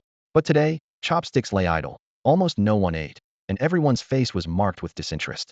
Inspector Xiaoxin left the table early, quickly returning to their shared office. As she entered, she immediately noticed Li Xian's despondent figure, the person at the desk seeming like an empty shell. A trace of concern flashed in Xiaoxin's eyes, her voice gentle. Captain, are you sure you don't want to eat something? All afternoon, since Li Xian returned from the online virtual meeting, she had been in this dazed state, as if her spirit had left her. Li Xian slowly lifted her head, her eyes finally focusing, forcing a faint smile. Xiaoxin, I'm fine. Today's experiences, and what she would face tomorrow, filled her with a sense of helpless sorrow. Commander Su Weibai's card was actually going to be used to capture the Dragon King of Tianhe, and by someone from the Su family she despised. How could she accept this reality? Her fingertips unconsciously tapped the desk. The Dragon King of Tianhe had helped her multiple times. Although this didn't prove his intentions, it at least demonstrated his stance. Commander Su Weibai once said that not all aliens are enemies, and the same goes for domain spirits. Battles are fought to better protect peace, not to launch wars of aggression with arrogance. The current Inspection Bureau ignores the people's pleas and collaborates with family representatives. Can this truly be called justice? Captain, I know you're upset, but the Dragon King of Tianhe is ultimately just a domain spirit. If we don't capture him, once the news gets out, many will choose to capture him in secret. With this situation, it's difficult for Tianhe City to find peace. Xiaoxin stood behind Li Xiyan, gently massaging her shoulders and softly comforting her. Becoming a card is a better fate for the Tianhe Dragon King. Li Xiyan didn't respond, slowly closing her eyes. Unknowingly, she slipped back into a dream. By the riverside of Tianhe at night, a cool breeze gently swept through, lifting Li Xian's long hair, making it sway along with the willow branches under the moonlight. The sound of flowing water accompanied by the chirping of insects played a natural symphony under the moon's glow. Beneath the seemingly calm surface of the river, fish leapt anxiously, as if foretelling an impending storm. Li Xiyan took a few steps, suddenly driven by a strong premonition to turn around. She saw a man with dragon horns squatting by the shore, interacting with the fish in the river. The moonlight shone on his dragon horns, casting a soft glow around him. For some reason, this scene touched a chord deep within Li Xiyan, bringing an inexplicable sadness to her heart. Unconsciously, she walked forward and blurted out, "Tianhe Dragon King, why don't you leave?" Her voice carried a hint of sobbing. If you leave, she won't be sad. If you leave, she won't have to face that situation. If you leave, she can console herself. Su Zhe slowly stood up, turned to face Li Xiyan under the moonlight, and silently watched her. He understood that he should indeed leave, but not now. The plan devised by the representatives of the noble families and the inspection department was too cruel, and he couldn't bear to watch the Tianhe aquatic creatures die because of him. Seeing the Dragon King remain silent, Li Xiyan bit her lip, her voice low and trembling. "Dragon King, do you know that many people will come after you tomorrow? I really want to help you, but I can't.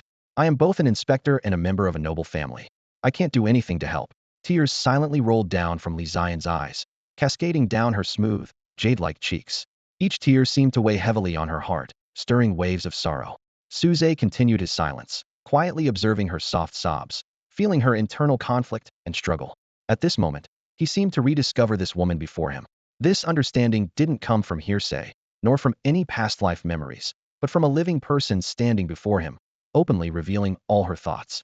Su Zhe smiled gently, turned to face Tianhe, hands clasped behind his back. "I will win."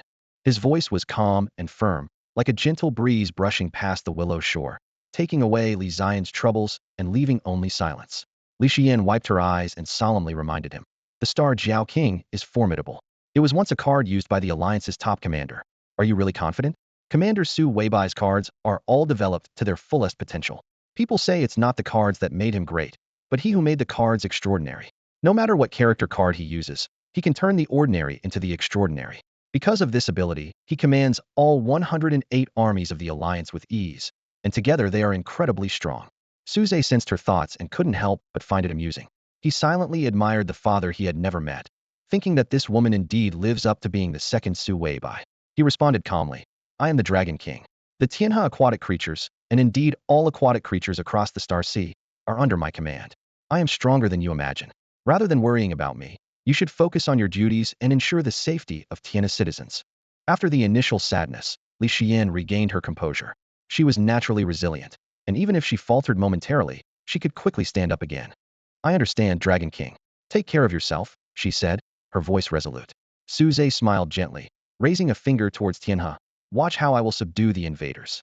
Li Xiyan wanted to say more, but the scene before her gradually blurred. In the haze, she only saw the Dragon King turn and nod to her gently. "Captain, are you all right? I just heard you calling for the Dragon King." Her teammate's concerned voice pulled Li Xiyan back to reality. She rubbed her slightly moist eyes and said seriously, "I'm fine, Xiaoxin. Let's head to the Tianhe riverbank too." "Huh? Captain, weren't you not going?" Xiaoxin looked at her with wide eyes, full of confusion. Li Xiyan smiled. "I suddenly changed my mind. I want to see with my own eyes how the Dragon King wins." "The Dragon King will win?" Xiaoxin murmured, ultimately deciding not to discourage her captain. She thought to herself, no matter how strong the Tianhe Dragon King is, can he really be stronger than the Star Jiao King? And tomorrow, it won't be a duel, it will be an all-out brawl. After all, The Tianhe Dragon King is just a newly born field spirit. Captain Sai, I hope it won't be too bad. Xiaoxin silently prayed in her heart. As the first light of dawn pierced the dim sky, announcing the end of night and the arrival of morning, the vibration of the interstellar terminal woke Su Zhe from his meditation on the bed.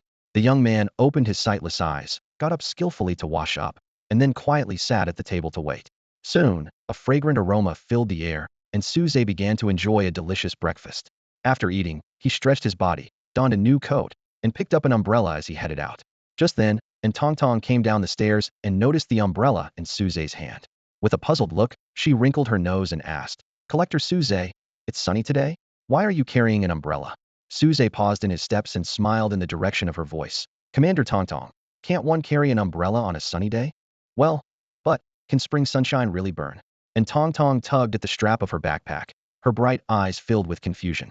At that moment, Cici came down from upstairs and gently reminded, Tang, it's time for school." "All right then, goodbye Collector Su Zhe, goodbye sister." And Tang bid them farewell. As she walked out of the shop, she glanced towards the Milky Way, her face showing no worry. She remembered her dream from the night before, where the Dragon King of the Milky Way told her not to worry, to study hard, and to listen to her sister. And Cici noticed the umbrella in Su Zhe's hand, a flicker of surprise in her clear eyes. A ripple of doubt stirred in her heart, recalling the secret she had never shared with Xian's sister. The Dragon King she saw in her dreams, and the Dragon King who brought her sister back, bore a striking resemblance to Su Zhe. Good morning, manager," Su Zhe greeted and turned to leave. Suddenly, as if compelled by an unseen force, and Cici blurted out, "Be careful." Su Zhe paused, nodded gently, then opened the umbrella and stepped onto the street, as if entering another world. And Cici stood in a daze for a moment, then hurried outside the shop, looking towards the Milky Way. The street was already devoid of the young man's figure. Only a few passers-by hustling for their livelihoods remained. She stood there, her sister's innocent voice echoing in her mind, speaking of Su Zhe's kindness and the Dragon King's care. The sound of a rolling shutter door startled Cici. Guang Zhuang asked with concern, "Cici, what's wrong? You look so pale." "Uncle Guang, it's nothing." And Cici shook her head, feeling chaotic inside as she returned to the shop. After a moment's hesitation, she picked up the interstellar terminal and dialed Li Xian's number. The usual short waiting tone now seemed to stretch into an eternity. And Cici anxiously called out in her heart, "Hurry up, Xian sister, you must answer." Finally, the call connected. Li Xian's slightly weary voice came through from the other end of the terminal. "Hello? Xiaoxi, what's up? I'm a bit busy here."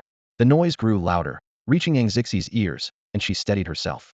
"Sister Xian, Su," before she could finish her sentence, a thunderous dragon's roar exploded simultaneously from both the terminal and the outside, making her head buzz. "Cici, we'll talk later." Li Xian hurriedly hung up the phone and turned to direct the inspectors to block the surging crowd. Taking advantage of the moment, she looked up at the sky. There was a majestic dark golden dragon. Its long body was sleek yet powerful, with strong limbs and an elegant, agile tail. Its eyes shone like the sun, surveying the banks of the Tianhe River. Bathed in the morning light, every scale on its body glistened as if meticulously crafted by a divine artisan. It held a dignified stance, seemingly waiting for its opponent to make the first move. So it arrived quickly? Good. Saves us the trouble of freezing the entire Tianhe. Su Aoran stepped forward, his intense gaze fixed on the imposing Dragon King. Making such a commotion just to lure it out? This domain's spirit is extraordinary, truly deserving of its legendary status. No matter, the Su family promised us a reward. Everyone, let me, Lan Song, and Tian Ming take the lead, and you support us. Lan Song followed closely, holding cards with a smile on his lips. The red-haired Tian Ming casually flicked his hair aside. "I'll reluctantly let you be the main character this time." Outside the battlefield, Yunmei watched with disdain in her eyes. "Disgusting," she muttered. The Star Jiao King's card should have been Xiao Zhe's. "Teacher, are you really okay with this?" Cui Xing noticed his teacher's tightly clenched hand on the cane, a hint of reluctance in his eyes. Su Changkong closed his eyes, holding back tears. The inspection division isn't wrong. The Tianhe Dragon King is indeed difficult to control. The Dragon King isn't at fault either. It's this world that cannot tolerate peace that's to blame. On a high building, Song Qua anxiously observed everything, marveling at the Tianhe Dragon King's presence. Many of his clans secretly agreed. A newly born domain spirit, knowing it was outmatched yet still defending the Tianhe, was truly admirable. A bunch of ignorant fools, Song Yu stood with arms crossed, disdain in his pink eyes. How could the Tianhe Dragon King be an ordinary domain spirit? How can it be judged by common logic? Yang Wu stepped up into the wind, standing across the Tianhe Bridge from the Dragon King. His voice boomed across Tianhe City. "Tianhe Dragon King, you've repeatedly ignored the ban. acting in both the capital and Tianming City. Are you aware of your crimes? Suze, transformed into the Dragon Lord, scanned the surroundings filled with people ready to attack. He smiled faintly, speaking with composure. I am the Dragon King, responding to the desires of all beings. What's wrong with that? Do the inspectors think those evil god worshippers who sacrifice others shouldn't be punished? I have no patience to wait until they commit their crimes to deal with them. But you also, Yang Wu frowned, about to speak. Enough! Suze's fierce shout shook everyone to their core. In an instant, dark clouds surged like tides, covering the banks of the Tianhe. The dull rumble of thunder emerged from the dense clouds, turning the bright sky into a somber one. A strong wind rose, and raindrops began to fall. An inexplicable sense of oppression enveloped the entire battlefield. Suze summoned a dark golden spear, his robe transforming into a dark golden battle robe, flapping in the storm. He stood in the air, spear pointing towards the Tianhe, his gaze indifferent, his tone calm, as if the impending life-and-death battle had nothing to do with him. Justice and fairness are clear to all. Inspectors, I don't wish to argue with you. I will either become a king or a defeated ruler. Come at me all at once. Let me see how much effort you've put into capturing me. Boom. Thunder rumbled across the banks of the celestial river, echoing the majesty of the Dragon King of the heavenly river and striking fear into hearts. Beneath the darkened sky, a thin shield of light enveloped the towering buildings, protecting them from the onslaught of the storm. Yang Wuzuo's face was grim as he nodded to the representatives of the noble families, leading them away from their current location. He sneered, "Don't make any rash moves. Let the Star Jiao King handle it." Sue Oren faced the crowd's gaze, focusing on the isolated Dragon Lord. He retrieved a card shimmering with starlight from between his fingers and tossed it casually. With a thunderous roar, a giant dragon-like Star Jiao appeared amidst the storm, its dark blue eyes coldly fixed on the dark golden figure in the rain, exuding an intimidating aura. Star Jiao King, attack! Sue Oren commanded loudly, throwing 2 more cards. With a hum, the Star Jiao King transformed into a formidable warrior with a dragon's head and a human body. It wielded a deep blue spear, its aura profound and unfathomable. The rainwater gathered at its feet, forming a pure pool, enhancing its mysterious and powerful presence. The onlookers were all stunned. Sanzang touched the whale shark guard, his eyes filled with shock, thinking that even 3 whale shark guards might not be a match for the Star Jiao King. Tianming toyed with the card in his hand, squinting slightly, silently admiring the skill of the alliance's top commander. Yunmei gritted her teeth, her chest heaving with anger. That's Xiaozhi's card. Su Chongkong remembered the blind young man, sighed deeply, and looked sorrowful. Su Weibai truly lives up to his name. Song Qua shook his head slightly, convinced that with the Star Jiao King's card, Princess Song Yu couldn't possibly save the Dragon King of the Heavenly River. Song Yu's pink eye showed a hint of uncertainty as she murmured, "It should be fine." Li Xiyin stared blankly at the Star Jiao King, her heart wavering again, doubting whether the Dragon King of the Heavenly River could prevail. Whoosh! The Star Jiao King's spear sliced through the rain, pointing directly at Suze, and it spoke in a deep voice, "I do not fight nameless foes. State your name, spirit of the field." Suze raised his sword-like brows, holding his spear at an angle with arrogant defiance. "Remember, the one who defeats you is the Dragon King of the Heavenly River." Boom! Another clap of thunder rang out. The golden and blue figures, watched by countless eyes, clashed fiercely in the storm. The sound of their weapons meeting echoed across the battlefield. In a matter of moments, they had exchanged dozens of blows, their movements in the rain like dazzling arcs of light. Boom! Another thunderclap. The blue figure suddenly retreated, leaving the golden figure standing alone, spear pointing toward the heavenly river. "Damn it! Are you blind? Don't you know how to use a card?" Just as the crowd was puzzled, the Star Jiao King's angry voice was clear in the rain. Su Aoran's face turned pale and flushed, clenching his fists under the gazes of those around him. He gritted his teeth and said, "What card? How would I know? How can you be so foolish? I've never been this frustrated since becoming a card." The Star Jiao King threw its damaged weapon straight at Su Aoran. Only then did everyone see that the spear was tattered, full of various sized notches, clearly in need of a repair card. Lan Song's voice echoed with doubt through the rain. "This, the Star Jiao King's weapon card. It should be 6-star, right?" The red-haired youth, Tianming, gradually shifted from nonchalance to seriousness as he gazed at the golden figure standing in the rain with a long spear, sensing an ominous feeling. Su Aoran suppressed his anger, his voice as cold as ice. "If you don't tell me, how would I know your weapon is damaged?" The Star Jiao King responded indifferently, with a hint of dissatisfaction in its tone. "Such a trivial matter. Must I really mention it? If the master were here, the mere Tianhe Dragon King would be easily captured. It was originally a domain spirit and was resistant to this battle. It wouldn't have cooperated if not for the master's sake." Standing in the air, Suze spoke with indifference. Is this all you've got? Suze found it amusing, yet couldn't help but feel a bit disappointed. This performance was not even on par with a common legendary star card. Even holding back was difficult. The outcome of today's battle was destined to be unsatisfactory. Enough, let's go together. The red-haired youth, Tianming, tossed the card in his hand. As starlight shimmered, a warrior wielding a blazing spear remained, his armor covered in flames, resembling a small sun in the rain, exuding an astonishing aura. Elite unit, blazing flame general. Onlookers exclaimed continuously. Tianming's spear sliced through the rain as he declared loudly. Blazing flame General Tianming. One after another, various powerful figures appeared. A blue starry shark transformed into a blue warrior, standing on a giant whale shark's phantom, holding a trident like a sea god surveying. Whale shark guard Blue Song.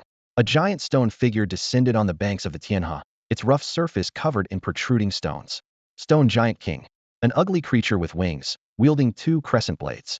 Crescent General. A robust werewolf swung a wolf-tooth club, with a pack of wolves gathering behind. Heavenly Wolf King. Dense purple lightning formed a bird-headed human figure. Thunder Roar General. Water Spider Guard. Double-head Snake Guard. In the rain, one imposing figure after another appeared, as if ready to tear the sky apart. Everyone stared silently at the Tianhe Dragon King, trying to find a trace of fear in its eyes. However, Suze's eyes remained calm, like a still ancient well, as if the enemies appearing before him didn't exist at all. Pride, arrogance, conceit. These labels were instantly attached to him. People couldn't help but wonder, at this moment, does he still care about so-called battle etiquette? With a swish, the Xianhuang spear cut through the rain, revealing Suze's calm demeanor. Are you ready? His plain voice resonated in the noisy environment around everyone, portraying the Tianhe Dragon King's solitary and unparalleled stance. Yang Wuchua, standing in a safe spot, sighed inwardly and remarked to the inspectors, "This is the true Dragon King." At that moment, he felt a bit of regret. Would a Tianhe Dragon King, favored by heaven and so proud, really act against ordinary people? Surely not. Perhaps the inspectorate should consider joining forces with him, rather than allying with these family representatives. But who can say for sure? It was precisely the Tianhe Dragon King's pride that caused the inspectorate to lose face in the capital. Considering all factors, he had no choice but to proceed with the capture operation. Thinking of this, Yang Wuchua's expression turned cold, and he waved his hand. Deploy the 6-star Devouring Star Net card to weaken the Tianhe Dragon King. Damn it, Yang Wuchua, you old fool. You've disgraced the Yang family. Yang Dian suddenly jumped out from hiding, cursing loudly. Immediately, inspectors restrained him, while another inspector took a deep breath and threw the Devouring Star Net card. With a swoosh, the card transformed into a giant net of star power, ignoring the violent wind and rain, directly ensnaring Suze, binding him tightly. 6-star Devouring Star Net card. Star power loss speed increased 6-fold. The murmurs were drowned out by the rain. Feeling the star power draining from his body, Suze's lips curled into a smile. Then, he raised the Xianhuang spear, calmly surveying over 100 enemies, his battle-ready voice echoing throughout Tianhe City. Come forth and fight. Boom. Thunder roared, deafeningly loud. Amidst the curtain of rain, flashes of golden light flickered, and every few seconds, a figure was blasted to the banks of the Milky Way, dissolving into starlight. The faces of the onlookers showed growing shock, then turned to stupefaction. In just a brief moment of battle, over a dozen of the 100 or so figures had already fallen. Was this really just a legendary blue diamond? Even with home advantage, it seemed excessively powerful. Ordinary epic starlight couldn't withstand even a single move. Such ferocity was rare in the world. Song Kwa slapped his stiff face hard and yanked a whisker, trying to clear his mind. However, it was destined to be in vain. The unparalleled figure of the Milky Way Dragon King loomed over his mind like the rain, making it difficult for him to stay calm. Beside him, the uncertainty in Song Yu's pink eyes gradually faded, replaced by a spontaneous joy. She thought to herself, this card will be mine eventually. Yunmei gazed at the golden figure wreaking havoc in the rain, her heart racing. She mused, such a powerful field spirit, how wonderful it would be to capture it and gift it to Xiaozhe. Su Chongkong slowly stood up, leaning on his cane, his expression more serious than ever. He murmured, the Milky Way Dragon King, perhaps not just legendary. Cui Xing was taken aback, his mind in a daze, stammering, Teacher, do you mean mythology? Su Chongkong nodded slightly, his sharp eyes penetrating the rain, fixated on the figure of the Dragon King. At this moment, the battlefield was silent, and no one dared to make a move. Suze, holding the Xianhuang spear, effortlessly sliced through the rain, looking disdainfully at the enemies whose faces had changed color, and taunted. Is this all you can do? Lan Song and Tian Ming exchanged a glance, nodding in perfect understanding.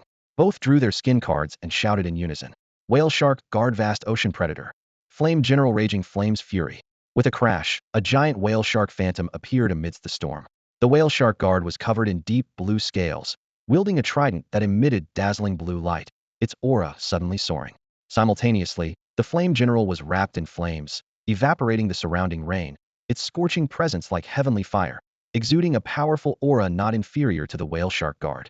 Suze coolly remarked, "Interesting." With that, he lunged with his spear. The Xianhuang spear shot forth like a furious dragon emerging from the sea, its might unmatched. Sanzang, leveraging the swift movement of the whale shark phantom, poured all his strength into the trident, striking from above. Tianming followed closely, maneuvering behind Suze, his feet aflame, thrusting a flaming spear through the rain, aiming straight for Suze's back. Clang! Metal clashed, sparks flew. The Xianhuang spear instantly shifted from a thrust to a deflect, effortlessly knocking aside the trident. Suze's arms suddenly exerted force, executing a backhanded spear maneuver, the spear tip seeming to pierce the sky. Tianming was shocked, not daring to confront it head-on, hurriedly retracting his flaming spear. However, the antiquated dark gold spear accelerated again, piercing his chest with lightning speed. Arg! Tianming groaned in pain. Suze retrieved the horizontally held Xianhuang spear, still bearing the remains of the Flame General, this scene intimidating the remaining enemies. Lansang's gaze crossed the nearly bent weapon, staring at Suze, heavily uttering two words, mythology. Boom. Another deep thunderclap resounded. At this moment, whether onlookers or numerous family representatives, their minds were dazed, unable to calm down for a long time. Mythical field spirit. The last appearance was 300 years ago. To fight over that field spirit, an entire galaxy was nearly reduced to nothingness, someone exclaimed. In this small Milky Way, a mythical quality field spirit can actually be born. Suze remained noncommittal, casting a stern gaze over the crowd, casually swinging the Xianhuang spear, throwing the heavily injured Flame General to the banks of the Milky Way. In the rain, his figure grew more imposing, dominating all around. This serene and relaxed scene left everyone astounded. It must be a myth, undoubtedly. Only a myth could defy hierarchy and overcome the superior. Suze stood proudly, overlooking the representatives of the noble families. Holding a spear in his right hand, he pointed it at the rain, maintaining a calm demeanor. The rain pelted against him, yet it didn't affect his imposing presence. His voice pierced through the rain, resonating around.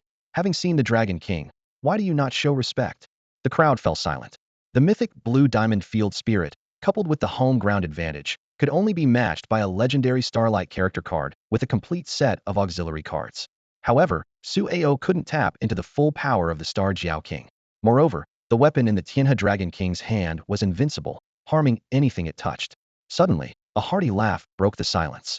The Star Jiao King held a long halberd, standing in midair. Beneath it, the rain gathered into 6 star vortices, its eyes brimming with fighting spirit. Upon seeing the vortices, everyone's expressions changed drastically. Awakening stage, someone exclaimed. No, the Star Jiao King is a card that failed to break through. It can only remain at this stage for life. Seeing this, Suze's expression turned solemn. The awakening stage is the key for a character card to break through from starlight to dark brilliance, known as the Gate of Hell. Crossing it means a qualitative leap in strength. The Star Jiao King spoke. Tianhe Dragon King, you are steady and deserving of the title Dragon King. However, though I am the least commendable card of my master, I still have my own pride. Today, I will defeat you with my halberd, not tarnishing my master's name.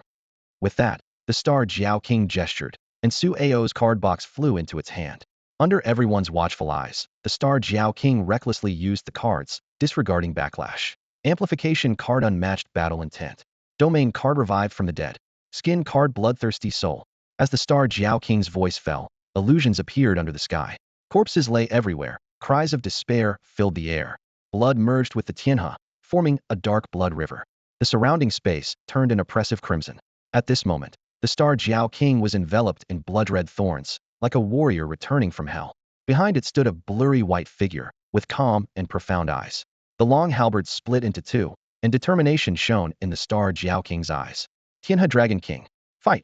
The Star Jiao King, like a blood-red arc, pierced through the dim sky, wielding its dual halberds to fiercely attack Suze. With each clash, blood dripped from the Star Jiao King, yet it paid no mind. As the white-clothed figure behind it gradually turned red, a wave of power that shook the heavens began to spread across the battlefield. Yang Wuchu's face changed dramatically, hurriedly calling for inspectors to reinforce the defense shield. However, just when everyone thought a catastrophic strike was about to land, Suze raised the Xianhuang spear, summoning 100 bolts of lightning to instantly shatter the Star Jiao King's charging state. Suze looked calmly at the Star Jiao King. Enough. If this continues, you'll disappear. The Star Jiao King gripped its broken halberd tightly, speaking in a low voice. You're afraid, Tianhe Dragon King. Suze said no more, launching an attack. In an instant, he shattered the will of the Star Jiao King, reducing it to a dim card, and placed it into the card box. With his left hand holding the card box and the Xianhuang spear pointing at the pale-faced Su Ao, Suze raised an eyebrow and smiled. Nice card. I'll gladly accept it. Su Ao's eyes were cold, his voice like a chilling wind. Tianhe Dragon King, if you dare take that card, my Su family will ensure you have no place to rest. Before he finished speaking, a bolt of lightning struck Su Ao, leaving him charred. Suze descended like a deity, the Xianhuang spear tip pointing at the ground. What did you just say? Su Ao stepped back, a flash of fear in his eyes. Suze's gaze remained calm as he launched a fierce attack. A thin shield appeared instantly, blocking the spear and illuminating Su Ao's grim face. Tianhe Dragon King, your end is near. Su Ao gritted his teeth, leaving a harsh threat before being swallowed by a vortex, disappearing from the spot. Suze wasn't surprised, as noble families often had numerous life-saving cards. He rose with the wind, surveying the banks of the Tianhe like a true dragon king, speaking indifferently. Who else? Suddenly, 3 dark, sharp arrows sliced through the air, heading straight for Suze. In the gloomy rain, 3 dark arrows shot out from beneath the water like venomous snakes, aiming directly at their target. The timing was impeccable, striking at the moment when the Tianhe Dragon King was most relaxed after a fierce battle. Yet, under the astonished gazes of the onlookers, Suze seemed to have anticipated this. With a swift motion, his dark golden spear flashed like lightning, sweeping away all 3 arrows with formidable force. We've been expecting you, Fusion Sect, Suze said with a faint smile as the rain began to let up. He had long foreseen that the Fusion Sect would come after him. After all, a rare fusion card like the Apostle of the Evil Eye was something the sect would never ignore. Instead of seeking out a compilation point, he decided to let it come to him. Tianhe Dragon King, such audacity, sneered the leader of the Fusion Sect, as 8 pitch-black tentacles suddenly emerged from behind him, covered in unsettling eyeballs that exuded an intensely sinister aura, disturbing the minds of the spectators. Evil touch, why waste words with it? Another Fusion Sect member impatiently rolled up his sleeve, revealing an arm covered in evil eyes, causing a sharp pain in the eyes of those around. Second and third, keep the inspectors busy. I'll finish this quickly. Upon hearing the command from Evil Touch, 2 Fusion Sect members sprang into action. One charged at the gathered inspectors, while the other lunged toward the nearest citizen of Tianhe City. Tianhe Dragon King, let me test your skills. Evil Touch laughed menacingly as 8 tentacles lunged at Suze like venomous snakes, the eyes on them emitting a bewitching glow. Suze remained calm, gripping his Xianhuang spear tightly and assuming a defensive stance. I've used a 6-star insight card, Tianhe Dragon King. Your star power is less than 10% now. How do you plan to fight me? Evil Touch boasted, throwing out several dark cards. Instantly, a flock of crows covered in evil eyes cawed and flapped their wings, charging at Suze. Suze tightened his grip on the Xianhuang spear and swung it horizontally. The crows exploded instantly, turning into countless sticky eyeballs that clung to him, emitting a piercing screech. Caught off guard, Suze was pierced by the dark tentacles, leaving several bloody holes. A hint of delight flashed in Evil Touch's eyes as the 8 tentacles launched a fierce, impenetrable attack on Suze. The battle seemed to be reaching an inevitable conclusion. Meanwhile, chaos reigned on both banks of the Tianhe River. Many family representatives used teleportation cards to leave as soon as they saw the Fusion Sect members. A few who wanted to help found their role cards had lost their combat effectiveness due to the earlier battle. Are you okay, Tianming? Lansong asked, carrying Tianming through the crowd. With his role card star power below 20%, he had no desire to fight. I'm fine. The Tianhe Dragon King is strong, but I'm not weak either. Tianming looked up at the battle in the sky, his eyes filled with unwillingness. If he had been braver then, he wouldn't have been so badly injured. Suddenly, a heart-wrenching cry snapped Tianming out of his thoughts. Daddy! He looked over and saw a little girl somehow running into the battlefield, standing helplessly in the rain and crying out. Above her, the Tianhe Dragon King was fiercely battling the Fusion Sect members. With no hesitation, Tianming leapt off Lansong's back, activating his phantom roll card as he dashed towards the little girl. High above, Suze's expression shifted slightly, and Evil Touch sneered as he flung several black cards towards him. Instantly, 8 tentacles sliced through the air like lightning, aiming for the girl below. Tianming arrived just in time, grabbing the girl tightly as the tentacles struck. Instinctively, he shielded her, closing his eyes in anticipation of pain. Yet, the expected agony never came. Instead, he heard the girl's soft whisper, Tianhe Dragon King. Opening his eyes, Tianming saw a massive dragon standing like a fortress before them, absorbing the tentacle's assault. Golden yellow dragon blood flowed, steaming into the air. The dragon's eyes dimmed, yet they remained fixed on Tianming and the girl, filled with an emotion that left him speechless. The scene left Tianming stunned, and even Lansang froze in disbelief at the spectacle. The entire battlefield seemed to pause in a moment of silence, with everyone, whether allies arriving to help or members of the fusion cult, causing chaos, staring in awe at the dragon. Yang Wuchao was especially shaken, his mind reeling as each second overturned his understanding. Evil Touch retracted his tentacles, gazing at the dying Tianhe Dragon King with a hint of regret. What a pity. As a fusion cult member, he inherently rejected domain spirit role cards and felt no greed for the Dragon King's power, unlike others. Tianming, snapping out of his daze, looked at the Tianhe Dragon King, filled with fear and confusion. He seemed to search for a reason to convince himself, his voice trembling. Why? What? How could a domain spirit that had seen him as an enemy go to such lengths? Lansang snapped back to reality, quickly pulling Tianming and the girl away from the battlefield. In the distance, Li Shiran saw the fallen Tianhe Dragon King and rushed over, disregarding everything else. Evil Touch sneered. A Dragon King? Just a pathetic worm. He extended his tentacles, intending to pierce through the dragon's mind. Suddenly, a deep humming sound resonated across the battlefield. The dark, golden dragon body burst into radiant light, forming an impenetrable shield. The golden dragon appeared like a rising sun, illuminating the entire city of Tianhe. Evil Touch attempted to attack, but couldn't even break through the golden shield. Sensing danger, he shouted, "Second and third, retreat now." Before he could finish, a resounding dragon's roar erupted from the golden dragon body. In front of everyone's astonished eyes, a golden dragon shadow, resembling the true spirit of the Dragon King, soared into the sky. In an instant, it transformed into a humanoid figure, a dragon lord clad in dark gold armor. His pale golden eyes exuded an indescribable majesty, and the spear in his hand radiated power beyond legendary starlight, striking fear into all who beheld it. Evil Touch, realizing the dire situation, abandoned his two fellow cult members, activating his teleport card to flee. Suze, feeling the surge of power within him, willed 100 bolts of lightning to crash down, targeting Evil Touch. Damn it! Evil Touch desperately threw cards to barely fend off the attack, his body now battered and tattered, a far cry from his former arrogance. He snarled through gritted teeth, "Tianhe Dragon King, I'll be back."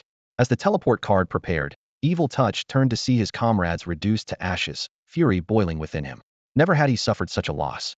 In his territory, he had not only lost a preparation fusion card for a superior in the cult, but also 2 brothers. Severe punishment awaited him. With a thunderous crash, lightning struck, and Evil Touch's figure vanished without a trace. Suze was about to check his compilation points when an incredibly subtle wave descended, like the will of heaven and earth. Almost everyone instinctively looked up to see a man in white hovering in the air.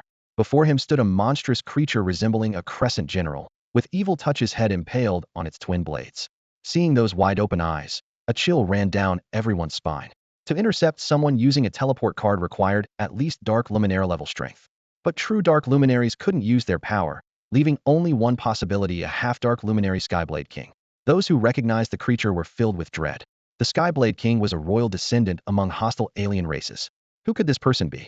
Suze, sensing impending doom, activated his teleport card and fled in desperation. The man in white noticed, casually flicking a card downward. Instantly, a pressure as heavy as a mountain swept over everyone's minds. From that moment, no one in Tianhe City could move. At least a card emperor, what rotten luck. Suze felt the mental pressure, his heart sinking. He regretted his arrogance, realizing it had drawn the attention of a passing card emperor. When Suze groggily woke up, he heard in Tongtong's excited voice by his ear, "That's great. Collector Suze, you're awake." The glow of the sunset streamed through the window into the room. Suze rubbed his eyes, confirming he wasn't dreaming. Memories flooded back: the mysterious man in white who subdued the entire crowd of Tianhe City with his presence and publicly captured him into a card, after which he fell into a coma. "Collector Suze, what's wrong?" And Tong, who was by his bedside, blinked her big eyes in confusion. She vaguely felt that the awakened Suze was somewhat different, but couldn't quite put her finger on what had changed. Looking at the girl in front of him, who seemed carved from jade, Suze smiled and said, "My eyes are better." This came suddenly and inexplicably, but one thing was certain: the man in white, who claimed to be a friend of his father, didn't seem to mean any harm. Not only did he give Suze a domain card before the battle, but he also resolved the crisis facing the Tianhe Dragon King after the fight. "Really?" And Tong jumped up in surprise and carefully held up 3 fingers in front of him. "How many is this?" "3. She then held up another finger. asking expectantly, "And this?" "4. Yay." And Tong Tong cheered and ran out of the room. Sister. Sister. Collector Suze's eyes are really better. I got it. Go to your homework first. Okay, sister. And Tong Tong replied obediently, running upstairs like a nimble kitten. After she left, and Cece ensured the shop door was closed, set up several soundproof cards, and then entered Suze's room. Watching the young man gazing at the light in his hand, she silently drew the curtains. Shopkeeper, how did I get back? Since Cece already knew about his identity as the Dragon King, Suze got straight to the point. And Cece was silent for a moment before bowing solemnly. Thank you. Shopkeeper, just call me Suze. I'm the one who should be thanking you. Suze interrupted her with a smile. A small favor deserves a big return, let alone a life-saving grace. And Cece took out a storage card and handed it to him. This is what he asked me to give you. And he was the one who brought you back. He's the same person who gave you the domain card. Take a look and come up for dinner tonight. All right. After watching and Cece leave, Suze stood up and closed the door, using his mental power to activate the storage card. Inside, there were only 2 items, one of which was a starlight-colored token. The front was engraved with the words Star C, and the back with All Races. Suze felt a surge of joy. This was a universal pass token. With it, he could move freely in areas controlled by hostile alien races, disguised as one of them. This was a treasure worth millions of star stones, only possessed by alien royals from the hostile All Races faction. Who exactly is he? With such great ability, he managed to get a universal pass as a gift, yet he refuses to meet me. Suze frowned in thought, his gaze drifting to the white envelope on the table. He reached out, carefully opened it, and unfolded the letter. With just one glance, his brows furrowed deeply. The letter contained only a few brief lines. Between you and me, there will be a battle. If you want to know the answer, find me at the edge of time and space. A dying man. The edge of time and space. Suze raised an eyebrow, his expression surprised. In his understanding, there was only one place that could be referred to as the edge of time and space, the temporal ruins where the legendary Touch of Grace appeared. It wasn't part of the real world, but a player's spawn point, an interdimensional space node. Only players and the Apostles of the Touch of Grace could reach there. However, theoretically, the Apostles of the Touch of Grace couldn't exist in the real world. From the moment one sees the Touch of Grace, they fall into a time loop, trapped until death. Only players can escape this loop. Could it really be a player? Suze muttered to himself, then shook his head. No, we all call it the spawn point. Edge of time and space isn't a term players use. He immediately dismissed his own speculation. He was still puzzled about his own transmigration, but one thing was certain: if it was related to his crossing over, it only involved the Touch of Grace, who controlled time and space. In his previous life, as its only apostle, Suze had sacrificed many apostles of evil gods to it, simply because it could delay the arrival of other evil gods. The sacrifices of evil god followers would accelerate the descent of numerous evil gods. The Touch of Grace, though called an evil god, was an anomaly. Unable to find answers, Suze gave up on delving deeper and turned his attention to the compilation panel in front of him. Compilation points, 7. Compilation object, Tianhe Dragon King card. Compilable. Compilation level, 1. Compilable story, skills. Linked object, Tianhe Dragon King card. What a shame, that guy called E-Touch is worth at least 4 points. Suze shook his head regretfully. 2 members of the fusion cult only provided 2 compilation points each, which was too little. Although the Tianhe Dragon King was strong, it had no countermeasures against those who used teleportation cards. First Sueorin, then E-Touch, both escaped using teleportation cards. I could try adding a teleportation band to the Dragon King's domain. Suze attempted to compile it, but each time it showed failure. Does it have to be done separately? He gave up on further compilation and fell into thought. He initially thought the compatibility was good enough to easily add it, but now it seemed skill modification was stricter than he imagined. The teleportation band function belonged to cards rated 6 stars or above. According to the new skill compilation rules, it would take a full 54 points to compile such a skill. Suddenly, he remembered the spoils of the recent battle and quickly took out the exquisite card box. Upon opening it, Suze was surprised to find that the Star Jiao King character card and its associated cards were all gone. What does he want with this? Suze raised an eyebrow. And Shi and Tong Tong definitely wouldn't touch his cards. So the answer was obvious: the person who took his cards could only be that mysterious man in white. However, someone capable of producing a universal pass wouldn't lack a Star Jiao King character card, would they? Suze could only guess that this person was nostalgic, taking the card as a memento. Of course, there was another possibility. Suze's eyes narrowed slightly as he recalled everything the mysterious man in white had done. He picked up the interstellar terminal to investigate. Seeing the image of his father in this world, and then recalling the man in white, he felt a vague sense of familiarity. Fortunately, the man in white and his father in this world didn't look alike. I must be overthinking. Suze rubbed his temples, just about to put away the terminal when he noticed a missed call. After a moment's thought, he dialed back. Soon, Bai Yi's cool voice came through. There's news about the strange stone. Come over to discuss it. Your sister Qiu Shui made a skin card for you. Come check it out after dinner. She's been acting a bit off since I stopped her today.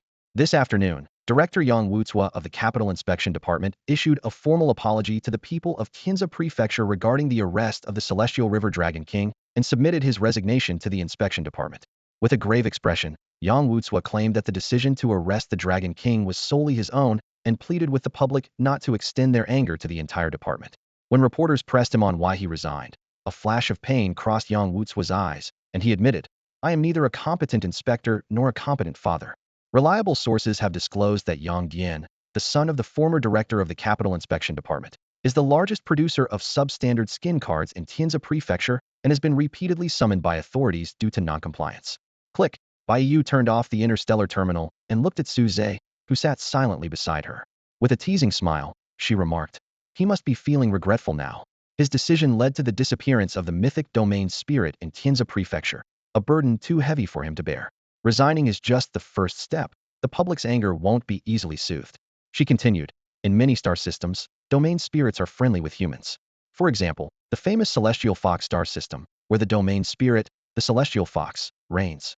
Humans in that system are under its protection, so they refer to the Celestial Fox as the guardian sovereign. Bai Yu's voice grew somber. To the public, losing a mythic domain spirit without reason is entirely Yang Wucua's fault. She softly added, but who knows, a mythic domain spirit is merely a card destined to roam the star seas eventually. That's not my concern. What about the news on the peculiar stones? Su Zhe snapped back to reality, calmly observing her face. Youthful, inexperienced, she lacked much compared to the Empress in his memory. Am I pleasing to look at? Bai Yu crossed her arms, a smile on her lips. She knew he'd stare at her once his vision was restored. Not particularly. What about the peculiar stones? Su Zhe looked away, his fingers idly playing with a card in his hand, his expression composed. Beauty is a feeling. He believed cards to be the most beautiful things in the world. Hearing his assessment, Bai Yu's fingers tightened slightly, fighting the urge to grab his collar and make him take a good look. Ah. She exhaled deeply, suppressing her irritation, and replied dismissively. The only known source of peculiar stones is the Stoneheart tribe. The Stoneheart tribe. Su Zhe's eyes flickered with memory. The Stoneheart tribe, a friendly alien race from the myriad stone star system, was known for their immense strength and bodies composed of rock and earth. However, early in the era of the nations, they were reportedly massacred by a human nation because their stone hearts were a rare, high-quality card-making material. When two nations were negotiating borders, one nation, seeing the Stoneheart tribe within the other's territory, seized an opportunity to eradicate them and take their stone hearts. Consequently, that nation profited greatly due to the scarcity of stone hearts. Upon learning this, players truly embarked on the path of the fourth calamity, showing the nation what it meant to suffer unexpected disaster. You know about the Stoneheart tribe? Bai Yu's eyes widened in surprise as she observed Su Zhe deep in thought. As a Red Star Group agent, she had traveled extensively and knew of many alien races, but she wouldn't have known about the Stoneheart tribe without investigation. Su Zhe was only 18, yet he knew about such an obscure race, which was quite astonishing. She couldn't help but wonder, could it be that he was trained by Su Weibai? Agent Bai, don't use your simplistic understanding to gauge the perspective of a card master, Su Zhe replied calmly, his eyes reflecting the pride unique to a collector. In his previous life, he traveled through most of the Starry Sea. If not for an accident, he would have continued his journey indefinitely. Now, having crossed into a world of true star card masters and equipped with a compilation panel, he is set to pursue this dream further. Heh, are you older than me? Bai Yu snorted coldly, her head held high and her gaze carrying a hint of challenge. Su Zhe glanced at her posture, quickly lowering his head to shuffle the cards in his hand, his tone calm. I don't want to discuss this issue with you. Can you connect with the Stoneheart tribe? Only then did Bai Yu realize her actions might be misunderstood. She looked down at her chest, her cheeks instantly turning a shade of crimson. She bit her lip and defended herself. I was talking about age.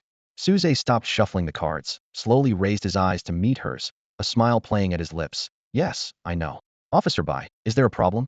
What do you think I was talking about? Bai Yu's voice rose a few notches. You? I. Bai Yu was so angry her face flushed, her chest heaving.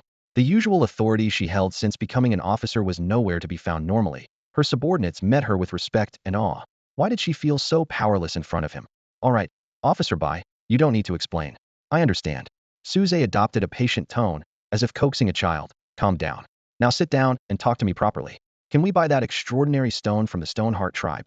Bai Yu shot him a fierce glare, deliberately turned her face away and forced herself to calm down. No, we can't buy it. That stone is a prize for a competition held by the Stoneheart tribe. It's not for sale. What competition? Suze raised an eyebrow, a flicker of interest in his eyes. He had to get that stone, and as long as the competition was within his capabilities, he was determined to win first place. The 6-star Vortex card creation contest, by EU explained. The Stoneheart tribe isn't well known and is trying to attract participants to their upcoming banquet. She paused slightly, a hint of pity flashing in her eyes. The Stoneheart tribe can't make cards themselves. They have to trade the stone hearts of their deceased members for cards. If the alliance splits and they lose its protection, they are likely to be slaughtered. Bai Yu's voice grew somber. Without Su Weibai's restraint, the alliance's division is inevitable, likely within the next couple of years. The wise ones of the Stoneheart tribe probably foresee their fate and want to use the banquet to attract card creators to compete, hoping to choose the strongest as their protector. She analyzed with precision. Compared to noble families, renowned card creators are less greedy and value their reputation. In the Starry Sea, weak tribes with rare card-making materials have no choice but to rely on the strong. A master who can skillfully create perfect quality 6-star Vortex cards would have wide connections and could easily protect a small tribe. Officer Bai, you're really smart. Suze sincerely praised her after hearing her analysis. Even though the Empress was still inexperienced, her ability to perceive the bigger picture was unmatched. He had only asked her to investigate, yet she could deduce the Stoneheart tribe's future. He greatly admired this ability. Hearing the compliment, a smile crept onto Bai Yu's lips, her earlier frustration vanishing. Yes, she was indeed that capable. In the future, she would surely unite the entire Starry Sea. Then, she would sit on the imperial throne and watch his astonished expression. Ahem. Officer Bai, are you listening to me? Suze's light coughs interrupted her daydreams. What did you just say? Bai Yu, despite blushing to her ears, tried to maintain her composure. I asked, where's Bai Qiuxue? Seeing her evasive expression, Suze repeated the question. She. Mentioning Bai Qiuxue, Bai Yu's expression suddenly turned serious. It's not good. After saying this, Bai Yu led Suze down the corridor to another room. The room was decorated like a fairy tale castle, with pink adornments everywhere, yet it exuded a sense of discord. Upon closer inspection, the scene was unsettling. A series of pink dolls were meticulously arranged on the floor, forming an eerie jellyfish shape. A girl in a white dress sat in the center of the jellyfish, holding a card and gazing at it with a dazed expression, seemingly satisfied with her creation. She faced away from the two at the door, her body curled like a worm, and her enchanting pink eyes reflected the image on the card: a handsome man with dragon horns, wearing a wicked smile, with a phantom of a dragon behind him, upon which sat a charmingly smiling girl. You knew all along. Bai Yu broke the silence of the room, her voice filled with certainty. She is an apostle of the mother of enchantment. In the pink room, a tranquil atmosphere dissipated like dandelions scattered by the wind. Bai Qiuxue, dressed in a white dress, awoke suddenly and turned to see the person she had been longing for. She immediately presented a card to him, her pink eyes shimmering with anticipation. Say, this is the skin card I made for you. Do you like it? Her voice held a slight tremor, as if she was eager for praise. Suze met her gaze, sighing inwardly. He reached out to take the card, and with just one glance, his expression turned serious. The text on the card was clear. Protection of the evil dragon. Type, skin card used only in illusion state. Quality, unknown low, medium, high, supreme, ultimate. Description, my ailments are many, but meeting you cures them all. Evaluation, mother of the evil god of charm. You don't understand love. Special note 1. The quality of the skin increases with the card user's acceptance of the creator. Upon use, there is a chance of being washed by the mother of charm. Special note 2. Accepting the use will bear the conscious awareness of the mother's apostle. Refusing will cause the apostle to fall into the embrace of the mother. Special note 3. Using it will enter the evil state. Suze slowly lifted his eyes to look at the girl, whose expression was gradually dimming. Bai Qiuxue's face turned pale, and her clear pink eyes were slowly being consumed by an illusory jellyfish. Yet she was unaware, continuing to ask, Zay, do you like it? Suze did not answer immediately. He silently used his mental power to activate the character card, materializing the skin card before the girl.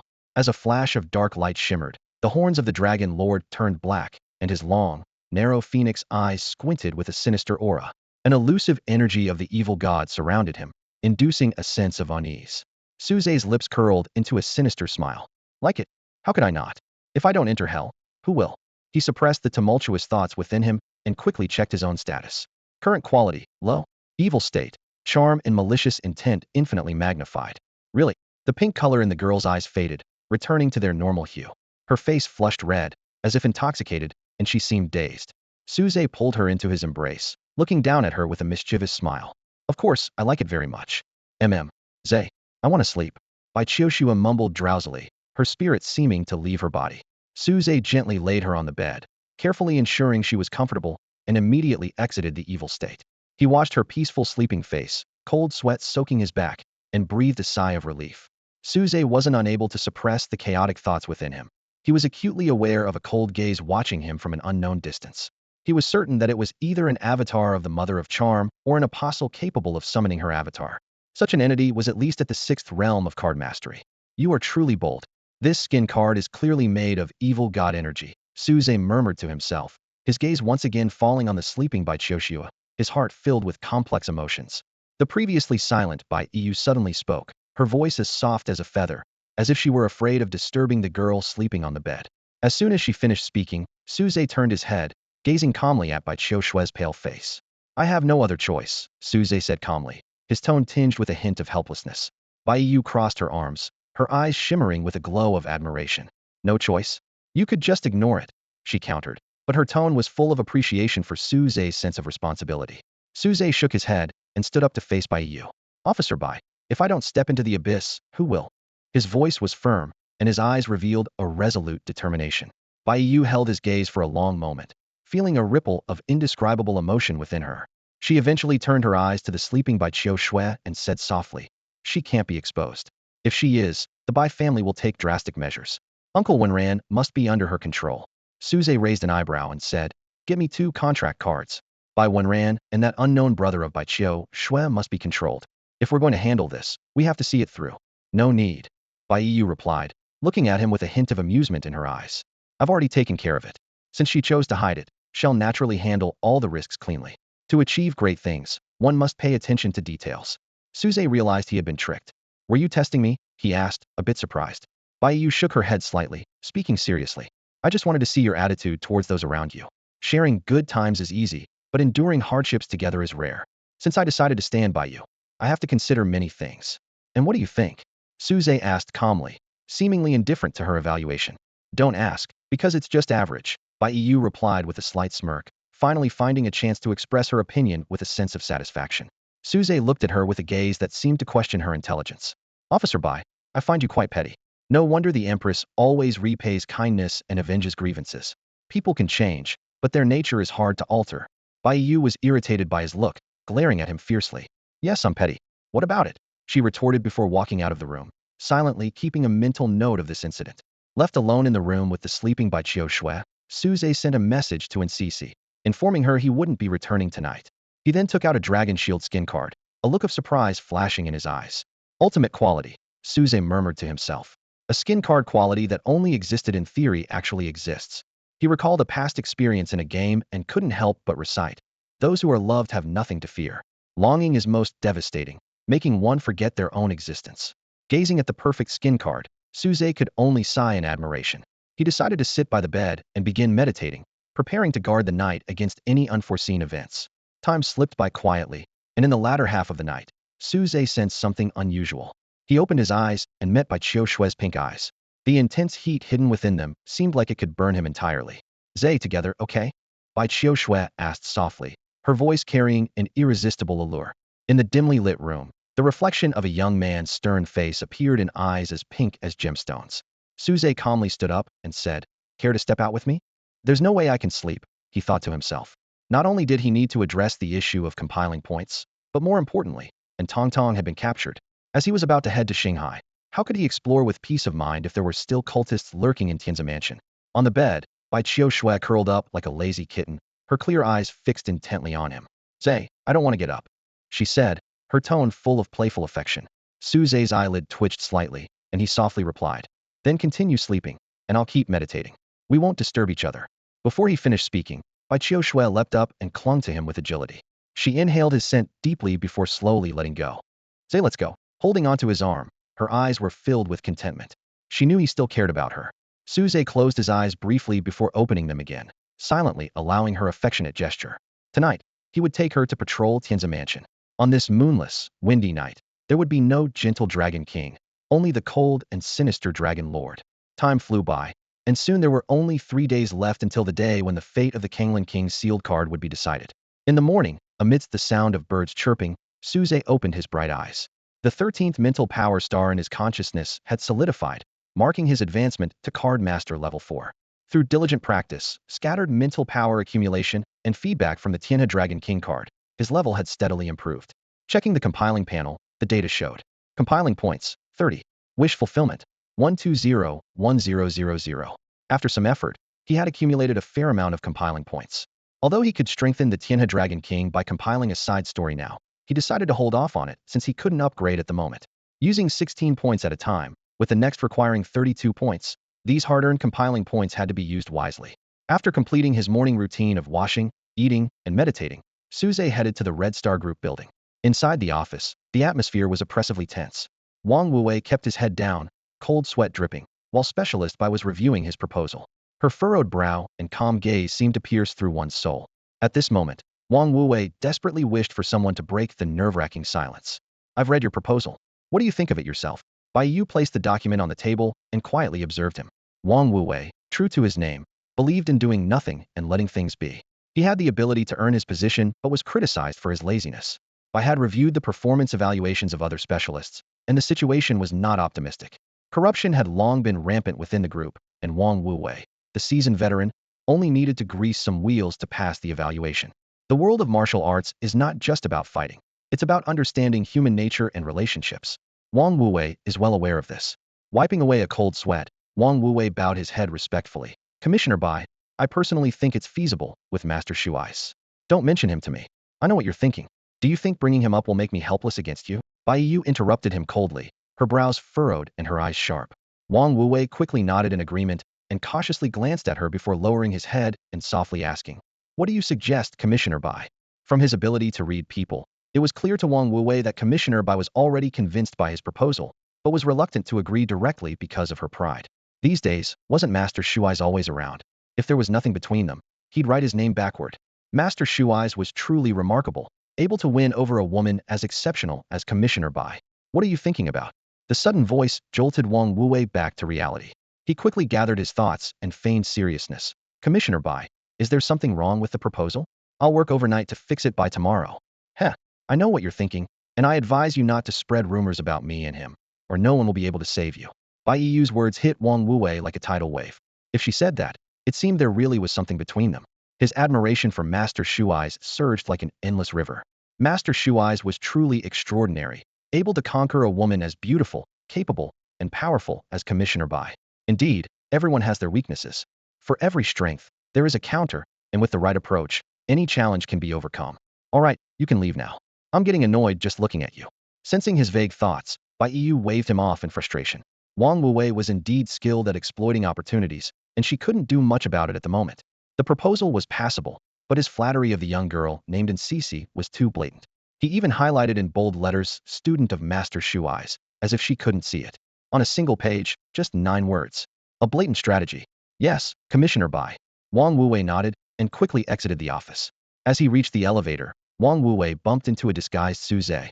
Good morning, Master. He bowed respectfully, his eyes full of admiration. Suze's daily routine was unshakable. Master Shuai's was young at heart, a youthful spirit until the end. Suze nodded slightly, puzzled by the stare, and then proceeded to Bai Yu's office. Upon entering, Bai Yu, engrossed in work, frowned and said coldly, Didn't I tell you to leave? Why are you back? Commissioner Bai, should I leave then? Suze paused, raising an eyebrow at her. He had to admit, she looked particularly attractive when focused on work, almost as captivating as a card.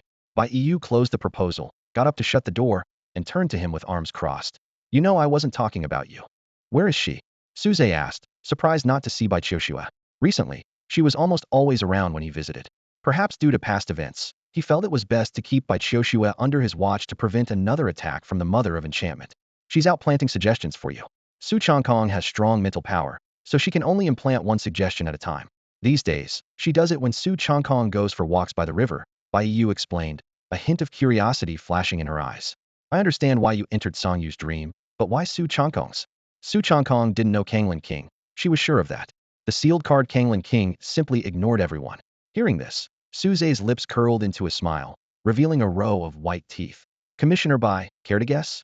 Guess what, you big dummy. If you won't say, then don't. Do you think I care? Bai Yu bit her lip, wishing she could kick him, always keeping her in suspense. What else could he do besides this? To be honest, I need to see the sealed card Kanglan King before the competition. Only then can I win. Suze said seriously. Suddenly, Bai Yu's interstellar terminal vibrated. She picked it up, responded briefly, then hung up, looking at him with a knowing smile. Your old flame is here. Who? Yunmei. Knock knock. A cheerful voice came from the other side of the door. Sister Yu? I'm back. Is Zay here? In the spacious office, the atmosphere felt cramped, almost suffocating enough to make one want to escape. Bai Yu stood with her arms crossed, a playful smile on her lips, her gaze fixed on Suze, who was being clung to by a young girl. According to her investigation, Yunmei was far more complex than she appeared on the surface, with considerable cunning and strategy. The fact that she managed to retain her parents' star card and make a clean getaway after their deaths was testament enough to her capabilities. Bai Yu secretly anticipated what kind of sparks would fly when this meticulous Yunmei encountered her seemingly normal but actually troubled sister. She especially wanted to see Suze in a flustered and embarrassed state. Qiu Shui, that's enough. Suze gently pushed Bai Qiu Shui away, maintaining a composed demeanor. He had already dropped the pretense, ready to face the situation he'd in. To him, there was no need for concealment, had done nothing wrong, and was open and honest. Bai Qiu Shui, in high spirits, tried to cling to him again, but Suze held her back with a hand on her forehead, immobilizing her. Knock knock, come in. Bai Yu called out almost immediately as the knock sounded, eager to prevent Suze from having time to adjust.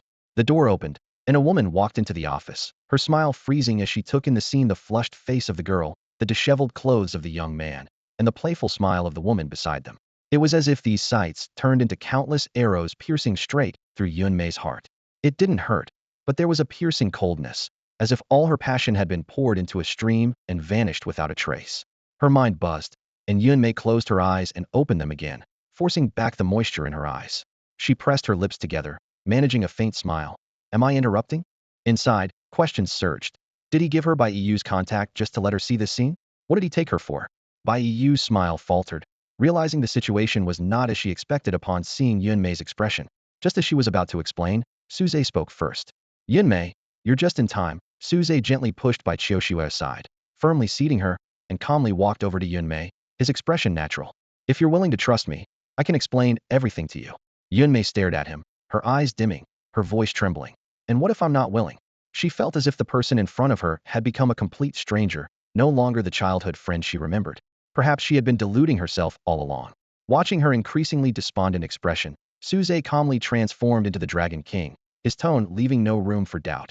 Even if you're unwilling, I must explain it to you. Boom. Yunmei's mind went blank as if struck by lightning. Her eyes widened as tumultuous waves surged within her, her breathing becoming rapid and labored. Staring at Suze in his Dragon King form, feeling the inexplicable pressure, she unconsciously stepped back, her back pressing against the automatically closing door. At that moment, there was no escape. Xiao Zhe Yu, as her mind gradually cleared, battle scenes from the rain-soaked battlefield were forcibly recalled, leaving Yunmei trembling both physically and mentally. That's right. I am the Dragon King of the Tianhe, Suze said, dropping the disguise and holding up the Tianhe Dragon King card between two fingers, displaying its intricate face to her.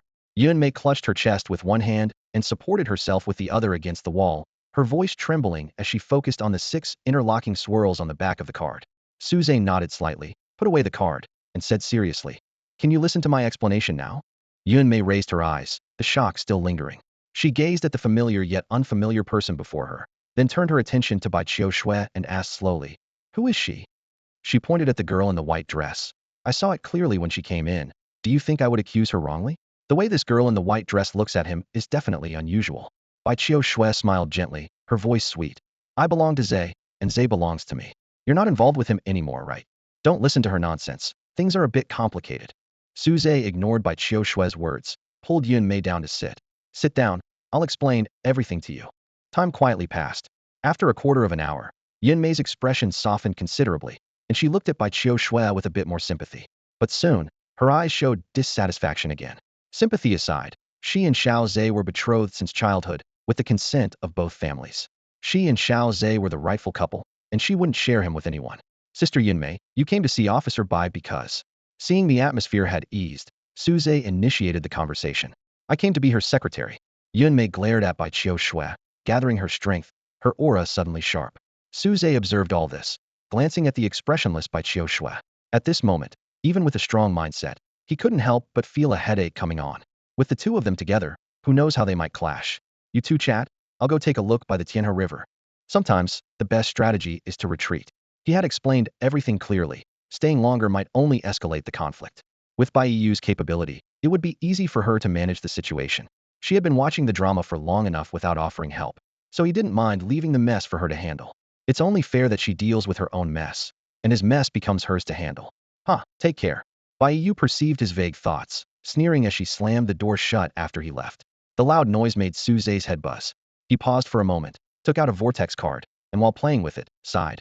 Cards are still the best, they don't throw tantrums. Sealed card Kanglin King. Stoneheart Clan.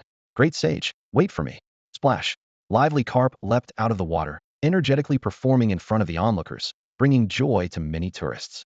Yang Wuzuo watched this scene, not feeling happy but rather troubled. Since the disappearance of the Dragon King of Tianhe, he had become a target for criticism. But he paid no mind to these accusations. Having lost his wife early and now over 50, he cared little for reputation, except for his son. Wuzuo, they're asking you, do you admit your mistakes? Su Changkong leaned on his cane, pointing at the carp in the river. Yang Wuzuo snapped back to reality, recalling the dim eyes of the Dragon King of Tianhe, his majestic presence, and his past actions. All emotions turned into a sigh. Teacher, what good is admitting my mistakes? If admitting mistakes could bring back the Dragon King of Tianhe, he wouldn't have to endure this infamy, and his already strained relationship with his son wouldn't have worsened. There's no remedy for regret in this world, only endless remorse, like autumn leaves piling up in his heart, gradually decaying and withering, leaving him numb. Admitting mistakes is an attitude. It's to warn yourself not to repeat them. Su Changkong tapped his leg with the cane, somewhat disappointed. I advised you to resign long ago and focus on raising that boy. And now look, the boy went astray, and you've ended up in disgrace. Yang Wuzuo forced a smile, his peripheral vision inadvertently catching sight of a handsome young man approaching. His expression changed slightly. Why does this young man give him a feeling of both familiarity and strangeness? Su Changkong noticed his expression and curiously looked over. Just one glance, and Su Changkong's wrinkled face broke into a smile. Young friend, I've been waiting for you. Shifting his gaze from the 9-star carp, Su Zhe turned to the two men and smiled slightly. Elder, how have you been? Have you been sleeping well these days? The sky was a brilliant blue, and the sun shone brightly. The celestial river flowed gently, with fish leaping eagerly, while people bustled along the banks. A gentle breeze softly lifted the snow-white strands of an elderly man's hair, silently narrating the passage of time. Su Changkong approached slowly with the aid of a cane, his face still adorned with a smile. My health is just as it is, but young friend your eyes, he remarked meaningfully, his gaze landing on Su Zhe. Su Zhe nodded with a faint smile, then turned to Yang Wuzuo, who had been observing him, with a calm demeanor. Uncle, is there something you need? He asked evenly. Yang Wuzuo hesitated for a moment, scrutinizing the young man before him. Who might you be, young brother? He wondered internally, noting how the boy's demeanor closely resembled that of the Dragon King of the Celestial River. Su Zhe, as in Su from Su Weibai, and Zhe meaning the grace of all things, Su Zhe explained calmly, showing no signs of panic. Su Changkong was about to introduce him, but recalled Su Zhe's earlier words and quickly held his tongue. He thought to himself, what spirited young man would willingly live in the shadow of his predecessors? It's all right, elder. Su Zhe turned to Yang Wuzuo, extending his hand graciously. Uncle, I am Su Weibai's son. His composed demeanor caused a flicker of surprise in Yang Wuzuo's eyes. Yang Wuzuo shook the young man's hand, inadvertently remarking, young brother, you bear a striking resemblance to the Dragon King of the Celestial River. Do I? Su Zhe raised an eyebrow, half smiling. If it pleases you. Uncle, you can call me the Dragon King of the Celestial River. Stop. Su Changkong suddenly lifted his cane, striking Yang Wuzuo's leg with force, and scolded. Watch how you speak. Even after stepping down, you still carry these habits. Seems like you need a lesson. Yang Wuzuo's face twitched as he hastily bowed in apology to Su Zhe. Sorry, young brother, old habits die hard. He reminded himself that he was no longer the head of the inspection department, and even if the young man truly was the Dragon King, it was not his place to say. The mere fact that he was Su Weibai's son commanded his respect. No worries, uncle, Su Zhe said with a warm smile, pointing to 9-star carp leaping by the riverbank. Indeed, some say I resemble the Dragon King of the Celestial River. You're merely stating a fact. Look, they're saying it too. Su Changkong laughed heartily. Young friend, how can you know what the fish are saying? His laughter made the willow trees along the bank sway gently. Su Zhe did not respond, but in front of the two men, he beckoned to the star carp with his finger. In an instant, 9-star carp leaped out of the water simultaneously, the most dazzling one nearly touching Su Zhe's fingertip. With a splash, they fell back into the water, their tails flicking energetically as if in excitement. Young friend, you truly deserve the title of Dragon King, Su Changkong exclaimed in amazement. Yang Wuchu stared at the young man's smile in a daze, finally realizing and resolving his inner turmoil. He recalled his past sentiment. This is the true Dragon King. Time flowed quietly, like water. It wasn't until the sun began to set that Su Changkong reluctantly bid farewell to Su Zhe. Before leaving, he made sure to hand Su Zhe an invitation, briefly explaining the wager set for 3 days hence. As he watched Su Changkong's departing figure, Su Zhe pocketed the invitation and turned to leave. Only a soft whisper lingered in the breeze. Teacher. Back at the hotel, Su Changkong's appetite seemed to have improved considerably. After dinner, he sat in a chair deep in thought, eventually dozing off, as his dreams carried him back to the waterside house on the Celestial River. The gentle spring breeze, the bright sun, the tender green willow branches, the leaping fish reflected on the water was the visage of an elderly man with gray hair. Holding the fish food in his hand, Su Changkong felt somewhat disheartened. He was no longer the young man he once was. Though full of knowledge, he lacked the vigor to defy the passage of time. His weathered face showed exhaustion, and his hands trembled slightly. He had lingered in that position for too long, and by the time he realized it, it was too late. Fish, I can no longer feed you. Su Changkong shakily grabbed a handful of fish food, watching the carp leap eagerly at the water's surface. Their scales shimmered with a golden-red glow, reflecting the tears welling in his cloudy eyes. The bet was surely lost. With just that scan information, how could he create a superior skin card? His thoughts were as scattered as autumn leaves, and after pondering for so many days, his mind felt slow like rusty gears, struggling to turn. But who else could bear this responsibility but him? No one else could. It had to be him. Elder, you seem troubled? A voice as clear as a mountain stream suddenly broke Su Changkong's train of thought. He turned his head to find that the Dragon Lord had quietly appeared beside him, gazing serenely at the flowing Milky Way. The Dragon Lord's appearance was strikingly handsome, exuding an indescribable aura of tranquility. Like, so much like, too much like. Su Changkong's eyes lit up with a start. This demeanor and presence. No wonder his student mistook the young man for the Dragon King of the Milky Way. After a moment of reflection, he realized, a smile spreading across his aged face. You are the young friend, aren't you? Su Zhe smiled without confirming or denying. His form suddenly shifted, transforming into a mighty azure dragon that leapt into the Milky Way, raising its head to gaze down at the old man on the shore. Su Changkong stared in awe at the giant dragon before him, murmuring to himself, as if asking, or perhaps pleading or expressing a wish. If the Dragon King has any compassion for me, could you grant me a dream from my youth? With a roar, the dragon soared into the sky, its voice resounding through the heavens. Su Changkong seemed to gain insight, looking down at the water. Reflected in the water was the image of a young man with a sallow face but eyes that held a spark of life. Boy, your name is Su Changkong, aspiring for the vast sky, with a heart for mankind. Do you understand? No matter what difficulties you face, you should never give up. As he spoke, Su Changkong wiped his eyes, as if talking to his reflection. After a while, he gathered his spirits, grabbed the fish food, and threw it vigorously into the water. Instantly, a swarm of carp rushed forward, causing ripples on the water's surface, eager for the food he offered. Good. Very good. Su Changkong laughed heartily, tears streaming down his face as a new light sparkled in his eyes. After some time, he called out to the Milky Way. Young friend, if you don't say anything, this old man will wake up. With a splash, the dragon emerged from the river, transforming back into the Dragon Lord, standing on the river's surface. A gentle breeze lifted his blue robes, as bright as sunlight after rain. Su Zhe looked at Su Changkong, smiling. I was just worried the elder wasn't having enough fun. Hee hee. Young friend, if I didn't know you for only a short while, I'd think you knew me for a long time. Su Changkong chuckled, eyes filled with wonder. In his heart, he thought, Su Weibai's son, truly extraordinary. The water of the Milky Way is too shallow to hold this true dragon. This child, in the future, might just shake the entire galaxy. At that time, how will the history books record it? Su Weibai, father of Su Zhe? Su Zhe, son of Su Weibai. Sensing Su Changkong's thoughts, Su Zhe smiled, and then spoke earnestly. Elder, may I borrow the sealed card of King Kanglan for tomorrow? Hearing this, Su Changkong frowned slightly. If anyone else had asked, he would have thought they coveted the card. But with this young man, he felt there must be a legitimate reason. Thinking of this, Su Changkong's brow relaxed, and he smiled. Young friend, could you tell me what you need it for? He trusted Su Zhe, but was curious about what the young man intended to do with the card. His student Cui Xing, since obtaining the Kanglan King card, hadn't even seen its shadow. In short, the Kanglan King remained elusive. Though the young man was the Dragon King of the Milky Way, he might also be powerless. After all, the Kanglan clan was allied with humanity and could not be dealt with lightly. Elder, I have a plan to secure Kanglan. Suze's spirited voice stirred ripples in Su Changkong's heart. The night was peaceful as Suze awoke from his dreams, his eyes shining like morning stars. He recalled Su Changkong's promise to lend him the sealed Kanglan King card tomorrow, and a small smile crept onto his lips. With this card, the upcoming wager was almost a sure win for him.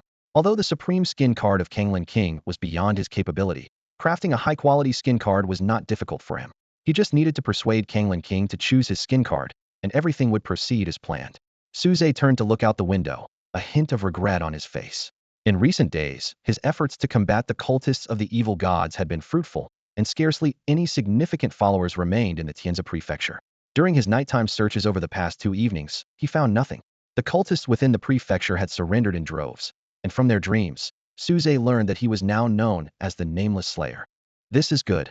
Once the wager is settled, I can leave with peace of mind, Suze murmured softly, deciding to enter the Star Sea. Arrangements for Ncc needed to be made properly. He would not have much time to mentor her in the future, and having her apprentice under Su Changkong would undoubtedly be the best protection. The familiar moonlight, breeze, and sea surrounded him. Seeing the lit avatar in his friends list, Suze requested entry. Moments later, he arrived at the very familiar Playstongshi shop. Teacher, please have a seat. Seeing her teacher again, Ncc felt a bit nervous. Looking at his appearance so different from the outside world, momentarily unsure which was his true visage. How's your self-study going?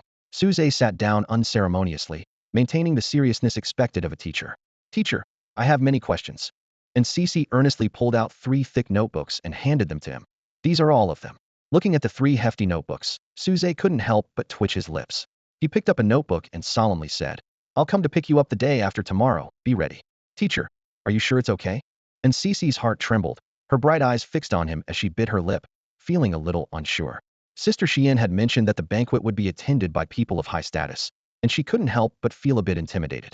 Suze raised an eyebrow, his tone indisputable. You are a student of mine, Shuize. Who would dare look down on you? Ncc bit her lip, hesitating. Teacher, I'm afraid the Yin family will come after me and my sister again.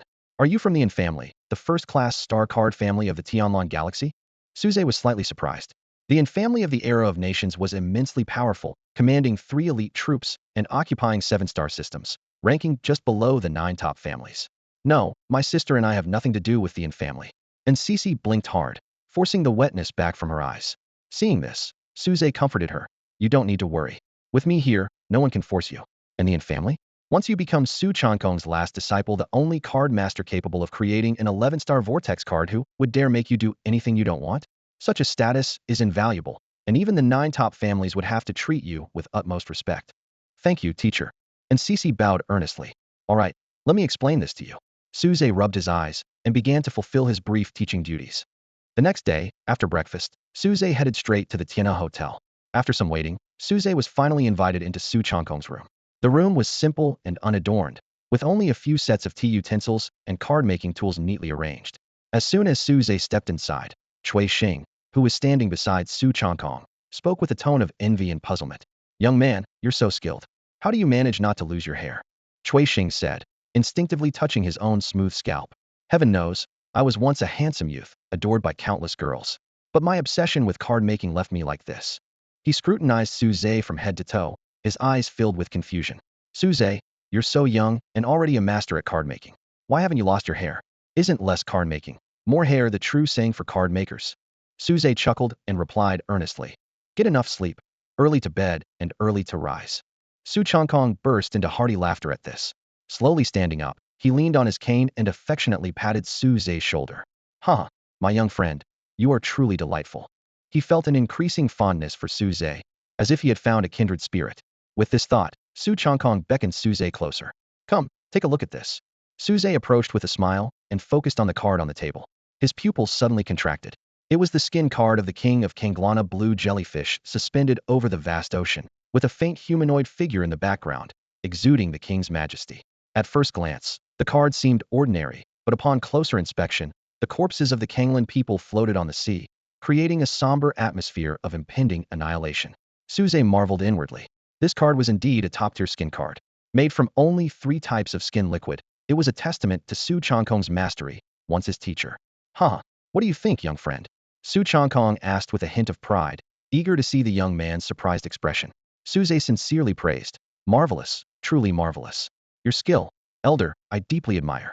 He thought to himself, while the quality of a skin card is paramount, the cost is also crucial in practical use. His own creation, the Scarlet Shadow Star, though slightly more expensive, elevated the Scarlet Eagle Guards to elite status, making the cost negligible. Hearing Su Zhe's praise, Su Chongkong returned the compliment. I've seen your Scarlet Shadow Star, too. Your creativity is truly impressive. Beside him, Cui Xing nodded involuntarily, looking at Su Zhe with eyes full of wonder, as if he were a prodigy. He thought to himself, Su Zhe, how old is he? 18? Damn, at 18, I couldn't even make a skin card. Su Zhe smiled without saying anything, not correcting him. He knew that if he didn't count his previous life's age, he was indeed only 18, in the prime of his youth. After some small talk, Su Chongkong knew it was time to get down to business. He cleared his throat. Cui Xing, please step out. Cui Xing touched his bald head, puzzled as he looked at the two of them. He muttered to himself, who's the outsider here? Damn, does this kid have such charm? Not only does he not lack admirers, but even the teacher wants to keep him for himself. Seeing Cui Xing hesitating, Su Chongkong glared at him, raising his cane as if to strike. Cui Xing, are you deaf? Reluctantly, Cui Xing left, knowing that the matter of the sealed card, the King of Kanglan, falling into his hands could only be resolved by the teacher. With only the two of them left in the room, Su Chongkong sighed deliberately. Ah, so many useless people. Yet his eyes lingered on Su Zhe, as if expecting something. Su Zhe understood the old man's intentions, but he had already made up his mind. His heart was set on the starry sea, his body entrusted to the long sky.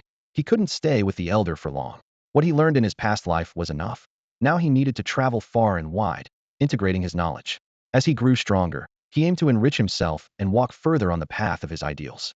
Seeing the elder's hesitant expression, Su Zhe resisted the urge to speak out and calmly said, Elder, I have a good candidate for a disciple, someone who will surely satisfy you. Su Chongkong laughed heartily, trying to mask his embarrassment. Huh, young friend, you jest. Su Zhe looked at his white-haired elder and smiled, his eyes moistening. He recalled the extreme pain endured when someone was made into a living card. Few could withstand it. Those who did often became corrupted. Yet, in the past life game, Su Chongkong not only endured but remained uncorrupted. Young friend, let's not talk about this anymore. Su Chongkong waved his hand in a show of nonchalance, taking out a card box from his pocket and solemnly handing it to Su Zhe. Inside is the sealed card, the King of Kanglan. I entrust it all to you. In a secluded room, the presence of soundproof panels made even the heartbeat sound unusually clear. Su Zhe carefully opened the exquisite card box, revealing a card that glowed with the color of the blazing sun. The card was adorned with 3 dark patterns entwined like vines, known as sealing patterns. Su Zhe showed no surprise. He was well aware that without establishing a link, the chance of a card devouring its owner was as high as 50 for characters of the dark shimmer level and above. The sealing patterns not only preserved high-level cards from the ravages of time, but also restricted character cards. With such patterns, characters could manifest but lost all attack power. He slowly picked up the card, admiration in his eyes. On the front of the card, the figure of the King of Kanglan did not appear. Instead, there was an endless ocean, indicating the king was hidden. Su Zhe's lips curled into a smile as he said, King of Kanglan, how does it feel to be betrayed by your sister? As soon as he spoke, the card suddenly trembled. The ocean on the front began to flow, and a blue jellyfish rose into the air, transforming into the King of Kanglan in an ice-blue dress under Su Zhe's gaze. Her long, blue hair cascaded like a waterfall, and her eyes, like ice crystals, were set in a face more mature than Tsang Yu's, exuding an indescribable coldness. The King of Kanglan stood barefoot on the ocean, her gaze piercing through the card to observe the unfamiliar human boy. On closer inspection, her hands were clenched tightly, as if she was struggling to endure something. Seeing her appear, Su Zhe felt a sense of relief. Don't look at me like that. I have no quarrel with you, he said, secretly grateful that Tsang Yu was indeed the king's weakness. Human, state your purpose, the King of Kanglan demanded, her voice slightly trembling despite her calm demeanor. Her sister turning her into a sealed card was her greatest fear. If the elders of her clan discovered this, no matter how exceptional Tsang Yu was, regardless of her royal lineage, she would face the harshest punishment her bloodline extracted, imprisoned in a dark abyss, to die in despair. The thought of such a fate made the King of Kanglan's heart ache, unable to remain calm. Yet, she did not blame her sister. She knew she had failed in her duties as an older sister, leaving her sister with many grievances. Her mother's dying wish remained unfulfilled. She was a benevolent queen, but a failed sister. Su Zhe ceased his psychological tactics and said, You know about the wager, right? For some reason, seeing the King of Kanglan and Tsang Yu reminded him of an Cici and in Tang Tang, a pair of sisters who loved and fought, completing each other. Yes, you want to win? The King of Kanglan replied calmly, her ice-blue eyes filled with indifference. Even if she could not return to the Kanglan clan, She would not lose her royal dignity. Exactly, you must choose my skin card. Suze nodded slightly, maintaining a composed demeanor. Hearing this, a trace of mockery flashed in the king of Kanglin's eyes. You are too weak. If I choose you, what can you do? A fourth-tier star card master trying to control me? Humans are indeed a greedy bunch. That's my concern, King of Kanglin. Suze responded calmly. You are now a card with no freedom of choice. Recognize your position. The true king of the Kanglin clan is Tsang Yu, your sister, not you. Suze's seemingly mundane words felt like burning salt being sprinkled on the unhealed wounds of the king of Kanglin, causing waves of pain. Pain that was far more intense than when a sharp card pierced her heart. The king of Kanglin's eyes flickered slightly, and her expression turned rigid. She couldn't comprehend how this human before her knew about this matter. Her gaze darkened as a sense of despair washed over her. Could it be that her sister had truly become so heartless? She thought bitterly, feeling like a complete failure as an elder sister. Rest assured, when I become powerful enough, I will grant you freedom. Seeing the king of Kanglin remain silent and despondent, Suze softened his tone, careful not to provoke her further. If the king of Kanglin decided to end it all, his plans would be for naught, which was not the outcome he desired. Human, I hope you keep your word. The king of Kanglin's eyes dimmed, looking at him with a heart that felt lifeless. Freedom? What a ridiculous notion. Who in the human race wouldn't want to seal the king of Kanglin in a card? Even if they couldn't use it, they'd keep it as a trophy. Humans were masters of deception, and she was well aware of that. Yes, I may be despicable, but I still have my limits. Suze nodded slowly, his expression calm and unbothered by how the king of Kanglin viewed him. Initially, he did want to keep the card, but after witnessing Tsang Yu's dream, he changed his mind. Through the bond between the sisters, he could see the friendship between Ncc and Tang. Forcing the collection only felt wrong. In the past, when the human race was in decline, the Kanglin clan had refrained from kicking them when they were down, maintaining a neutral stance. Based on these points, he decided to grant her freedom, but not immediately. What does your skin card contain? The king of Kanglin turned away, looking at the fake C in the card world, as if seeing her sister's figure. The twin kings of Kanglin, you'll recognize it at a glance. Suze smiled confidently, his eyes gleaming with cunning under the light. Now that his eyes were healed, how could he not impress the old fox by one ran without a live demonstration? Human, you truly understand the art of manipulation. The king of Kanglin's heart trembled as she turned to look at him, her gaze complex. Her sister was her weakness, and this despicable human wouldn't let that go. Suze raised an eyebrow, casually flicking a card with his fingers, and said indifferently, King of Kanglin, if you want to call me despicable, just say it. I know what kind of person I am. I've never considered myself noble. His despicability was his pass. Without it, he wouldn't survive. The only thing he could do was uphold his unbreakable principles. I understand. After a brief silence, the king of Kanglin slowly sank into the sea, the surface returning to its undisturbed state, as if nothing had happened. The room fell silent once more, as though nothing had transpired. Suze carefully placed the card back in its box, exhaling a relieved breath. Staring at the sunlight filtering through the curtains, his eyes deepened, and the anger he'd kept hidden seemed to seep out slightly. Master of the Su family, are you ready? He murmured to himself, his voice carrying an almost imperceptible chill. Sanyu was feeling quite frustrated lately. The Suntobi-acquired Tianhe Dragon King had been taken by that mysterious person. For her, this was a terrible setback. With such a powerful mythical creature in her possession, the Kanglin star system would be within reach. Princess, is something troubling you? Song Kwa sat nearby, his tone respectful, though he couldn't hide the joy in his eyes. According to the informants, Su Changkong couldn't produce a superior skin card, which meant the upcoming bet was sure to be won by the Kanglin clan. It's nothing, Elder Song Kwa. Once my sister is brought back, she becomes my card, and I become the king of Kanglin, right? Song Yu maintained a calm demeanor, suppressing the unstoppable excitement in her heart. The loss of the Tianhe Dragon King was insignificant. She was destined to be a ruler. A king's vision shouldn't be limited to such things. Indeed, Princess, under your leadership, the Kanglin clan will undoubtedly dominate the Kanglin star system. Song Kwa stood up suddenly, bowing with utmost respect. Princess Song Yu's demeanor might be off, but as long as her abilities were outstanding, it didn't matter. The traditions of the Kanglin clan needed change. What did it matter if the old ones disagreed? The Kanglin clan couldn't continue without a king. Yes, Elder Song Kwa, I want you to investigate a card maker named Shuizhe. Thinking of the powerful Tianhe Dragon King, Song Yu decided it was worth paying attention to. Understood, Princess. Though puzzled, Song Kwa didn't ask further. Card maker Shuizhe? He didn't know the name. He'd memorized the rankings of human card makers, and this person was certainly unknown. As the sun set, casting its final glow, the evening haze enveloped the capital of Tianzi Prefecture. Thousands of lights illuminated the city, with the prefecture's interstellar hotel standing out most prominently. It rose in the city center like a dazzling pearl, overshadowing the glow of surrounding buildings. The red carpet had long been laid out, extending from the hotel's entrance. Representatives from various noble families, dressed in splendid attire and wearing composed smiles, exchanged greetings as they stepped onto the red carpet and entered the lavishly decorated lobby. Shurju stood on the outskirts of the crowd, glancing down at his worn-out old shoes. The soles were cracked, and the edges were grayish-white. He slowly lifted his head, a flicker of insecurity crossing his sallow face.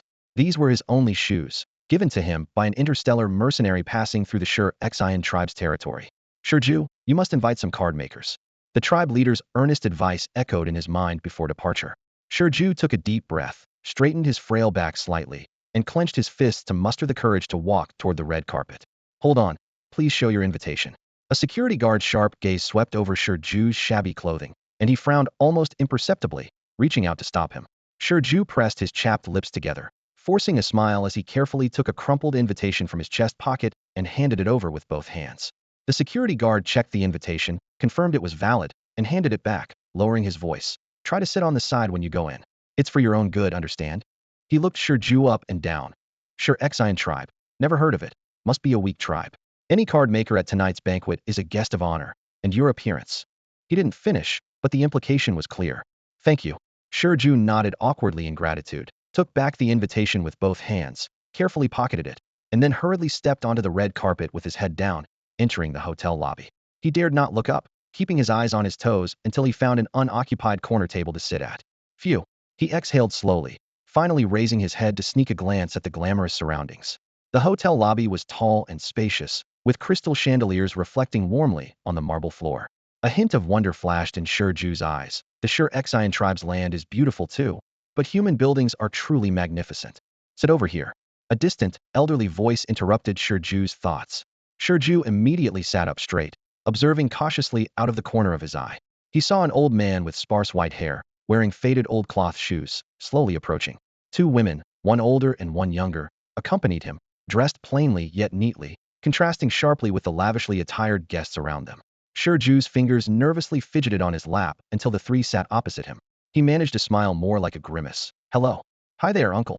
A young girl's innocent voice chimed in. I'm in Tong Tong. This is my sister in Cici, and this is my sister's teacher Shuizhe. She introduced them one by one with a cheerful, natural tone. The young human girl's enthusiasm slightly eased Shurju's tension. He forced a smile and gathered the courage to address the composed old man. Master Shuizhe, I'm Shurju from the Shur-Xian tribe. I'd like to invite you to a card-making competition. Do you have time? His voice trembled slightly with nerves. Shuizhe glanced away from the competition stage in the center of the lobby and nodded slightly, his voice calm. I do. But where's the invitation? No invitation. Shurju hadn't expected the invitation to be so straightforward, and his face flushed with embarrassment. Invitation? The Shur-Xian tribe doesn't have such things. Guests from afar are always welcome. We welcome every living being. I see. Shuizhe nodded gently, but his gaze shifted past Shurju, his eyes narrowing slightly. Sensing the change in atmosphere, Shurju turned to look. Three people were approaching, led by a well-dressed young man. He was handsome, but the hint of effeminacy in his expression disrupted the overall harmony. As soon as he sat down, the effeminate young man looked at Shurju with a mocking gaze. Shurju felt uneasy, his hands clenched tightly on his knees, trying to hide his inner tension. Rockman, you really dare to come? Yin Zhao's voice was laced with clear provocation, his eyes glinting dangerously. Shurju clenched his fists so hard his nails nearly pierced his palms, suppressing his almost explosive anger. Yin Zhao, why shouldn't I come? His voice was low and restrained. It was an undeniable fact that the Yin family had secretly killed many of his clansmen. The clan leader always advised him to remain calm, but with blood feuds looming, how could he stay serene? Their ancestors had once kindly taken in the Yin family, but now they had become the death knell for the Shur-Xian clan. If they couldn't find support soon, the Shur-Xian clan would become a relic of history. Well, of course you can. Yin Zhao stifled his sneer, his gaze shifting to the disguised Suzhe, eyes narrowing as he scrutinized him. May I ask for your name, master? I am Yin Zhao. My mentor is a 6-star card maker from the association, ranked 1000th. Shuizhe. Suzhe replied flatly, not even bothering to glance up at him. When card makers introduce themselves and ask for others' names, it's usually to confirm the other's identity and status, to judge whether they can be easily oppressed. Upon hearing this, Yin Zhao signaled his two followers to check, and when they both shook their heads indicating they found nothing, a hint of disdain flashed in Yin Zhao's eyes. He looked at Suzhe again, his face devoid of respect. With a fake smile he said, Old master, This corner isn't suitable for you. Would you like to choose another spot? Hmm? I think it's great here, big brother. It's not as noisy as over there, and you can eat. And Tong Tong answered innocently, biting into the fruit in her hand. Yin Zhao shot her a cold glance, his voice icy. Little girl, why are you interrupting when adults are talking? Do you want to die? I. I. And Tong Tong's little face froze instantly, and she quickly hid in Cece's embrace, looking at Yin Zhao in terror. Huh. Seeing the two didn't dare to respond, Yin Zhao grew even more smug, turning to the expressionless Su Zhe, his voice lowering but full of threat. Old master, if you don't want anything to happen to your two granddaughters, I suggest. Bang! Shiju only saw a flash before Yin Zhao disappeared from where he stood. When he realized what happened, Yin Zhao had already been kicked away. Watching the elderly human retract his leg slowly, Shiju was shocked. This human elder, how could he have such strength? Tap. Su Zhe stood up, walking towards Yin Zhao with calm composure amidst the astonished gazes of the crowd. Yin Zhao clutched his abdomen, wiping the blood from the corner of his mouth, his voice as cold as ice. I warn. Bang! Another kick, swift as a shadow. In Shiju's incredulous gaze, this seemingly ordinary human elder was even more formidable than the clan leader, leaving Yin Zhao with no chance to fight back. Cough, cough. Yin Zhao, trembling all over, barely supported himself by holding onto a table leg, looking at Su Zhe approaching with fear, squeezing out a broken voice from his throat. You can't kill me. Make way. An urgent shout came from the crowd. The elder called by Yin Zhao's two lackeys pushed through the onlookers, seeing the barely conscious student on the ground, and then spotting Su Zhe, he immediately flew into a rage. What kind of place is this? Where are the security personnel? Are they doing nothing? The elder roared, then turned to the two stunned followers. What are you two standing there for? Hurry and help. Hearing these voices, Su Zhe bent down, grabbed Yin Zhao by the collar, lifting him entirely, and turned to face the three elders, his tone indifferent. Is this your student? Yes. I am Yin Zhao, an association-certified 6-star card maker, ranked 1000th. Who are you and why did you injure my student? Yin Zhao suppressed his anger, clenching his fists. He only had this one son, and if anything happened to him, he would stop at nothing to seek revenge. Me? Su Zhe raised an eyebrow, a peculiar smile appearing on his elderly-appearing face. I'm called Shui Zhe, a civilian card maker, who just enjoys some physical activity. Your student offended me, so I beat him. Until he admits his mistake, until he's scared, until he sees reality. With that, Su Zhe threw Yin Zhao heavily onto the ground, stepping on his face, ignoring Yin Zhao's presence. Is there a problem? Master Yin Zhao? Want to use your connections to pressure me? Association certified. 6-star card master. Facing this scene, Yin Zhao, under the gaze of everyone, his eyelids twitching violently, forced a smile. Master Shuizhe, let's talk this over. No need to harm the peace. Such brazen confidence. This person's background must not be simple. Share. He speaks the truth. Yin Zhao managed to squeeze out these words from his face being stepped on, his eyes wide open. Upon hearing this, Yin Zhao's face turned cold, and he shouted sternly. Where are the security personnel? Is this how you treat guests? Tap tap. The sound of hurried footsteps echoed from the back of the crowd. Who's causing trouble? A security guard stepped out from the crowd, clearly reluctant to deal with the situation. He knew he couldn't afford to offend anyone present. Yin Zhao's eyes were bloodshot as he pointed at Su Zhe, who remained calm and composed. His face twisted with rage, and he looked as if he wanted to kill Su Zhe on the spot. Noticing the security guard's hesitant gaze, a flash of disdain crossed his eyes. Before the security guard could react, Su Zhe kicked the pale Yin Zhao over to Yin Zhao's feet. His voice was calm, yet authoritative. Teach your student well. Not everyone can be threatened. Yin Zhao gritted his teeth, bent down to help the groaning Yin Zhao, and turned to walk towards the corner. His stiff posture and the cold aura surrounding him revealed his murderous intent. Unfortunately, this was the home planet, not his territory. Otherwise, he would have acted against this brazen individual already. Su Zhe watched their retreating figures with an unwavering gaze, then slowly walked towards another corner. Long's reverse scale in Tong Tong was his first friend, and thus one of his reverse scales. No one could touch it. Grandpa, thank you.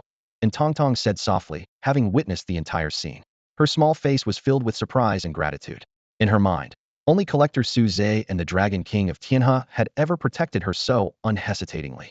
Today, it seemed another name could be added to that list. It's nothing. People like that just need a lesson, Su Zhe replied with a slight smile, taking a seat next to Tong Tong. His warm smile eased the tense atmosphere. Soon, loud announcements rang out from outside, heralding the arrival of various families. Each voice was louder than the last, as if competing to see who was more imposing. The Tsanghui Yu clan, the Minglan Shi clan, the Kanglan Lan clan, the Yinglan Su clan, the Kailan Yun clan, the Tianlanan clan. Upon hearing the last family name, and Cece visibly tensed, biting her lip as her face paled. Her hands clenched tightly, her knuckles turning white. Suze noticed her reaction and gently reassured her. As long as I'm here, no one will touch you. Thank you, teacher. And Cece forced a smile, gently patting her younger sister's head, determined to hold back the tears threatening to spill from her eyes. She had to be strong, to prove that she could live well with her sister without them. The Huangtianli clan. The announcement, louder than before, surprised the attending family representatives, who turned to look. As the elegantly dressed Li Xian entered the hall, many people were struck by her presence and began to whisper among themselves. The patriarch of the Qin by clan projection. The voice rose again, and everyone turned to the entrance. Two radiant women walked in, accompanied by the projection of a bespectacled man. His simple white attire exuded a gentle and refined aura, but the sharp gleam in his eyes behind the glasses commanded respect. His appearance prompted many family representatives to abandon their refreshments and step forward to greet and congratulate him. Old fox, he's really invested, Suze thought to himself, feeling a slight sense of satisfaction. By Wenron's urgency, even attending in projection form, clearly indicated his impatience. The honorary president of the Card Makers Association, the only certified 11-star card maker of the association, and the foremost card maker of the Star Ocean Master Su Changkong. The most solemn announcement echoed through the hall, causing a stir. Everyone, regardless of status, stood up, their eyes focused on the elderly white-haired man slowly entering with the aid of a cane.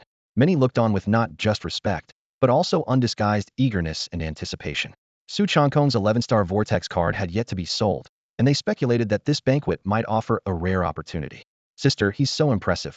And Tong Tong whispered in awe, watching the entourage following Su Changkong, her eyes alight with admiration and excitement. She silently resolved to become such an impressive commander one day. Listening to her sister's innocent words, and Cece pressed her lips together. Indeed, he was impressive. Even the in-family representatives were eager to curry favor with him. If only she could be that impressive, she thought, then she could protect her sister without having to rely on others. The Kanglan royal descendant, Song Yu. Another thunderous announcement heralded the entrance of another key figure of the banquet. As everyone watched, a girl from a different race with pink eyes entered their view.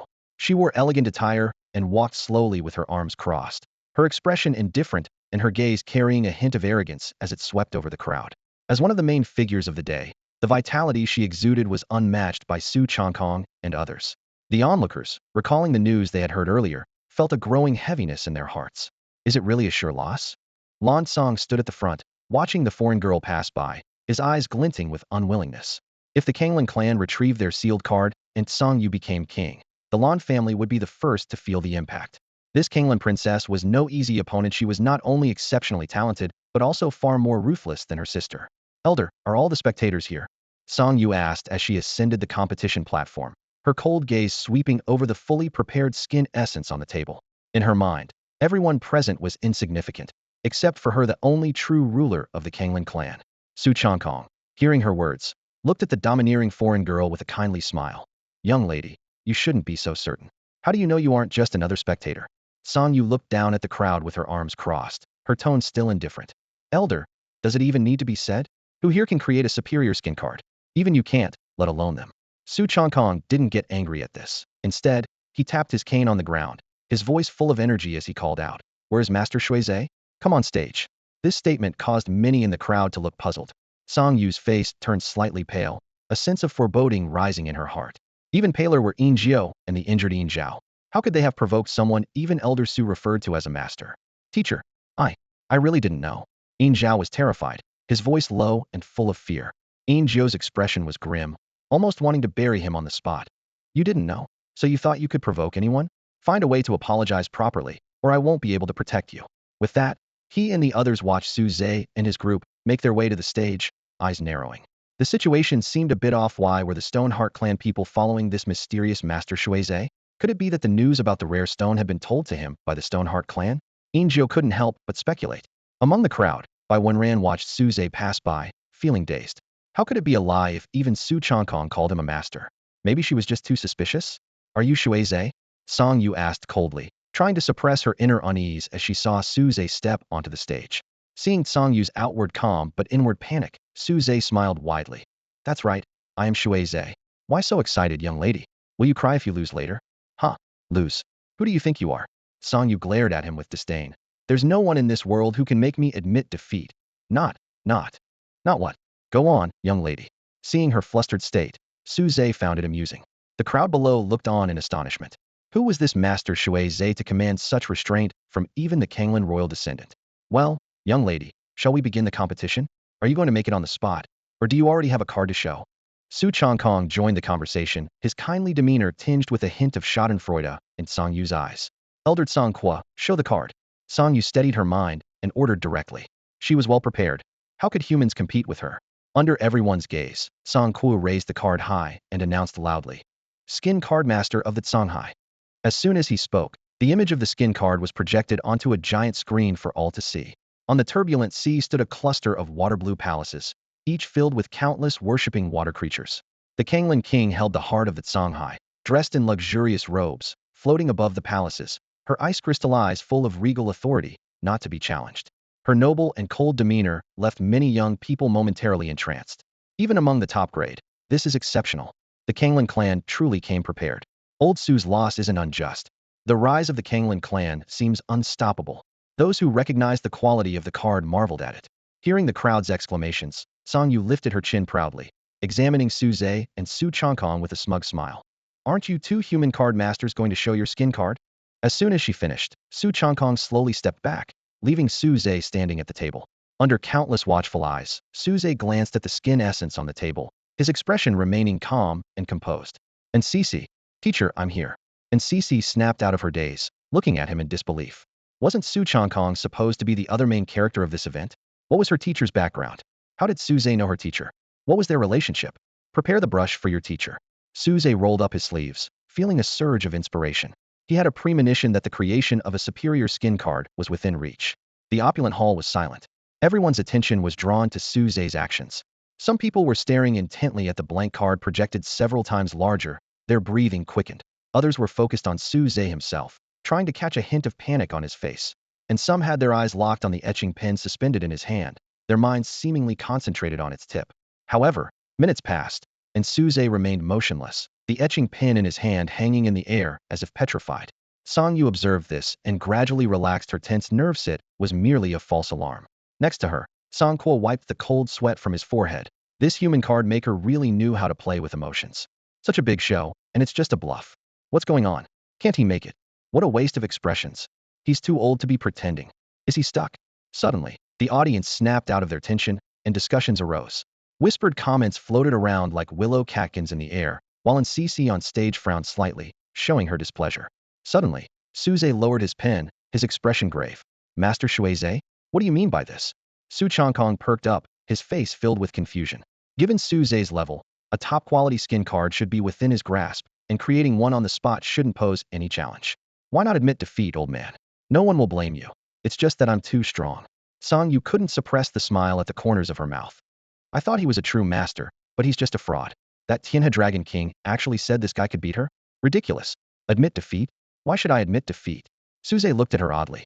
Are you so desperate to be king that you'd say something like that? Then what do you want to do? Song Yu's eyes swept over the expressions of those below, her tone playful. Your people are all watching you, old man. Can you do it? Su Zhe glanced at her, but didn't respond. Instead, he turned to Cui Xing, speaking solemnly. Xiao Cui, remove the sealing pattern from the Kanglan King. This, teacher. Cui Xing frowned, looking up at his teacher. A startling thought suddenly occurred to Su Changkong, and he swallowed hard, gripping his cane tightly. Cui Xing, listen to Master Shui Zhe. Hearing this, Cui Xing had no choice but to comply. This scene left the audience puzzled. All right, Cui Xing removed the sealing pattern and placed the sealed Kanglan King card on the table for Su Zhe's reference. Forgetful old man? Song Yu scoffed, her eyes fixed on the card transformed from the Kanglan King, her expression gradually turning serious. Sister, you can come back now, she whispered in her heart. Just then, Su Zhe picked up the etching pen, filled it with a deep blue skin solution, and began to write steadily. The pen tip moved like a dragon entering the sea, spreading the skin solution evenly. In an instant, a deep blue static sea appeared before everyone. Just the same old story. Song Yu's indifferent comment resonated with many. Su Changkong frowned. Was his guess wrong? Su Zhe seemed oblivious, taking several pink skin solutions, mixing them, and again applying the pen. Isn't the color wrong? Why pink? Observing the pink solution in the etching pen, many knowledgeable card makers frowned. For skin cards, the most crucial aspect is compatibility. Don't be fooled by the seemingly simple quality score. It's all based on evidence. A compatibility of over 60 is required to begin considering quality. Every 10, it counts as one grade. The compatibility of the Sea Lord skin card must reach at least 85, just below the super grade skin card. As the pink skin essence was consumed, a pink jellyfish emerged on the card's surface, instantly electrifying the crowd. The color's wrong. The crowd erupted in angry uproar. What the hell? How can such a basic mistake happen? Even I could do better. This is embarrassing for us all. The furious shouts were deafening, almost shaking the ceiling. Only the members of the Kanglan tribe showed varied expressions, their eyes turning towards their leader, Songyu. What are you trying to do? Songyu gritted her teeth, suppressing the rage boiling inside her. She hated her skin color being placed against the blue sea. The jarring visual clash was as painful as the rejection from her own people. The surrounding noise seemed non-existent to Suze, whose full attention was on the incomplete card surface. And Cece, please refill my pen, he said calmly. Surprised, and Cece complied. When everyone saw Suze holding 2 engraving pens, the room fell silent, as if time had frozen. Many card creators instinctively stood on tiptoe, eager to see beyond the projected image and witness the operation of the 2 pens. Even the seasoned card masters put aside their pride and crowded onto the stage, eager to see Suze's technique. Unaware of the crowd's reaction, Suze filled the right-hand pen with azure skin essence and the left-hand pen with red skin essence. At this moment, an intense sense of foreboding welled up in Songyu's heart. In a daze, she heard the voice of the River Dragon King echoing in her mind. I bet the sealed Kanglan King card will eventually end up in the hands of someone named Shuizhe. Tap. The crisp sound of the pen meeting the surface shattered the silence. Songyu focused intently, her gaze following the trajectory of the 2 pens. Vaguely, the pens seemed like 2 little dragons, freely wielding the mysterious force called inspiration across the wide card surface. Buzz. As soon as the azure jellyfish took shape, the entire card's ocean transformed from static to dynamic, with the sound of waves suddenly resonating. The scene has shifted from static to dynamic. It's a low grade. Someone shouted excitedly. As soon as the words fell, the 2 jellyfish began to move, and a unique force began to spread across the card's surface. The main characters have shifted from static to dynamic. The force is flowing. It's a medium grade. A more excited voice erupted from the crowd. At this moment, everyone's attention was riveted on the unfinished skin card. Songyu's face turned pale, her mind blank with an inexplicable premonition. Whoosh! The ocean's surface roiled with waves, and the large and small jellyfish rose and fell with the dark blue sea. Just then, a faint blood color began to spread through the ocean, quickly staining the dark blue surface. On closer look, the blood color flowed from the corpses of outsiders. The 2 jellyfish, one blue, one pink, floated in the bloody waves, hand in hand, leaning on each other. A sense of tragic beauty quietly spread. What bold use of color! Capturing the essence. Definitely high grade. Even among high grades, this is top tier. The card masters on stage clamored to comment, each remark stirring huge waves in the minds of the laypeople. Songyu slowly exhaled, temporarily suppressing her fear. If it was only high grade, maybe she could still win, right? Buzz. The card's surface trembled again, the bloody waves surged, and the 2 jellyfish floated precariously. To the crowd's disbelief, Suze held 3 engraving pens in each hand, the right filled with dark blue skin essence, the left with crimson essence. This. Master Shuizhe, what are you doing? It's already high grade. Stop. Don't touch it anymore. Stop. The watching card creators were alarmed, urgently calling out to stop him. The essence had been well captured, and the card was alive, at least saving face. If he overdid it, the skin card could be ruined. Suze remained expressionless, and under the half-frightened, half-expectant gaze of the crowd, he suddenly brought the pens down. Whoosh! On the surging bloody waves, countless figures of Kanglan warriors appeared, most already corpses, drifting with the currents. Yet a few brave warriors were still valiantly resisting the invasion. As the waves churned, countless outsider corpses flickered in and out of view. Buzz! The entire card's surface trembled again, a near-tangible wave of essence emanating from the card, enveloping everyone in the space. In a daze, everyone seemed to step into the world of the card. At this moment, the Kanglan tribe members suddenly felt a faint pull. Bond.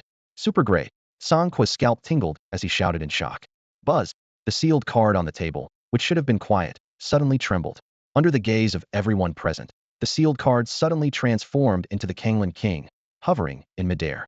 Her crystal-like eyes shimmered with a strange light as her delicate hand gently lifted, and the super great skin card flew into her palm, emitting a powerful energy wave. The Kanglan King stared at the card, her heart in turmoil, unable to calm down. A human card master had created a super grade skin card on the spot, a rare treasure embodying luck, strength, inspiration, and knowledge, which left the Kanglan King astonished. The outcome of the bet was clear. Suze, seeing the Kanglan King merely gazing at the card, felt his heart race. he urgently reminded her. Kanglin King, quickly seal the bond. The bond's fluctuation was extremely brief, and if not solidified and sealed in time, the super-grade skin card would degrade to a high-grade 1, with compatibility dropping to 89. This was Su Zhe's first super-grade skin card in his life, and no mistakes could be afforded. Upon hearing this, the Kanglin King looked at Su Zhe with a complex expression. She slowly descended in front of Tsangyu, her blue dress spreading on the ground like a blooming ice blue lotus, breathtakingly beautiful. Facing her long-missed sister, she suppressed all her desires to express herself and softly said, "Sangyu, you've grown up." Sangyu threw herself into her sister's arms, choking up, "Sister, I'm sorry." She had lost again, losing her confidence and the promise to her sister. The Kanglin King held her sister with one arm and gripped the super-grade skin card with the other, channeling a continuous flow of star power into it. With a burst of dazzling light, the super-grade skin card calmed, the bond power fully solidified, and its quality truly reaching the super-grade level. On the high platform, the Cardmaster veterans erupted in hearty laughter. "Huh? Good. Good. Wonderful. Brilliant. It was worth coming. We won." They paid no mind to the stiff expressions of the Kanglin clan. As the laughter subsided, representatives from various families began to speak up, vying for attention. "Master Shuais, the Tsanghui Yu clan is willing to offer a generous salary for you to be our chief card master." "Master Shuais, ignore him. Look at me." "The Minglanshi clan." "Master Shuais, the Tianlanan clan." "Name your terms, anything you want." "Master Shuais, the Yinglan Su clan desperately needs you." "Master Shuais, the Tianying Tuoba clan urgently needs you. Please choose us." Suddenly, a booming voice drowned out the others. The Kanglin Lan clan Lan Tsang congratulates Master Shuais on crafting a super-grade card. "We offer 3 pairs of water spirit mushrooms and 500,000 star stones. As long as Master Shuais doesn't mind, the entire Lan clan is willing to honor you as an esteemed guest, with foundational level treatment, permanently." Lan Tsang's voice was so penetrating that it snapped everyone back to reality. They regretted not having suitable gifts on hand, and could only grit their teeth and use the budget meant for purchasing an 11-star Vortex card to place their bids. However, compared to Lan Tsang, their confidence was clearly lacking. Lan Tsang, being from the main family, could name his price freely, while they, as representatives sent by their families, couldn't make such decisions. Seeing the many family representatives competing, Bai Wenran felt secretly pleased. He pulled his long robe aside, stepped forward, and entered the view of everyone present. Bai Wenran bowed and said, "By clan of Chiyin Bai Wenran, congratulates Master Shuais on crafting a super-grade card, offering 10 pieces of Lan Kai Jade and 1 million star stones." After speaking, Bai Wenran ignored everyone's reactions and turned to signal Bai Yu and Bai Qiushue, who had come with him, to step forward. Bai Qiushue couldn't contain her eagerness. She quickly walked up to the platform, unhesitatingly squeezed and Cece aside, and directly hugged Su Zhe's arm, her face adorned with a charming and innocent smile. Bai Yu didn't want to move initially, but seeing Bai Wenran's angry expression and menacing eyes, she reluctantly stepped onto the stage under everyone's gaze. When she hugged Su Zhe's other arm, her nose wrinkled slightly. She had a mild case of germophobia and disliked such close contact, even with Su Zhe. Shameless. Disgraceful. A scoundrel in gentleman's guise. Why am I not a woman? Many family representatives silently cursed after witnessing Bai Wenran's maneuver. They suddenly understood why Bai Wenran brought 2 family women along. It was all for this moment. Su Changkong couldn't hold back his laughter, watching Su Zhe's awkwardness. "Ha! Let go," Su Zhe said softly. Bai Yu immediately released her grip and deliberately wiped her hands with a handkerchief in front of him. Bai Qiushue pretended not to hear, clinging even tighter, completely oblivious to the murderous gaze of a woman in the audience. "It must be Xiao Zhe." Yun Mei gritted her teeth, clenching her fists. She wouldn't let that shameless woman steal her man without a fight. Did she think Yun Mei was easy to bully? Su Zhe had already noticed Yun Mei's gaze and awkwardly withdrew his arm, turning his attention to the longtime friends Kanglin King and Sangyu. He calmly asked, "Kanglin King, Princess Sangyu, what do you think?" Kanglin King pushed his tearful sister aside, causing her to cry even harder. "No, sister, I was wrong. Don't leave. Forget about the bet. I just want to be with you." Sangyu suddenly knelt on the ground, repeatedly kowtowing to Su Zhe, her voice filled with pleading. "I beg you, let me redeem my sister. Please, I'll give you anything." The unexpected scene made many empathetic onlookers avert their eyes. The deep bond between sisters being forcibly torn apart seemed like a great injustice. "Grandpa, maybe you should agree?" She looked so pitiful, and Tong Tong, standing next to Ncc, tugged at Su Zhe's clothes, her eyes slightly red. She might not understand the bet, but she could sense that this foreign sister truly loved her own sister. Su Zhe swallowed back the words he was about to say. Under the tense watch of the crowd, he was about to agree to Tong Tong's request when he caught a subtle movement from Tsang Yu in his peripheral vision. In an instant, he recalled the true nature of Sanyu he had seen in a dream. With a sigh, Suze gently bent down, patted in Tongtong's head, and said kindly, Tongtong, I will give her freedom, but not now. Sanyu is too skilled at deception. Among all present, probably only I can see her true colors. It's just crocodile tears. Her ambition for the throne far exceeds her love for her sister. Oh, Tongtong believes you. And Tongtong nodded obediently, her understanding demeanor easing the tension for many, especially the Lan family, led by Lan Tsang. Clearly, the little girl's words could sway the decisions of Master Shuizhe. If she were to plead further or throw a tantrum, Master Shuizhe might really give up on the Kanglan King card. Suze straightened up again, looking down at Sangyu, who still knelt on the ground, refusing to rise. His expression was indifferent. You've lost again, Sangyu. Boom. It was like a thunderclap in her mind, a buzzing sound filling her head. Sangyu's face turned pale and ashen. Slowly, she lifted her eyes to meet Suze's gaze. A chilling sensation pierced through her eyes, reaching deep into her soul. In a trance, she seemed to see the heavenly river dragon king standing before her, stating an unchangeable fact. After a long pause, Sangyu closed her eyes, gave a bitter smile, and pressed her forehead to the ground in submission. Yes, I've lost again. She lost everything: her clan, herself, her sister. It wasn't her fault. He was too powerful, so powerful that her efforts, talents, and preparations were all meaningless. But it didn't matter. She could still be second only to him. The stronger he was, the stronger she would become.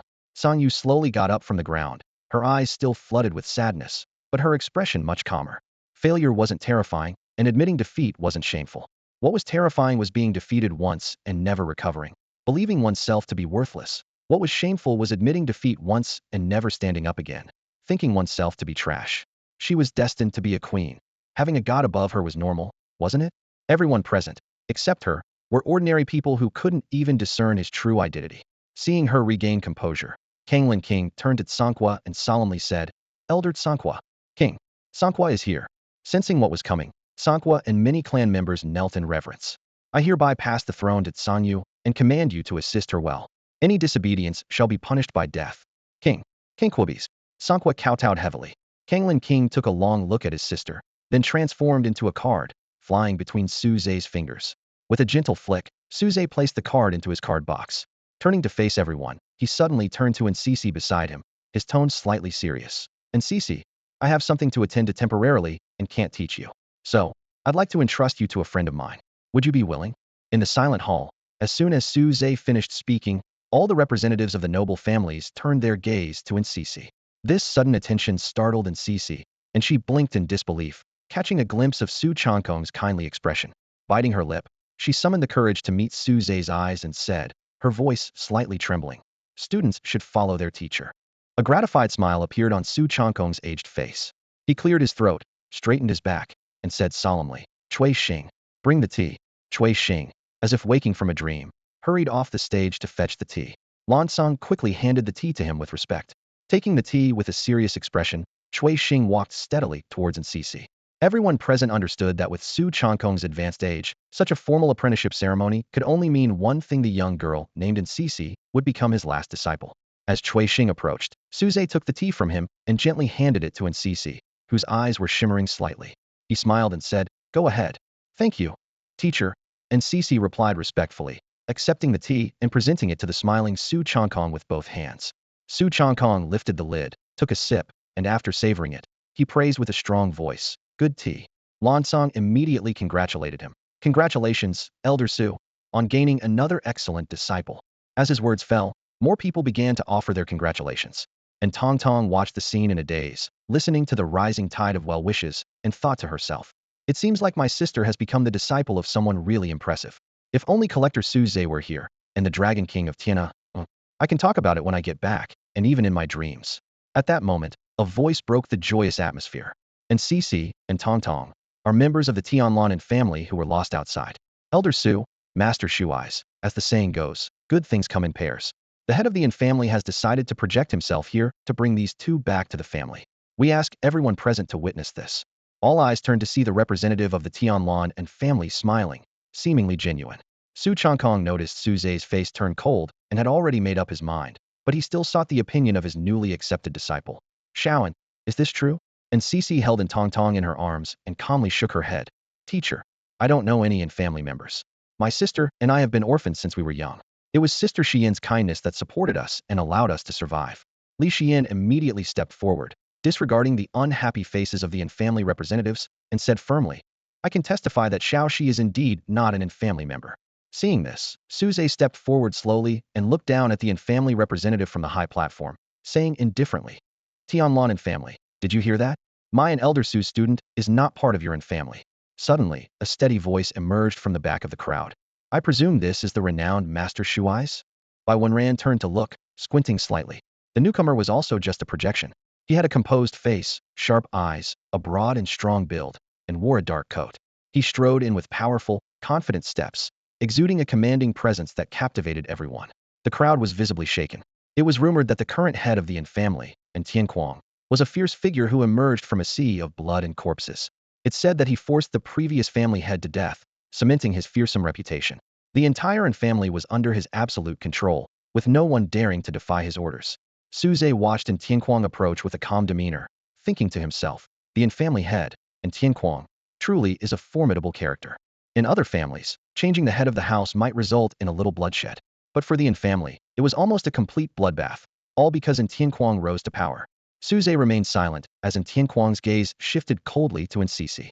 In those fierce eyes, there was a rare glimmer of softness. Shitong, that was my beloved's name, and Tianquang began slowly, his voice carrying a barely noticeable choke. Elder Su, Master Shuai's, they are my children and must acknowledge their heritage. He briefly recounted the events of 10 years ago. At the time, he and Shitong thought they were doomed and left their daughters on their home planet, hoping they would survive. Over the years, though many things happened, he never forgot them and always had someone secretly watch over their lives. He had been waiting for the day he had full control over the Yin family to bring them back to his side. Now, it's time. And Tianquang's voice carried a tone of anticipation. However, Ncisi shook her head and pulled her sister behind Suze. Suze took a step forward, looking down at the man who stood like a fierce tiger below him, and said calmly, Masterin, I have only one thing to say. If she agrees, I agree. If she doesn't, no one can force her.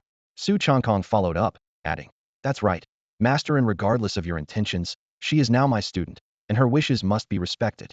As soon as Su Changkong finished speaking, Cui Xing and others stepped forward, forming a human wall. Instantly, the atmosphere in the hall became suffocatingly tense. And Tianquang looked deeply at Suze, then suddenly smiled meaningfully. Master Shuai's, there is no one I, and Tianquang, wouldn't dare to kill. His father was driven to death by him. His beloved died because of him. The only reason he lives now is to bring his children back and ensure they aren't bullied again. He doesn't trust leaving them to outsiders. Bai Wenran stepped forward, her eyes glinting dangerously. So, Masterin, are you saying you want to oppose Elder Su, Master Shuai's, and us?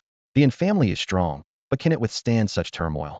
And Tianquang's tiger-like eyes opened slightly, his tone indifferent. Bai Si, isn't your old man about to celebrate his big birthday? Should I send a clock someday? Bai Wenran's eyes turned icy, filled with murderous intent. And madman, you dare.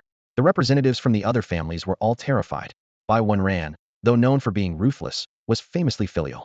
Invitations for Bai's father's 80th birthday had been sent to distant star systems. And Tianquang's words were akin to playing with fire. Everyone secretly pondered. Without the restraint of Su Weibai, is the first internal conflict about to erupt just like this? Although the alien coalition was repelled, they would surely return. Is it too soon for an internal war now? What wouldn't I dare? I will definitely send that clock, and Tianquang replied calmly, taking one last longing look at the sisters before his projection vanished. After this episode, the atmosphere finally eased. Everyone's eyes focused on Suze and Su Changkong. Being able to craft top-grade skin cards on the spot was impressive enough to make them highly sought-after guests among many families, especially as friends of Su Changkong. Suze felt their gazes, but remained calm. He thought to himself that if he revealed his true identity now, the Su family of Erlang would beg him to return. But doing so wouldn't satisfy his grievances. He wanted to crush them completely, to make the Su family head understand the costly price of oppressing his predecessor. He wanted the family head's lineage to experience all the pain his predecessor endured, to understand the despair of having no one to turn to. Bai Wenran approached, looking at Suze and Su Changkong with utmost sincerity. Elder Su, Master Shuai's, my father will be celebrating his 80th birthday in 2 months. I sincerely hope you both can honor us with your presence. Suze was about to refuse when Bai Chioshua suddenly came over, her gaze bold and intense, as if saying, If you don't agree, I'll make you agree. After a moment's thought, Suze nodded lightly. He remembered that Bai Yu had quickly risen to prominence in her past life, thanks to a key figure in the Bai family he needed to interact with. This person was known to players as Bai Invincible, little brother-in-law, Proud Bai. and heavenly pride by. The current Bai Yu probably couldn't win him over yet, so it was up to him.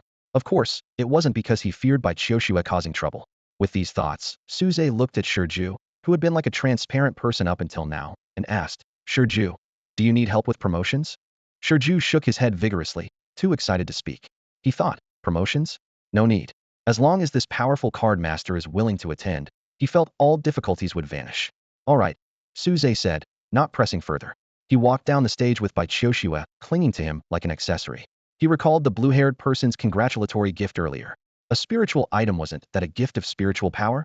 Perhaps the Tianhe Dragon King could break through the starry skies? The gifts from Bai Wenron's side certainly wouldn't escape his scrutiny either. With these thoughts, Suze approached the round table where Sanzang and others were gathered.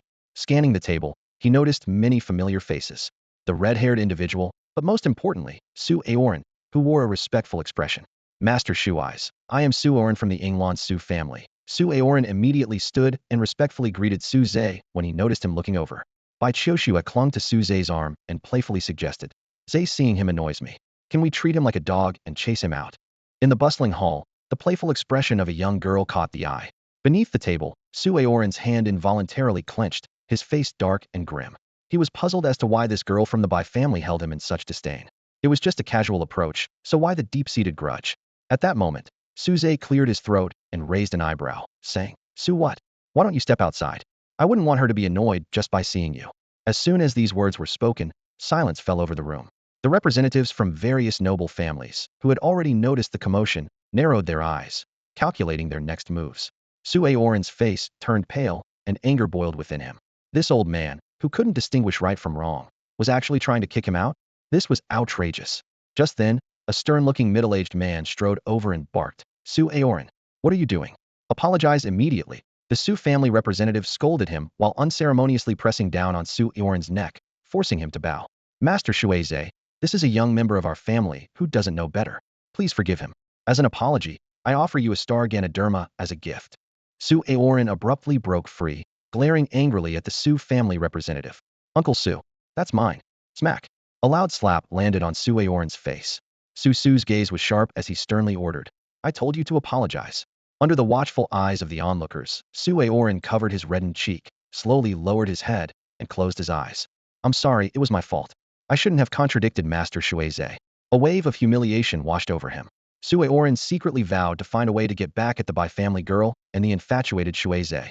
Su Zhe, with an impassive expression, remarked, Your nephew seems dissatisfied. These words sent a shiver through Su. Without hesitation, he grabbed Su Aoran and dragged him aside, giving him a harsh kick. Kneel and apologize. Su Aoran gritted his teeth, enduring the humiliation, and pressed his forehead to the ground. I'm sorry, Master Shuizhe. Suze responded calmly. All right, you may leave. Seeing this, Su immediately signaled for his subordinates to take Su Aoran away. He promptly produced a storage card and respectfully presented it to Suze. Suze accepted it with a smile and nodded slightly. Forcing a smile, Su said, Master, please continue your business. I'll go teach him a lesson. Inside, his heart was bleeding. The star Ganoderma, a 4-star spiritual item worth 4 million star stones, was originally intended to help Su Aoran advance. Who could have predicted such an incident? As Su turned to leave, his expression turned somber. Losing the star Jiao King was one thing, but now they had offended this card-making master. He was determined to discipline Su Aoran thoroughly. With the minor incident concluded, the lively atmosphere in the hall resumed. Lansang respectfully presented a congratulatory gift. Master Shuizhe, this is a gift from me. Suze accepted it with a smile, offering encouragement. Your name is Lansang, right? I'll remember you. You have great potential and will achieve great things. Lansang was flattered and became even more humble. Master Shuizhe, your praise is too generous. I'm nothing compared to you. Without you, I would have lost the bet. Suze smiled silently and walked away. Lansang thought he was being modest, not realizing that these words were true. In the future, Lansang would become the head of the Lan family, carrying the flag during the difficult times of the human race. Right now, it's just too immature. Master Shuizhe, I toast to you. Inside this cup is the heart fruit of the spirit tree. Please make sure to accept it. Yinjiao and Yinjiao suddenly blocked Suze's path, wearing ingratiating smiles. Yinjiao bore scars, clearly having just been through a conflict. He offered a cup containing the heart fruit of the spirit tree, his tone a mix of flattery and apology. That fool offended you earlier. I hope you won't hold it against him. Suze accepted the gift, a knowing smile playing on his lips. He looked directly into Yinjiao's eyes, his voice calm, yet carrying an undeniable warning. Ingio, right? When you're out and about, be more careful. There are plenty of people you can't afford to provoke, understand? Ingio cursed inwardly, wishing he could kill the man before him, but he had to force a smile and nod in agreement. At this moment, the power of a card master was fully evident. Suze knew this well, but he also understood that indulging in such power would inevitably lead to a loss of inspiration. This was why Su Changkong distanced himself from the world of fame and fortune, and it was a valuable lesson he had passed on to Su Zhe in his previous life. Yes, Master Shui Zhe is absolutely right. Ingio's face was plastered with a fake smile, though he was dismissive inside. On his turf, even a dragon would have to bow. Unaware of Ingio's thoughts, Su Zhe continued toward the corner where Shiju was. Suddenly, a beautifully made-up, radiant woman blocked his way. She glared at Bai Qiu Shui, speaking through gritted teeth. Master Shui Zhe, I've long admired your reputation. Bai Qiu Shui, noticing Yun Mei's angry expression, chuckled softly. Zhe, let's not bother with her. Her eyes were filled with possessiveness, as if declaring that Su Zhe belonged to her alone. Su Zhe's eyelid twitched. Just as he was looking for a chance to slip away, another person approached. Li Shiyan ignored the tension between the two women and directly offered a toast to Su Zhe. Master Shui Zhe, I toast to you. Su Zhe gave her a grateful look, grabbed a cup of wine from a nearby table, gestured to Li Shiyan, and drank. Before Bai Qiu Shui could react, he quickly made his way to Bai Yu, who was watching the scene unfold. Are you going to do something about this? Su Zhe whispered, holding his cup with a feigned smile. Bai Yu's eyes flashed with annoyance as she glared at him, then stepped forward to pull Bai Qiu Shui away from the confrontation. Just as Su Zhe breathed a sigh of relief, Bai Wenran's projection suddenly appeared, smiling brightly. Master Shui Zhe, are you satisfied? Su Zhe remained composed, replying calmly. Master Bai, when are we signing the contract for the Scarlet Shadow Star? Master Shui Zhe, rest assured, I won't delay. I'll have an answer for you by tomorrow night at the latest. Bai Wenran squinted at Su Zhe, his tone tinged with urgency and expectation. Afterward, I'd like to invite you to become the chief card master for the Griffin Guard. Would you be interested? Su Zhe inwardly scoffed. With the alien coalition driven back and Su Wei Bai dead on the return path, the Alliance's army was in disarray. The major families were now dividing the spoils of war, and Bai Wenran was eager to gain control over elite unit cards to secure more influence in this feast. I'll only serve as a consultant. Let you be the chief card master.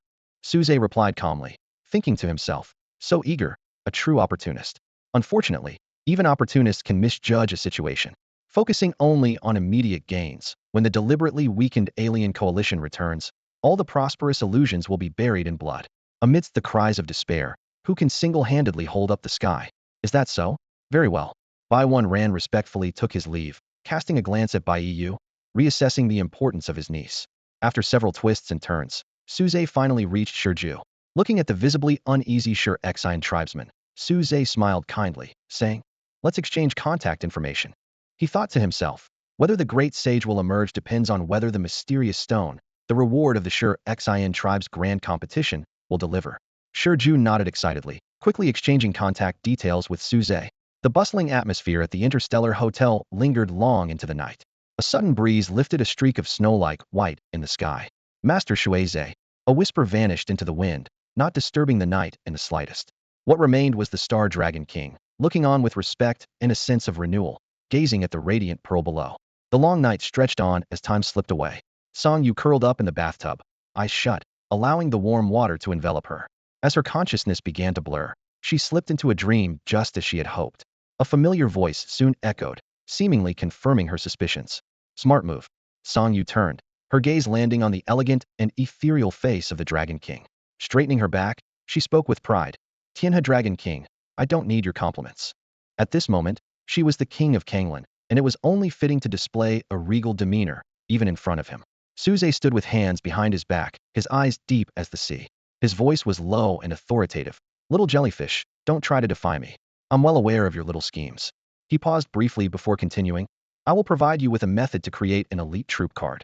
You must conquer the entire Kanglan star system, excluding the human-controlled areas. Understand? Song Yu was taken aback, staring intently at him, her pink eyes flashing with surprise. You're not a realm spirit. You've deceived me. Her voice was tinged with undeniable shock. Su Zhe turned to face her, his expression still calm and composed. Stop pretending, little jellyfish. Didn't you realize it at the banquet today? You're quite the actor, switching emotions so effortlessly. Song Yu quickly masked her surprise, a hint of curiosity flickering in her eyes. Who are you? You'll find out, but not now, Su Zhe replied calmly. Tomorrow, Someone will come to have you sign a contract. Don't resist. You know your sister, and your secrets are in my hands. With that, he exited her dream, leaving Tsang Yu in distress. Must be humans. Despicable, shameless humans. Thinking of Suze's orders, Tsang Yu clenched her teeth, but then a look of helplessness washed over her face. Her leverage and her sister were both in his grasp. Once the contract was signed, she wouldn't even have room to resist. Suze returned to Tianhe City under the cover of night, taking stock of his gains. He laid out the acquired spiritual items on the table: a pair of 4-star star Ganoderma, 3 pairs of 3-star water Ganoderma, and a single 3-star tree heart fruit. Looking at these precious items, a wave of satisfaction surged within him. He calculated that with these items, and by Wenron's promised 10 3-star Lankate Jades, achieving the Cardmaster realm was certainly within reach. This would allow the Tianhe Dragon King to upgrade once more, becoming a mythic Starshine card, providing extra security when visiting the Stoneheart tribe. With this in mind, Suze took a card with a blazing sun hue from his card box. Kanglin King, care to meet? He called softly. With a swish, an icy blue figure emerged from the card. Her demeanor remained indifferent. I'm no longer the Kanglin King. My name is Tsang Lei. Tsang Lei, I'll allow you to act freely. But, Suze began, only to be cut off. Not interested, human. Don't think that just because you have me, I will follow your orders. Tsang Lei's blunt words caused Suze to furrow his brows slightly. The Stoneheart tribe's base was also the location of the Yin family. According to the information from Baiyu, the Yin family was akin to local tyrants in that area. He had to be prepared for a potential conflict with them. Even if Tsang Lei wasn't fully bonded, her strength was enough to deal with a small family. Tsang Lei, I don't need you to do much. If I encounter an enemy I can't defeat, you have to help. Help me 100 times, and I'll grant you freedom, Suze proposed. In response, Tsang Lei coldly said, Aren't you afraid that once I'm free, I'll be the first to kill you? Her tone was filled with disdain. A mere card handler dares to remove the sealing patterns and release me. Such audacity. Suze remained calm, meeting her gaze directly. You can try, but I'll make sure you understand what it means to live a fate worse than death. With those words, he removed the sealing patterns before her, facing her solid form with composure. Tsang Lei formed a water blade in her palm, raising it to his neck, her eyes icy, attempting to intimidate the young man before her. The air was thick with tension, the confrontation between them on the brink of eruption. No matter how hard she tried, she couldn't find a trace of fear or dread in his eyes. You win, Tsang Lei said softly, dispelling the water blade. Her card lay on the table, seemingly stripped of all its power. Suze reached out, swiftly collecting the card and putting it back into the card box, a victorious smile playing on his lips. Want to kill him? Suze chuckled inwardly. With the ability to rewind life and death, even the true soul of the Dragon King cooling down would hardly pose a real threat to him. As night fell, Suze decided to start his meditation training. He took out the spiritual items he had acquired, sat cross-legged, and entered a deep meditative state.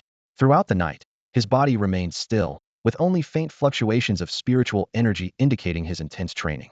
The next day, as daylight broke, the 18th mental star solidified in his mind, and Suze slowly opened his eyes, a hint of joy flashing in them. Thanks to Sue Oren's star Lingji, which was equivalent to 10, he managed to break through to the 9th tier of Cardmaster. Now, he only needed by Wenron's gift to reach the 3rd realm of Star Cardmaster, also known as the Master of Demeanor. This sense of breakthrough filled Suze with happiness, but he was also keenly aware that as he progressed, the consumption increased rapidly, and high-star spiritual items became more expensive. As he pondered how to acquire more resources, a sudden knock at the door interrupted his thoughts. Knock, knock, knock. Collector Suze, I'm back. You're not still in bed, are you? And Tongtong's energetic voice called from outside. Glancing at the time, Suze realized it was already 10 in the morning. He quickly got up to open the door, welcoming in Tongtong inside, giving her a few simple instructions before heading to wash up. When he returned, he found in Tongtong sitting on a chair, her face full of disappointment. Collector Suze, my sister, and I might have to leave. And Tongtong said, lightly kicking the table leg, her voice low. Yesterday, that old man said we have to go with him to the Card Masters Association headquarters, the Star Card Comprehensive Academy. It's about a week away. Where to? Suze asked, feigning ignorance, though he had already guessed the answer. I'll come find you to play then, he added, a gentle smile on his lips. Hearing this, and Tongtong's eyes lit up, and she jumped from her chair, asking excitedly, Really? Collector Suze? She had originally thought this parting meant she would never see Collector Suze again. After all, she had checked, and the Star Card Comprehensive Academy was in the Central Star System, far from their home planet, with the journey taking over half a month. Of course, you forgot. I'm a collector, Suze replied with a smile, hooking his pinky finger towards her. He, and Tongtong happily extended her pinky finger, linking it with his and shaking it, as if this simple gesture could ensure their promise would never be broken. An hour later, Suze arrived at the top-floor office of the Red Star Group building. As soon as he entered, he felt a sharp gaze upon him. "So, you chatted with a little friend for half an hour and didn't answer my calls." Bai Yu glared at the young man sitting in the chair, her tone unfriendly. She had called him 10 times, and this was the reason he hadn't answered? "Miss Bai, anger is bad for your health. Take care of yourself." Suze first showed concern, then calmly inquired, "So, what's the matter?" Knowing the importance of the issue, Bai Yu gave him a sharp look and said seriously, "Latest news. In the region where the Stoneheart tribe is located, a legendary field spirit appeared and was eventually killed." "What does that have to do with me?" Suze raised an eyebrow. In his view, a field spirit being killed was a common occurrence. "Of course it does," Bai Yu continued. "Its companion spirit item is a 7-star wonder stone, and its whereabouts are unknown. Some interstellar mercenary released the news, and many are heading there. If you want it, you need to act quickly." Hearing this, Suze's face showed surprise. Spiritual items are divided into 12 stars, like vortex cards. The value skyrockets every 3 stars. A 7-star spiritual item is worth over 10 million star stones, undoubtedly a fortune. But what he valued was its nature as a wonder stone. If he could obtain this 7-star wonder stone, it could be used to create the initial character card for the Great Sage. Such treasures are rare and hard to come by. Many spiritual items in the world are consumed on the spot by those who discover them. Missing this chance would make it difficult to find another. "Actually, I have a theory." Seeing Suze's interest, Bai Yu hesitated for a moment but decided to share. After learning the news last night, combining it with known information, she had a vague idea of the Wonder Stone's whereabouts. Suze looked up and met her gaze, and they both said simultaneously, "The 7-star Wonder Stone is in the hands of the Stoneheart tribe." The atmosphere in the office was so tense it felt nearly tangible. Suze and Bai Yu exchanged a glance, understanding without words that the card-making competition hosted by the Shirxing clan might not proceed smoothly.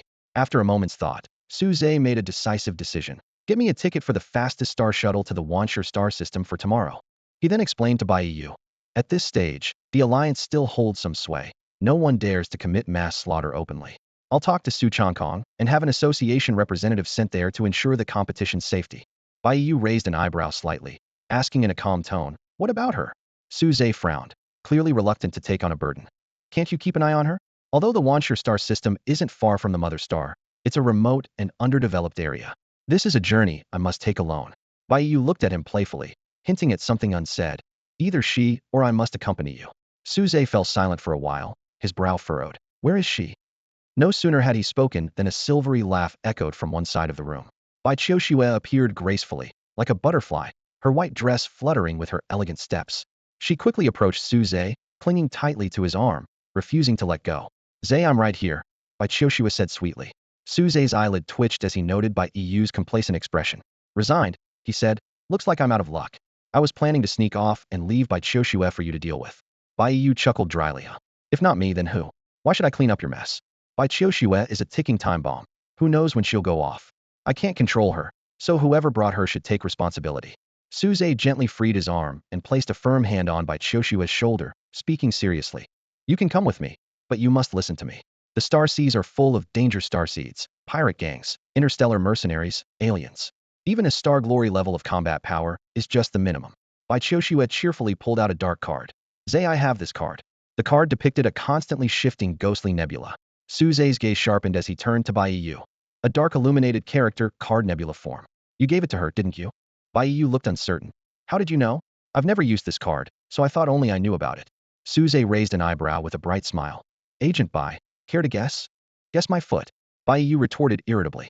After leaving the building, Suze returned to the Tongxi shop feeling refreshed. As soon as he stepped inside, the surroundings fell silent. His expression grew serious as he focused on the scene before him. Standing in the shop was a 2-meter tall man, his muscles bulging with power, as if a single punch could shatter the ground. The man grinned widely at Suze. "Tianhe Dragon King, long time no see." Suze suppressed his doubts and coldly observed the Star Jiao King. His voice carried a hint of frost. "Star Jiao King, where are they?" A barely noticeable smile flickered across the rugged face of the Star Jiao King as he casually replied. "They're fine, just asleep." As he spoke, he unconsciously clenched his fist, his fierce face filled with curiosity. "I've heard you're the descendant of the master. Who exactly is he?" Suze stared intently at the Star Jiao King, his gaze heavy with thought. He pondered silently. The character card that failed during its awakening phase has broken through to the Dark Radiance level. Who on earth is this person? The probability of breaking through to the Dark Radiance level after one failure is almost impossible. Yet this mysterious man managed it, which is truly unimaginable. The Star Jiao King seemed to see through Su Zhe's thoughts and chuckled lightly. Heh, there's no need to try and pry information from me. With that, he casually tossed a card. Su Zhe caught it, and at first glance, he was stunned. The card depicted a vast starry background with a massive star, Jiao, dominating the scene. A ghostly figure stood proudly atop the star Jiao, wielding a long halberd, with a cape fluttering majestically among the stars. This was evidently a troop source card. With it, one could use resources to replicate troop cards. Moreover, this troop source card was the origin card of the future renowned king-level troop, the Star Jiao Guard, Li Xian's ace army. It was more powerful than elite troops. However, according to the timeline, such king-level troops shouldn't exist yet. The Star Jiao King's voice broke Su Zhe's thoughts. This is your test, to create 100-star Jiao Guard troop cards. Su Zhe calmly tossed the troop source card back, saying indifferently, I'm not interested. He knew well that building an army wasn't that simple. A troop source card without money or auxiliary cards, no matter its potential, was useless if undeveloped. The Star Jiao King was taken aback, incredulous. Do you know what this card is? This is the Star Jiao Guard. 1 in 10,000 Star Jiao Guard. Once formed, they're invincible. He stared at Su Zhe. Do you know what a Star Jiao Guard is, young man? Su Zhe replied calmly, his tone indifferent. Troop source card Star Jiao Guard. He looked directly into the Star Jiao King's eyes. If he has something to say, he should come see me himself. The Star Jiao King shook his head. That's not possible. He tossed the card back to Su Zhe, clicking his tongue. Do as you see fit. With that, not waiting for Su Zhe to respond, the Star Jiao King swiftly left, and the surroundings gradually returned to normal. As Su Zhe pondered over the troop source card, a familiar figure entered the shop. I heard, you're leaving. Su Zhe looked up to see Li Xian. Without hesitation, he tossed the card to her. Here, take this. Discuss with Bai Yu and make it work. He thought. The Star Jiao Guard was originally Li Xian's direct army in a past life. Controlling the source card meant controlling the army. With Li Xian and Bai Yu's abilities, forming this army was only a matter of time. Li Xian's eyes widened in surprise at the card. She quickly moved, using a soundproof card to envelop the shop and closing the door. After doing all this, she looked at Su Zhe, her breath slightly hurried. This card, where did you get it? She was shocked. A troop source card, and not a weak one at that. Such things were usually controlled by powerful families. Why did Su Zhe have it? Su Zhe raised an eyebrow. A gift. He knew what this meant, but with his compilation panel, he didn't need to bother with such complexities. He could entirely leave it to Bai Yu and Li Xian to secretly build their army, waiting for the right moment to rise. Li Xian suddenly became excited, gripping Su Zhe's shoulders. Who gave it to you? Your father? Right. Su Zhe recalled the figure of the man in white. Strangely, it was a blur, yet his father's image was clear in his memory. At this moment, he was unsure. Probably not. He finally realized that his survival might be the biggest variable. According to the normal trajectory, the Star Jiao Guard troop source card belonged to Li Xian. In other words, without him, the mysterious man's test should have been for Li Xian. But because of his presence, the mysterious man changed the test subject. Thinking of this, Su Zhe took a deep breath and solemnly asked, Inspector Xian, did the Alliance really bring back my father's body? His voice trembled slightly, a hint of unease rising within him. Is my father really dead? The shop was silent, the air seemingly frozen and suffocating. Li Xian stared at Su Zhe for a long time before slowly releasing her grip on his shoulders. Despite her efforts, the shock in her eyes was hard to hide as she gently shook her head. No, Li Xian's voice was low. The attack on Commander Su Weibai involved alien forces, an evil god's apostle, and an unidentified star card master. The battle took place in the colorful Mist Galaxy, which is now in ruins. None of those who ambushed Commander Su Weibai are believed to have survived. She continued. The nearest troops arrived on the scene later, only finding leftover star cards and 2 barely alive guards. According to them, Commander Su Weibai, seeing the dire situation, used a strange card. After that, they lost consciousness. Li Xian closed her eyes, her voice trembling slightly. Based on the mental power of the remaining star cards, it is confirmed that Commander Su Weibai has fallen. Hearing this, Su Zhe's eyes narrowed. His thoughts raced. The colorful Mist Galaxy was where the touch of Grace's starlight tentacles had appeared. The battle's energy fluctuations must have torn through the void, and combined with the apostle's abilities, could have summoned an avatar of the evil god. Since there were multiple avatars, the peak of the evil god's energy likely caught the touch of Grace's attention. A terrifying thought flashed across Su Zhe's mind. If his father wasn't dead, he must be trapped in a time loop. But who was that mysterious man? These questions made Su Zhe's head spin. Are you alright? Li Xian put away her troop source card, her gaze seeming to pierce through Su Zhe, looking into the distance. I heard you're leaving tomorrow. Su Zhe rubbed his temples, forcing a smile. I'm fine. Are you going to see me off, Inspector Xian? That's odd. Just call me Inspector. Li Xian frowned slightly. I'll see you off with Xiaoxi and the others tomorrow. Just as she finished speaking, Li Xian's interstellar terminal suddenly rang. She glanced at it quickly and then found an excuse to leave. Suze watched her depart, his expression growing more serious. The touch of grace. The end of time. A battle is inevitable. Piecing together the known clues, a terrifying hypothesis formed in his mind. Am I an anomaly? Suze murmured to himself. Time passed quietly as the sun set and darkness once again enveloped the earth, with lights flickering on one by one. In front of Tongshi's shop, Suze received a package, looking in surprise at the courier in front of Hema mechanical pigeon named Zaya Beautyan. This pigeon was entirely gray, with a stubborn tuft of hair on its head, as if proclaiming a spirit of perseverance and hard work. What are you looking at? Never seen such a handsome pigeon before. The mechanical pigeon flapped its wings, pretending to peck. Are you jealous of my beauty? You're still looking. Suze chuckled as he opened the package, and after checking its contents, he said, Little messenger, if you keep this up, I'll give you a bad review. Mechanical life forms are a special group, primarily found near the central star system, known as humanity's most loyal and reliable friends in the new era. However, Suze recalled that due to an incident, a machine crisis occurred in later years, causing mechanical life forms to rebel. He secretly decided to find a way to prevent this crisis, and perhaps create some mechanical-themed skin cards. I'm sorry, human, you're the most handsome. Please don't give me a bad review. Cute Gray begs you. The gray pigeon immediately apologized sincerely, its small eyes flashing blue light. Thank you, and feel free to choose me next time. I'm very fast, though a bit pricey.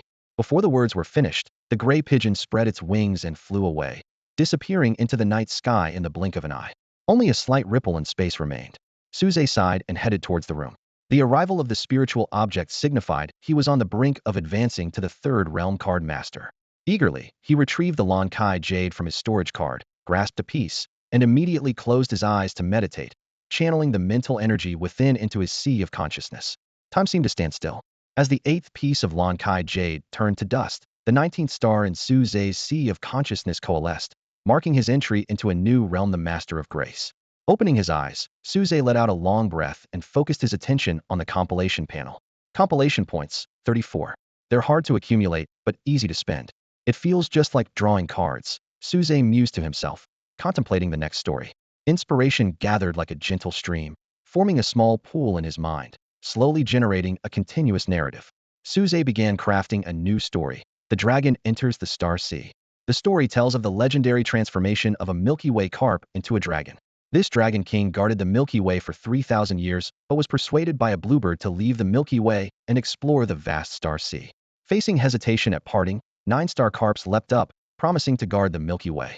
Amidst the doubts of sparrows, the dragon king displayed his divine abilities and ultimately decided to embark on a new journey. After completing the compilation, Suze checked the rewards: 9 retainer cards, a blood resonance card, and a Milky Way Dragon Palace domain card. He also noticed an unachieved reward, a special supergrade skin card of the 9 Sons of the Dragon, and an incomplete task. Suze immediately checked the changes to the Milky Way Dragon King card. The card's level had increased, but had reached the current realm's limit. He carefully read the card's information, including talents, skills, weapons, and auxiliary cards. What particularly caught his attention was the 9-star quality Milky Way Dragon Palace domain card. This card could summon the Dragon King's domain without cost, couldn't be overridden by lower quality domain cards, and could trigger special bonds with the Dragon King's true form or the 9 Sons of the Dragon. As Suze was immersed in his newfound power, his interstellar terminal suddenly vibrated, breaking the night's silence. Who could be calling so late? Suze wondered, glancing at the terminal, ready to answer this unexpected call. Around 2 in the morning, Suze's interstellar terminal suddenly rang. Bai Yu's tired voice came through on the other end. Did you get your package? I got it, why? Suze replied in surprise, sensing she was still busy. Bai Yu explained. The Interstellar Courier Service just informed me that a batch of packages was hijacked by space pirates. Only a few messenger pigeons managed to escape. I thought yours might have been lost too. She paused, her tone turning serious. Be careful when you leave with Chiu Shui tomorrow night. The star ladder routes near the home planet aren't very safe lately. All right, come by tomorrow to pick up the association certification badge. That's all. Bai Yu concluded the call succinctly. Suze put away the terminal, raising an eyebrow. He thought to himself, space pirates are always rampant, a mixed bag of characters. It's fine if they have a sense of chivalry, but if they thrive on plundering, it could turn into a fierce battle. Yet, he was unafraid. Suze held the vortex card between 2 fingers, its surface reflecting his stern face. His eyes, bright as morning stars, showed a calm demeanor.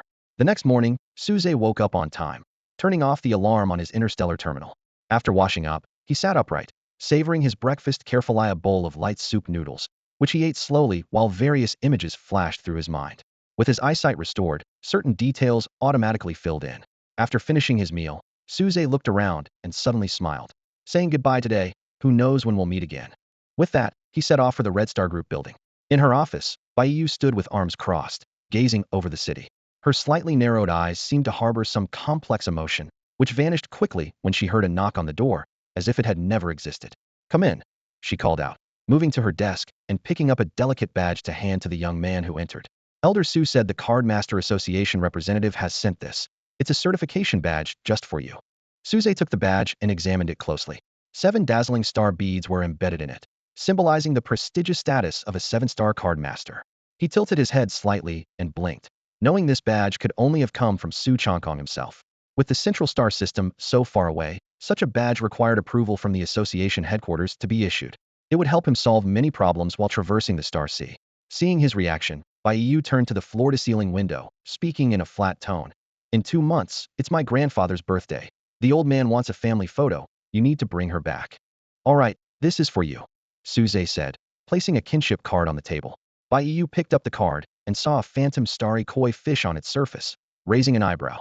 "Is this your farewell gift? How perfunctory." Suze smiled and briefly explained the card's function. "If you encounter danger, it will protect you." "You? Huh." Baiyu chuckled playfully. "Once off the home planet, not even 100 of you could touch a hair on me." Despite her words, she carefully put the card away. Suze raised an eyebrow, responding calmly. "Specialist Bai, we're on the same level. Even 1,000 of you couldn't beat me." "Huh. No one waits in place for you." Baiyu replied nonchalantly, inwardly dismissive.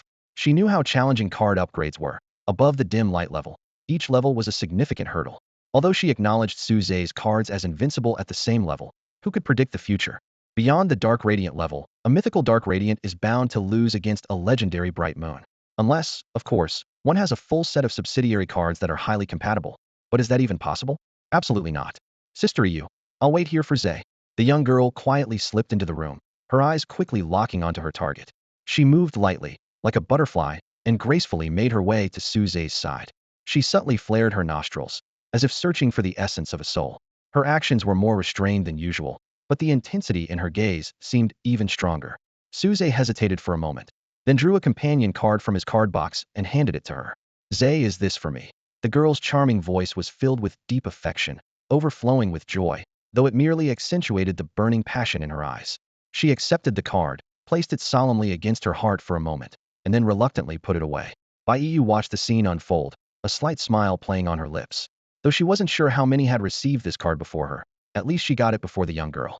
"Give this card to Yunmei," Suze said after some thought, handing another companion card to Baiyu in the presence of Baiqiusha. Baiyu nodded, taking it without a care for the dissatisfaction that flickered in the girl's eyes. Then, Baiyu remembered something and reminded them. "The Star Shuttle departs at 5 in the afternoon. You have 7 hours to prepare." "Yes, Chiosha, stay here," Suze instructed before leaving the Chixing Group building, heading to a residential area. After some twists and turns, Suze arrived in front of an old house.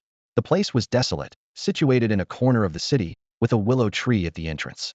As the breeze blew, the willow branches danced. Suwa was sitting at the door.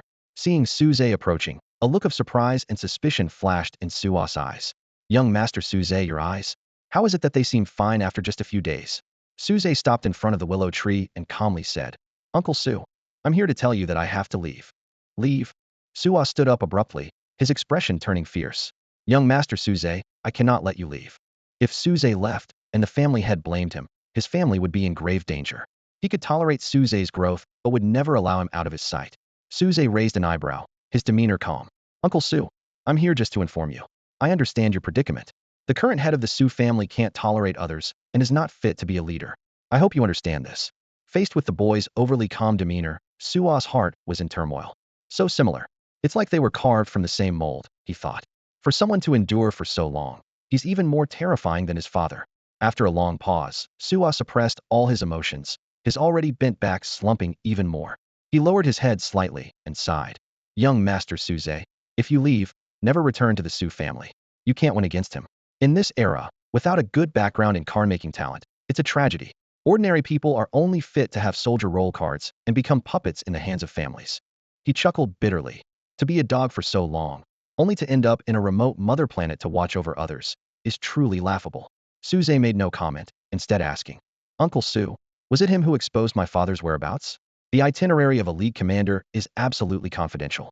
But according to Li Shiyan, the assassins clearly had very accurate information, allowing them to set up an ambush. If no one leaked the information, it wouldn't have been possible. Suwa stared at him for a long time before closing his eyes, sighing inwardly. Young Master Suze, you are also a person of misfortune. I know I can't stop you, but I still want to tell you. The foundation of a family is something even your father couldn't shake. So, yes or no? Suze pressed for an answer. Suwa slowly opened his eyes, met his gaze, and nodded slightly. Yes, it was him who had me leak the information. Without a change in expression, Suze turned and left. His cold words lingered in the air. Tell Su Fongran that I've left. In a year, I'll return to the Su family to claim his life. The setting sun cast long shadows on the road, painting the horizon with beautiful, yet melancholic hues. And Tong Tong walked along, her face tense with anxiety and her eyes filled with unease. She felt wronged and confused. Why had the collector and her sister kept the news from her until now, when Suze was about to leave? In the distance, a massive dome-shaped building loomed large against the sunset, appearing particularly magnificent. The group's pace slowed involuntarily, and a wave of sadness washed over each of them. Suze, who was walking ahead, suddenly stopped and turned to face Tong Tong. He wore a gentle smile, looking tenderly at the stubborn little girl. And Tong Tong bit her lip, trying hard to hold back her tears. She hurried forward, wiping her eyes with her sleeve, and asked in a choked voice, Collector Suze, will you really come to visit me? Suze bent down, gently patting her hair with an unwavering smile. Of course, a collector never lies to his friends, he said, his voice firm and gentle. Then, he solemnly took out a kinship card and a stack of world cards from his pocket and handed them to Tong Tong. If you're ever in danger, hold on to this card, close your eyes, count to 10, and the collector will come to help you. And Tong Tong carefully took the cards, her eyes misty once more. But, I didn't prepare a gift, she said, her voice filled with regret and unease. Suze patted her head again, speaking softly. It's all right, you can prepare a gift for me next time. This gesture made Tong Tong wrinkle her nose, and she pouted, complaining. Collector Suze, patting heads will make you not grow tall. Suze laughed, stood up, and gently took Tong Tong's hand, placing it in Cece's. Then, he took out 2 more kinship cards and handed them to Cece and Li Xian. He signaled by Yu with his eyes to explain the card's purpose, then looked towards Yun Mei, who followed but refused to come closer, a hint of helplessness in his eyes. As he turned, Suze met by Chiu Shue's intense gaze. Behind him, Tong Tong's voice feigned strength. Goodbye, collector. Suze. Without turning back, Suze waved his hand, walking swiftly towards the dome-shaped building with Bai Chiu Shui. As the sun's rays faded, their shadows stretched longer on the ground, gradually disappearing into the distance. Yun Mei couldn't help but take a few steps forward but stopped beside Bai Yu, staring blankly at Suze's disappearing figure. And Cece held the card in her hand thoughtfully, glancing at Li Xian. Li Xian also withdrew her gaze from the kinship card, meeting in Cece's eyes. Xian, I have something to tell you. Cece, I have something to tell you too. They spoke almost simultaneously, the air thick with tension. After a moment, they both said in unison. The Dragon King of Tianhe is Suze. The Master of Water is Suze. Silence fell around them like a shroud. Bai Yu watched their stunned expressions, a slight smile playing on her lips. She thought to herself, so there are still those who don't know about his dual identities. Scene change. A sleek white star shuttle glided through the starry sea like a fish, the scenery blurring past due to the high speed. It was a small star shuttle, accommodating only about 20 people. Yang Dian idly toyed with a skin card in his hand, ignoring the curious glances from the passenger next to him. Finally, unable to contain his curiosity, the man next to him leaned closer to Yang Dian and whispered, Hey, do you have the original card for that skin card? Is it a sealed card? The kind you can play with. Yang Dian frowned slightly, pulling out a card from the stack and examining it closely. The card depicted a fair-skinned, beautiful woman with long legs and a seductive tail behind her, exuding an enchanting allure. The man next to him swallowed involuntarily, lowering his voice. You've got talent. Why not sell those kinds of cards exclusively? You could bundle them for sale. He paused, then asked, Is she beautiful? Yang Dian put away the other cards, focusing intently on this special card. Mischief flashed in his eyes as he smiled knowingly. Beautiful. Absolutely stunning. She's grown on me. Screech. The etching knife slashed across the entire card, defacing it completely. Yang Dian's hand didn't stop until the once exquisite card was utterly ruined. The man seated nearby watched in dismay, unable to hold back his words. Young man, what's your intention? With such a beautiful card, you could have admired it. Why destroy it? Yang Dian turned, a hint of disdain in his eyes. Cece is a beauty meant to be admired from afar. You wouldn't understand, you're too vulgar. With that, he closed his eyes and began to meditate. A cold glint flashed in the man's eyes as he glanced at a girl not far away, feeling a surge of heat. No rush, we'll soon have our fun, he thought with a lecherous grin.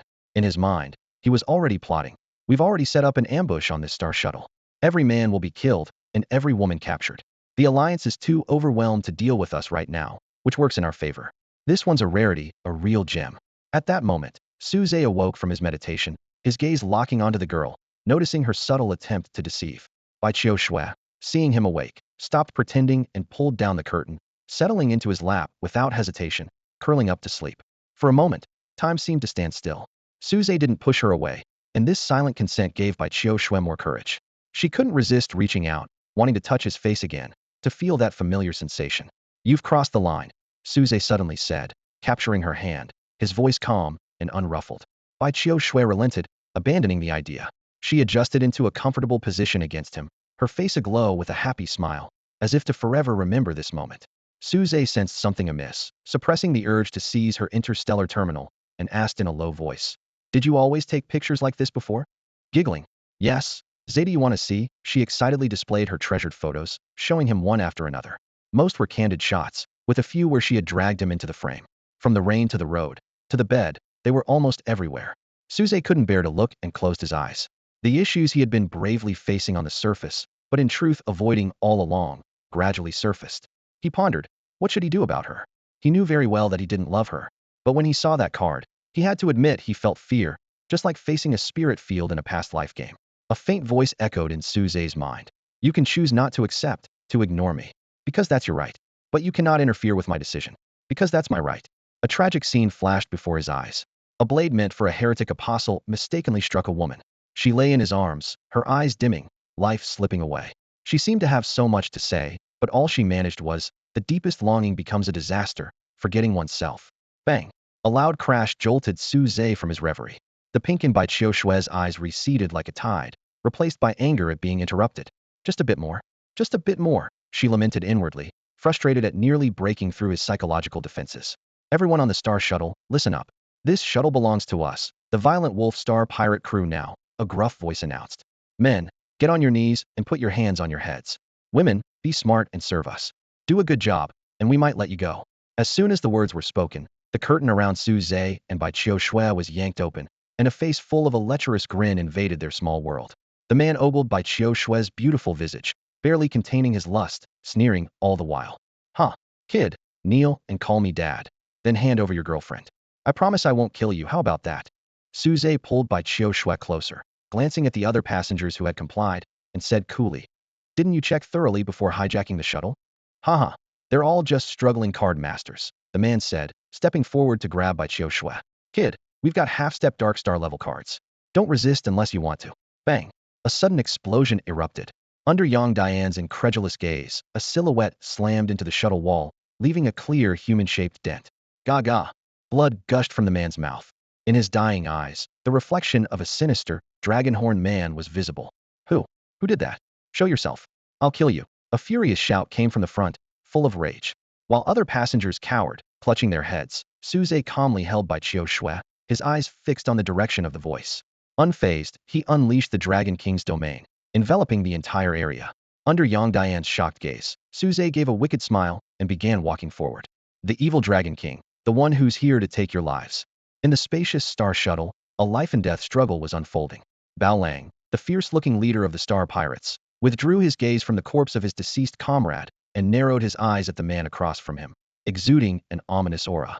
Years of piracy had taught him to sense danger. This handsome man with dragon horns, seemingly alone yet so confident, must have something up his sleeve. After weighing the pros and cons, Bao Lang forced a fake smile and stepped aside, allowing access to the exit. Young man, we of the Bao Lang Star Pirate Group are just trying to make a living. There's no need for a big fight. You can take her and leave. There's a transit station not far ahead. Suze merely smiled faintly at these words and took a step forward without saying anything. His calm demeanor left the other occupants of the shuttle both astonished and disheartened. It was clear this mysterious man had no intention of rescuing them. Bao Lang maintained his smile, but inside, he was calculating the right moment to strike. As Suze passed by him, Bao Lang suddenly attacked. He transformed into a dark wolf-head figure, his sharp claws striking like lightning at Suzai's back. At the same time, 3 other star pirates, hidden from Suzai's view, rushed in to assist.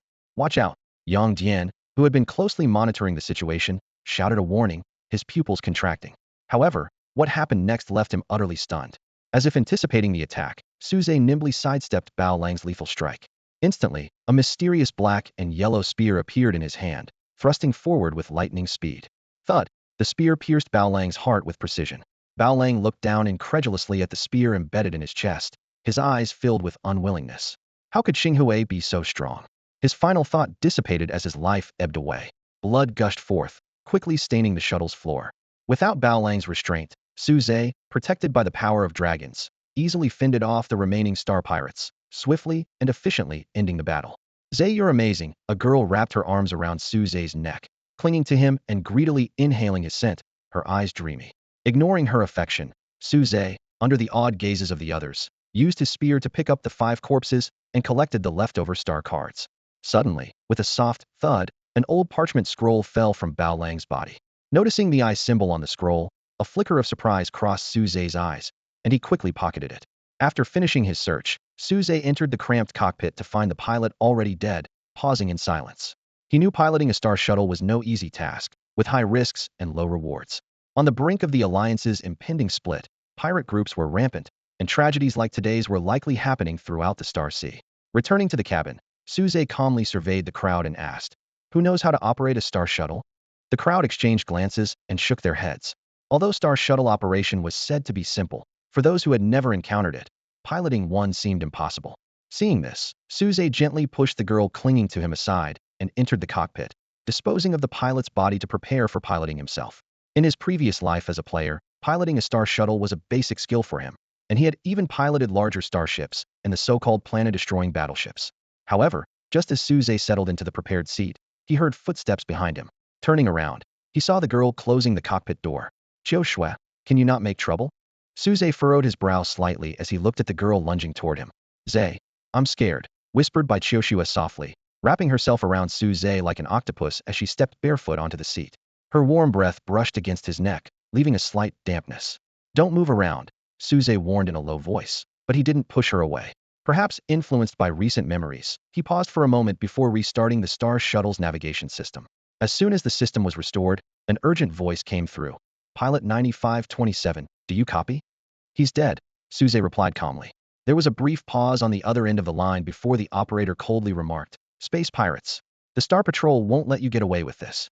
"The space pirates are dead too," Suzai said, scanning the outdated operating system. Compared to the state-of-the-art star shuttles from his past life, this system was functional, but couldn't operate at full power or perform emergency jumps. "Who are you?" "A star wanderer." The operator took a moment to process Suzai's words. "No, just a passerby collector." "Operator, kindly guide me." Suzai responded with a composed demeanor, leaving the operator momentarily speechless. The operator tried to remain calm. "Do you know how to pilot a star shuttle? Have you had professional training? Simulation training in space games isn't enough. I can dispatch someone to assist you. Just keep the communication line open." Suzai raised an eyebrow slightly, his tone indifferent. "Operator, I've piloted passenger starships, Star Destroyers 2 to 4, and the alien slaughter ship Alpha, with experience in handling various emergencies. Are you questioning my ability to fly a star shuttle?" "Apologies, are you a retired Alliance warrior?" "Enough with the chatter, just give me the coordinates," Suzai interrupted decisively. He was eager to study the unusual parchment scroll. After a brief silence, the operator reluctantly provided a set of coordinates. Suzai quickly adjusted the course and input the data. The star shuttle began to move, gradually picking up speed. Yang Dian glanced at the rapidly passing scenery outside and felt a wave of dizziness. Is this guy treating a passenger shuttle like a warp shuttle? "Close the curtains, don't look," someone with experience shouted inside the cabin. The shuttle's speed far exceeded normal limits, almost reaching warp speed, quickly drawing the operator's attention. In the cockpit, Bai Qiuxue had already fallen asleep on Suzai's back. The operator's voice grew increasingly urgent. "You're speeding. Stop this excessive speed. Your license will be revoked. It's too fast. Slow down. Are you listening to me? Please, I'm begging you. Respond." Seeing that the speed had stabilized and no obstacles were detected by the system, Suzai took out the parchment scroll to examine it, ignoring the frantic operator since he didn't have a star shuttle license anyway. Unrolling the scroll, Suzai's eyes narrowed slightly. The back was adorned with mysterious bronze-colored eyes, while the front depicted a simple star map in the shape of a nine-tailed celestial fox, with a cyan eye at its heart. Suze's expression turned serious. This scroll was said to be created by the legendary first unconscious card god Xing, documenting the location of his hidden treasures. It included the 10-star spirit items God's Eye bronze.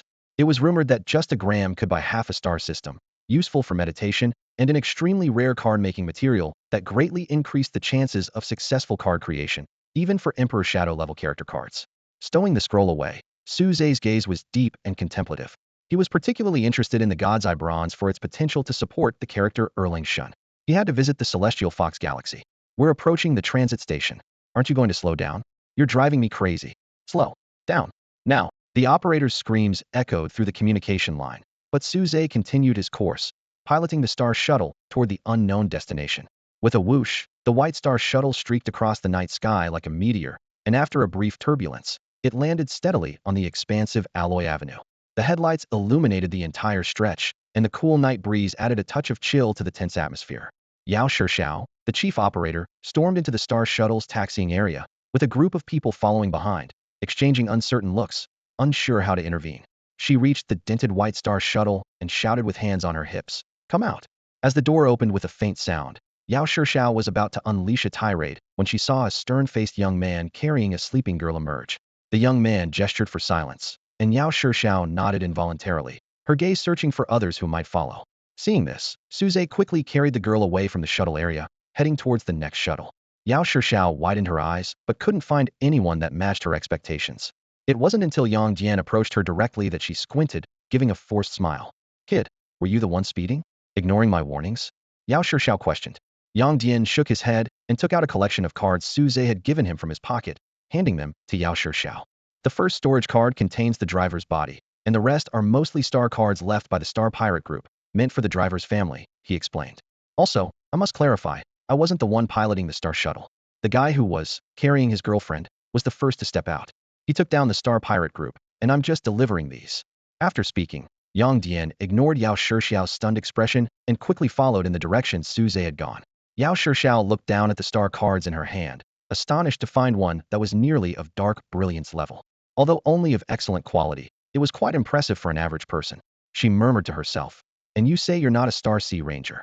Gazing at the white star shuttle, Yao Shixiao's eyes showed a hint of melancholy. She thought to herself, there are two types of star pirate groups, those who are chivalrous Star Sea Rangers, and those who are marauding space pirates.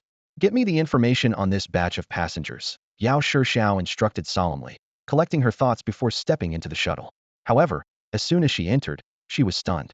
Among the neatly arranged bodies on the ground was one that belonged to the notorious criminal, Violent Wolf, wanted by the Sikong family. "Miss? This," said Yao Feng, the elderly man who had followed, his expression turning grave. Violent Wolf, who had a high bounty from the Sikong family, was just lying there. He couldn't help but wonder about the righteousness and generosity of the Star Sea Ranger who had just left. "Feng Lao, go exchange the bounty and give it all to the family of the deceased driver," Yao Shixiao ordered decisively. "I, Yao Shixiao, am the heir of the Star Travel Group. I can't lack the courage to do this." "Miss, that's 5 million star stones," Yao Feng said, pained by the thought of such a large sum. "Feng Lao, even the Star Sea Ranger didn't want it. How can you think of keeping it for yourself?" Yao Shixiao's words left Yao Feng speechless. "All right, come with me to the ancient stone star later. It's rare for this remote place to be so lively. I can't miss it," Yao Shixiao said with a wave, turning to leave. She mused to herself that after being an operator for so long, it was time to enjoy life. Meanwhile, on the transit star shuttle, Suze held the sleeping girl, resting with his eyes closed. Behind him, a voice intentionally lowered asked, "Big brother, is that card the Tianhe Dragon King?" Suze glanced back at Yang Dian, but didn't reply. The air was thick with tension and mystery, as if a greater secret was about to unfold. "Hey, big brother, are you taking on any younger brothers? I want to follow you," Yang Dian asked with determination in his voice, his eyes filled with a yearning glow. His father had once scolded him for being aimless, but Yang Dian secretly vowed to make something of himself and return home in success, making his father see him in a new light. Suze calmly shook his head, closed his eyes, and simply replied, "No." He didn't notice that the girl in his arms had already woken up, but was pretending to be asleep. She curled up in his warm embrace like a lazy kitten. Yang Dian felt disappointed, but didn't give up. He thought to himself that anyone who could take down a character card of an interstellar pirate with the power of the legendary Tianhe Dragon King was not an ordinary person. As a fellow countryman, he felt they should be closer. Yang Dian resolved that once they left the star shuttle, he would stick close to Suzhou. Gushi Xing, an inhabitable planet in the Wanshi star system, is relatively small and less resource-rich, with few immigrants due to its remote location. The real power here is held by a minor third-grade family, the Yin family, who wield absolute authority on this planet. With news of the seven-star stone spreading, Gushi Xing's shuttle station was bustling with people. As Suzhou stepped off the shuttle, he frowned at the crowded station. "I'm scared," Bai Qiu Shui whispered with a hint of delight in her eyes as she saw the dense crowd. She quickly pulled Suzhou's coat around her, muttering softly. Suzhou noticed her little gesture, but, unusually, didn't stop her. Just as they were about to move forward, a figure suddenly squeezed beside Suzhou, shouting loudly. "Make way! Make way! I have an emergency. Can't hold it any longer." At these words, the crowd in the hall immediately parted to make a path. Yang Dian, pretending to be in pain, clutched his stomach and slowly moved forward. Suzhou followed him, feeling a slight admiration for his audacity. Once they were out of the hall, Yang Dian stopped his act and turned to Suzhou with a shy smile. "Big brother, was that satisfactory?" Suzhou nodded slightly and asked, "What's your name?" "Big brother, I'm Yang Dian, but you can call me Xiao Yang," Yang Dian replied excitedly, his eyes filled with anticipation. Knowing the power of the Tianhe Dragon King, a mythical character card, he believed that someone who possessed such a card would surely become a significant figure in the future. Understanding his limitations, he knew that sticking close to a strong person was his best chance at success. "All right, Xiao Yang, I have a task for you," Suzhou said. "Find out the current situation on Gushi Xing within an hour. Can you do it?" Feeling that their meeting was perhaps fate, Suzhou thought it wouldn't hurt to get to know each other better. "Sure, I'll get it done," Yang Dian solemnly promised, then quickly disappeared into the crowd. Suzhou watched Yang Dian leave, then opened his coat to look down at the girl's pink eyes, his brows furrowing. He couldn't understand why the Mother of Charms was so persistent, constantly infusing the girl with energy. Although the girl was conscious, the energy from the Mother of Charms was becoming increasingly difficult to control. "Can you hold on?" Suzhou asked softly, noticing her furrowed brow. Can you hold me?" The girl clung to him tightly, struggling to suppress the raging evil energy within her. She didn't know how much longer she could last, but she knew that as long as he was there, she could keep going. Suzhou closed his eyes slightly, and, for the first time, willingly held her close, gently patting her back to provide some comfort. In this brief yet seemingly eternal moment, the girl whispered softly, if one day I can't hold on anymore, could you end it for me? I don't want to be a burden to you." Suzhou didn't reply, a particular memory fragment repeatedly stirring his mind. Instinctively, he held her a little tighter. It wasn't until Yang Dian's voice broke the silence that Suzhou snapped back to reality. Looking down, he saw the girl's eyes, now their usual color, staring intently at him. Big brother, should I tell you now?" Yang Dian asked hesitantly. "Go ahead," Suzhou replied, glancing at someone not far away, his gaze sharpening. He realized that, even here, there were followers of the growing evil god cult. "Brother, the Yin family is currently in control of the ancient stone star." Suzhou nodded slightly, his peripheral vision never leaving the cultist. Yang Dian lowered his voice, casually asking, "Brother, is there something wrong with him?" Suzhou shook his head slightly, not wanting Yang Dian to get involved in unknown conflicts. He quietly observed the cultist from a distance, assessing him. This cultist was significantly stronger than those in Tianhe City, with an aura more than a third as strong as Bai Qiu Shui's. Judging by his well-dressed appearance, he seemed to be doing quite well on the ancient stone star. Just then, a familiar yet unfamiliar voice suddenly sounded. "Oh my, Yin Xiong, why have you come here yourself?" Suzhou looked over to see a group of people walking out of the star shuttle station. Leading them was someone he had met once before, Yin Jiao, accompanied by a delicate young man. Both appeared confident, showing no signs of their previous embarrassment at the banquet. The cultist smiled and approached them warmly, and the three engaged in lively conversation. Suzhou didn't linger, turning to Yang Dian and saying, "Let's go. This isn't a place to stay long." He pondered silently, wondering if the Yin family had only one cultist or a whole group. In any case, reconciliation with the Yin family was no longer possible. Shortly after Suzhou and his companions left, Yin Jiao and his group also slowly departed, unaware they were being watched. A cold man in coarse clothing, carrying a long knife wrapped in tattered cloth, emerged from the star shuttle station. His eyes, sharp as a hawk's, followed Yin Jiao and his group as they left. "Brother, that woman was toyed with by them until she died and was abandoned in the void," said a black-clad girl with one eye covered. She caressed the short blade in her palm, her amber eyes glinting with cold, killing intent.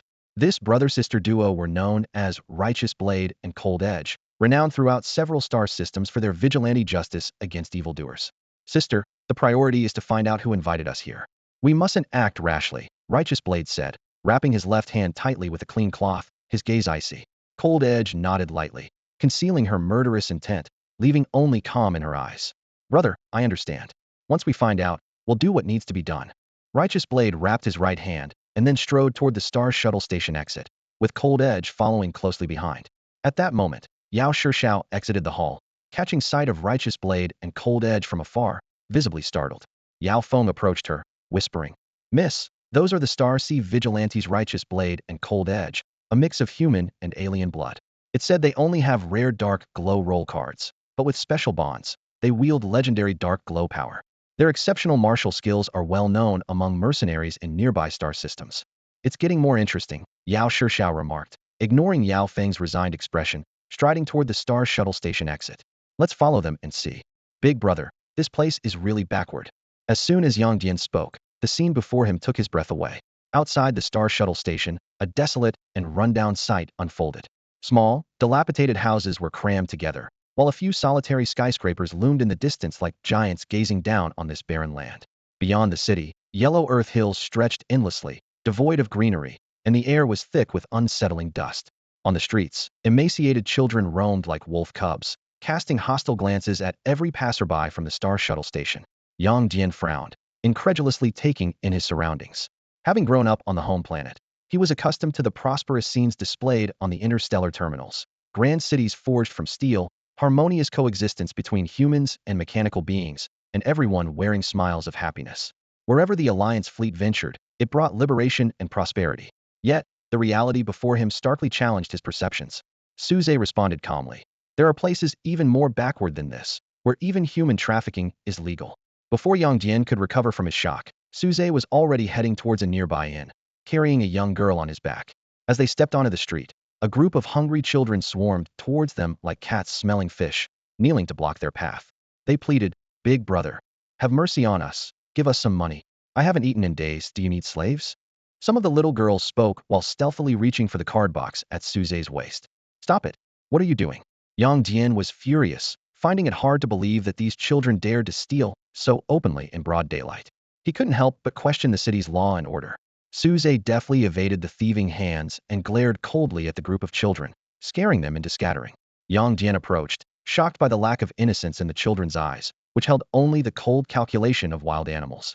Big brother, these children, Yang Dian began, but Suze cut him off. They're known as hungry hands, or wandering ghosts.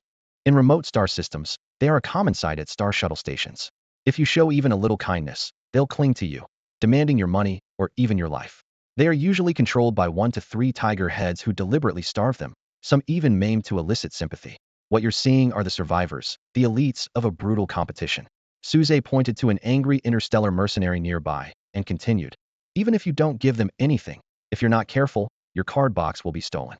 Yang Dian swallowed hard, asking with difficulty, Isn't anyone in charge? What about the Alliance's station officers here? Suddenly, a cold voice interjected, The Alliance?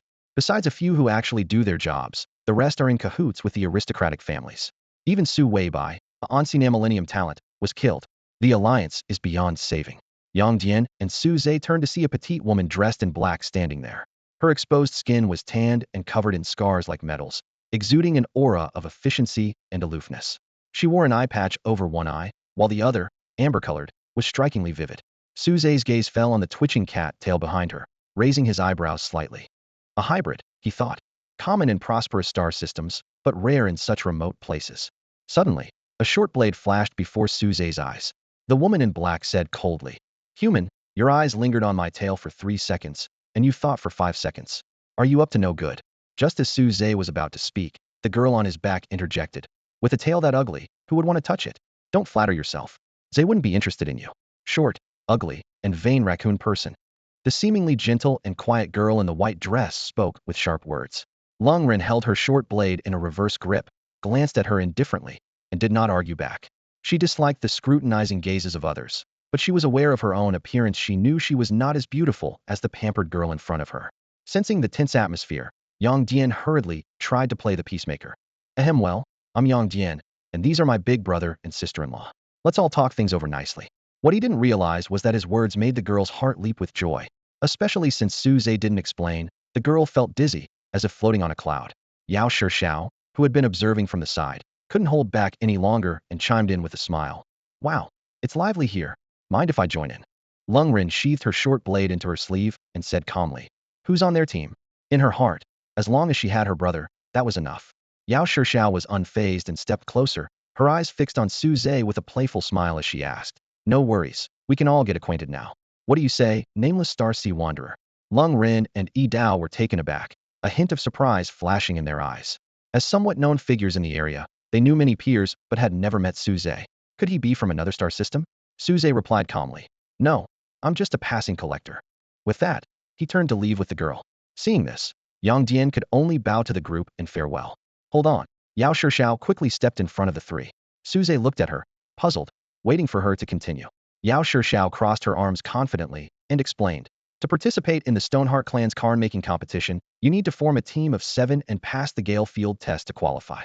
Upon hearing this, Yang Dian glanced at the elder behind him, then respectfully said to Su Zhe, "Big brother, there are exactly 7 of us here." Su Zhe nodded slightly, looking around calmly, and said, "This isn't the place to talk. Let's find somewhere to stay first." Hearing this, Yao Shixiao stepped forward with a grin and waved her hand. "Hee, come on, I'll treat you all to a feast." Just then, a little girl timidly approached Yao Shixiao on the street, showing a pitiful smile. "Big sister, can I join too? Where did this little thief come from?" "Get lost." Yao Feng strode forward, scolding harshly. The little girl was so frightened that she shivered and fell to the ground. Yao Shixiao quickly signaled Yao Feng to stop, glancing at the hungry-looking children around. After a moment of hesitation, she bent down and extended her hand to the little girl, her gaze gentle. The little girl glanced warily at Yao Feng's cold expression before looking at Yao Shixiao's encouraging eyes. She slowly raised her hand, and just as they were about to connect, she suddenly slapped Yao Shixiao's hand away and scrambled to her feet, running off into the distance. Yao Shixiao stood there, staring blankly at the dust on the back of her hand. Yao Feng respectfully offered a tissue, casting a stern look at the trembling children nearby. "Miss, they're just a bunch of brats, not worth your kindness." Yao Shixiao didn't take the tissue and instead turned to Yi Dao and Lung Rin, remaining silent. Seeing her brother not speaking, Lung Rin calmly advised, "You can't save them. No one can save them. The hungry hands are trained from a young age to feign pity and gain sympathy, all to serve the interests of the tiger head. They lack human dignity, only the habit of servitude." She had tried to save others before, but without exception, it always led to hurt. Upon hearing Lung Ren's answer, Yao Shixiao looked expectantly at the calm Su Zhe. The others in the room also sensed her thoughts and turned their gaze to Su Zhe, waiting for his response. Meeting everyone's eyes, Su Zhe calmly said, "When you're seeking others' opinions, you usually already have an answer yourself, don't you? If you still want my opinion, my answer is that without fundamental change, saving them is like not saving them at all." Yao Shixiao forced a smile and softly thanked him. "Thank you, Starry Sea Ranger, I feel much better." Seeing this, Lung Rin bluntly added, "There are so many needy people in this world you can't save them all. Starry Sea Ranger, you're not a savior. This is just one ancient stone star. There are billions more out there in the Starry Sea."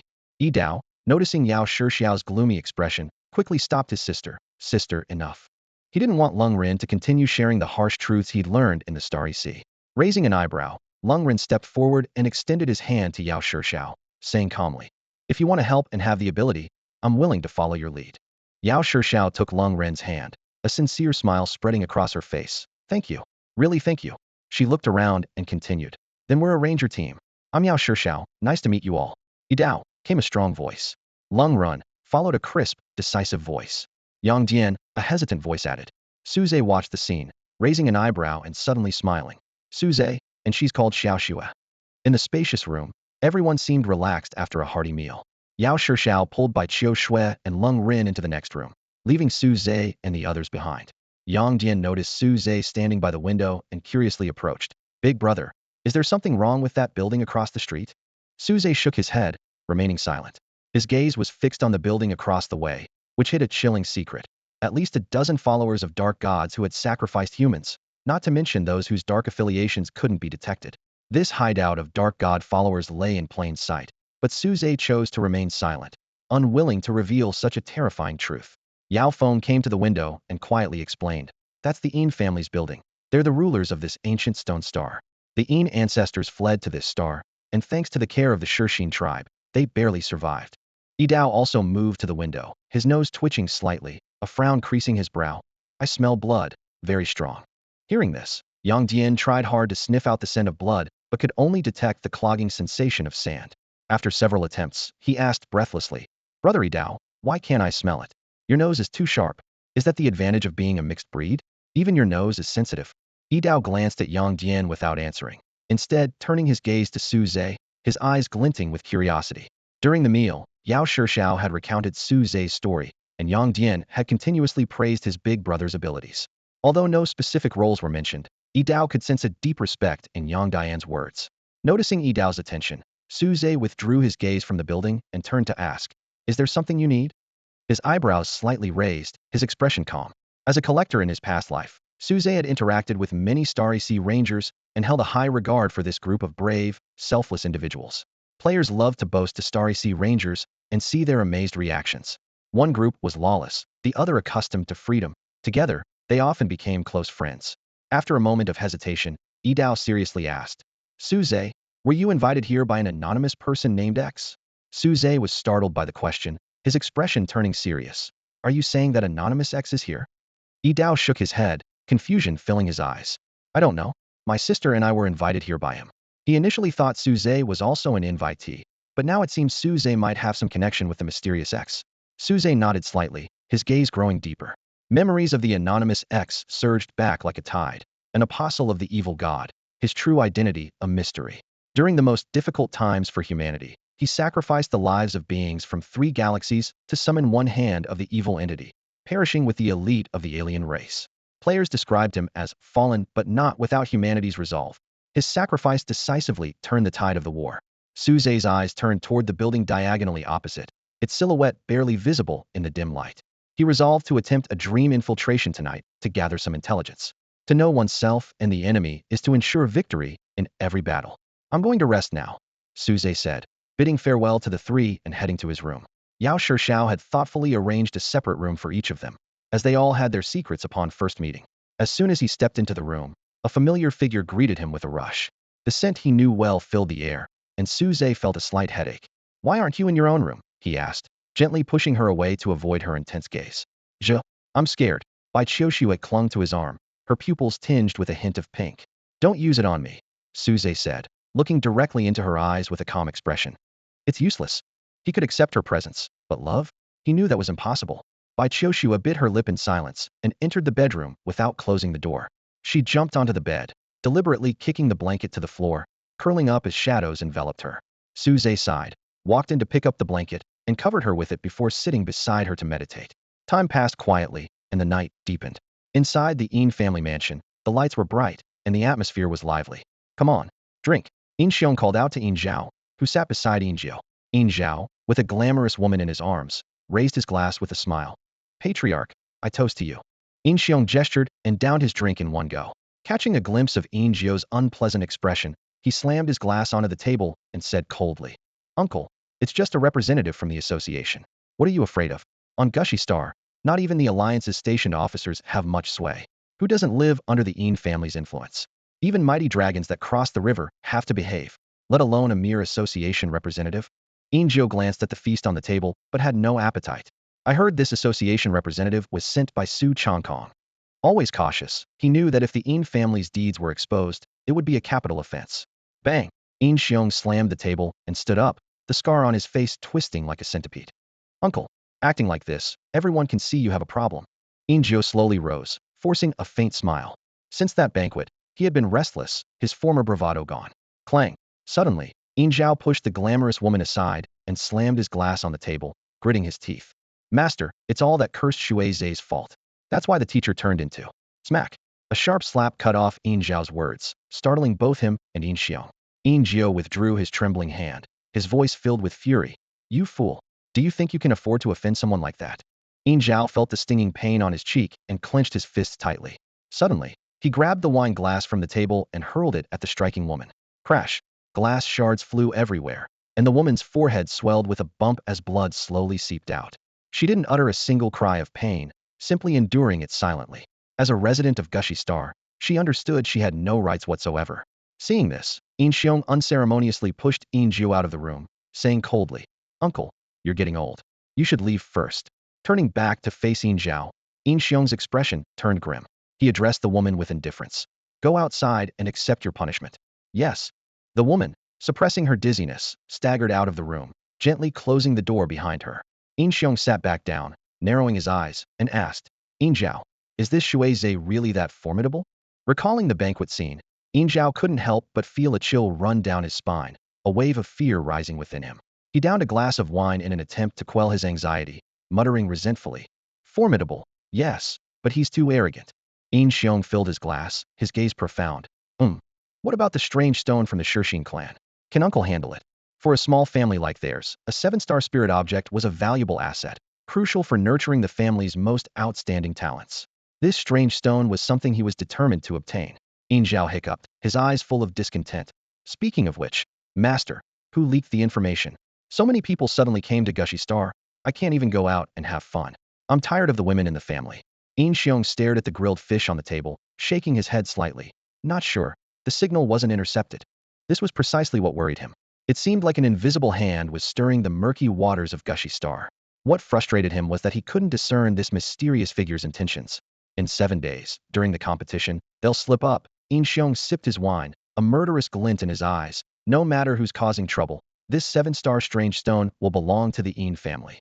In another dimly lit room, Yin Zhao tossed and turned, unable to sleep. He had never felt so anxious before.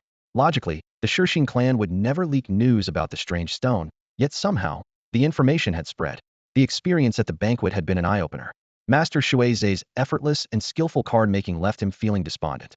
At a similar age, others were already renowned card-making masters, while he was just a humble 6-star card maker, barely earning the title of master in such a small place. However, he knew that the true path to mastery only began at the 7-star level. Thinking about his unworthy, illegitimate son, Yin Zhao felt even more troubled.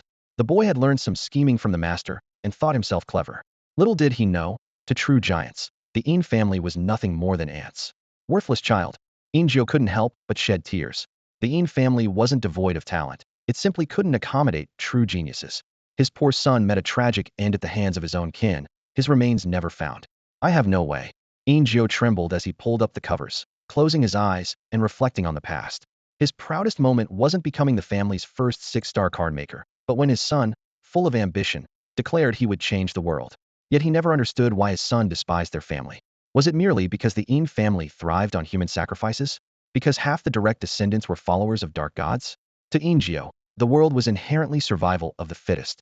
If the Yin family didn't act as they did, how could they have enough resources to nurture their descendants? His son was still too young. Even though he himself was a follower of dark gods, he condemned the family's sins after learning the truth.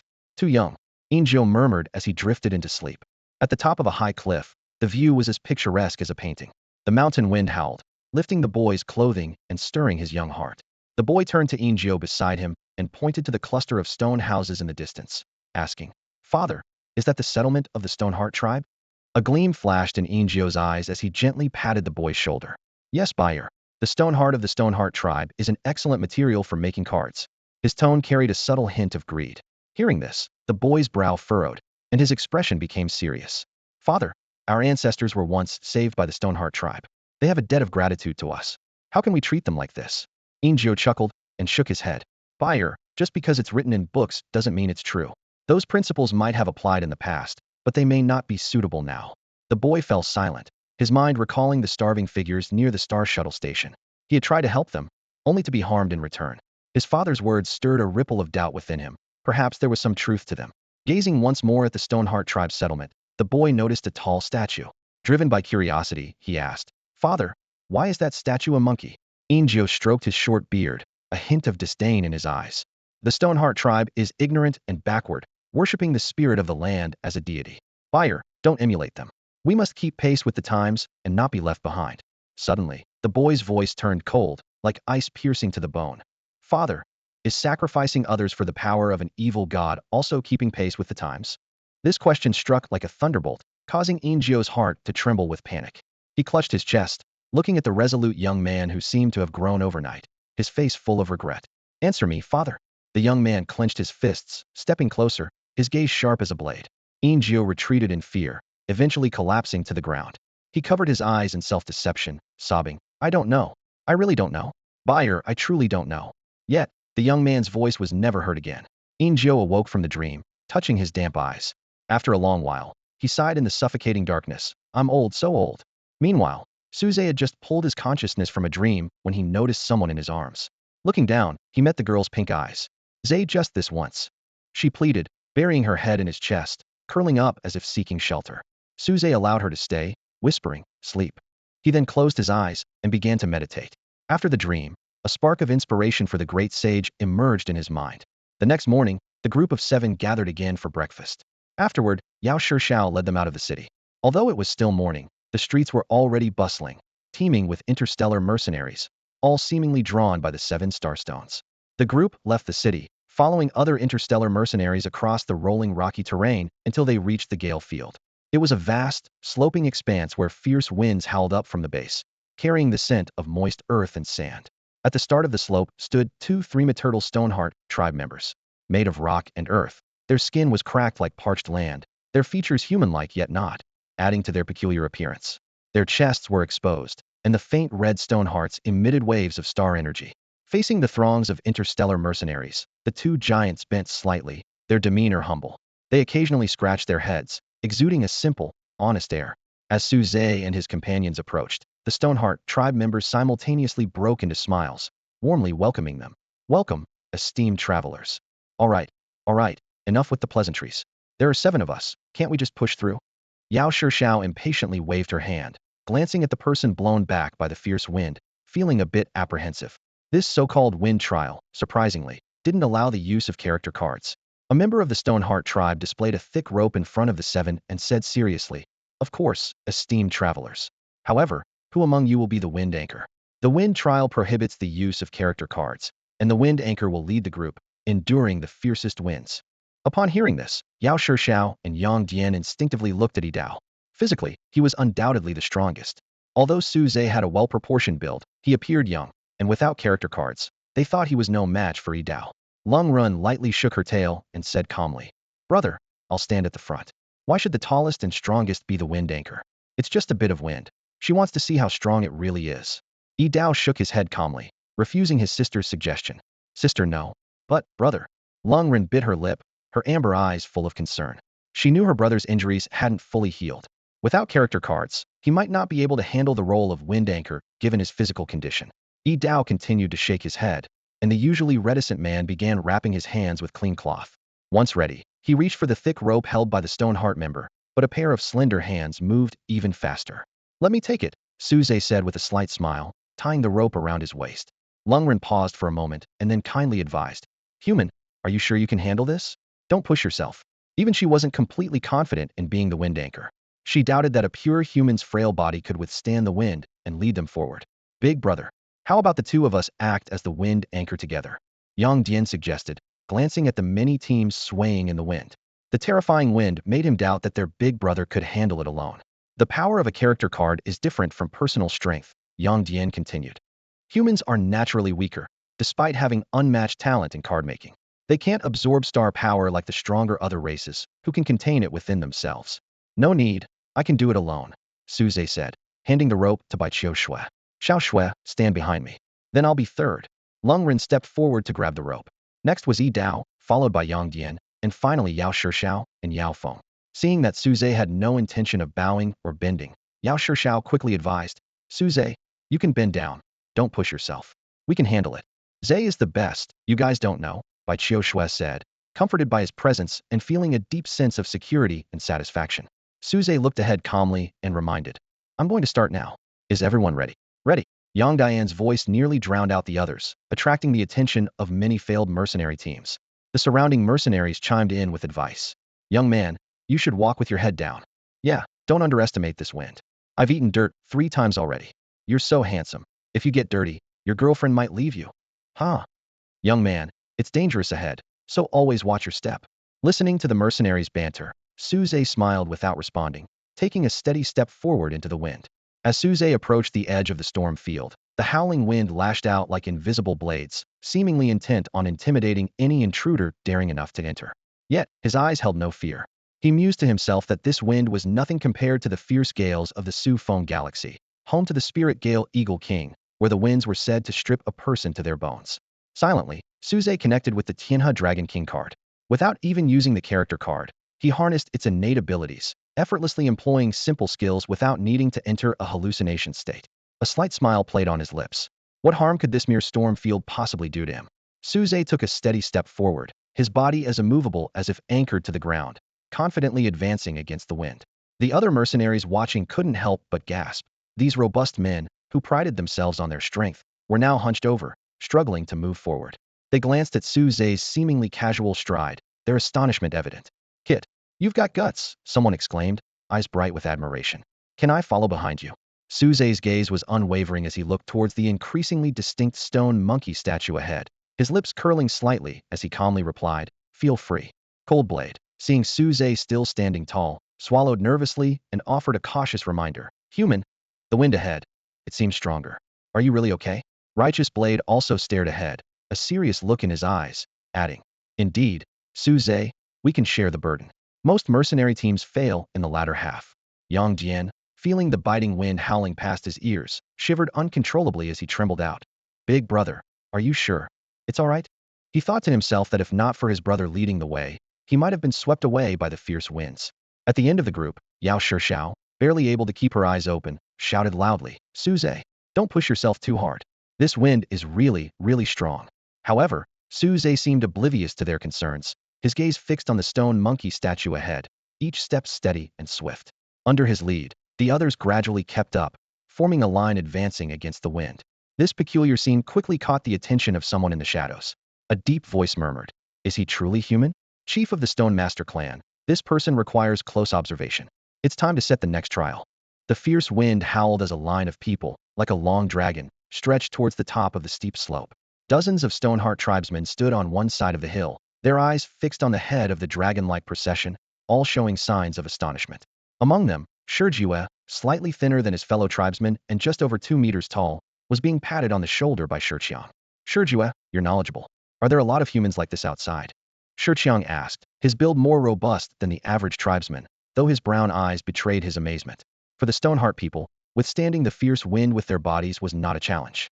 Their bodies, naturally composed of rock and earth, weren't as hard as stone, but at least they didn't get blown back by the wind. Shijue had heard stories about humans from the chief since he was young, and he remembered them as a physically weak but clever race, divided into good and bad. Shijue withdrew his gaze from the head of the procession and nodded, responding in a deep voice, "Brother Chong, the master I told you about could probably do the same." "Really? Are all human elders that strong?" Shiqiang asked in surprise, then scoffed. "The chief is just fooling us, saying humans are weak and need to be handled with care. If they can walk through this wind, how are they weak?" Though inexperienced, he refused to be taken for a fool. While they conversed, Suze had reached the edge of the windless zone. The mercenaries behind him, seeing he was about to step into it, began shouting, "Hey, brother, lend a hand. We'll reward you handsomely. Brother, help us out. Brother, I'm impressed by no one but you. You're like a brother to me. Don't leave us behind." Without Suze leading the way, they would struggle greatly against the wind. That's against the rules, Shiqiang and Shijue realized, and Shijue spoke up to remind them. Hearing this, Suze turned and shouted to Yang Jian and the team, "Yang Jian, tell them we're pulling out, and they should prepare themselves." "Got it, big brother." Yang Jian squinted and relayed Suze's message to the team behind. The mercenaries, having heard Shijue's words, could only grit their teeth and prepare to face the wind alone. Suze waited for 3 minutes, then stepped forward, leading the entire team into the windless zone. 2 other teams followed suit, taking advantage of the break. They breathed heavily, relieved but still uneasy. Seeing Suze's calm demeanor, they were secretly amazed. "Are there strong humans?" someone asked quietly. "There are, but they're either mixed bloods or from noble families," another replied. The young man before them was clearly not mixed blood, so he must be from a noble family. The possibility of natural strength was not considered by the mercenaries. "Brother, I'm Hulai, captain of the Star Fox Mercenary Corps' 13th team. Thank you for today." A tall and strong middle-aged man stepped forward to express his gratitude. "Hunting Wind Mercenary Squad Lai. Thank you." Another slender captain followed suit. After the 2 captains, both around 40 years old, exchanged greetings, they led their teams toward the Stoneheart tribe's camp. As interstellar mercenaries, they understood the pride of noble families and didn't want to seem ingratiating. "Human, your physique is impressive," Shiqiang remarked, noting how others were still catching their breath while Suze appeared unaffected, increasing his astonishment. "Hello, I'm Suze," Suze replied with a smile, extending his hand. Shiqiang bent down, reaching out his large hand to shake Suze's smaller one, a stark contrast between the two. Sorry, human, I don't have a transformation card." Shiqiang awkwardly scratched his head, while his other hand fidgeted nervously. In the Xian tribe, transformation cards were a luxury, with only one in the entire tribe. Suze gently patted Chang's hand to ease the awkwardness. His gaze shifted to the towering statue at the Xian tribe's settlement and curiously asked, "What's this statue?" Faced with everyone's gaze, Chang scratched his head again and pushed Shiju forward. Shiju, looking slightly uneasy, awkwardly invited, "Honored travelers, let's talk as we walk." Suze nodded with a smile and took the lead. Unconsciously, he seemed to become the leader of this makeshift group of adventurers. Shiju followed closely, explaining softly. The chief says the birthplace of the Xian tribe was originally a special area. The spirit born here was a monkey, and we are considered his followers. This statue was carved by the tribe to honor him. Shiju's voice suddenly turned somber. But, recently he was killed at the birthplace by a group of mysterious star card masters. A flicker of anger flashed in Shiju's eyes as he spoke. Shiju continued to explain that in his youth, the Stone Monkey King was gravely injured saving the ancestor of the Yin clan. Concerned for the Xian tribe's safety, he had always remained hidden in their birthplace, quietly watching over them. The elderly Stone Monkey King had never appeared in the human realm, with only the ancestor of the Yin clan having seen him. Shiju gritted his teeth and said, "It must have been the Yin clan who did this." Suze's gaze lingered on the statue as he nonchalantly asked, "This statue seems to have been recently repaired." Shiju nodded slightly and answered honestly, "The chief says the Stone Monkey King isn't dead. He lives on in the hearts of the tribe. So the chief decided to renovate it." "Quite imposing," Yao Shishao commented from the side. The tall stone monkey statue indeed exuded an aura of grandeur, especially its eyes, which were vividly carved, radiating a defiant spirit. The statue's chest bore a stone heart similar to those of the Xian tribe, with dark red lines resembling blood vessels. To ordinary people, it was just a typical tribal totem. But in Suze's vision, imbued with the ability to see aura, the statue radiated starlight, with the stone heart shining the brightest. Coupled with Shiju's description, Suze quickly deduced, this stone heart was the seven-star stone. The Xian tribe was bold enough to hide the seven-star stone in plain sight. "Shiju, may I meet the old chief?" With the seven-star stone so close, Suze was eager. "Not now, the chief is very busy lately." Shiju hesitated and added, "But if you can help, the chief might meet with you." Hearing this, Suze withdrew his gaze from the statue and observed the bustling crowd. Noticing several mercenary teams moving hurriedly, he couldn't help but smile and say, "What kind of help? Perhaps I can be of assistance." Suze pondered to himself. Using interstellar mercenaries as free labor, hiding the seven-star stone in plain sight, setting up a wind trial. Is the Xian tribe sage really that clever? Maybe not. This strategy seems more like human cunning. Anonymous X must be hiding within the Xian tribe. The stone's whereabouts were leaked by him, and the interstellar adventurers were invited by him. What is his true goal? Or, as the strategist, who is Anonymous X playing against? While Suze was lost in thought, Shiju's voice broke through again. You need to go there to receive tasks." Following Shiju's direction, Suze saw a spacious stone building with numerous interstellar mercenaries coming in and out. Haha, your Xian tribe is really keeping up with the times, even having a mission hall." Yao Shishao laughed awkwardly, scratching her head. She had previously researched and found that the Xian tribe was reputed to be simple and honest. But now, it seemed like a complete fabrication. They even knew how to employ cheap labor, appearing to get something for nothing. Where was the simplicity? Where was the honesty? "Humans, shall we go take a look?" Lung Ren and Yi Dao exchanged a glance, both realizing this might be the key to finding Anonymous X. The invitation had mentioned they needed to complete the most difficult task. Suze nodded slightly, a hint of curiosity in his eyes. He also wanted to see what the mysterious Anonymous X was up to. The group of 7 immediately headed towards the mission hall. However, when they were within 100 meters of the statue, the editing panel suddenly flickered. In an instant, Suze was left in stunned surprise. Suze suddenly stopped, a hint of excitement flashing in his eyes. Bai Qiushui noticed something unusual and gently shook his arm, asking softly, "Zay, what's wrong?" The others also looked at him with curiosity. Despite their short time together, Suze's calm demeanor always had a reassuring effect on them. Taking a deep breath to calm his excitement, Suze replied nonchalantly, "It's nothing." He was secretly thrilled, thinking this might be the true use of the compilation panel. Mythical artifacts, known mythical characters, a 10-second descent state. This was an unbeatable combination. With this thought in mind, Suze and the other 6 stepped into the mission stone hall. In front of them was a smooth stone slab with only 4 tasks listed. S-class task, retrieve a white object from the bottomless pit. Warning, this task is extremely dangerous. Please choose carefully.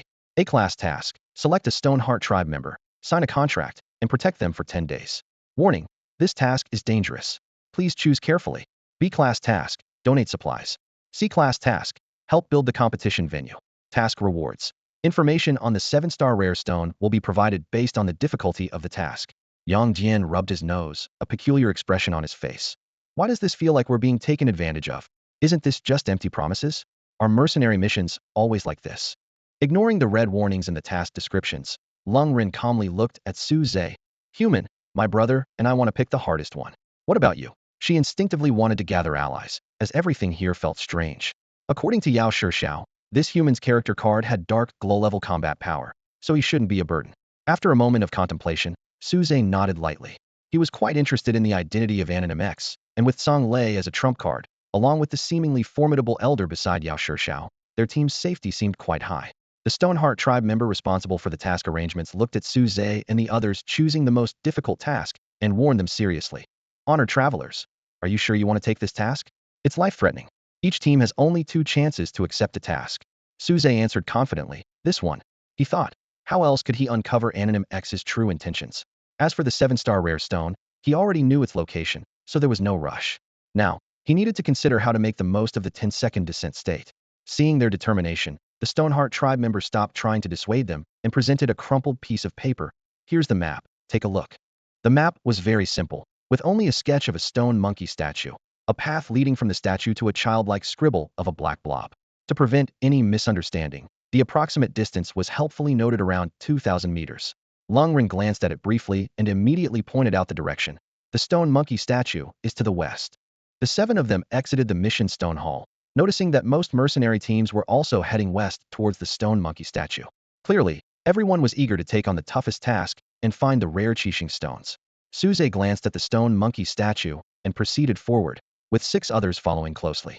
Midway, the group encountered a familiar squad of Sky Hunter's mercenaries. Although none appeared injured, their expressions were grave. The lead hunter stopped upon seeing Su Zhe and said in a low voice, brother, if possible, notify your family quickly.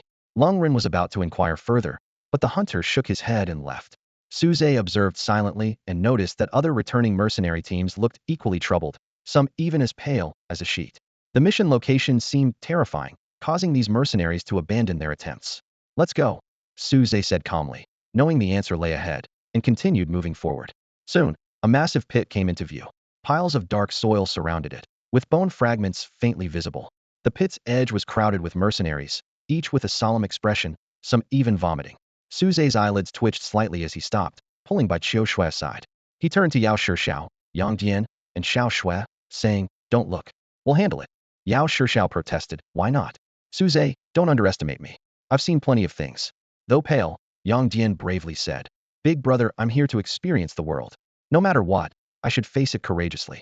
Bai Qiu Shui clung to Su Zhe's arm, whining, Zhe, I want to see. Lung Ren and Yi Dao had already moved past Su Zhe, heading towards the pit. Seeing this, Su Zhe no longer dissuaded them and led the others forward. As they drew closer, the scene in the pit became clearer. A vast expanse of white bones filled the deep pit, innumerable in number. A chilling aura seemed to emanate from the bones, piercing the soul. More nauseating was the sight of dismembered bodies covered in blood and flesh at the pit's bottom, including children, women, the elderly, and young adults. Their hollow eyes seemed to tell of their tragic fate. Yao Shixiao immediately ran back to vomit uncontrollably. Yang Jian was dazed, wanting to throw up, but unable to. Bai Qiu Shui's face turned pale as she clung tightly to Su Zhe's arm. Lung Ren's face was grim as he clenched his short blade. Judging by the scale, this is a mass grave. All the work of the cult of evil. Yi Dao nodded and asked, Su Zhe, what do you think? Su Zhe closed his eyes, pondering for a moment before calmly analyzing. The task is fake, but the attitude is real. What they want is an attitude. Picking up the bones means getting involved in what's to come, seeking justice for the souls. Not picking them up means staying out of it. But honestly, after seeing this mass grave, do we really have a choice? He continued. Such a large-scale sacrifice indicates that the cult's influence here is substantial. All the mercenaries realize this, hence their grim faces. The anonymous X in the shadows wants to drag everyone into this mess. Su Zhe said steadily. The signal source has likely been cut off. It's not safe to linger here.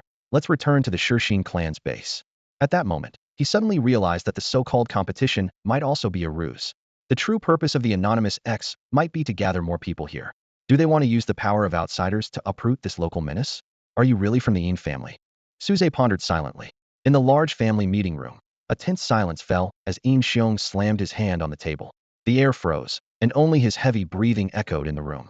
His fists were clenched tight, knuckles white, and his face was dark as ink, eyes filled with a murderous intent. The pit where the family hides the bodies has been discovered by many.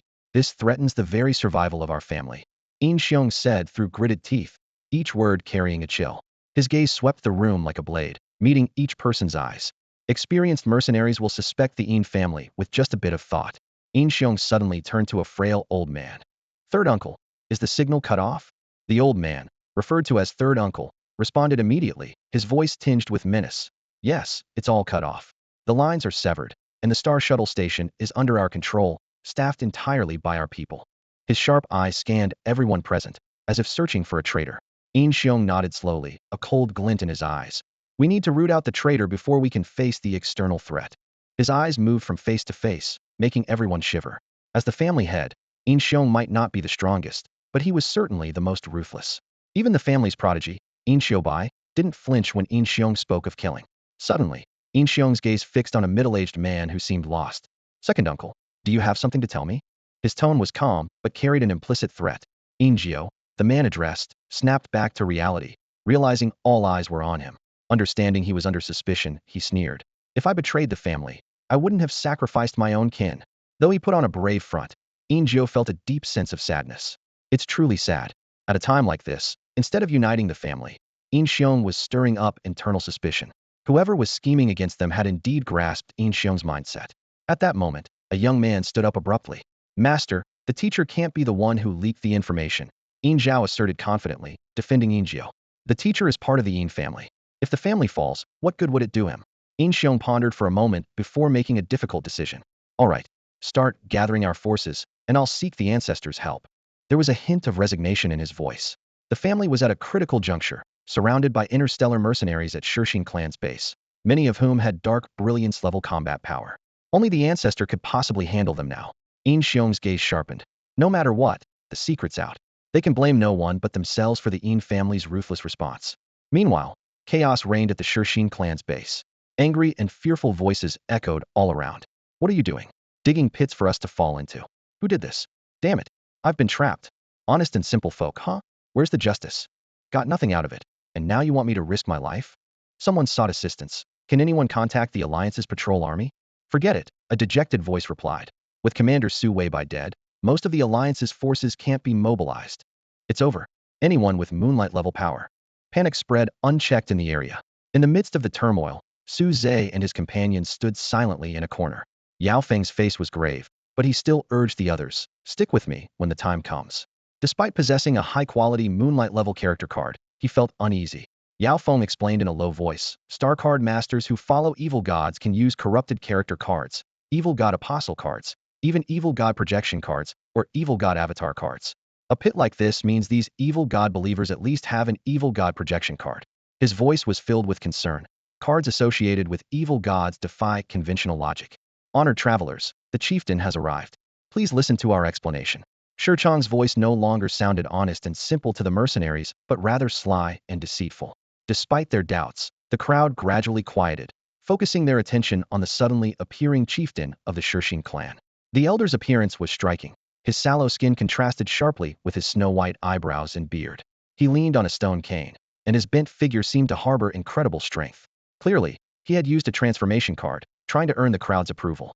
Under the cold stares of the crowd, the elder firmly planted his cane on the ground, then slowly knelt, prostrating himself. In a trembling yet sincere voice, he said, I, sure, am deeply ashamed before you noble travelers. After this incident, I shall accept whatever fate you decide for me. I implore you, brave warriors of the Starry Sea, to lend a hand. However, his seemingly sincere words did not evoke sympathy, but rather incited more anger. The mercenaries began to shout, Old man, you're trying to get us killed. Couldn't you have secretly informed us? Such a large-scale sacrifice must involve an evil hand projection card. How many of us here have moonlight-level combat strength, huh? You speak so lightly. Lend a hand. You mean risk our lives? How cruel you are. Eliminating evil god followers, you don't go after the powerful noble family science, but us struggling mercenaries? Are we supposed to throw our lives away? Facing the overwhelming curses, the elder remained silent, pressing his head firmly to the ground, enduring the crowd's fury. As the clan chief, he appeared particularly humble at this moment. The surrounding Shirxing clan members felt deeply troubled, understanding the chieftain's dilemma. If the Yin family, followers of the evil god, were not eradicated, the Shurxin clan would face extinction. As for reporting the issue, they had tried, but the recent information relay stations were under Yin family control, and messages couldn't get through. At that moment, a calm voice broke the chaos.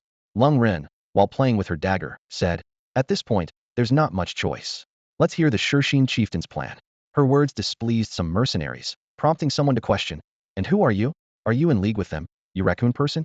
"Shut up." Hu Lai, the captain of the Star Fox Mercenary Corps' 13th Squad, immediately scolded, "That's a teammate of the young brother." The leader of the Hunting Wind Squad, Lai, turned to Su Zhe, who had remained calm, and asked, "Young brother, what do you think?" With this question, the entire Shurxin clan camp fell silent. Su Zhe's earlier performance in the windstorm had spread, and everyone knew that noble scions often had various means of self-preservation, with some from powerful families having numerous hidden cards. Su Zhe, who had been deep in thought, was momentarily taken aback by the question. He looked around, seeing the hopeful eyes of the mercenaries, the apologetic looks of the Shurxin clan members, and the expectant gazes of his teammates. He recalled the starving hands he encountered at the Star Shuttle station, the lifeless eyes in the pit of 10,000 bones, and the great sage character card he was about to compile. Suddenly, Su Zhe flashed a relaxed smile and said, "Rest assured, everyone, I'll have your back." This statement acted like a shot of adrenaline, sparking a chain reaction. "Great. With the young brother's assurance, I'll vouch as well. Let's hear if anyone's in." Hu Lai exclaimed, "Hunting Wind Squad is in. Star Sea Ranger Justice Blade Lung Ren. I'm in. Violent Fury Squad. We're in." In no time, the previously silent crowd responded enthusiastically. Chieftain Shurshur looked at all this with tears streaming down his face. He thought, after planning with that person for so long, it was worth it to finally stir these people's enthusiasm. Su Zhe walked through the path cleared by the crowd to stand before Shurshur, smiling as he said, "Elder, it's time to share your plan." In the shadows, someone who had been observing all along felt a jolt of excitement at this smile. He pondered, did this person already see through my plan? Is he a foe or a friend? The night on Gushy Star was as tranquil as water. The crackling of the campfire broke the silence, dispelling the night's chill. The air was filled with the dry scent of sand, stirring a sense of unease. Around each campfire, the mercenaries wore grave expressions. Despite Su Zhe's promises, they were well aware that he couldn't act rashly until the cultists of the evil god revealed their hand. This meant they had to hold out until the very end, and casualties were inevitable. Suddenly, a shout pierced the night sky. "The signal is back." The noise quickly spread, shattering the night's calm. By a secluded campfire, Su Zhe retrieved his interstellar terminal upon hearing the news, his brows furrowed. He attempted to send an interstellar message but received a signal source lost notification. Clearly, the signal had only been restored within this star system. Su Zhe quickly scanned the channels of the Gushy Star region, most of which reported on the Yin clan's discovery and crackdown on the cultists of the evil god. He soon grasped the half-truths in the information. The Yin clan claimed to have discovered cultists among their family members and immediately took action, sealing off the Star Shuttle station and cutting off the signal source to prevent other cultists from escaping. While wrapping his hands with a long cloth, Yidao quietly asked, "Su Zhe, what do you think?" Staring into the flickering flames, Su Zhe calmly analyzed, "It's a stalling tactic. The current ruler of the Yin clan has likely changed. Instead of arousing suspicion by covering things up, they chose to openly admit it, temporarily clearing themselves of suspicion. As long as the information doesn't leave this area, they have enough time to manage the situation." The reason for sealing the Star Shuttle station is also plausible. The Yin family's decision-makers have become more mature, likely involving someone of the ancestor level. Yao Feng added a few logs to the fire, his aged face serious. "Young man, this is a problem. The mercenaries have finally made up their minds, but with the Yin family's news, people might start feeling lucky again. Those who originally didn't want to get involved are now more inclined to stay neutral." Su Zhe stood up, deciding, I'll go see Elder Shur." He headed towards the stone house at the center of the Shurxin clan's encampment. Shur and Anonymous X had originally planned to confront the Yin clan in a match 5 days later, but now it seemed that plan was no longer viable. The new leader of the Yin clan would surely quell the disturbance swiftly, leaving them little time to prepare. Familiar with the area, Su Zhe easily passed the Shurxin clan sentries. Entering the stone house, he found Elder Shur deep in thought at the stone table. After quickly assessing the interstellar terminal on the table and the surroundings to ensure nothing was amiss, Su Zhe got straight to the point. "Elder Shur, the plan has changed. How about holding the match tomorrow?" Elder Shur suppressed his surprise, feigning confusion as he asked, "What do you mean, traveler?" Internally, he thought, that person's intuition was indeed correct. This traveler had already seen through their plan. However, for now, he seems to be a friend rather than a foe. The three of them surprisingly agreed hold the competition tomorrow and invite the Yin family. Suze activated a soundproof card, enveloping the surroundings. He sat down, a slight smile playing on his lips, his gaze fixed on Sure. Chieftain, there's no need to pretend. I'm not your enemy. Sure's expression turned serious. He slowly stood up and respectfully bowed. Traveler, please keep this confidential. That person's identity is special and must not be revealed to others. He felt a sense of relief, knowing that if he hadn't personally witnessed that person being pursued and cornered, he would have found it hard to trust anyone. Suze nodded slightly, his tone calm and steady. All right, Chieftain Sure. I want the stone monkey statue from your settlement. Sure was taken aback, shocked inwardly.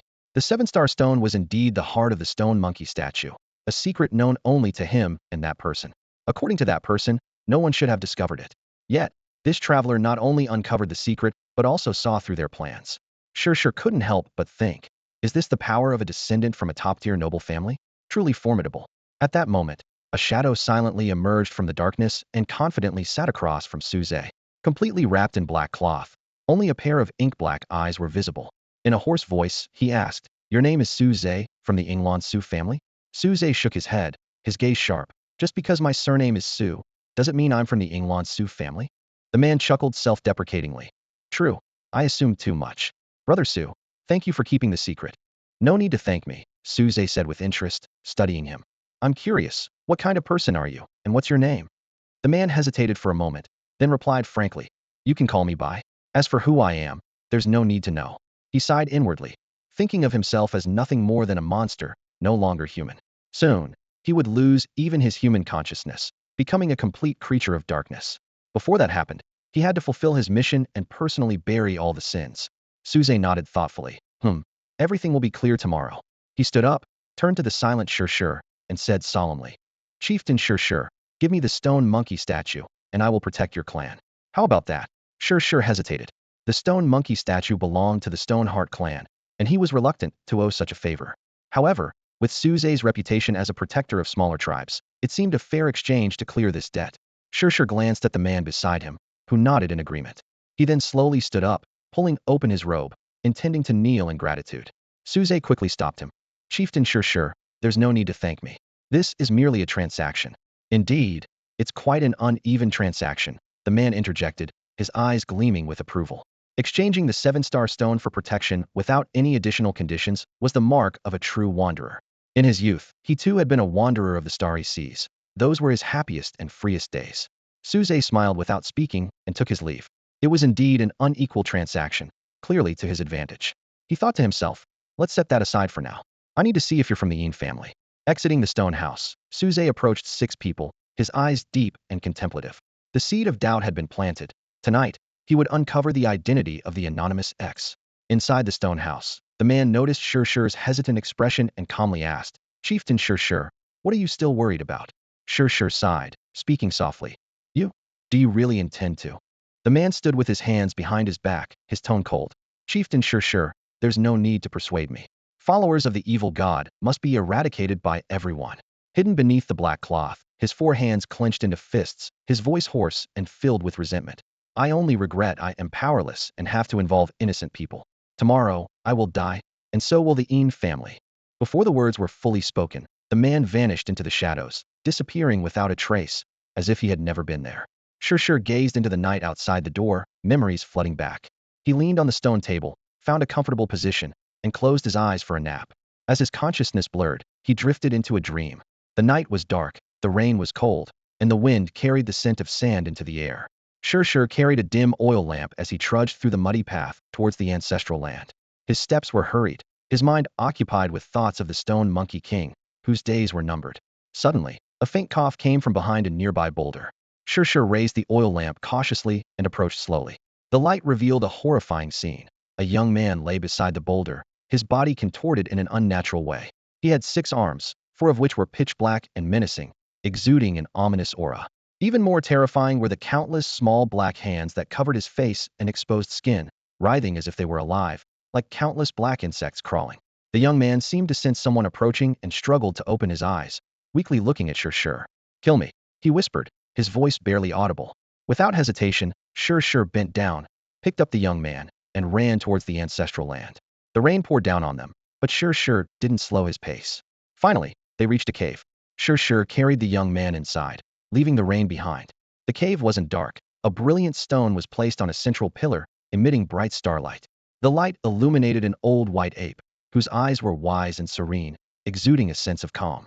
However, upon closer inspection, one could see an empty cavity where its heart should have been.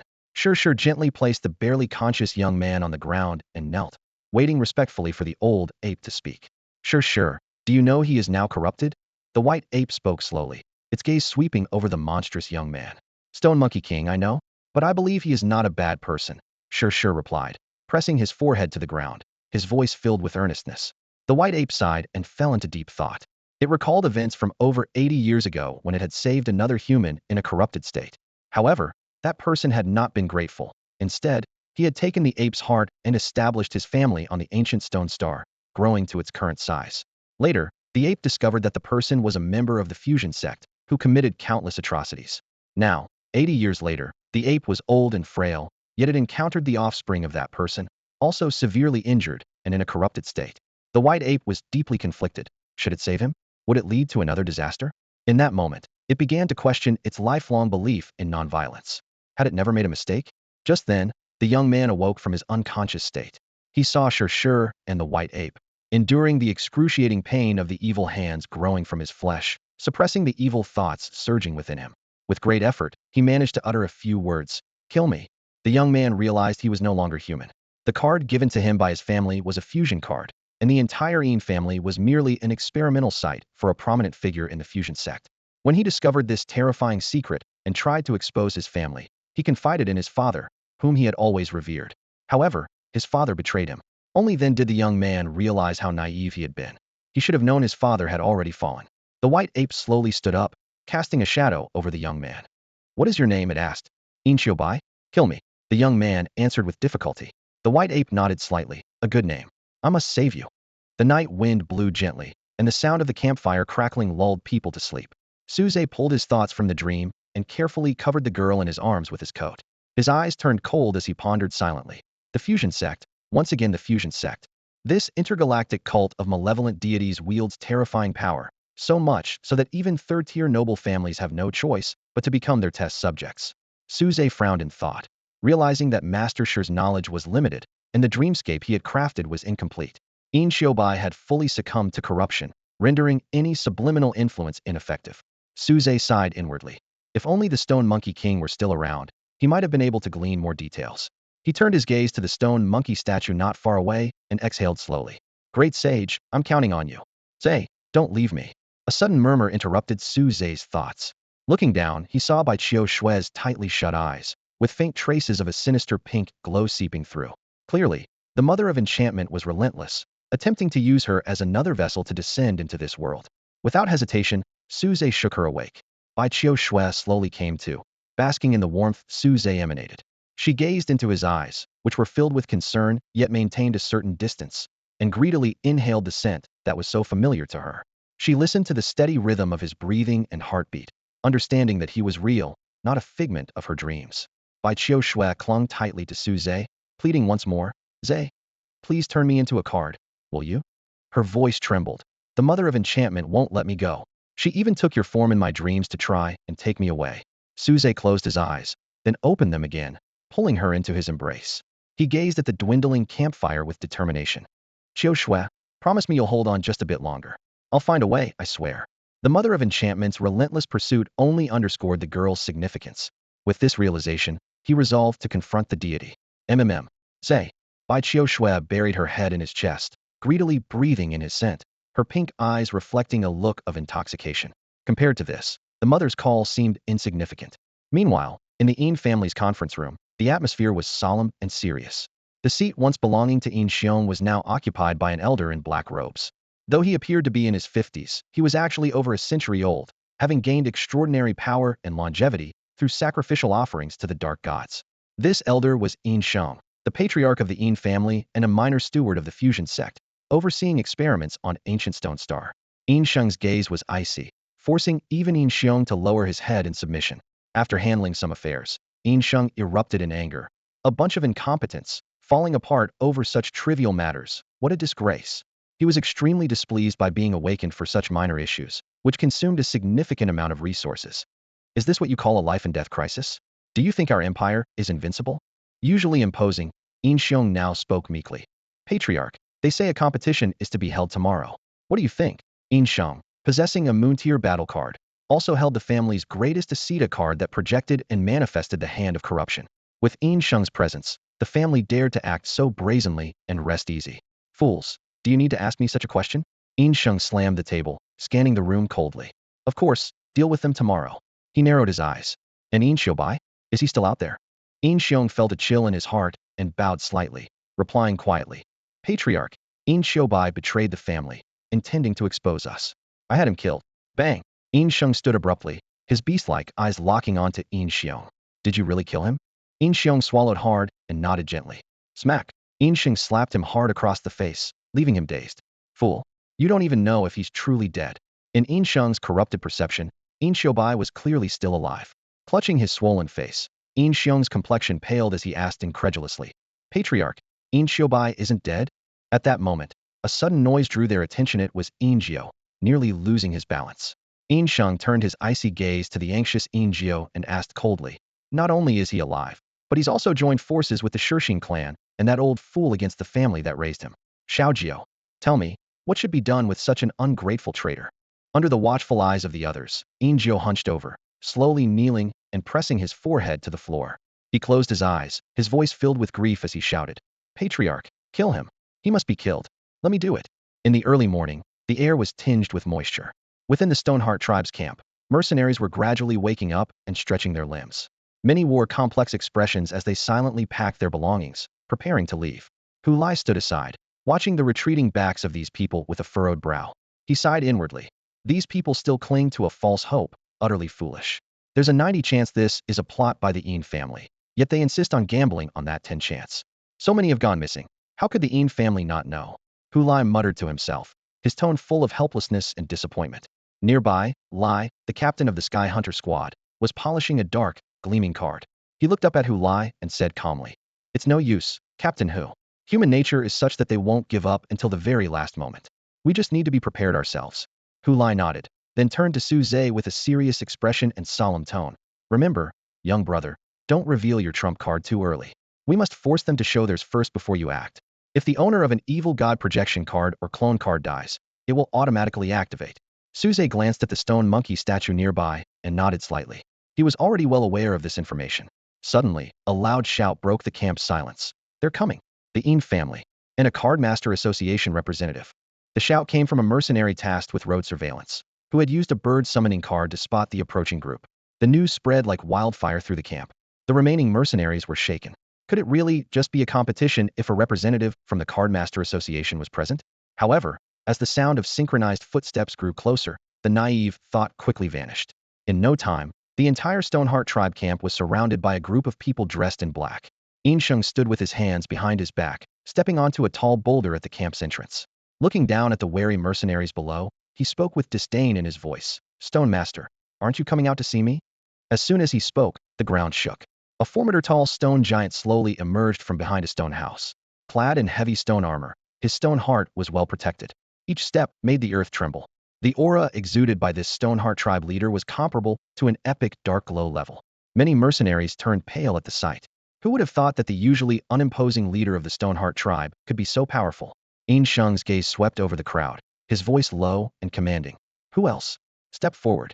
From the crowd, Yi Dao and Lung Rin stepped forward almost simultaneously. Each held a dark glow card, and as light flickered, their forms began to change. Fierce tiger guard Yi Dao, agile leopard guard Lung Rin. With a cold glow, Yi Dao transformed into a tiger-armored warrior wielding a long blade, exuding a fierce, fiery aura. Lung Rin became a light-armored warrior holding twin short blades, his movements agile and nimble. Not to be outdone, Hu Lai hurled a dark glow card into the air, shouting loudly. Star Fox General. A warrior with the head of a fox and the body of a man appeared, his eyes coldly fixed on the enemy. The Sky Hunter squad's captain, Lai, also joined the fray. Tossing his dark glow card into the air, he leaped forward. Hunter Assault Guard Lai. Before the words were fully spoken, a light-armored warrior with wings on his back appeared, carrying a longbow and wielding a green spear. It was as if a chain reaction had been triggered, with more and more people deploying their cards. Illusions, summons, seals, various types of cards were used one after another. In the blink of an eye, The entire Stoneheart tribe camp became a scene of tension, with nearly all mercenaries fully armed and ready. Yin Sheng's gaze swept over those who had first transformed, his sneer deepening. Heh, advanced soldier cards. He turned to the side, his tone dripping with contempt. Yin Shobai, is this the best you could bring? Killing you all will be more than enough. As his words ended, Yin Shobai, who had been hiding in the shadows, suddenly appeared before everyone. Without a word, he threw out a 6-star domain card. Domain Stormfield. Whoosh. In an instant, a fierce gale swept through, enveloping the entire Stoneheart tribe camp. The wind howled, causing the Yin family's members to stagger and struggle to maintain their footing. Are you still relying on cards, cultists? Yin Shobai watched the scene coldly, filled with a resolute determination to face death. Yin Sheng laughed wildly. Good, good, good. Who would have thought that our Yin family would produce such a righteous person like you? How ironic. Before he finished speaking, he leapt into the air, his black robe flapping fiercely in the wind. In an instant, countless hands formed from the energy of the evil god appeared all over Yin Sheng's body, each emanating a chilling, sinister aura. Following closely behind, over 90 cultists transformed, their bodies encased in the energy of these evil hands, presenting a terrifying sight to the mercenaries. Yin Shobai, calm and composed in the face of this astonishing scene, slowly drew out a card with a bright moon hue.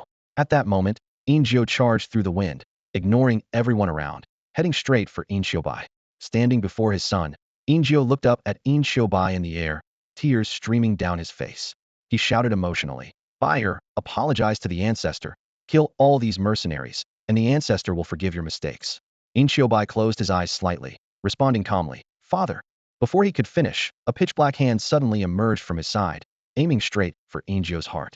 In Yin Zhou's incredulous gaze, that hand crushed his heart. Bang! The sound of the heart shattering shocked everyone. Yin Shobai opened his eyes abruptly, his expression resolute. Father, I will join you soon.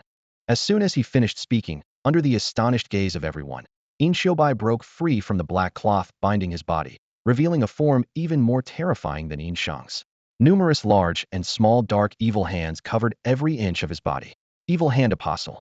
The crowd exclaimed in fear. Standing at the back, Su Zhe's eyes narrowed. He was puzzled. Why didn't his aura sensing skill detect the evil energy in Yin Shobai? Stone Monkey King. Yin Shobai threw the moon-colored card in his hand. Instantly, a silver-white old ape appeared out of thin air, its long arms touching the ground, its powerful presence dominating the scene. Yin Sheng's voice was chillingly cold. What a desperate move. My most outstanding descendant has actually conspired with outsiders to plot against the family. A failure. Such a failure. Such a righteous person appearing in the family. Yin family prepare to die. Yin Shobai shouted and charged with the Stone Monkey King. Seeking death. Yin Sheng, furious, attacked Yin Shobai with the tentacle-like black hands formed from evil god energy. Bang! As soon as they collided, Yin Shobai's body flew off like a kite with a broken string. The Stone Monkey King swung its fists, stepping forward to resist the pressure. The other evil god followers clashed with the many Stoneheart clan members, mercenaries, and Starsea Rangers. Yao Shishao, seeing the unfavorable situation on the front lines, urged the hesitant Yao Feng. Old Feng, you go too. Yao Feng gritted his teeth and said to Su Zhe, Young brother, please take care of our young lady. He knew that if the front lines collapsed, everyone present would be doomed. With that, he took out a moon-colored card and charged forward. Seeing this, Su Zhe placed 2 fingers on his forehead, drew out the Tianhe Dragon King card, and threw it into the battlefield. Roar! A dragon's roar echoed through the sky, and a majestic giant dragon appeared out of nowhere. It effortlessly grabbed a cultist and tore him apart, its might unparalleled. An inexplicable aura pressure instantly enveloped the Yin family, making their faces pale. In this stormy battlefield, it seemed to become the dragon's domain. Damn, how is it so strong? The Yin family, who had been holding the advantage, found the battlefield's tide suddenly turned with the appearance of the dragon. Watching the steadily increasing compilation points, Su Zhe remained calm, his gaze fixed on the main battlefield, waiting for the situation to develop further. Tired of living recklessly, Yin Sheng noticed the shift in momentum and launched another fierce attack. With a feint, he quickly distanced himself from the 3 enemies, releasing a pitch-black card that sliced through the air. 7 stars domain boundless evil prison. With Yin Sheng's low chant, the raging wind suddenly vanished. A dark canopy, like the massive hand of an evil god, enveloped half of the ancient stone star. Instantly, the energy of the evil god flooded the battlefield, and waves of oppression, heaviness, and fear surged in the hearts of the mercenaries. Countless dark phantom hands emerged from the void, mindlessly flailing as if to drag everyone into the abyss. Not good. Damn it. No way. The combatants suddenly felt immense pressure, and cries of alarm rang out in succession. Just as Yin Sheng was about to laugh, a clear voice pierced through the darkness, echoing throughout the domain. Celestial River Dragon Palace. Crash. The dark canopy was instantly dispersed. The endless celestial river appeared in the sky, its gentle murmur seemingly capable of cleansing one's soul. The majestic outline of the legendary Dragon King's palace emerged from the river.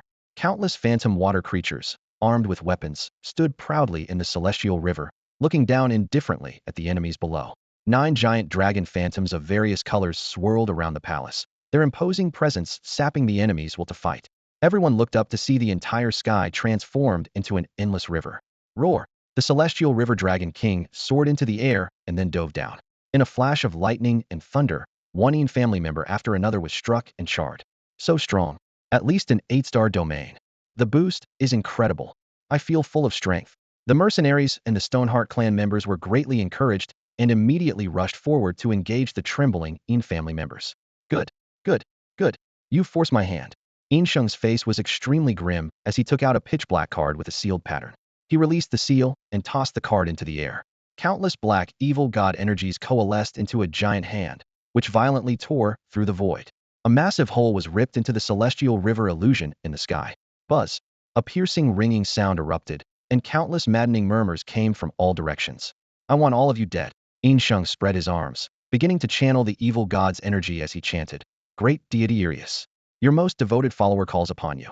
Please respond to my call. Yin Shoubai, seeing this, felt the dark phantom hands on his body tense up and began chanting as well.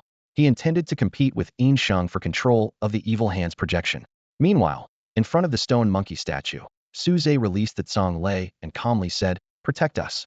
As soon as he finished speaking, he solemnly took out a 6-star vortex card, his expression unusually serious. Nearby, Yao Shishao, Yang Dian, and Bai Qiushua suddenly felt the atmosphere grow solemn. Whoosh.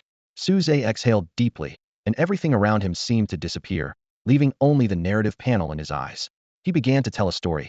The great sage arrives, nurtured by the essence of the sun and moon, giving birth to a golden monkey that astonishes the 3 realms. Neither heaven nor earth can contain him. His nature is rebellious and free. In the water curtain cave of Flower Fruit Mountain, the myriad monkeys revere the handsome Monkey King. Under the Bodhi tree in the cave of 3 stars on Mount Fengsuan, Sun Wukong is seated, borrowing the Rui staff from the Dragon Palace, donning armor that commands the world. 72 demon kings submit, and his name is erased from the Book of Life and Death. The Dragon Kings and the King of Hell file complaints, and the Jade Emperor tricks him into becoming an official. What is the celestial stable hand? Only when his ambition equals the heavens does he relent. At the peach banquet, he enjoys celestial peaches, jade dew, and golden elixirs. Rallying the monkey troops below, the gods of the 9 heavens receive orders to confront him. Heavenly soldiers and generals besiege him, and the Rui staff strikes tens of thousands. The manifestation of the second lord arrives with his dog. Laojun secretly plots, and he is captured. On the demon-slaying platform, the immortals show malice, but his copper muscles and iron bones are impenetrable. Laojun suggests refining in the furnace, giving him fiery eyes and golden pupils. After 14 days, he leaps from the furnace, intimidating the immortals. With great powers, he wreaks havoc in heaven, and the Jade Emperor scurries like a mouse. Who is the golden monkey? All proclaim him the great sage equal to heaven. Beyond the 3 realms, not within the 5 elements, his mighty staff shatters the universe. He roams one realm, waiting in the mysterious stone. The stone splits, revealing his golden form, his celestial light illuminating the starry sea. His divine power covers the heavens, his fiery eyes pierce illusions. The 72 transformations of the earthly fiends, 10,000, 8,000 miles with a single somersault, transforming heaven and earth, astonishing the wicked. Wearing the phoenix-feathered purple gold crown, clad in golden chainmail, stepping on lotus silk cloud-walking shoes, wielding the Rui golden staff, the great sage equal to heaven descends. Boom. The world changed colors in an instant. The wind and clouds suddenly shifted.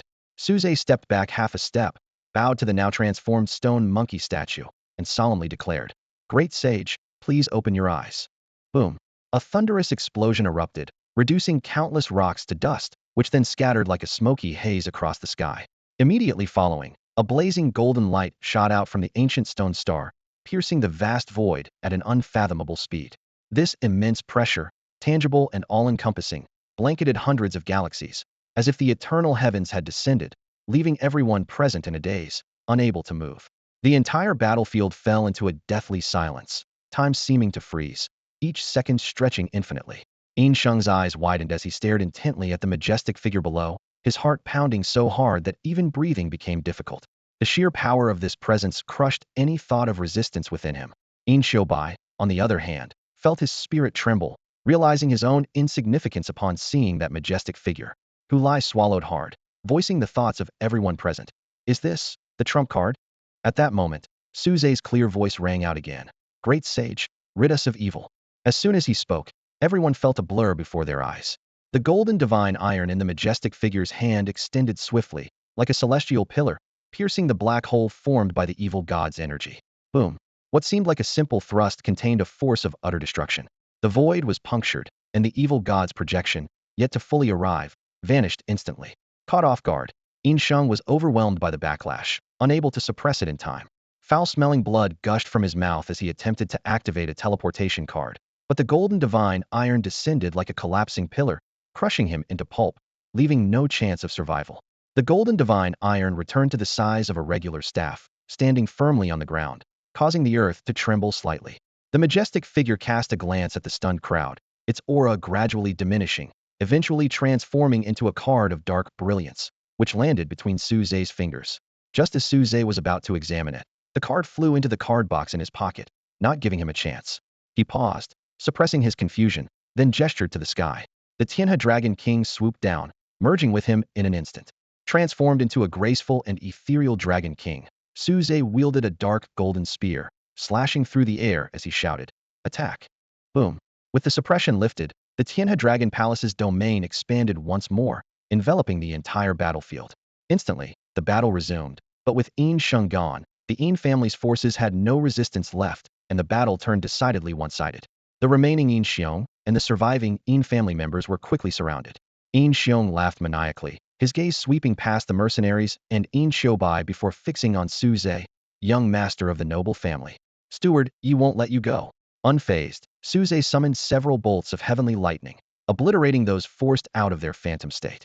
A gentle rain fell over the suddenly quiet battlefield, as everyone looked at Su Zhe with reverence, their eyes occasionally darting to the silent Yin Shoubai with complex emotions. He's ruthless, patricidal, and clan-destroying, Su Zhe remarked calmly, then turned to Yidao Lungren. Yidao Lungren, you and clan leaders sure should take control of the Star Shuttle Station and let no guilty person escape. Yin Shoubai withdrew his gaze from the many corpses, handed a paper booklet to Yidao Lungren, then approached Su Zhe and bowed respectfully. Thank you, Brother Su, for your help. Yin Shoubai staggered to his father's side, took out a dark short blade, and unhesitatingly aimed it at his heart. In that critical moment, a flash of cold light struck, precisely knocking the poisoned blade from his hand. Yin Shoubai looked up in confusion at Su Zhe. Only then did he realize that Yidao and Lungren had quietly appeared behind him. Brave enough to destroy your family, but not brave enough to live? Su Zhe asked calmly, as he picked up the short blade. Lungren stood with arms crossed, saying coldly, yeah. Do you want to be a coward? Even the usually silent Yidao spoke up. Growing up in such a family isn't your fault. Yin Shoubai looked around at the people slowly approaching, then looked up at Su Zhe with a bitter smile. In my state, what's the point of living? The moment he killed his father, his heart had died with him. Lungren replied without hesitation, you can build Gushi Xing in the shadows. There are still many people who need your help. Yin Shoubai wanted to say more, but Su Zhe pointed to the colorful rift in the sky that refused to heal, and said loudly, as long as you don't leave Gushi Xing, the evil hand Aurelius won't dare to devour your consciousness. The power of the mythical immortal rainbow strike can last for thousands of years. Which evil god would dare to pass through here? Hearing this, Yin Shoubai looked down at his monstrous body and said solemnly, then I'll repay the Yin family's debt. With that, he carried Yin Zhou's corpse and staggered towards the ancestral land of the Stoneheart clan. Seeing this, Yidao and Lungren immediately bid farewell to Su Zhe and headed to the Star Shuttle Station to deal with the remnants of the Yin family. Other mercenaries also said their goodbyes to Su Zhe and followed suit. After all, they had contributed, and they deserved a share of the resources obtained from the Yin family. Yao Shixiao was still in a daze. The mysterious character earlier had left a huge impact on her. She murmured, Su Zhe, you're amazing. Bai Qiushue proudly hugged Su Zhe's arm, swaying as she said, Zhe is the best. Standing nearby, Yao Feng and Yang Jian turned their heads in unison. Su Zhe gently withdrew his arm, gave a few simple instructions, then walked into a stone house and took out a card box. Just as he was about to take the Great Sage character card, it flew out of the box on its own, hovering and slowly spinning in front of him. The dark glowing card showed the Great Sage on the front, with 6 intersecting swirl patterns on the back. Great Sage. Suze called softly, uncertain. Could it be that the card, crafted from mythology, possessed consciousness? The card instantly flew between his fingers. Suze let out a sigh of relief and carefully examined the card information. Character card, Great Sage equal of Heaven Sealed State. Compatibility, 5960 to unseal. The higher the compatibility, the stronger the power. Quality, mythical level, Dark Radiance. Seal, forced to Dark Radiance. Talent, skills, weapon, equipment. Skin, classic. Description, for unknown reasons, the Great Sage descends in full form. When certain desires become extremely strong, perhaps you can gain his approval. Evaluation, everyone can be the Great Sage in their heart. Not enough compatibility. Suze felt a bit disappointed, but not surprised. Since arriving in this world, many of his actions were driven by selfish motives. How could someone like him embody the Great Sage? With this in mind, Suze looked at the compilation panel interface. Compilation points, 129. He had claimed many heads from the evil god followers of the Yin family. The Great Sage's strike that obliterated the evil god's projection had directly given him 70 points. I can try to compile a skill. Suze pondered, thinking of Bai Qiuxue and Yin Xiubai situations. Bai Qiuxue was constantly harassed by the Mother of Enchantment, and Yin Xiubai was already thoroughly corrupted. If he could compile a skill to help them, it would be ideal. After much thought, Suze finally compiled a skill he was satisfied with. Covenant Protection 9 stars. Those recognized by the River Dragon King can form a covenant with the Dragon King. Once the covenant is formed, they are under the Dragon King's protection, and other dimensional evil gods cannot disturb them unless by their own will. Phew, that should do it. Suze let out a long breath, feeling relieved. Just then, Yin Xiubai's voice came from outside the door. Cough, cough. Brother Su, may I come in?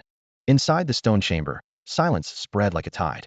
Yin Xiubai's dark eyes, still filled with shock, were fixed on Suze. The power of the character they had just witnessed far surpassed the strongest Emperor Shadow-level characters he had ever seen, leaving him utterly speechless. Breaking the silence, Suze spoke up. Brother Yin, I can help you resist the corruption of the evil god Elios.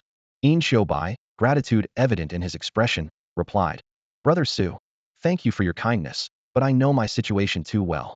After becoming an apostle of the evil god, there's no turning back. He explained softly that the fusion card had become a part of him. The fusion sect would not let him go, and he couldn't forgive himself. Unmoved, Suze transformed into the celestial River Dragon King, tracing a star power contract with his fingers. The starlight shimmered, sacred and extraordinary. Brother Yin, you just need to form a contract with me. Yin Xiubai was taken aback, hesitating. What do I need to give in return? Nothing at all, Suze replied with a calm smile. You just need to live well. Yin Xiubai dropped to one knee, his voice low. Brother Su, I can't thank you enough for your great kindness. Suze placed the starlight contract on the back of Yin Xiubai's hand, and an ethereal dragon shadow appeared like a tattoo. Yin Xiubai felt a strange sensation and without hesitation directed all his corrupted energy towards the contract. In an instant, a black card entwined with blood red appeared in his hand, and most of the evil energy dissipated, leaving only 6 arms under his ribs. As Yin Xiubai was about to destroy the card, Suze stopped him just in time. Power is neither good nor bad. It depends on the user. Brother Yin, you have nothing to be ashamed of, so why dwell on the past? Hesitating briefly, Yin Xiubai nodded lightly and put away the Apostle Fusion card, resolving to use it to bury the Fusion sect and atone for his family's sins. Seeing Yin Xiubai's renewed resolve, Suze felt a sense of admiration. Brother Yin, how much do you know about the Fusion sect? A flash of murderous intent crossed Yin Xiubai's eyes, but he remained calm. I only know that the one in charge of several dozen star systems here is a deacon called Knight. Beyond that, I know very little. He briefly recounted his near-death experience and admitted his limited knowledge of the Fusion sect. Suze's brow furrowed, and he spoke seriously. The Fusion sect has a total of 360 deacons, 12 deputy leaders, and 1 main leader. It's unclear where this Knight ranks. He continued to explain that the Fusion sect, as one of the largest evil god organizations in the Star Sea, was distinct from the other 2 major organizations. Their core philosophy was fusion, accepting all comers and attempting to merge all usable character cards into one. Though the success rate was low, once successful, some fusion cards were almost on par with mythic quality. Suze recalled a player who once owned a nearly overpowered fusion card. This card was created by fusing 3 evil god apostle cards with 3 living cards, making it overwhelmingly powerful at its level, with the only major drawback being its inability to upgrade. Suze's thoughts shifted to the threat he was about to face. The higher the rank of the deacon, the more powerful, bizarre, diverse, and rare the cards they wielded. He realized that both the Wanshur Galaxy and the Wuxian Galaxy, where his home planet was located, might be under the jurisdiction of the mysterious Night Deacon. Anticipating potential danger, he felt it necessary to be wary of this enigmatic figure. At that moment, In Xiaobai resolutely declared, "Brother Su, this person will definitely come for me. I want to infiltrate." His expression was determined, and his voice was firm. Su Zhe responded gravely, "It will be dangerous. Under the fusion cult deacons, everyone else is cannon fodder." Although In Xiaobai's actions today could be concealed, climbing to the rank of deacon would be a considerable challenge.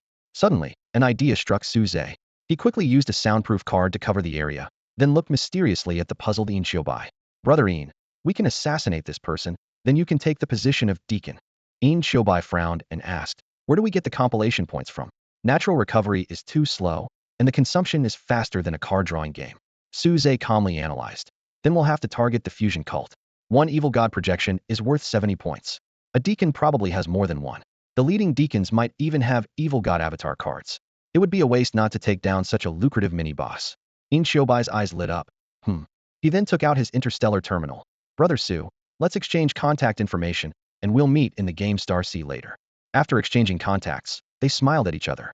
After a moment, In Xiaobai asked seriously, "Brother Su, what was the character you summoned just now called?" Su Zhe answered solemnly, "The Great Sage, equal to heaven." "The Great Sage, equal to heaven," In Xiaobai murmured. "I never imagined our clan had such a figure." As soon as he spoke, a card suddenly jumped out of his card box at his waist. It was the Stone Monkey King. Just then, a young girl waiting outside the stone house called out with a hint of impatience, "Zhe, are you done yet?" She had been waiting for a long time, and they still hadn't finished their discussion. In Xiaobai looked slightly embarrassed and quickly took his leave. As soon as he left, the girl flitted into the room like a lark, her eyes sparkling as she looked at Su Zhe. Su Zhe was about to speak about the contract but held back, instead asking calmly, "What do you want now?" Bai Qiushua clung to his arm, her voice soft and alluring. "Zhe, let's go to Flower Hunt Star, shall we?" She explained that Yao Shixiao had just told her that the annual flower festival was being held there, making it a perfect place to visit. It was said that there was a magical flower there that could grant wishes. She secretly wondered if wishing for Zhe to be hers would come true. Flower Hunt Star? Su Zhe raised an eyebrow, recalling his past visit to that planet. Bai Qiushua wrapped her arms around his neck, practically hanging on him, and coaxed. Su Zhe gently set her down, speaking earnestly. "The Hunt tribe on Flower Hunt Star is quite exclusive, not suitable for visiting." Yao Shixiao, who had just come in from outside, quickly clarified, "Exclusive?" Su Zhe, "Not at all. The Hunt tribe has always been friendly to the human tribe." She detailed Flower Hunt Star's situation. It was the most prosperous planet in the Wanshur galaxy, guarded by the human tribe's allies, the powerful Hunt tribe. The Hunt tribe had humanoid upper bodies and other forms for their lower bodies, like horse or deer forms. Horse hunters were usually strong warriors, while deer hunters were clositonature mages. As the two largest branches of the Hunt tribe, they were very friendly to the human tribe, with no exclusivity. Su Zhe pondered. Then I must have remembered incorrectly. He understood that after the Hunt tribe princess was attacked, the tribe would inevitably become exclusive. Although he didn't know the exact timing, he was sure it was before the era of the various nations. Bai Qiushua continued to coax. "Zhe, let's go, let's go." She clung to his arm, swaying and speaking coquettishly. With a long time before the old man's birthday banquet, she didn't want to return to the Qin galaxy so soon. She was determined to leave her mark on his heart. Su Zhe nodded lightly. "All right, let's go." He was lost in thought, remembering that Flower Hunt Star had a special card he wanted to collect. Moreover, he might meet that dazed little deer again, who might even call him teacher. Yao Shixiao happily suggested, "Shall we leave tomorrow then?" "Yes, I'll handle some things first," Su Zhe replied, already beginning to prepare for the upcoming journey in his mind. The night breeze was gentle, bringing a sense of refreshing comfort. By the campfire, the mercenaries were singing and dancing, clinking their glasses and laughing loudly, creating a lively atmosphere. Just outside this circle of merriment, a group of small figures, children known as the Hungry Hands, cautiously gathered around the edge of the fire, their eyes filled with both longing and fear, holding in their hands rare delicacies they seldom had the chance to see. "Go ahead and eat. It's on me," Yao Shixiao declared, one hand on her hip and the other pointing at the group of children, her tone carrying a touch of generosity. A little girl, who had previously had a close encounter with Yao Shixiao, timidly spoke up, "Thank you, sister." With that, she carefully picked up the fragrant meat in her hands and took a small bite. Seeing this, the other children began to taste their food as well. As the delicious flavors unfolded in their mouths, a surreal sense of contentment enveloped them, leaving these perpetually hungry children momentarily dazed. Yao Shixiao returned to the campfire, gazing at the flickering flames, and softly said to the person beside her, "Su Zhe, I thank you on their behalf." Su Zhe simply smiled at her without responding. Nearby, Lung Ren had just finished gnawing on a roasted fish and licked her fingers with satisfaction. She pulled out a storage card from her pocket and handed it to Suze. Human, this is for you. Suze took it with surprise, discovering it contained 12 three-star spirit fruit tree hearts. Lung Ren grabbed another roasted fish and, while munching, explained, "This is everyone's token of appreciation. We hope you don't mind its modesty. Most mercenaries are just making a living, and Yin's family doesn't have much wealth. What little they have is divided among everyone, so it's not much. But we can't not thank you." So after some discussion, they decided to offer this spirit item. Not at all, Suze replied with a smile as he pocketed the storage card, noticing out of the corner of his eye that the girl beside him was staring dreamily at the back of his hand. This left him with a headache. Ever since they formed the contract of protection, she had become like this. Despite his repeated explanations that he had no other intentions, the girl seemed convinced he was interested in her. Suddenly, the sound of footsteps approached. Suze looked up to see a man in his 40s approaching. Handsome and deep-eyed, with a clean-shaven face, this was none other than Lai Kong, the captain of the hunting sky squad. Lai Kong managed a faint smile and said, "Young man, I heard you're heading to Flower Hunter Star for the Flower Festival." Suze nodded lightly, a suspicion rising in his mind. The name Lai seemed to confirm his thoughts. Sure enough, Lai extended his hand and formally introduced himself. "Lai is just my mercenary alias. My name is Lai Kong, from the Ma Lai tribe." "Suze, from the human race," Suze replied with a smile, shaking hands with Lai Kong. "The flower festival is beautiful. I hope you enjoy it." Lai Kong sincerely wished them well. After a moment's hesitation, he asked, "Could I trouble you to deliver a letter for me? I can provide compensation." "Sure. Who should I deliver it to?" Suze readily agreed. "There are post offices on Flower Hunter Star. Just hand the letter over to them. The recipient is Lai Hai." At these words, Suze's expression shifted slightly. If he remembered correctly, wasn't Lai Hai the notorious assassin who attempted to kill the princess of the Lai tribe? "Young man, is something wrong?" Lai Kong keenly noticed Suze's change in demeanor and asked in surprise. He continued to explain, "Lai Hai is my nephew, the only bloodline my brother left behind. I have no children of my own and have lived freely. Most of my life savings have been spent on this nephew. I don't expect Lai Hai to achieve great things. I just hope he lives a safe and healthy life." Lai Kong paused, then added, "It's more than just a letter. It's his living expenses." Suze accepted the storage card from Lai Tong and earnestly suggested, "Brother Lai Tong, the Kaiwa festival is beautiful. Are you sure you don't want to go back and enjoy it?"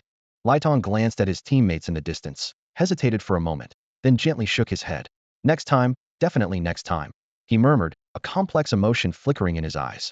The cost of a trip back would cover his living expenses for half a year, and his income as a mercenary was unstable. More importantly, if he left, it would be hard for his team to get assignments. And then there was his nephew, who might not even want to see him. All these reasons made him feel it wasn't the right time to return. Suze solemnly promised, "All right, Brother Lai Tong, I'll make sure it gets there." He couldn't help but wonder if Liedong's presence was connected to Liahai's plan to assassinate the princess of the Lai clan. This mystery would only be solved when he met Liahai. Lai Tong gratefully clasped his hands in a gesture of thanks and handed Suze another storage card. "Thank you, young brother. Inside is some traditional Kaiwa incense. It will certainly be useful to you at the festival." Suze accepted the card, a gleam of delight in his eyes. He needed the ancient Kaiwa incense for his collection of special cards. This rare item was hard to come by, as the Lai clan never sold it, keeping it for their own use. He had been worried about how to obtain it, but now a solution had presented itself so quickly. After watching Lai Tong leave, Suze sat down again. Lung Ren finished his grilled fish, licked his fingers, and casually remarked, "A gram of traditional Kaiwa incense is worth 100,000 star stones, but the Lai clan never sells it. Human, you've hit the jackpot." Suze nodded, not disputing it. He knew the storage card contained over 100 grams of traditional Kaiwa incense, which was indeed a generous reward. Noticing Lung Ren starting on his third grilled fish, Suze asked in surprise, "Are you guys going to?" Lung Ren glared at him, put down the fish, and wiped his mouth. "Is there a problem? Just because I can eat a bit more, you have to look at me like that? Don't humans always say that a good appetite is a blessing?" Suze noticed the fish oil around her mouth and could only reply, "Nothing at all. With your raccoon lineage, it's no surprise you love fish." At that moment, Bai Qiu Shui, who had been gazing at Suze, suddenly leaned over, holding a grilled fish. "Zaya," she called softly. Suze reluctantly opened his mouth and took a bite. The tender fish, rich with oily fragrance, stimulated his taste buds. The Stone River fish had no small bones and was exceptionally flavorful with a unique texture. Bai Qiu Shui washed his throat as he swallowed, then whispered in his ear, "Zai bit that part." Suze's eyelid twitched, and he closed his eyes to meditate, remaining silent. A lover of freedom and unrestrained life, he pondered how to handle her affection. Suddenly, a voice interrupted his thoughts. "Honored traveler, I come to offer you a toast." Suze stood up, saw it was sure, and smiled as he accepted a new cup, taking a sip. Bai Qiu quickly took it to savor the taste. Sure looked at the pair, a handsome man and a beautiful woman, and smiled kindly before turning to greet other guests by the bonfire. Clearly, Suze was the first he wanted to thank. As night deepened, the Xian clan's camp remained lively. In the shadows, Yin Xiubai watched the scene, a hint of sadness in his eyes, though his expression was calm. He wasn't suited to appear in public. The ancient stone star has a long way to go. A clear voice suddenly spoke beside him. Yin Xiubai turned to see a young man whose eyes shone like stars. After a long pause, he nodded heavily and smiled. Rest assured, Brother Su, I'll keep an eye on things. In the meantime, I'll try to contact that person. No rush, Brother Yin. Would you like to sit for a while? Suze suggested. Yin Xiubai was momentarily surprised, warmth flooding his heart, and then he smiled. Sure, please. Just then, a terrifying explosion echoed from the void. Numerous patrol soldiers stared at the battle unfolding in the void, their expressions stunned. Damn it, who are you? I have no quarrel with you. In the void, the Black Raven struggled to defend itself. The mysterious man in white, each of his moves emanating temporal waves, seemed intent on banishing it. The Black Raven was frustrated. It was merely passing through the void, curious to take a look, and now found itself in this unwarranted disaster. Void annihilation. The mysterious man in white drew out a card, its terrifying aura making the Black Raven's scalp tingle. Damn it, humans are all the same. I surrender. I surrender. The Black Raven hurriedly shouted, completely giving up its resistance. The night sky was silent, with a small light blue star shuttle gliding like a fish through the vast expanse of the universe. Inside, a girl slept peacefully nestled in the arms of a boy. Suze's eyes were fixed on the control panel, a thoughtful glint in his eyes. In his mind, a clear plan was taking shape. After compiling the Shield of Covenant, his compilation level had risen to level 2, allowing him to work on equipment. Although the rules for equipment compilation were the same as for skills, it required a physical object as a base. Suze was contemplating his current gear situation. He had the weapon of the Tianhe Dragon King, but was still lacking in other areas. I should go to Flower Hunt Star to commission a battle robe, he mused to himself. And as for armor, I'll need to seek out the dwarves. When it came to equipment manufacturing, the dwarves were renowned throughout the Star Sea. Their creations were not only beautiful and practical, but offered great value for money. However, their notorious bad temper was also famous. Without a fine wine as a gift, asking them to craft equipment was almost impossible. Suze recalled the exquisite wine served during the Festival of Colors, reserved for the royal family of the Hunt tribe, which held a place on the dwarves' list of favored wines. If he could acquire this wine, persuading the dwarves to forge equipment would be much easier. But to obtain such wine, he first needed to earn the respect of the Hunt tribe's royal family. His eyes suddenly deepened with thought. Hunt Sea might be a breakthrough. Suze remembered rumors about an attack on the Hunt tribe princess, which happened about 2 years ago. If this path didn't work, he would have to find another way. Just then, a harsh zzz sound interrupted Suze's thoughts. Looking up, he saw a black void suddenly appear inside the star shuttle. Oh, I'm exhausted. A bald black crow emerged from the void, with 3 stubborn tufts of hair sticking out from its head. The crow paused for a moment, then shook its head, placing its fleshy wings on its hips, and spoke in a lofty tone. Kid, I'm giving you a chance to make me your Carta, no? Make me your masterug. Make me your father, damn it. My tongue slipped. Seeing Suze's gaze grow colder, the black crow quickly shut its beak and flapped its wings, looking for someone else to choose. This human was too cold, beyond its control. It had vowed to unite the crow tribe as an emperor. How could it submit to a human? Suze coolly said, I've heard that roasting a foreboding crow brings good luck. I wonder if that's true. The black crow's eyes widened, and it quickly flapped its wings to land on the backrest of Suze's seat. Pointing its wing at Suze, it earnestly declared, Rumors. Naked rumors. Human, you're so handsome. How could you believe rumors? Wisdom silences rumors. Saving a crow is more virtuous than building a 100-tiered pagoda. The great Wuxian card God Star teaches us that between species, we should abandon prejudice and be open and honest with each other. The Star Sea is our home. Peace depends on everyone. Listening to the crow, Suze's smile grew wider. He knew well that a foreboding crow not only had the ability to foresee, but also brought misfortune upon itself. This peculiar creature was born from the void, felt no pain, and could naturally traverse it. Few people could catch them. Although he didn't know why this particular foreboding crow was in such dire straits, Suze was aware of how venomous their words could be. It was the quintessential crow's mouth. The more this foreboding crow groveled, the more it indicated it was at the end of its rope. Hey there, let's talk this out. When you're out and about, we're all like brothers. My name's Yabawang. What's yours? Suze faced Yabawang's introduction with just a calm smile, saying nothing. This reaction made Yabawang uncomfortable, as if its impressive aura was being challenged. As someone responsible for the revival of its race, Yabalong couldn't back down. Your name makes me think of roasting you, Suze suddenly said nonchalantly, flicking a 6-star vortex card from his sleeve. Upon hearing this, Yabalong glanced at the card, its voice as cold as ice. Human, what do you mean by that? Do you think I'm some sort of subservient being? It puffed out its chest and continued. Let me tell you, my elder brother, who made entire galaxies tremble with his power just the other day, is someone to be reckoned with. I'm his sworn brother, known as the Crow Emperor. Under his shadow, I'm invincible. Above his shadow, I trade blow for blow. Suze raised an eyebrow, a hint of killing intent in his eyes. Are you in or out? All right, brother. Yabalong decisively flapped its wings, injecting the remaining star power into the vortex card to ensure it wouldn't explode, then dove into the star vortex without hesitation. In no time, a new card with a blazing sun hue materialized. The card's face prominently displayed Yabalong's dry, monotonous visage. With a gentle gesture, Suze had the card slip between his fingers. He noticed 5 interlocking vortex patterns on the back of the card, feeling slightly surprised. However, in a moment, the card's sunlit hue quickly faded, transitioning from a bright moonlight to a dark gleam, finally stopping when the dark gleam grew dim.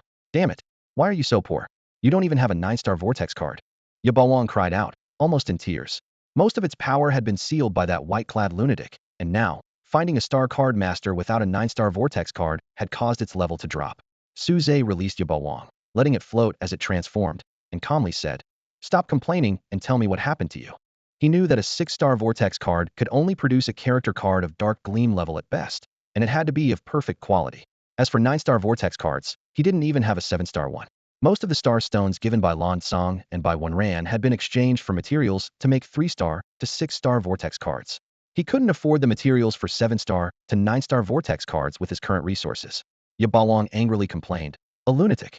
Damn it, I just glanced at him. And then he, without any honor, knocked me out of the void, causing all my handsome feathers to fall off. Let me encounter him again, and I'll have my elder brother teach him a lesson. Let him understand why flowers are so red. Listening to Yabalong's complaints, Suze raised an eyebrow and couldn't help but laugh. Did you use your foresight ability? The foresight ability of the ominous crow is indeed spiritual, but it brings bad luck as well. Overusing it can even endanger your life. Kid, it was because I used my foresight ability that I met my elder brother. Yabalong stared at Suze, its dark pupils reflecting the boy's bright eyes. Don't doubt it. That lunatic is far inferior to my elder brother. By the way, kid, why do you look more and more like someone I know? Vaguely, Suze's eyes eerily overlapped with those of the mysterious white-robed man. In a daze, Yabalong murmured, This is crazy. This is crazy. Suze interrupted Yabalong's thoughts, pointing to the girl in his arms and saying with unquestionable authority, All right, Yabalong, observe her fate for me. Yabalong snapped back to reality, its eyes flickering with a ghostly light, and it said dismissively, Kid, what fate could she have? A chosen one of the evil god, doomed to die. The perfect vessel for an evil god, that's what she is. It's impressive she's lasted this long. In terms of fate, in about 2 months, she'll face a major calamity, and afterwards, it'll be one life-threatening ordeal after another. In the past, I'd stay as far away from someone like her as possible. What if I want to protect her? Suze replied calmly, his heart finally understanding the situation. A chosen one of the evil god, no wonder the mother of enchantment wouldn't give up. If she wanted to descend early, Bai Qianxue's soul was indispensable. Therefore, he had to stop it. You? Protect her? Huh. Yabalong sneered, its tone full of disdain. Kid, I may not fully understand you, but do you think it's that simple? She carries the bloodline of the Snow Clan royalty. The Snow Clan won't let her fall into obscurity. You can't even defeat me, so how do you plan to protect her? With your insignificant courage. Where did this cocky crow come from? Brother, should we roast it? I've got a family recipe that makes it taste amazing. Startled by the sudden voice, Yang Dian quickly approached. His gaze fell on the bald crow king with a look of disdain. It was truly a rare sight, a featherless crow acting so arrogantly. Yang Dian pondered whether to braise it or roast it. Just then, sensing danger, the crow king swiftly transformed into a card and floated over to Suze. It thought to itself, a crow must be adaptable to achieve great things. As the wisest young crow in its clan, it understood this well. Yang Jian turned to Suze, puzzled, and asked, Brother, is it saying? Suze nodded slightly, a serious look in his eyes. It's my card. At that moment, Suze was deep in thought. Given the current situation, he didn't seem to have any trump card to protect Bai Qianxue, unless he could find a mythological spirit vessel. If so, 10 seconds of descent might be crucial in safeguarding Bai Qianxue. However, the Celestial Fox Galaxy, where the Divine Eye Bronze is located, is too far away, requiring at least a month and a half to reach. There simply wasn't enough time for a round trip. Suzei's thoughts shifted to another possibility. If he could find a suitable spirit vessel on Flower Hunting Star. Suddenly, an idea struck him. If he remembered correctly, the Hunter clan's treasury contained a 6-star spirit vessel, the Sun Heartstone. This stellarborn field spirit was a treasured gift to the Hunter clan. Using it to craft the Golden Crow seemed like a viable option. As Suzei was lost in thought, Yao Shixiao's call brought him back to reality. Come on, it's time to eat. Suzei gently woke the girl in his arms, and together they moved towards the center of the Star Shuttle. In the modified private Star Shuttle, a round table was set up, perfect for a group meal. On the table, a steaming hot pot emitted an enticing aroma. Thin slices of meat curled up in the boiling broth, looking incredibly appetizing. Just as Suzei sat down, Lungren suddenly stood up and reached behind him. A series of caw-caw-caw sounds followed. Little raccoon, let go of me. With a blank expression, Lungren held the Crow King and turned to Suzei, asking calmly, Human, can we eat it? The Crow King was furious. How dare you? I am his card. How can you eat me? Unbelievable. It regretted inwardly, thinking that if its power were intact, these people would be its servants. Suzei casually threatened, Crow King, if you keep babbling, I won't hesitate to use an engraver to erase you. At this, the Crow King fell silent, crossing its wing arms defiantly, as if to say, I am the greatest, no need to stoop to their level. The girl chimed in playfully, Say this bald crow looks unlucky, why not toss it away? No sooner had she spoken than the Crow King transformed back into a card, slipping quietly into Suzei's pocket. With the Crow King's interference gone, the group finally enjoyed their meal in peace. Afterward, they returned to their seats to rest. After a long silence, the Crow King flew out again, loudly warning, Be careful tomorrow, there will be a beast tide. Without hesitation, Suzei put it into a separate card box. He smiled at the curious looks from the others and explained, The crow's words are unlucky, better not to listen. Everyone, be prepared for tomorrow. This left everyone thoughtful, with a ripple of doubt in their minds. As they approached Flower Hunting Star, would they really encounter a beast tide? During the colorful flower festival, the Hunter clan should have patrols guarding the area, ensuring safety. Dark Hunting Star, as Flower Hunting Star's satellite, has always been a temporary base for many patrol teams. Despite the harsh environment of this star, with its perpetual low temperatures, the cold is insignificant to the robust physique of the Malai tribe. At this moment, several patrol teams at a temporary outpost are facing an unexpected crisis. How is there a distortion point here? Liang Hai, leading the patrol, stared at the swirling dark vortex ahead, frowning. Emerging from the vortex, the star-toothed tiger, 3 meters long and a meter tall, bared its 2 upper fangs, gleaming like sharp blades. The towering howling star wolf, with its starlit paws and cold, blue eyes, instilled fear in the patrol members. A 7th-tier beast tide. Liang Hai, are we really going to hold them back? Liang Hai, how do we stop them? Say something. The other patrol leaders anxiously looked at the young man, destined to be a royal guard for the princess. Liang Hai tensed his limbs, readying his heavy spear. I'll break the distortion point. You cover me. Captain, take care, urged Limu, the deputy captain of his squad, as he switched to a jet-black longbow.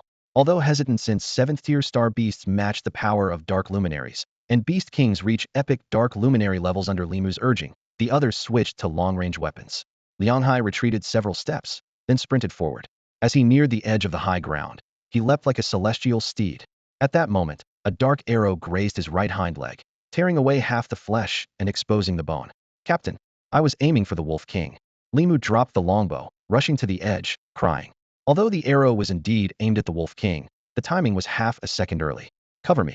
Liang Hai, his charge interrupted, knelt on the ground, pale. Hundreds of star beasts surged like a tide, and he could only bear the searing pain, continuing to charge with his heavy spear, targeting the distortion point. Just then, the Star-Toothed Tiger King and Howling Star Wolf King leapt from the edge of the distortion point, their packs surging forward at their roars. The tearing pain from his right hind leg wound made each meter forward a struggle for Liang Hai, but the arrows constantly shot around him eased some of the pressure. With only 50 meters to the distortion point, Liang Hai gathered all his star power, crouching low. A terrifying aura radiated from him, awakening skill-cold spear shadow strike. With a roar, coldness entwined the star-powered spear. With a resolve to face death, he launched his final charge at the distortion point. Suddenly, a powerful dark arrow, carrying a dead howling star wolf, struck his back precisely. The interrupted charge caused a backlash of star power, and blood spurted out. His body, drained of strength, continued forward by inertia, the distortion point drawing ever closer. Captain, Limu's panicked shout pierced the night sky. Whoosh! A dark golden light, like a meteor, plummeted swiftly. Bang! A dark golden spear, like a divine weapon descending from the heavens, shattered the twisted point with immense power. The spear embedded itself in the ground, its ancient dragon patterns exuding a weighty presence. Caught off guard, Lihai crashed into the spear, and before he could react, thunder rumbled all around. As he steadied himself, he saw a man with jade-like dragon horns slowly descending from the night sky. Dressed in blue, his clothes fluttered in the wind, and he appeared calm, as if admiring the scenery. He landed lightly, the subtle sound strikingly out of place among the charred corpses of numerous star beasts. Lihai swallowed hard, about to express his gratitude, but was interrupted. The Star-Toothed Tiger King and Howling Star Wolf King, recovering from their initial shock, commanded the remaining star beasts to attack. Seeing Suze approach unguarded, Lihai exclaimed, "Watch out!" Boom! Lightning, like silver serpents, descended from the sky, wreaking havoc among the star beasts. In an instant, under the watchful eyes of Lihai and many patrol members, the once fierce star beasts seemed to succumb to illness, collapsing to the ground with singed fur and eyes full of fear towards Suze. The Tiger King and Wolf King, seeing their followers lose their will to fight, charged at Suze together. Suze remained composed, gesturing towards Lihai, and the Xianhuang spear responded, flying to his hand. With a casual sweep, he sent the two star beast kings retreating in awe. After a brief hesitation, both the Tiger King and Wolf King lowered their heads in submission. Suze sighed inwardly. In the Dragon King's domain, dragon might was like a cheat skill to star beasts. Holding the Xianhuang spear pointed to the ground, his gaze fell on Lihai, whose right hind leg was still bleeding. He asked calmly, "Are you all right?" Lihai, enduring the pain, knelt down on one knee and forced a smile. "Thank you, traveler, for saving my life." Lihai is eternally grateful. He thought, if not for this human's intervention, he might not have escaped today. Hearing this, Suze's eyes narrowed slightly. "I'm Suze. You should tend to your wounds first." He thought, there might be more than one person named Lihai, and now clearly wasn't the time for questions. But Lihai waved his hand. "Brother Suze, it's just a small wound, nothing serious. It's my shift change anyway, and I must thank you properly." Saying this, he headed towards the approaching patrol members. "Captain, are you all right?" Lai Mu cried as soon as they met, blaming himself. "I never thought. It's all my fault.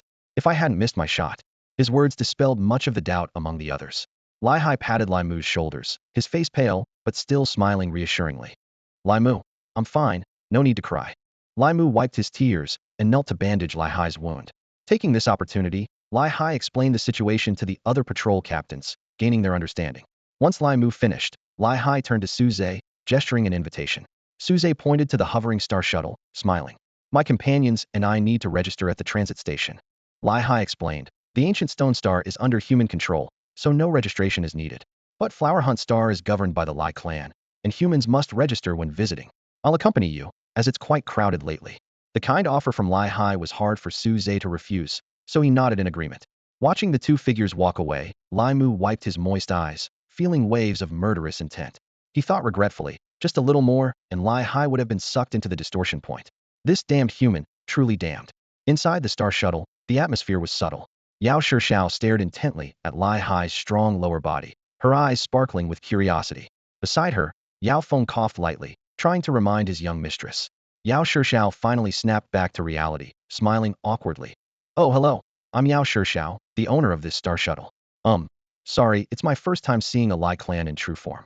She had to admit, the physique of the Ma Lai clan was full of power, with smooth lines and muscles as solid as marble, very captivating. A surge of desire to ride and gallop surged within her. Feeling Yao Shixiao's intense gaze, Lihai was visibly uneasy. He quickly took out a transformation card and instantly turned into a 2-meter-tall young man. Your leg. So much blood." Yao Shixiao exclaimed in horror. Lihai quickly apologized. "Sorry for startling you travelers, I'll bandage it right away." He bent down and wrapped the wound tightly with a clean white cloth. Suze raised an eyebrow, his tone firm. "Lihai, this leg wound needs immediate treatment." He thought to himself, considering the strong physique of the Ma Lai clan, such a wound should have stopped bleeding by now. However, the blood kept flowing for nearly 15 minutes. There was only one possibility: poison. Suze continued to explain. "There's a poison called coagulant inhibitor, specifically applied to arrows. Even the slightest scratch causes unstoppable bleeding. These arrows with coagulant inhibitor have a nickname: bleeding arrows, usually used against powerful star beasts."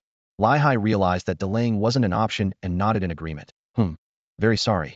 I'll treat the wound and come back to host you." The blue star shuttle glided over the pale green planet's surface, breaking through the atmosphere and gently landing in the vast landing area. As they stepped out of the shuttle, they were approached by a Ma Lai clan woman. She wore a professional outfit on her upper body and fitted strips on her lower body. her white horse body appearing pure and holy. With a bright and friendly smile, the woman said, "Travelers from the human race, please proceed to the reception hall for registration." Yao Shixiao's eyes sparkled, staring directly at the woman's exposed horse body, excitedly asking, "Wow, Miss Ma Lai clan, can I hug you?"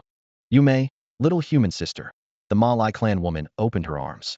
Yao Shixiao eagerly rushed forward, hugging her tightly, and took the opportunity to stroke the woman's horse body. A flicker of embarrassment and anger crossed the woman's eyes as she quickly pushed Yao Shixiao away, solemnly stating, "Little human sister, the true form of the Lai clan should not be touched by the opposite gender. You can touch me, but don't go touching others." Yao Shixiao awkwardly stuck out her tongue, apologetically asking, "What happens if I touch someone of the opposite gender? It's really beautiful, I want to ride and gallop." Suze smiled lightly from the side. "If you get forgiveness, it's fine. If not, Shixiao, you'll spend 7 days in jail. The true form of the Lai clan is only for those in love to touch. It symbolizes purity and represents the Lai clan's commitment. Even same-race touching is not allowed, let alone different races." "Suze, why didn't you say so earlier?" Yao Shixiao placed her hands on her hips, pretending to be angry, but her body honestly moved towards the reception hall, her pace quickening. Lai Hai bid farewell and limped towards the exit. "Someone will come to assist you later. They'll go treat my wound first." Suze gave a polite smile to the Ma Lai clan woman and led the quiet Bai Qiu Shui forward. "Let's go to the reception hall as well." Bai Qiu Shui clung to his arm, pouting slightly. "Zhe, you hardly ever smile at me." She felt that the gaze from that alien woman towards Zhe was unusual. Zhe was too outstanding. She had to keep a close watch. Suze glanced at her, maintaining a calm demeanor. As they arrived at the reception hall and saw the long queue, they all looked a bit dazed. Suze looked around, noticing that humans made up the majority, but there were also many other races. Having arrived earlier, Yao Shixiao stood staring at the scene before her, murmuring, there are so many people." Suddenly, a commotion erupted at the exit of the reception hall. The atmosphere became lively as someone shouted loudly, "Princess Lu Ying has arrived." The spacious reception hall buzzed with a lively atmosphere, like the scent of blooming flowers. Suddenly, the crowd parted, making way for a procession entering from the exit. A vibrant carpet, resembling a rainbow bridge, was laid out on the ground, shimmering with colors. The procession moved gracefully and elegantly along this colorful path. Leading the procession was a stunning woman. Her antlers were a bright white, adorned with colorful spots, like a natural piece of art. Her eyes, reflecting rainbows, were set in a serene and beautiful face. She wore a colorful dress, like a fairy among flowers, exuding an unmatched beauty. Her deer-like body was pure white, accented with colorful spots, radiating nobility. Yao Shixiao stared intently at the beautiful princess of the hunting tribe, resisting the urge to rush forward and embrace her. Yao Feng appeared awkward, worried she might lose control. Longren glanced down at himself, a hint of disappointment flashing in his eyes as he pursed his lips. Yidao gently patted Yao Shixiao's head, silently comforting her. Yang Dian admired the hunting tribe princess, his eyes filled with admiration. Suze glanced at the princess, noticing the girl beside him clenching her fists, and calmly turned to line up. He thought, although the hunting tribe princess was indeed beautiful, it was best to keep a distance from someone from another tribe to avoid unnecessary trouble. At that moment, Bai Qiu Shui deliberately raised her voice and pointed at the hunting tribe princess, asking, "Zhe, who is more beautiful, her or me?" This question immediately drew the attention of those around, including the approaching hunting tribe princess, with all eyes focused on Suze. Faced with this tricky question, Suze cleverly took out a card, a slight smile on his lips, and said, "The card is the most beautiful." He thought that the special card he was about to collect was the most beautiful. The hunting tribe princess, Lu Ying, approached, her colorful eyes calmly observing Suze, and asked, "Human traveler, were you the one who helped the patrol team defeat the distortion point?" The surroundings fell silent, as everyone held their breath. Suze gracefully pulled Bai Qiu Shui aside, placing his right hand over his left chest, slightly bowing in greeting, and replied, "Princess Lu Ying, we just lent a small hand." Lu Ying's eyes flashed with surprise, curiously asking, "Have you been to Flower Hunting Star before?" Such a standard greeting is rare among ordinary travelers. Suze smiled politely, his tone clearly distant. "Princess Lu Ying, could you assist us with the registration first?" Everyone present understood his intention. Lu Ying noticed the hostile gaze from the girl in a white dress, suppressed her confusion, and nodded in agreement. Her purpose at the reception hall was to thank them for helping to repel the distortion point. Under her arrangement, the group of 7 quickly completed their registration. Following the grand procession out of the reception hall, Yao Shixiao felt she had reached the pinnacle of her life, secretly thinking that if she could touch the hunting tribe princess's antlers, it would be perfect. Suddenly, a giant colorful flower caught everyone's attention. Yao Shixiao exclaimed, Is that the legendary Kaishin flower? The massive flower, as tall as an ancient tree, stood in the city's center, surrounded by lush greenery. A special faint fragrance filled the air, invigorating those who inhaled it, as if it had the effect of refreshing and clearing the mind. A few people who had never encountered this scent couldn't help but flare their nostrils, trying to inhale more of the fragrance. Noticing their reactions, Suze began to explain. This is the Kaishin flower, a unique domain spirit. It blooms in mid-March each year, releasing a distinctive aroma known as the colorful flower fragrance. This scent can stimulate the growth of spiritual power and improve one's physique. If collected using specific methods, its effects are even more pronounced. He paused, his expression turning serious. But be cautious, don't get addicted. This fragrance can easily sap one's willpower, making them lazy. Suze's words surprised the group. Even Lu Ying and her attendants showed astonished expressions. Most tourists were aware of the Kaishin flower as a domain spirit, but its side effects were little known. Yao Shixiao gazed dreamily at the vibrant Kaishin flowers in the distance, her eyes sparkling as she asked, Suze, what if someone is already addicted? She thought to herself, the scent was so enchanting, she wouldn't mind smelling it every day. So what if she became lazy? She wasn't that industrious anyway. Lung Ren's eyes narrowed at this, and he gestured with his short blade, coldly asking, what if we cut them down? Yi Dao noticed the hostile glances from the attendants and quickly pulled his sister behind him, whispering, mind your surroundings. Suze chuckled and replied, just leave, there's no need to cut them down. Yet, a hint of surprise flashed in his eyes. In truth, many among the hunter tribe had fallen under the spell of the fragrance. During the era of nations, the hunter tribe attempted to eradicate the Kaishin flowers. However, by then, the flowers were deeply rooted. Before the battle even began, the tribe lost its will, becoming puppets to the fragrance. Ultimately, those still rational had no choice but to leave, returning periodically to collect the fragrance. Lu Ying interjected calmly. Travelers can't escape it. Once you get used to this scent, you can never forget it. Its aroma will seep into the depths of your soul, forever. Her words slightly surprised Suze. It seemed the royal family of the hunter tribe was trying to address this issue. Lungren spoke again, her tone icy. How would you know unless you try? Or is it that you lack the resolve? In her view, such an exotic flower should be eradicated. Not everyone has strong self-control. Completely eliminating the source is the only way to truly cure this ailment. Lu Ying's attendants immediately countered. One angrily retorted, outsider, you may doubt the resolve of the Hunter King and the Deer King, but you cannot doubt Princess Lu Ying's determination. Without her, the ancient proposal to produce the fragrance would have passed, leading to disaster. Another attendant added, exactly, without Princess Lu Ying, your people would be the first to succumb to laziness. Don't think your willpower is strong. The moment you smell the fragrance, your soul will remember it. If resisting it was just about willpower, we wouldn't treat it with such caution. An elderly attendant sighed. If that proposal had passed, the hunter tribe could have thrived on the fragrance, becoming a major power in the galaxy. Faced with such temptation, even the Hunter King and Deer King wavered. Were it not for Princess Lu Ying outlining the consequences, the fragrance would have spread like wildfire. Sensing the tension, Yi Dao quickly stepped in front of Lung Ren and sincerely apologized. I'm sorry, my sister can be a bit one-sided in her views. Lu Ying smiled warmly and said in a calm tone, it's all right, travelers from the human tribe. Misunderstandings happen when there's not enough understanding. But I always believe that with a sincere and passionate heart, misunderstandings can be resolved and friendships can blossom. She paused and continued. No matter what, the colorful flower festival is the grandest celebration for the hunter tribe. I, Lu Ying, on behalf of the hunter tribe, wish you joy and unforgettable memories here. With that, Lu Ying invited the group to visit the palace. After politely declining, she bid them farewell. Suze watched her departing figure, toying with a storage card containing the ancient fragrance, his gaze deep and thoughtful. He mused, opposing such a proposal so openly, no wonder there were assassination attempts. It must have threatened certain interests. At that moment, Lai Hai's voice rang out from behind them. Everyone, I'm back. Sorry to keep you waiting. That's all for today. Thank you so much for watching. I hope you guys enjoyed. If you wish to have another part of this recap, please give us at least 1,000 likes. Please don't forget to comment and subscribe to our channel for more content like this. Until next time.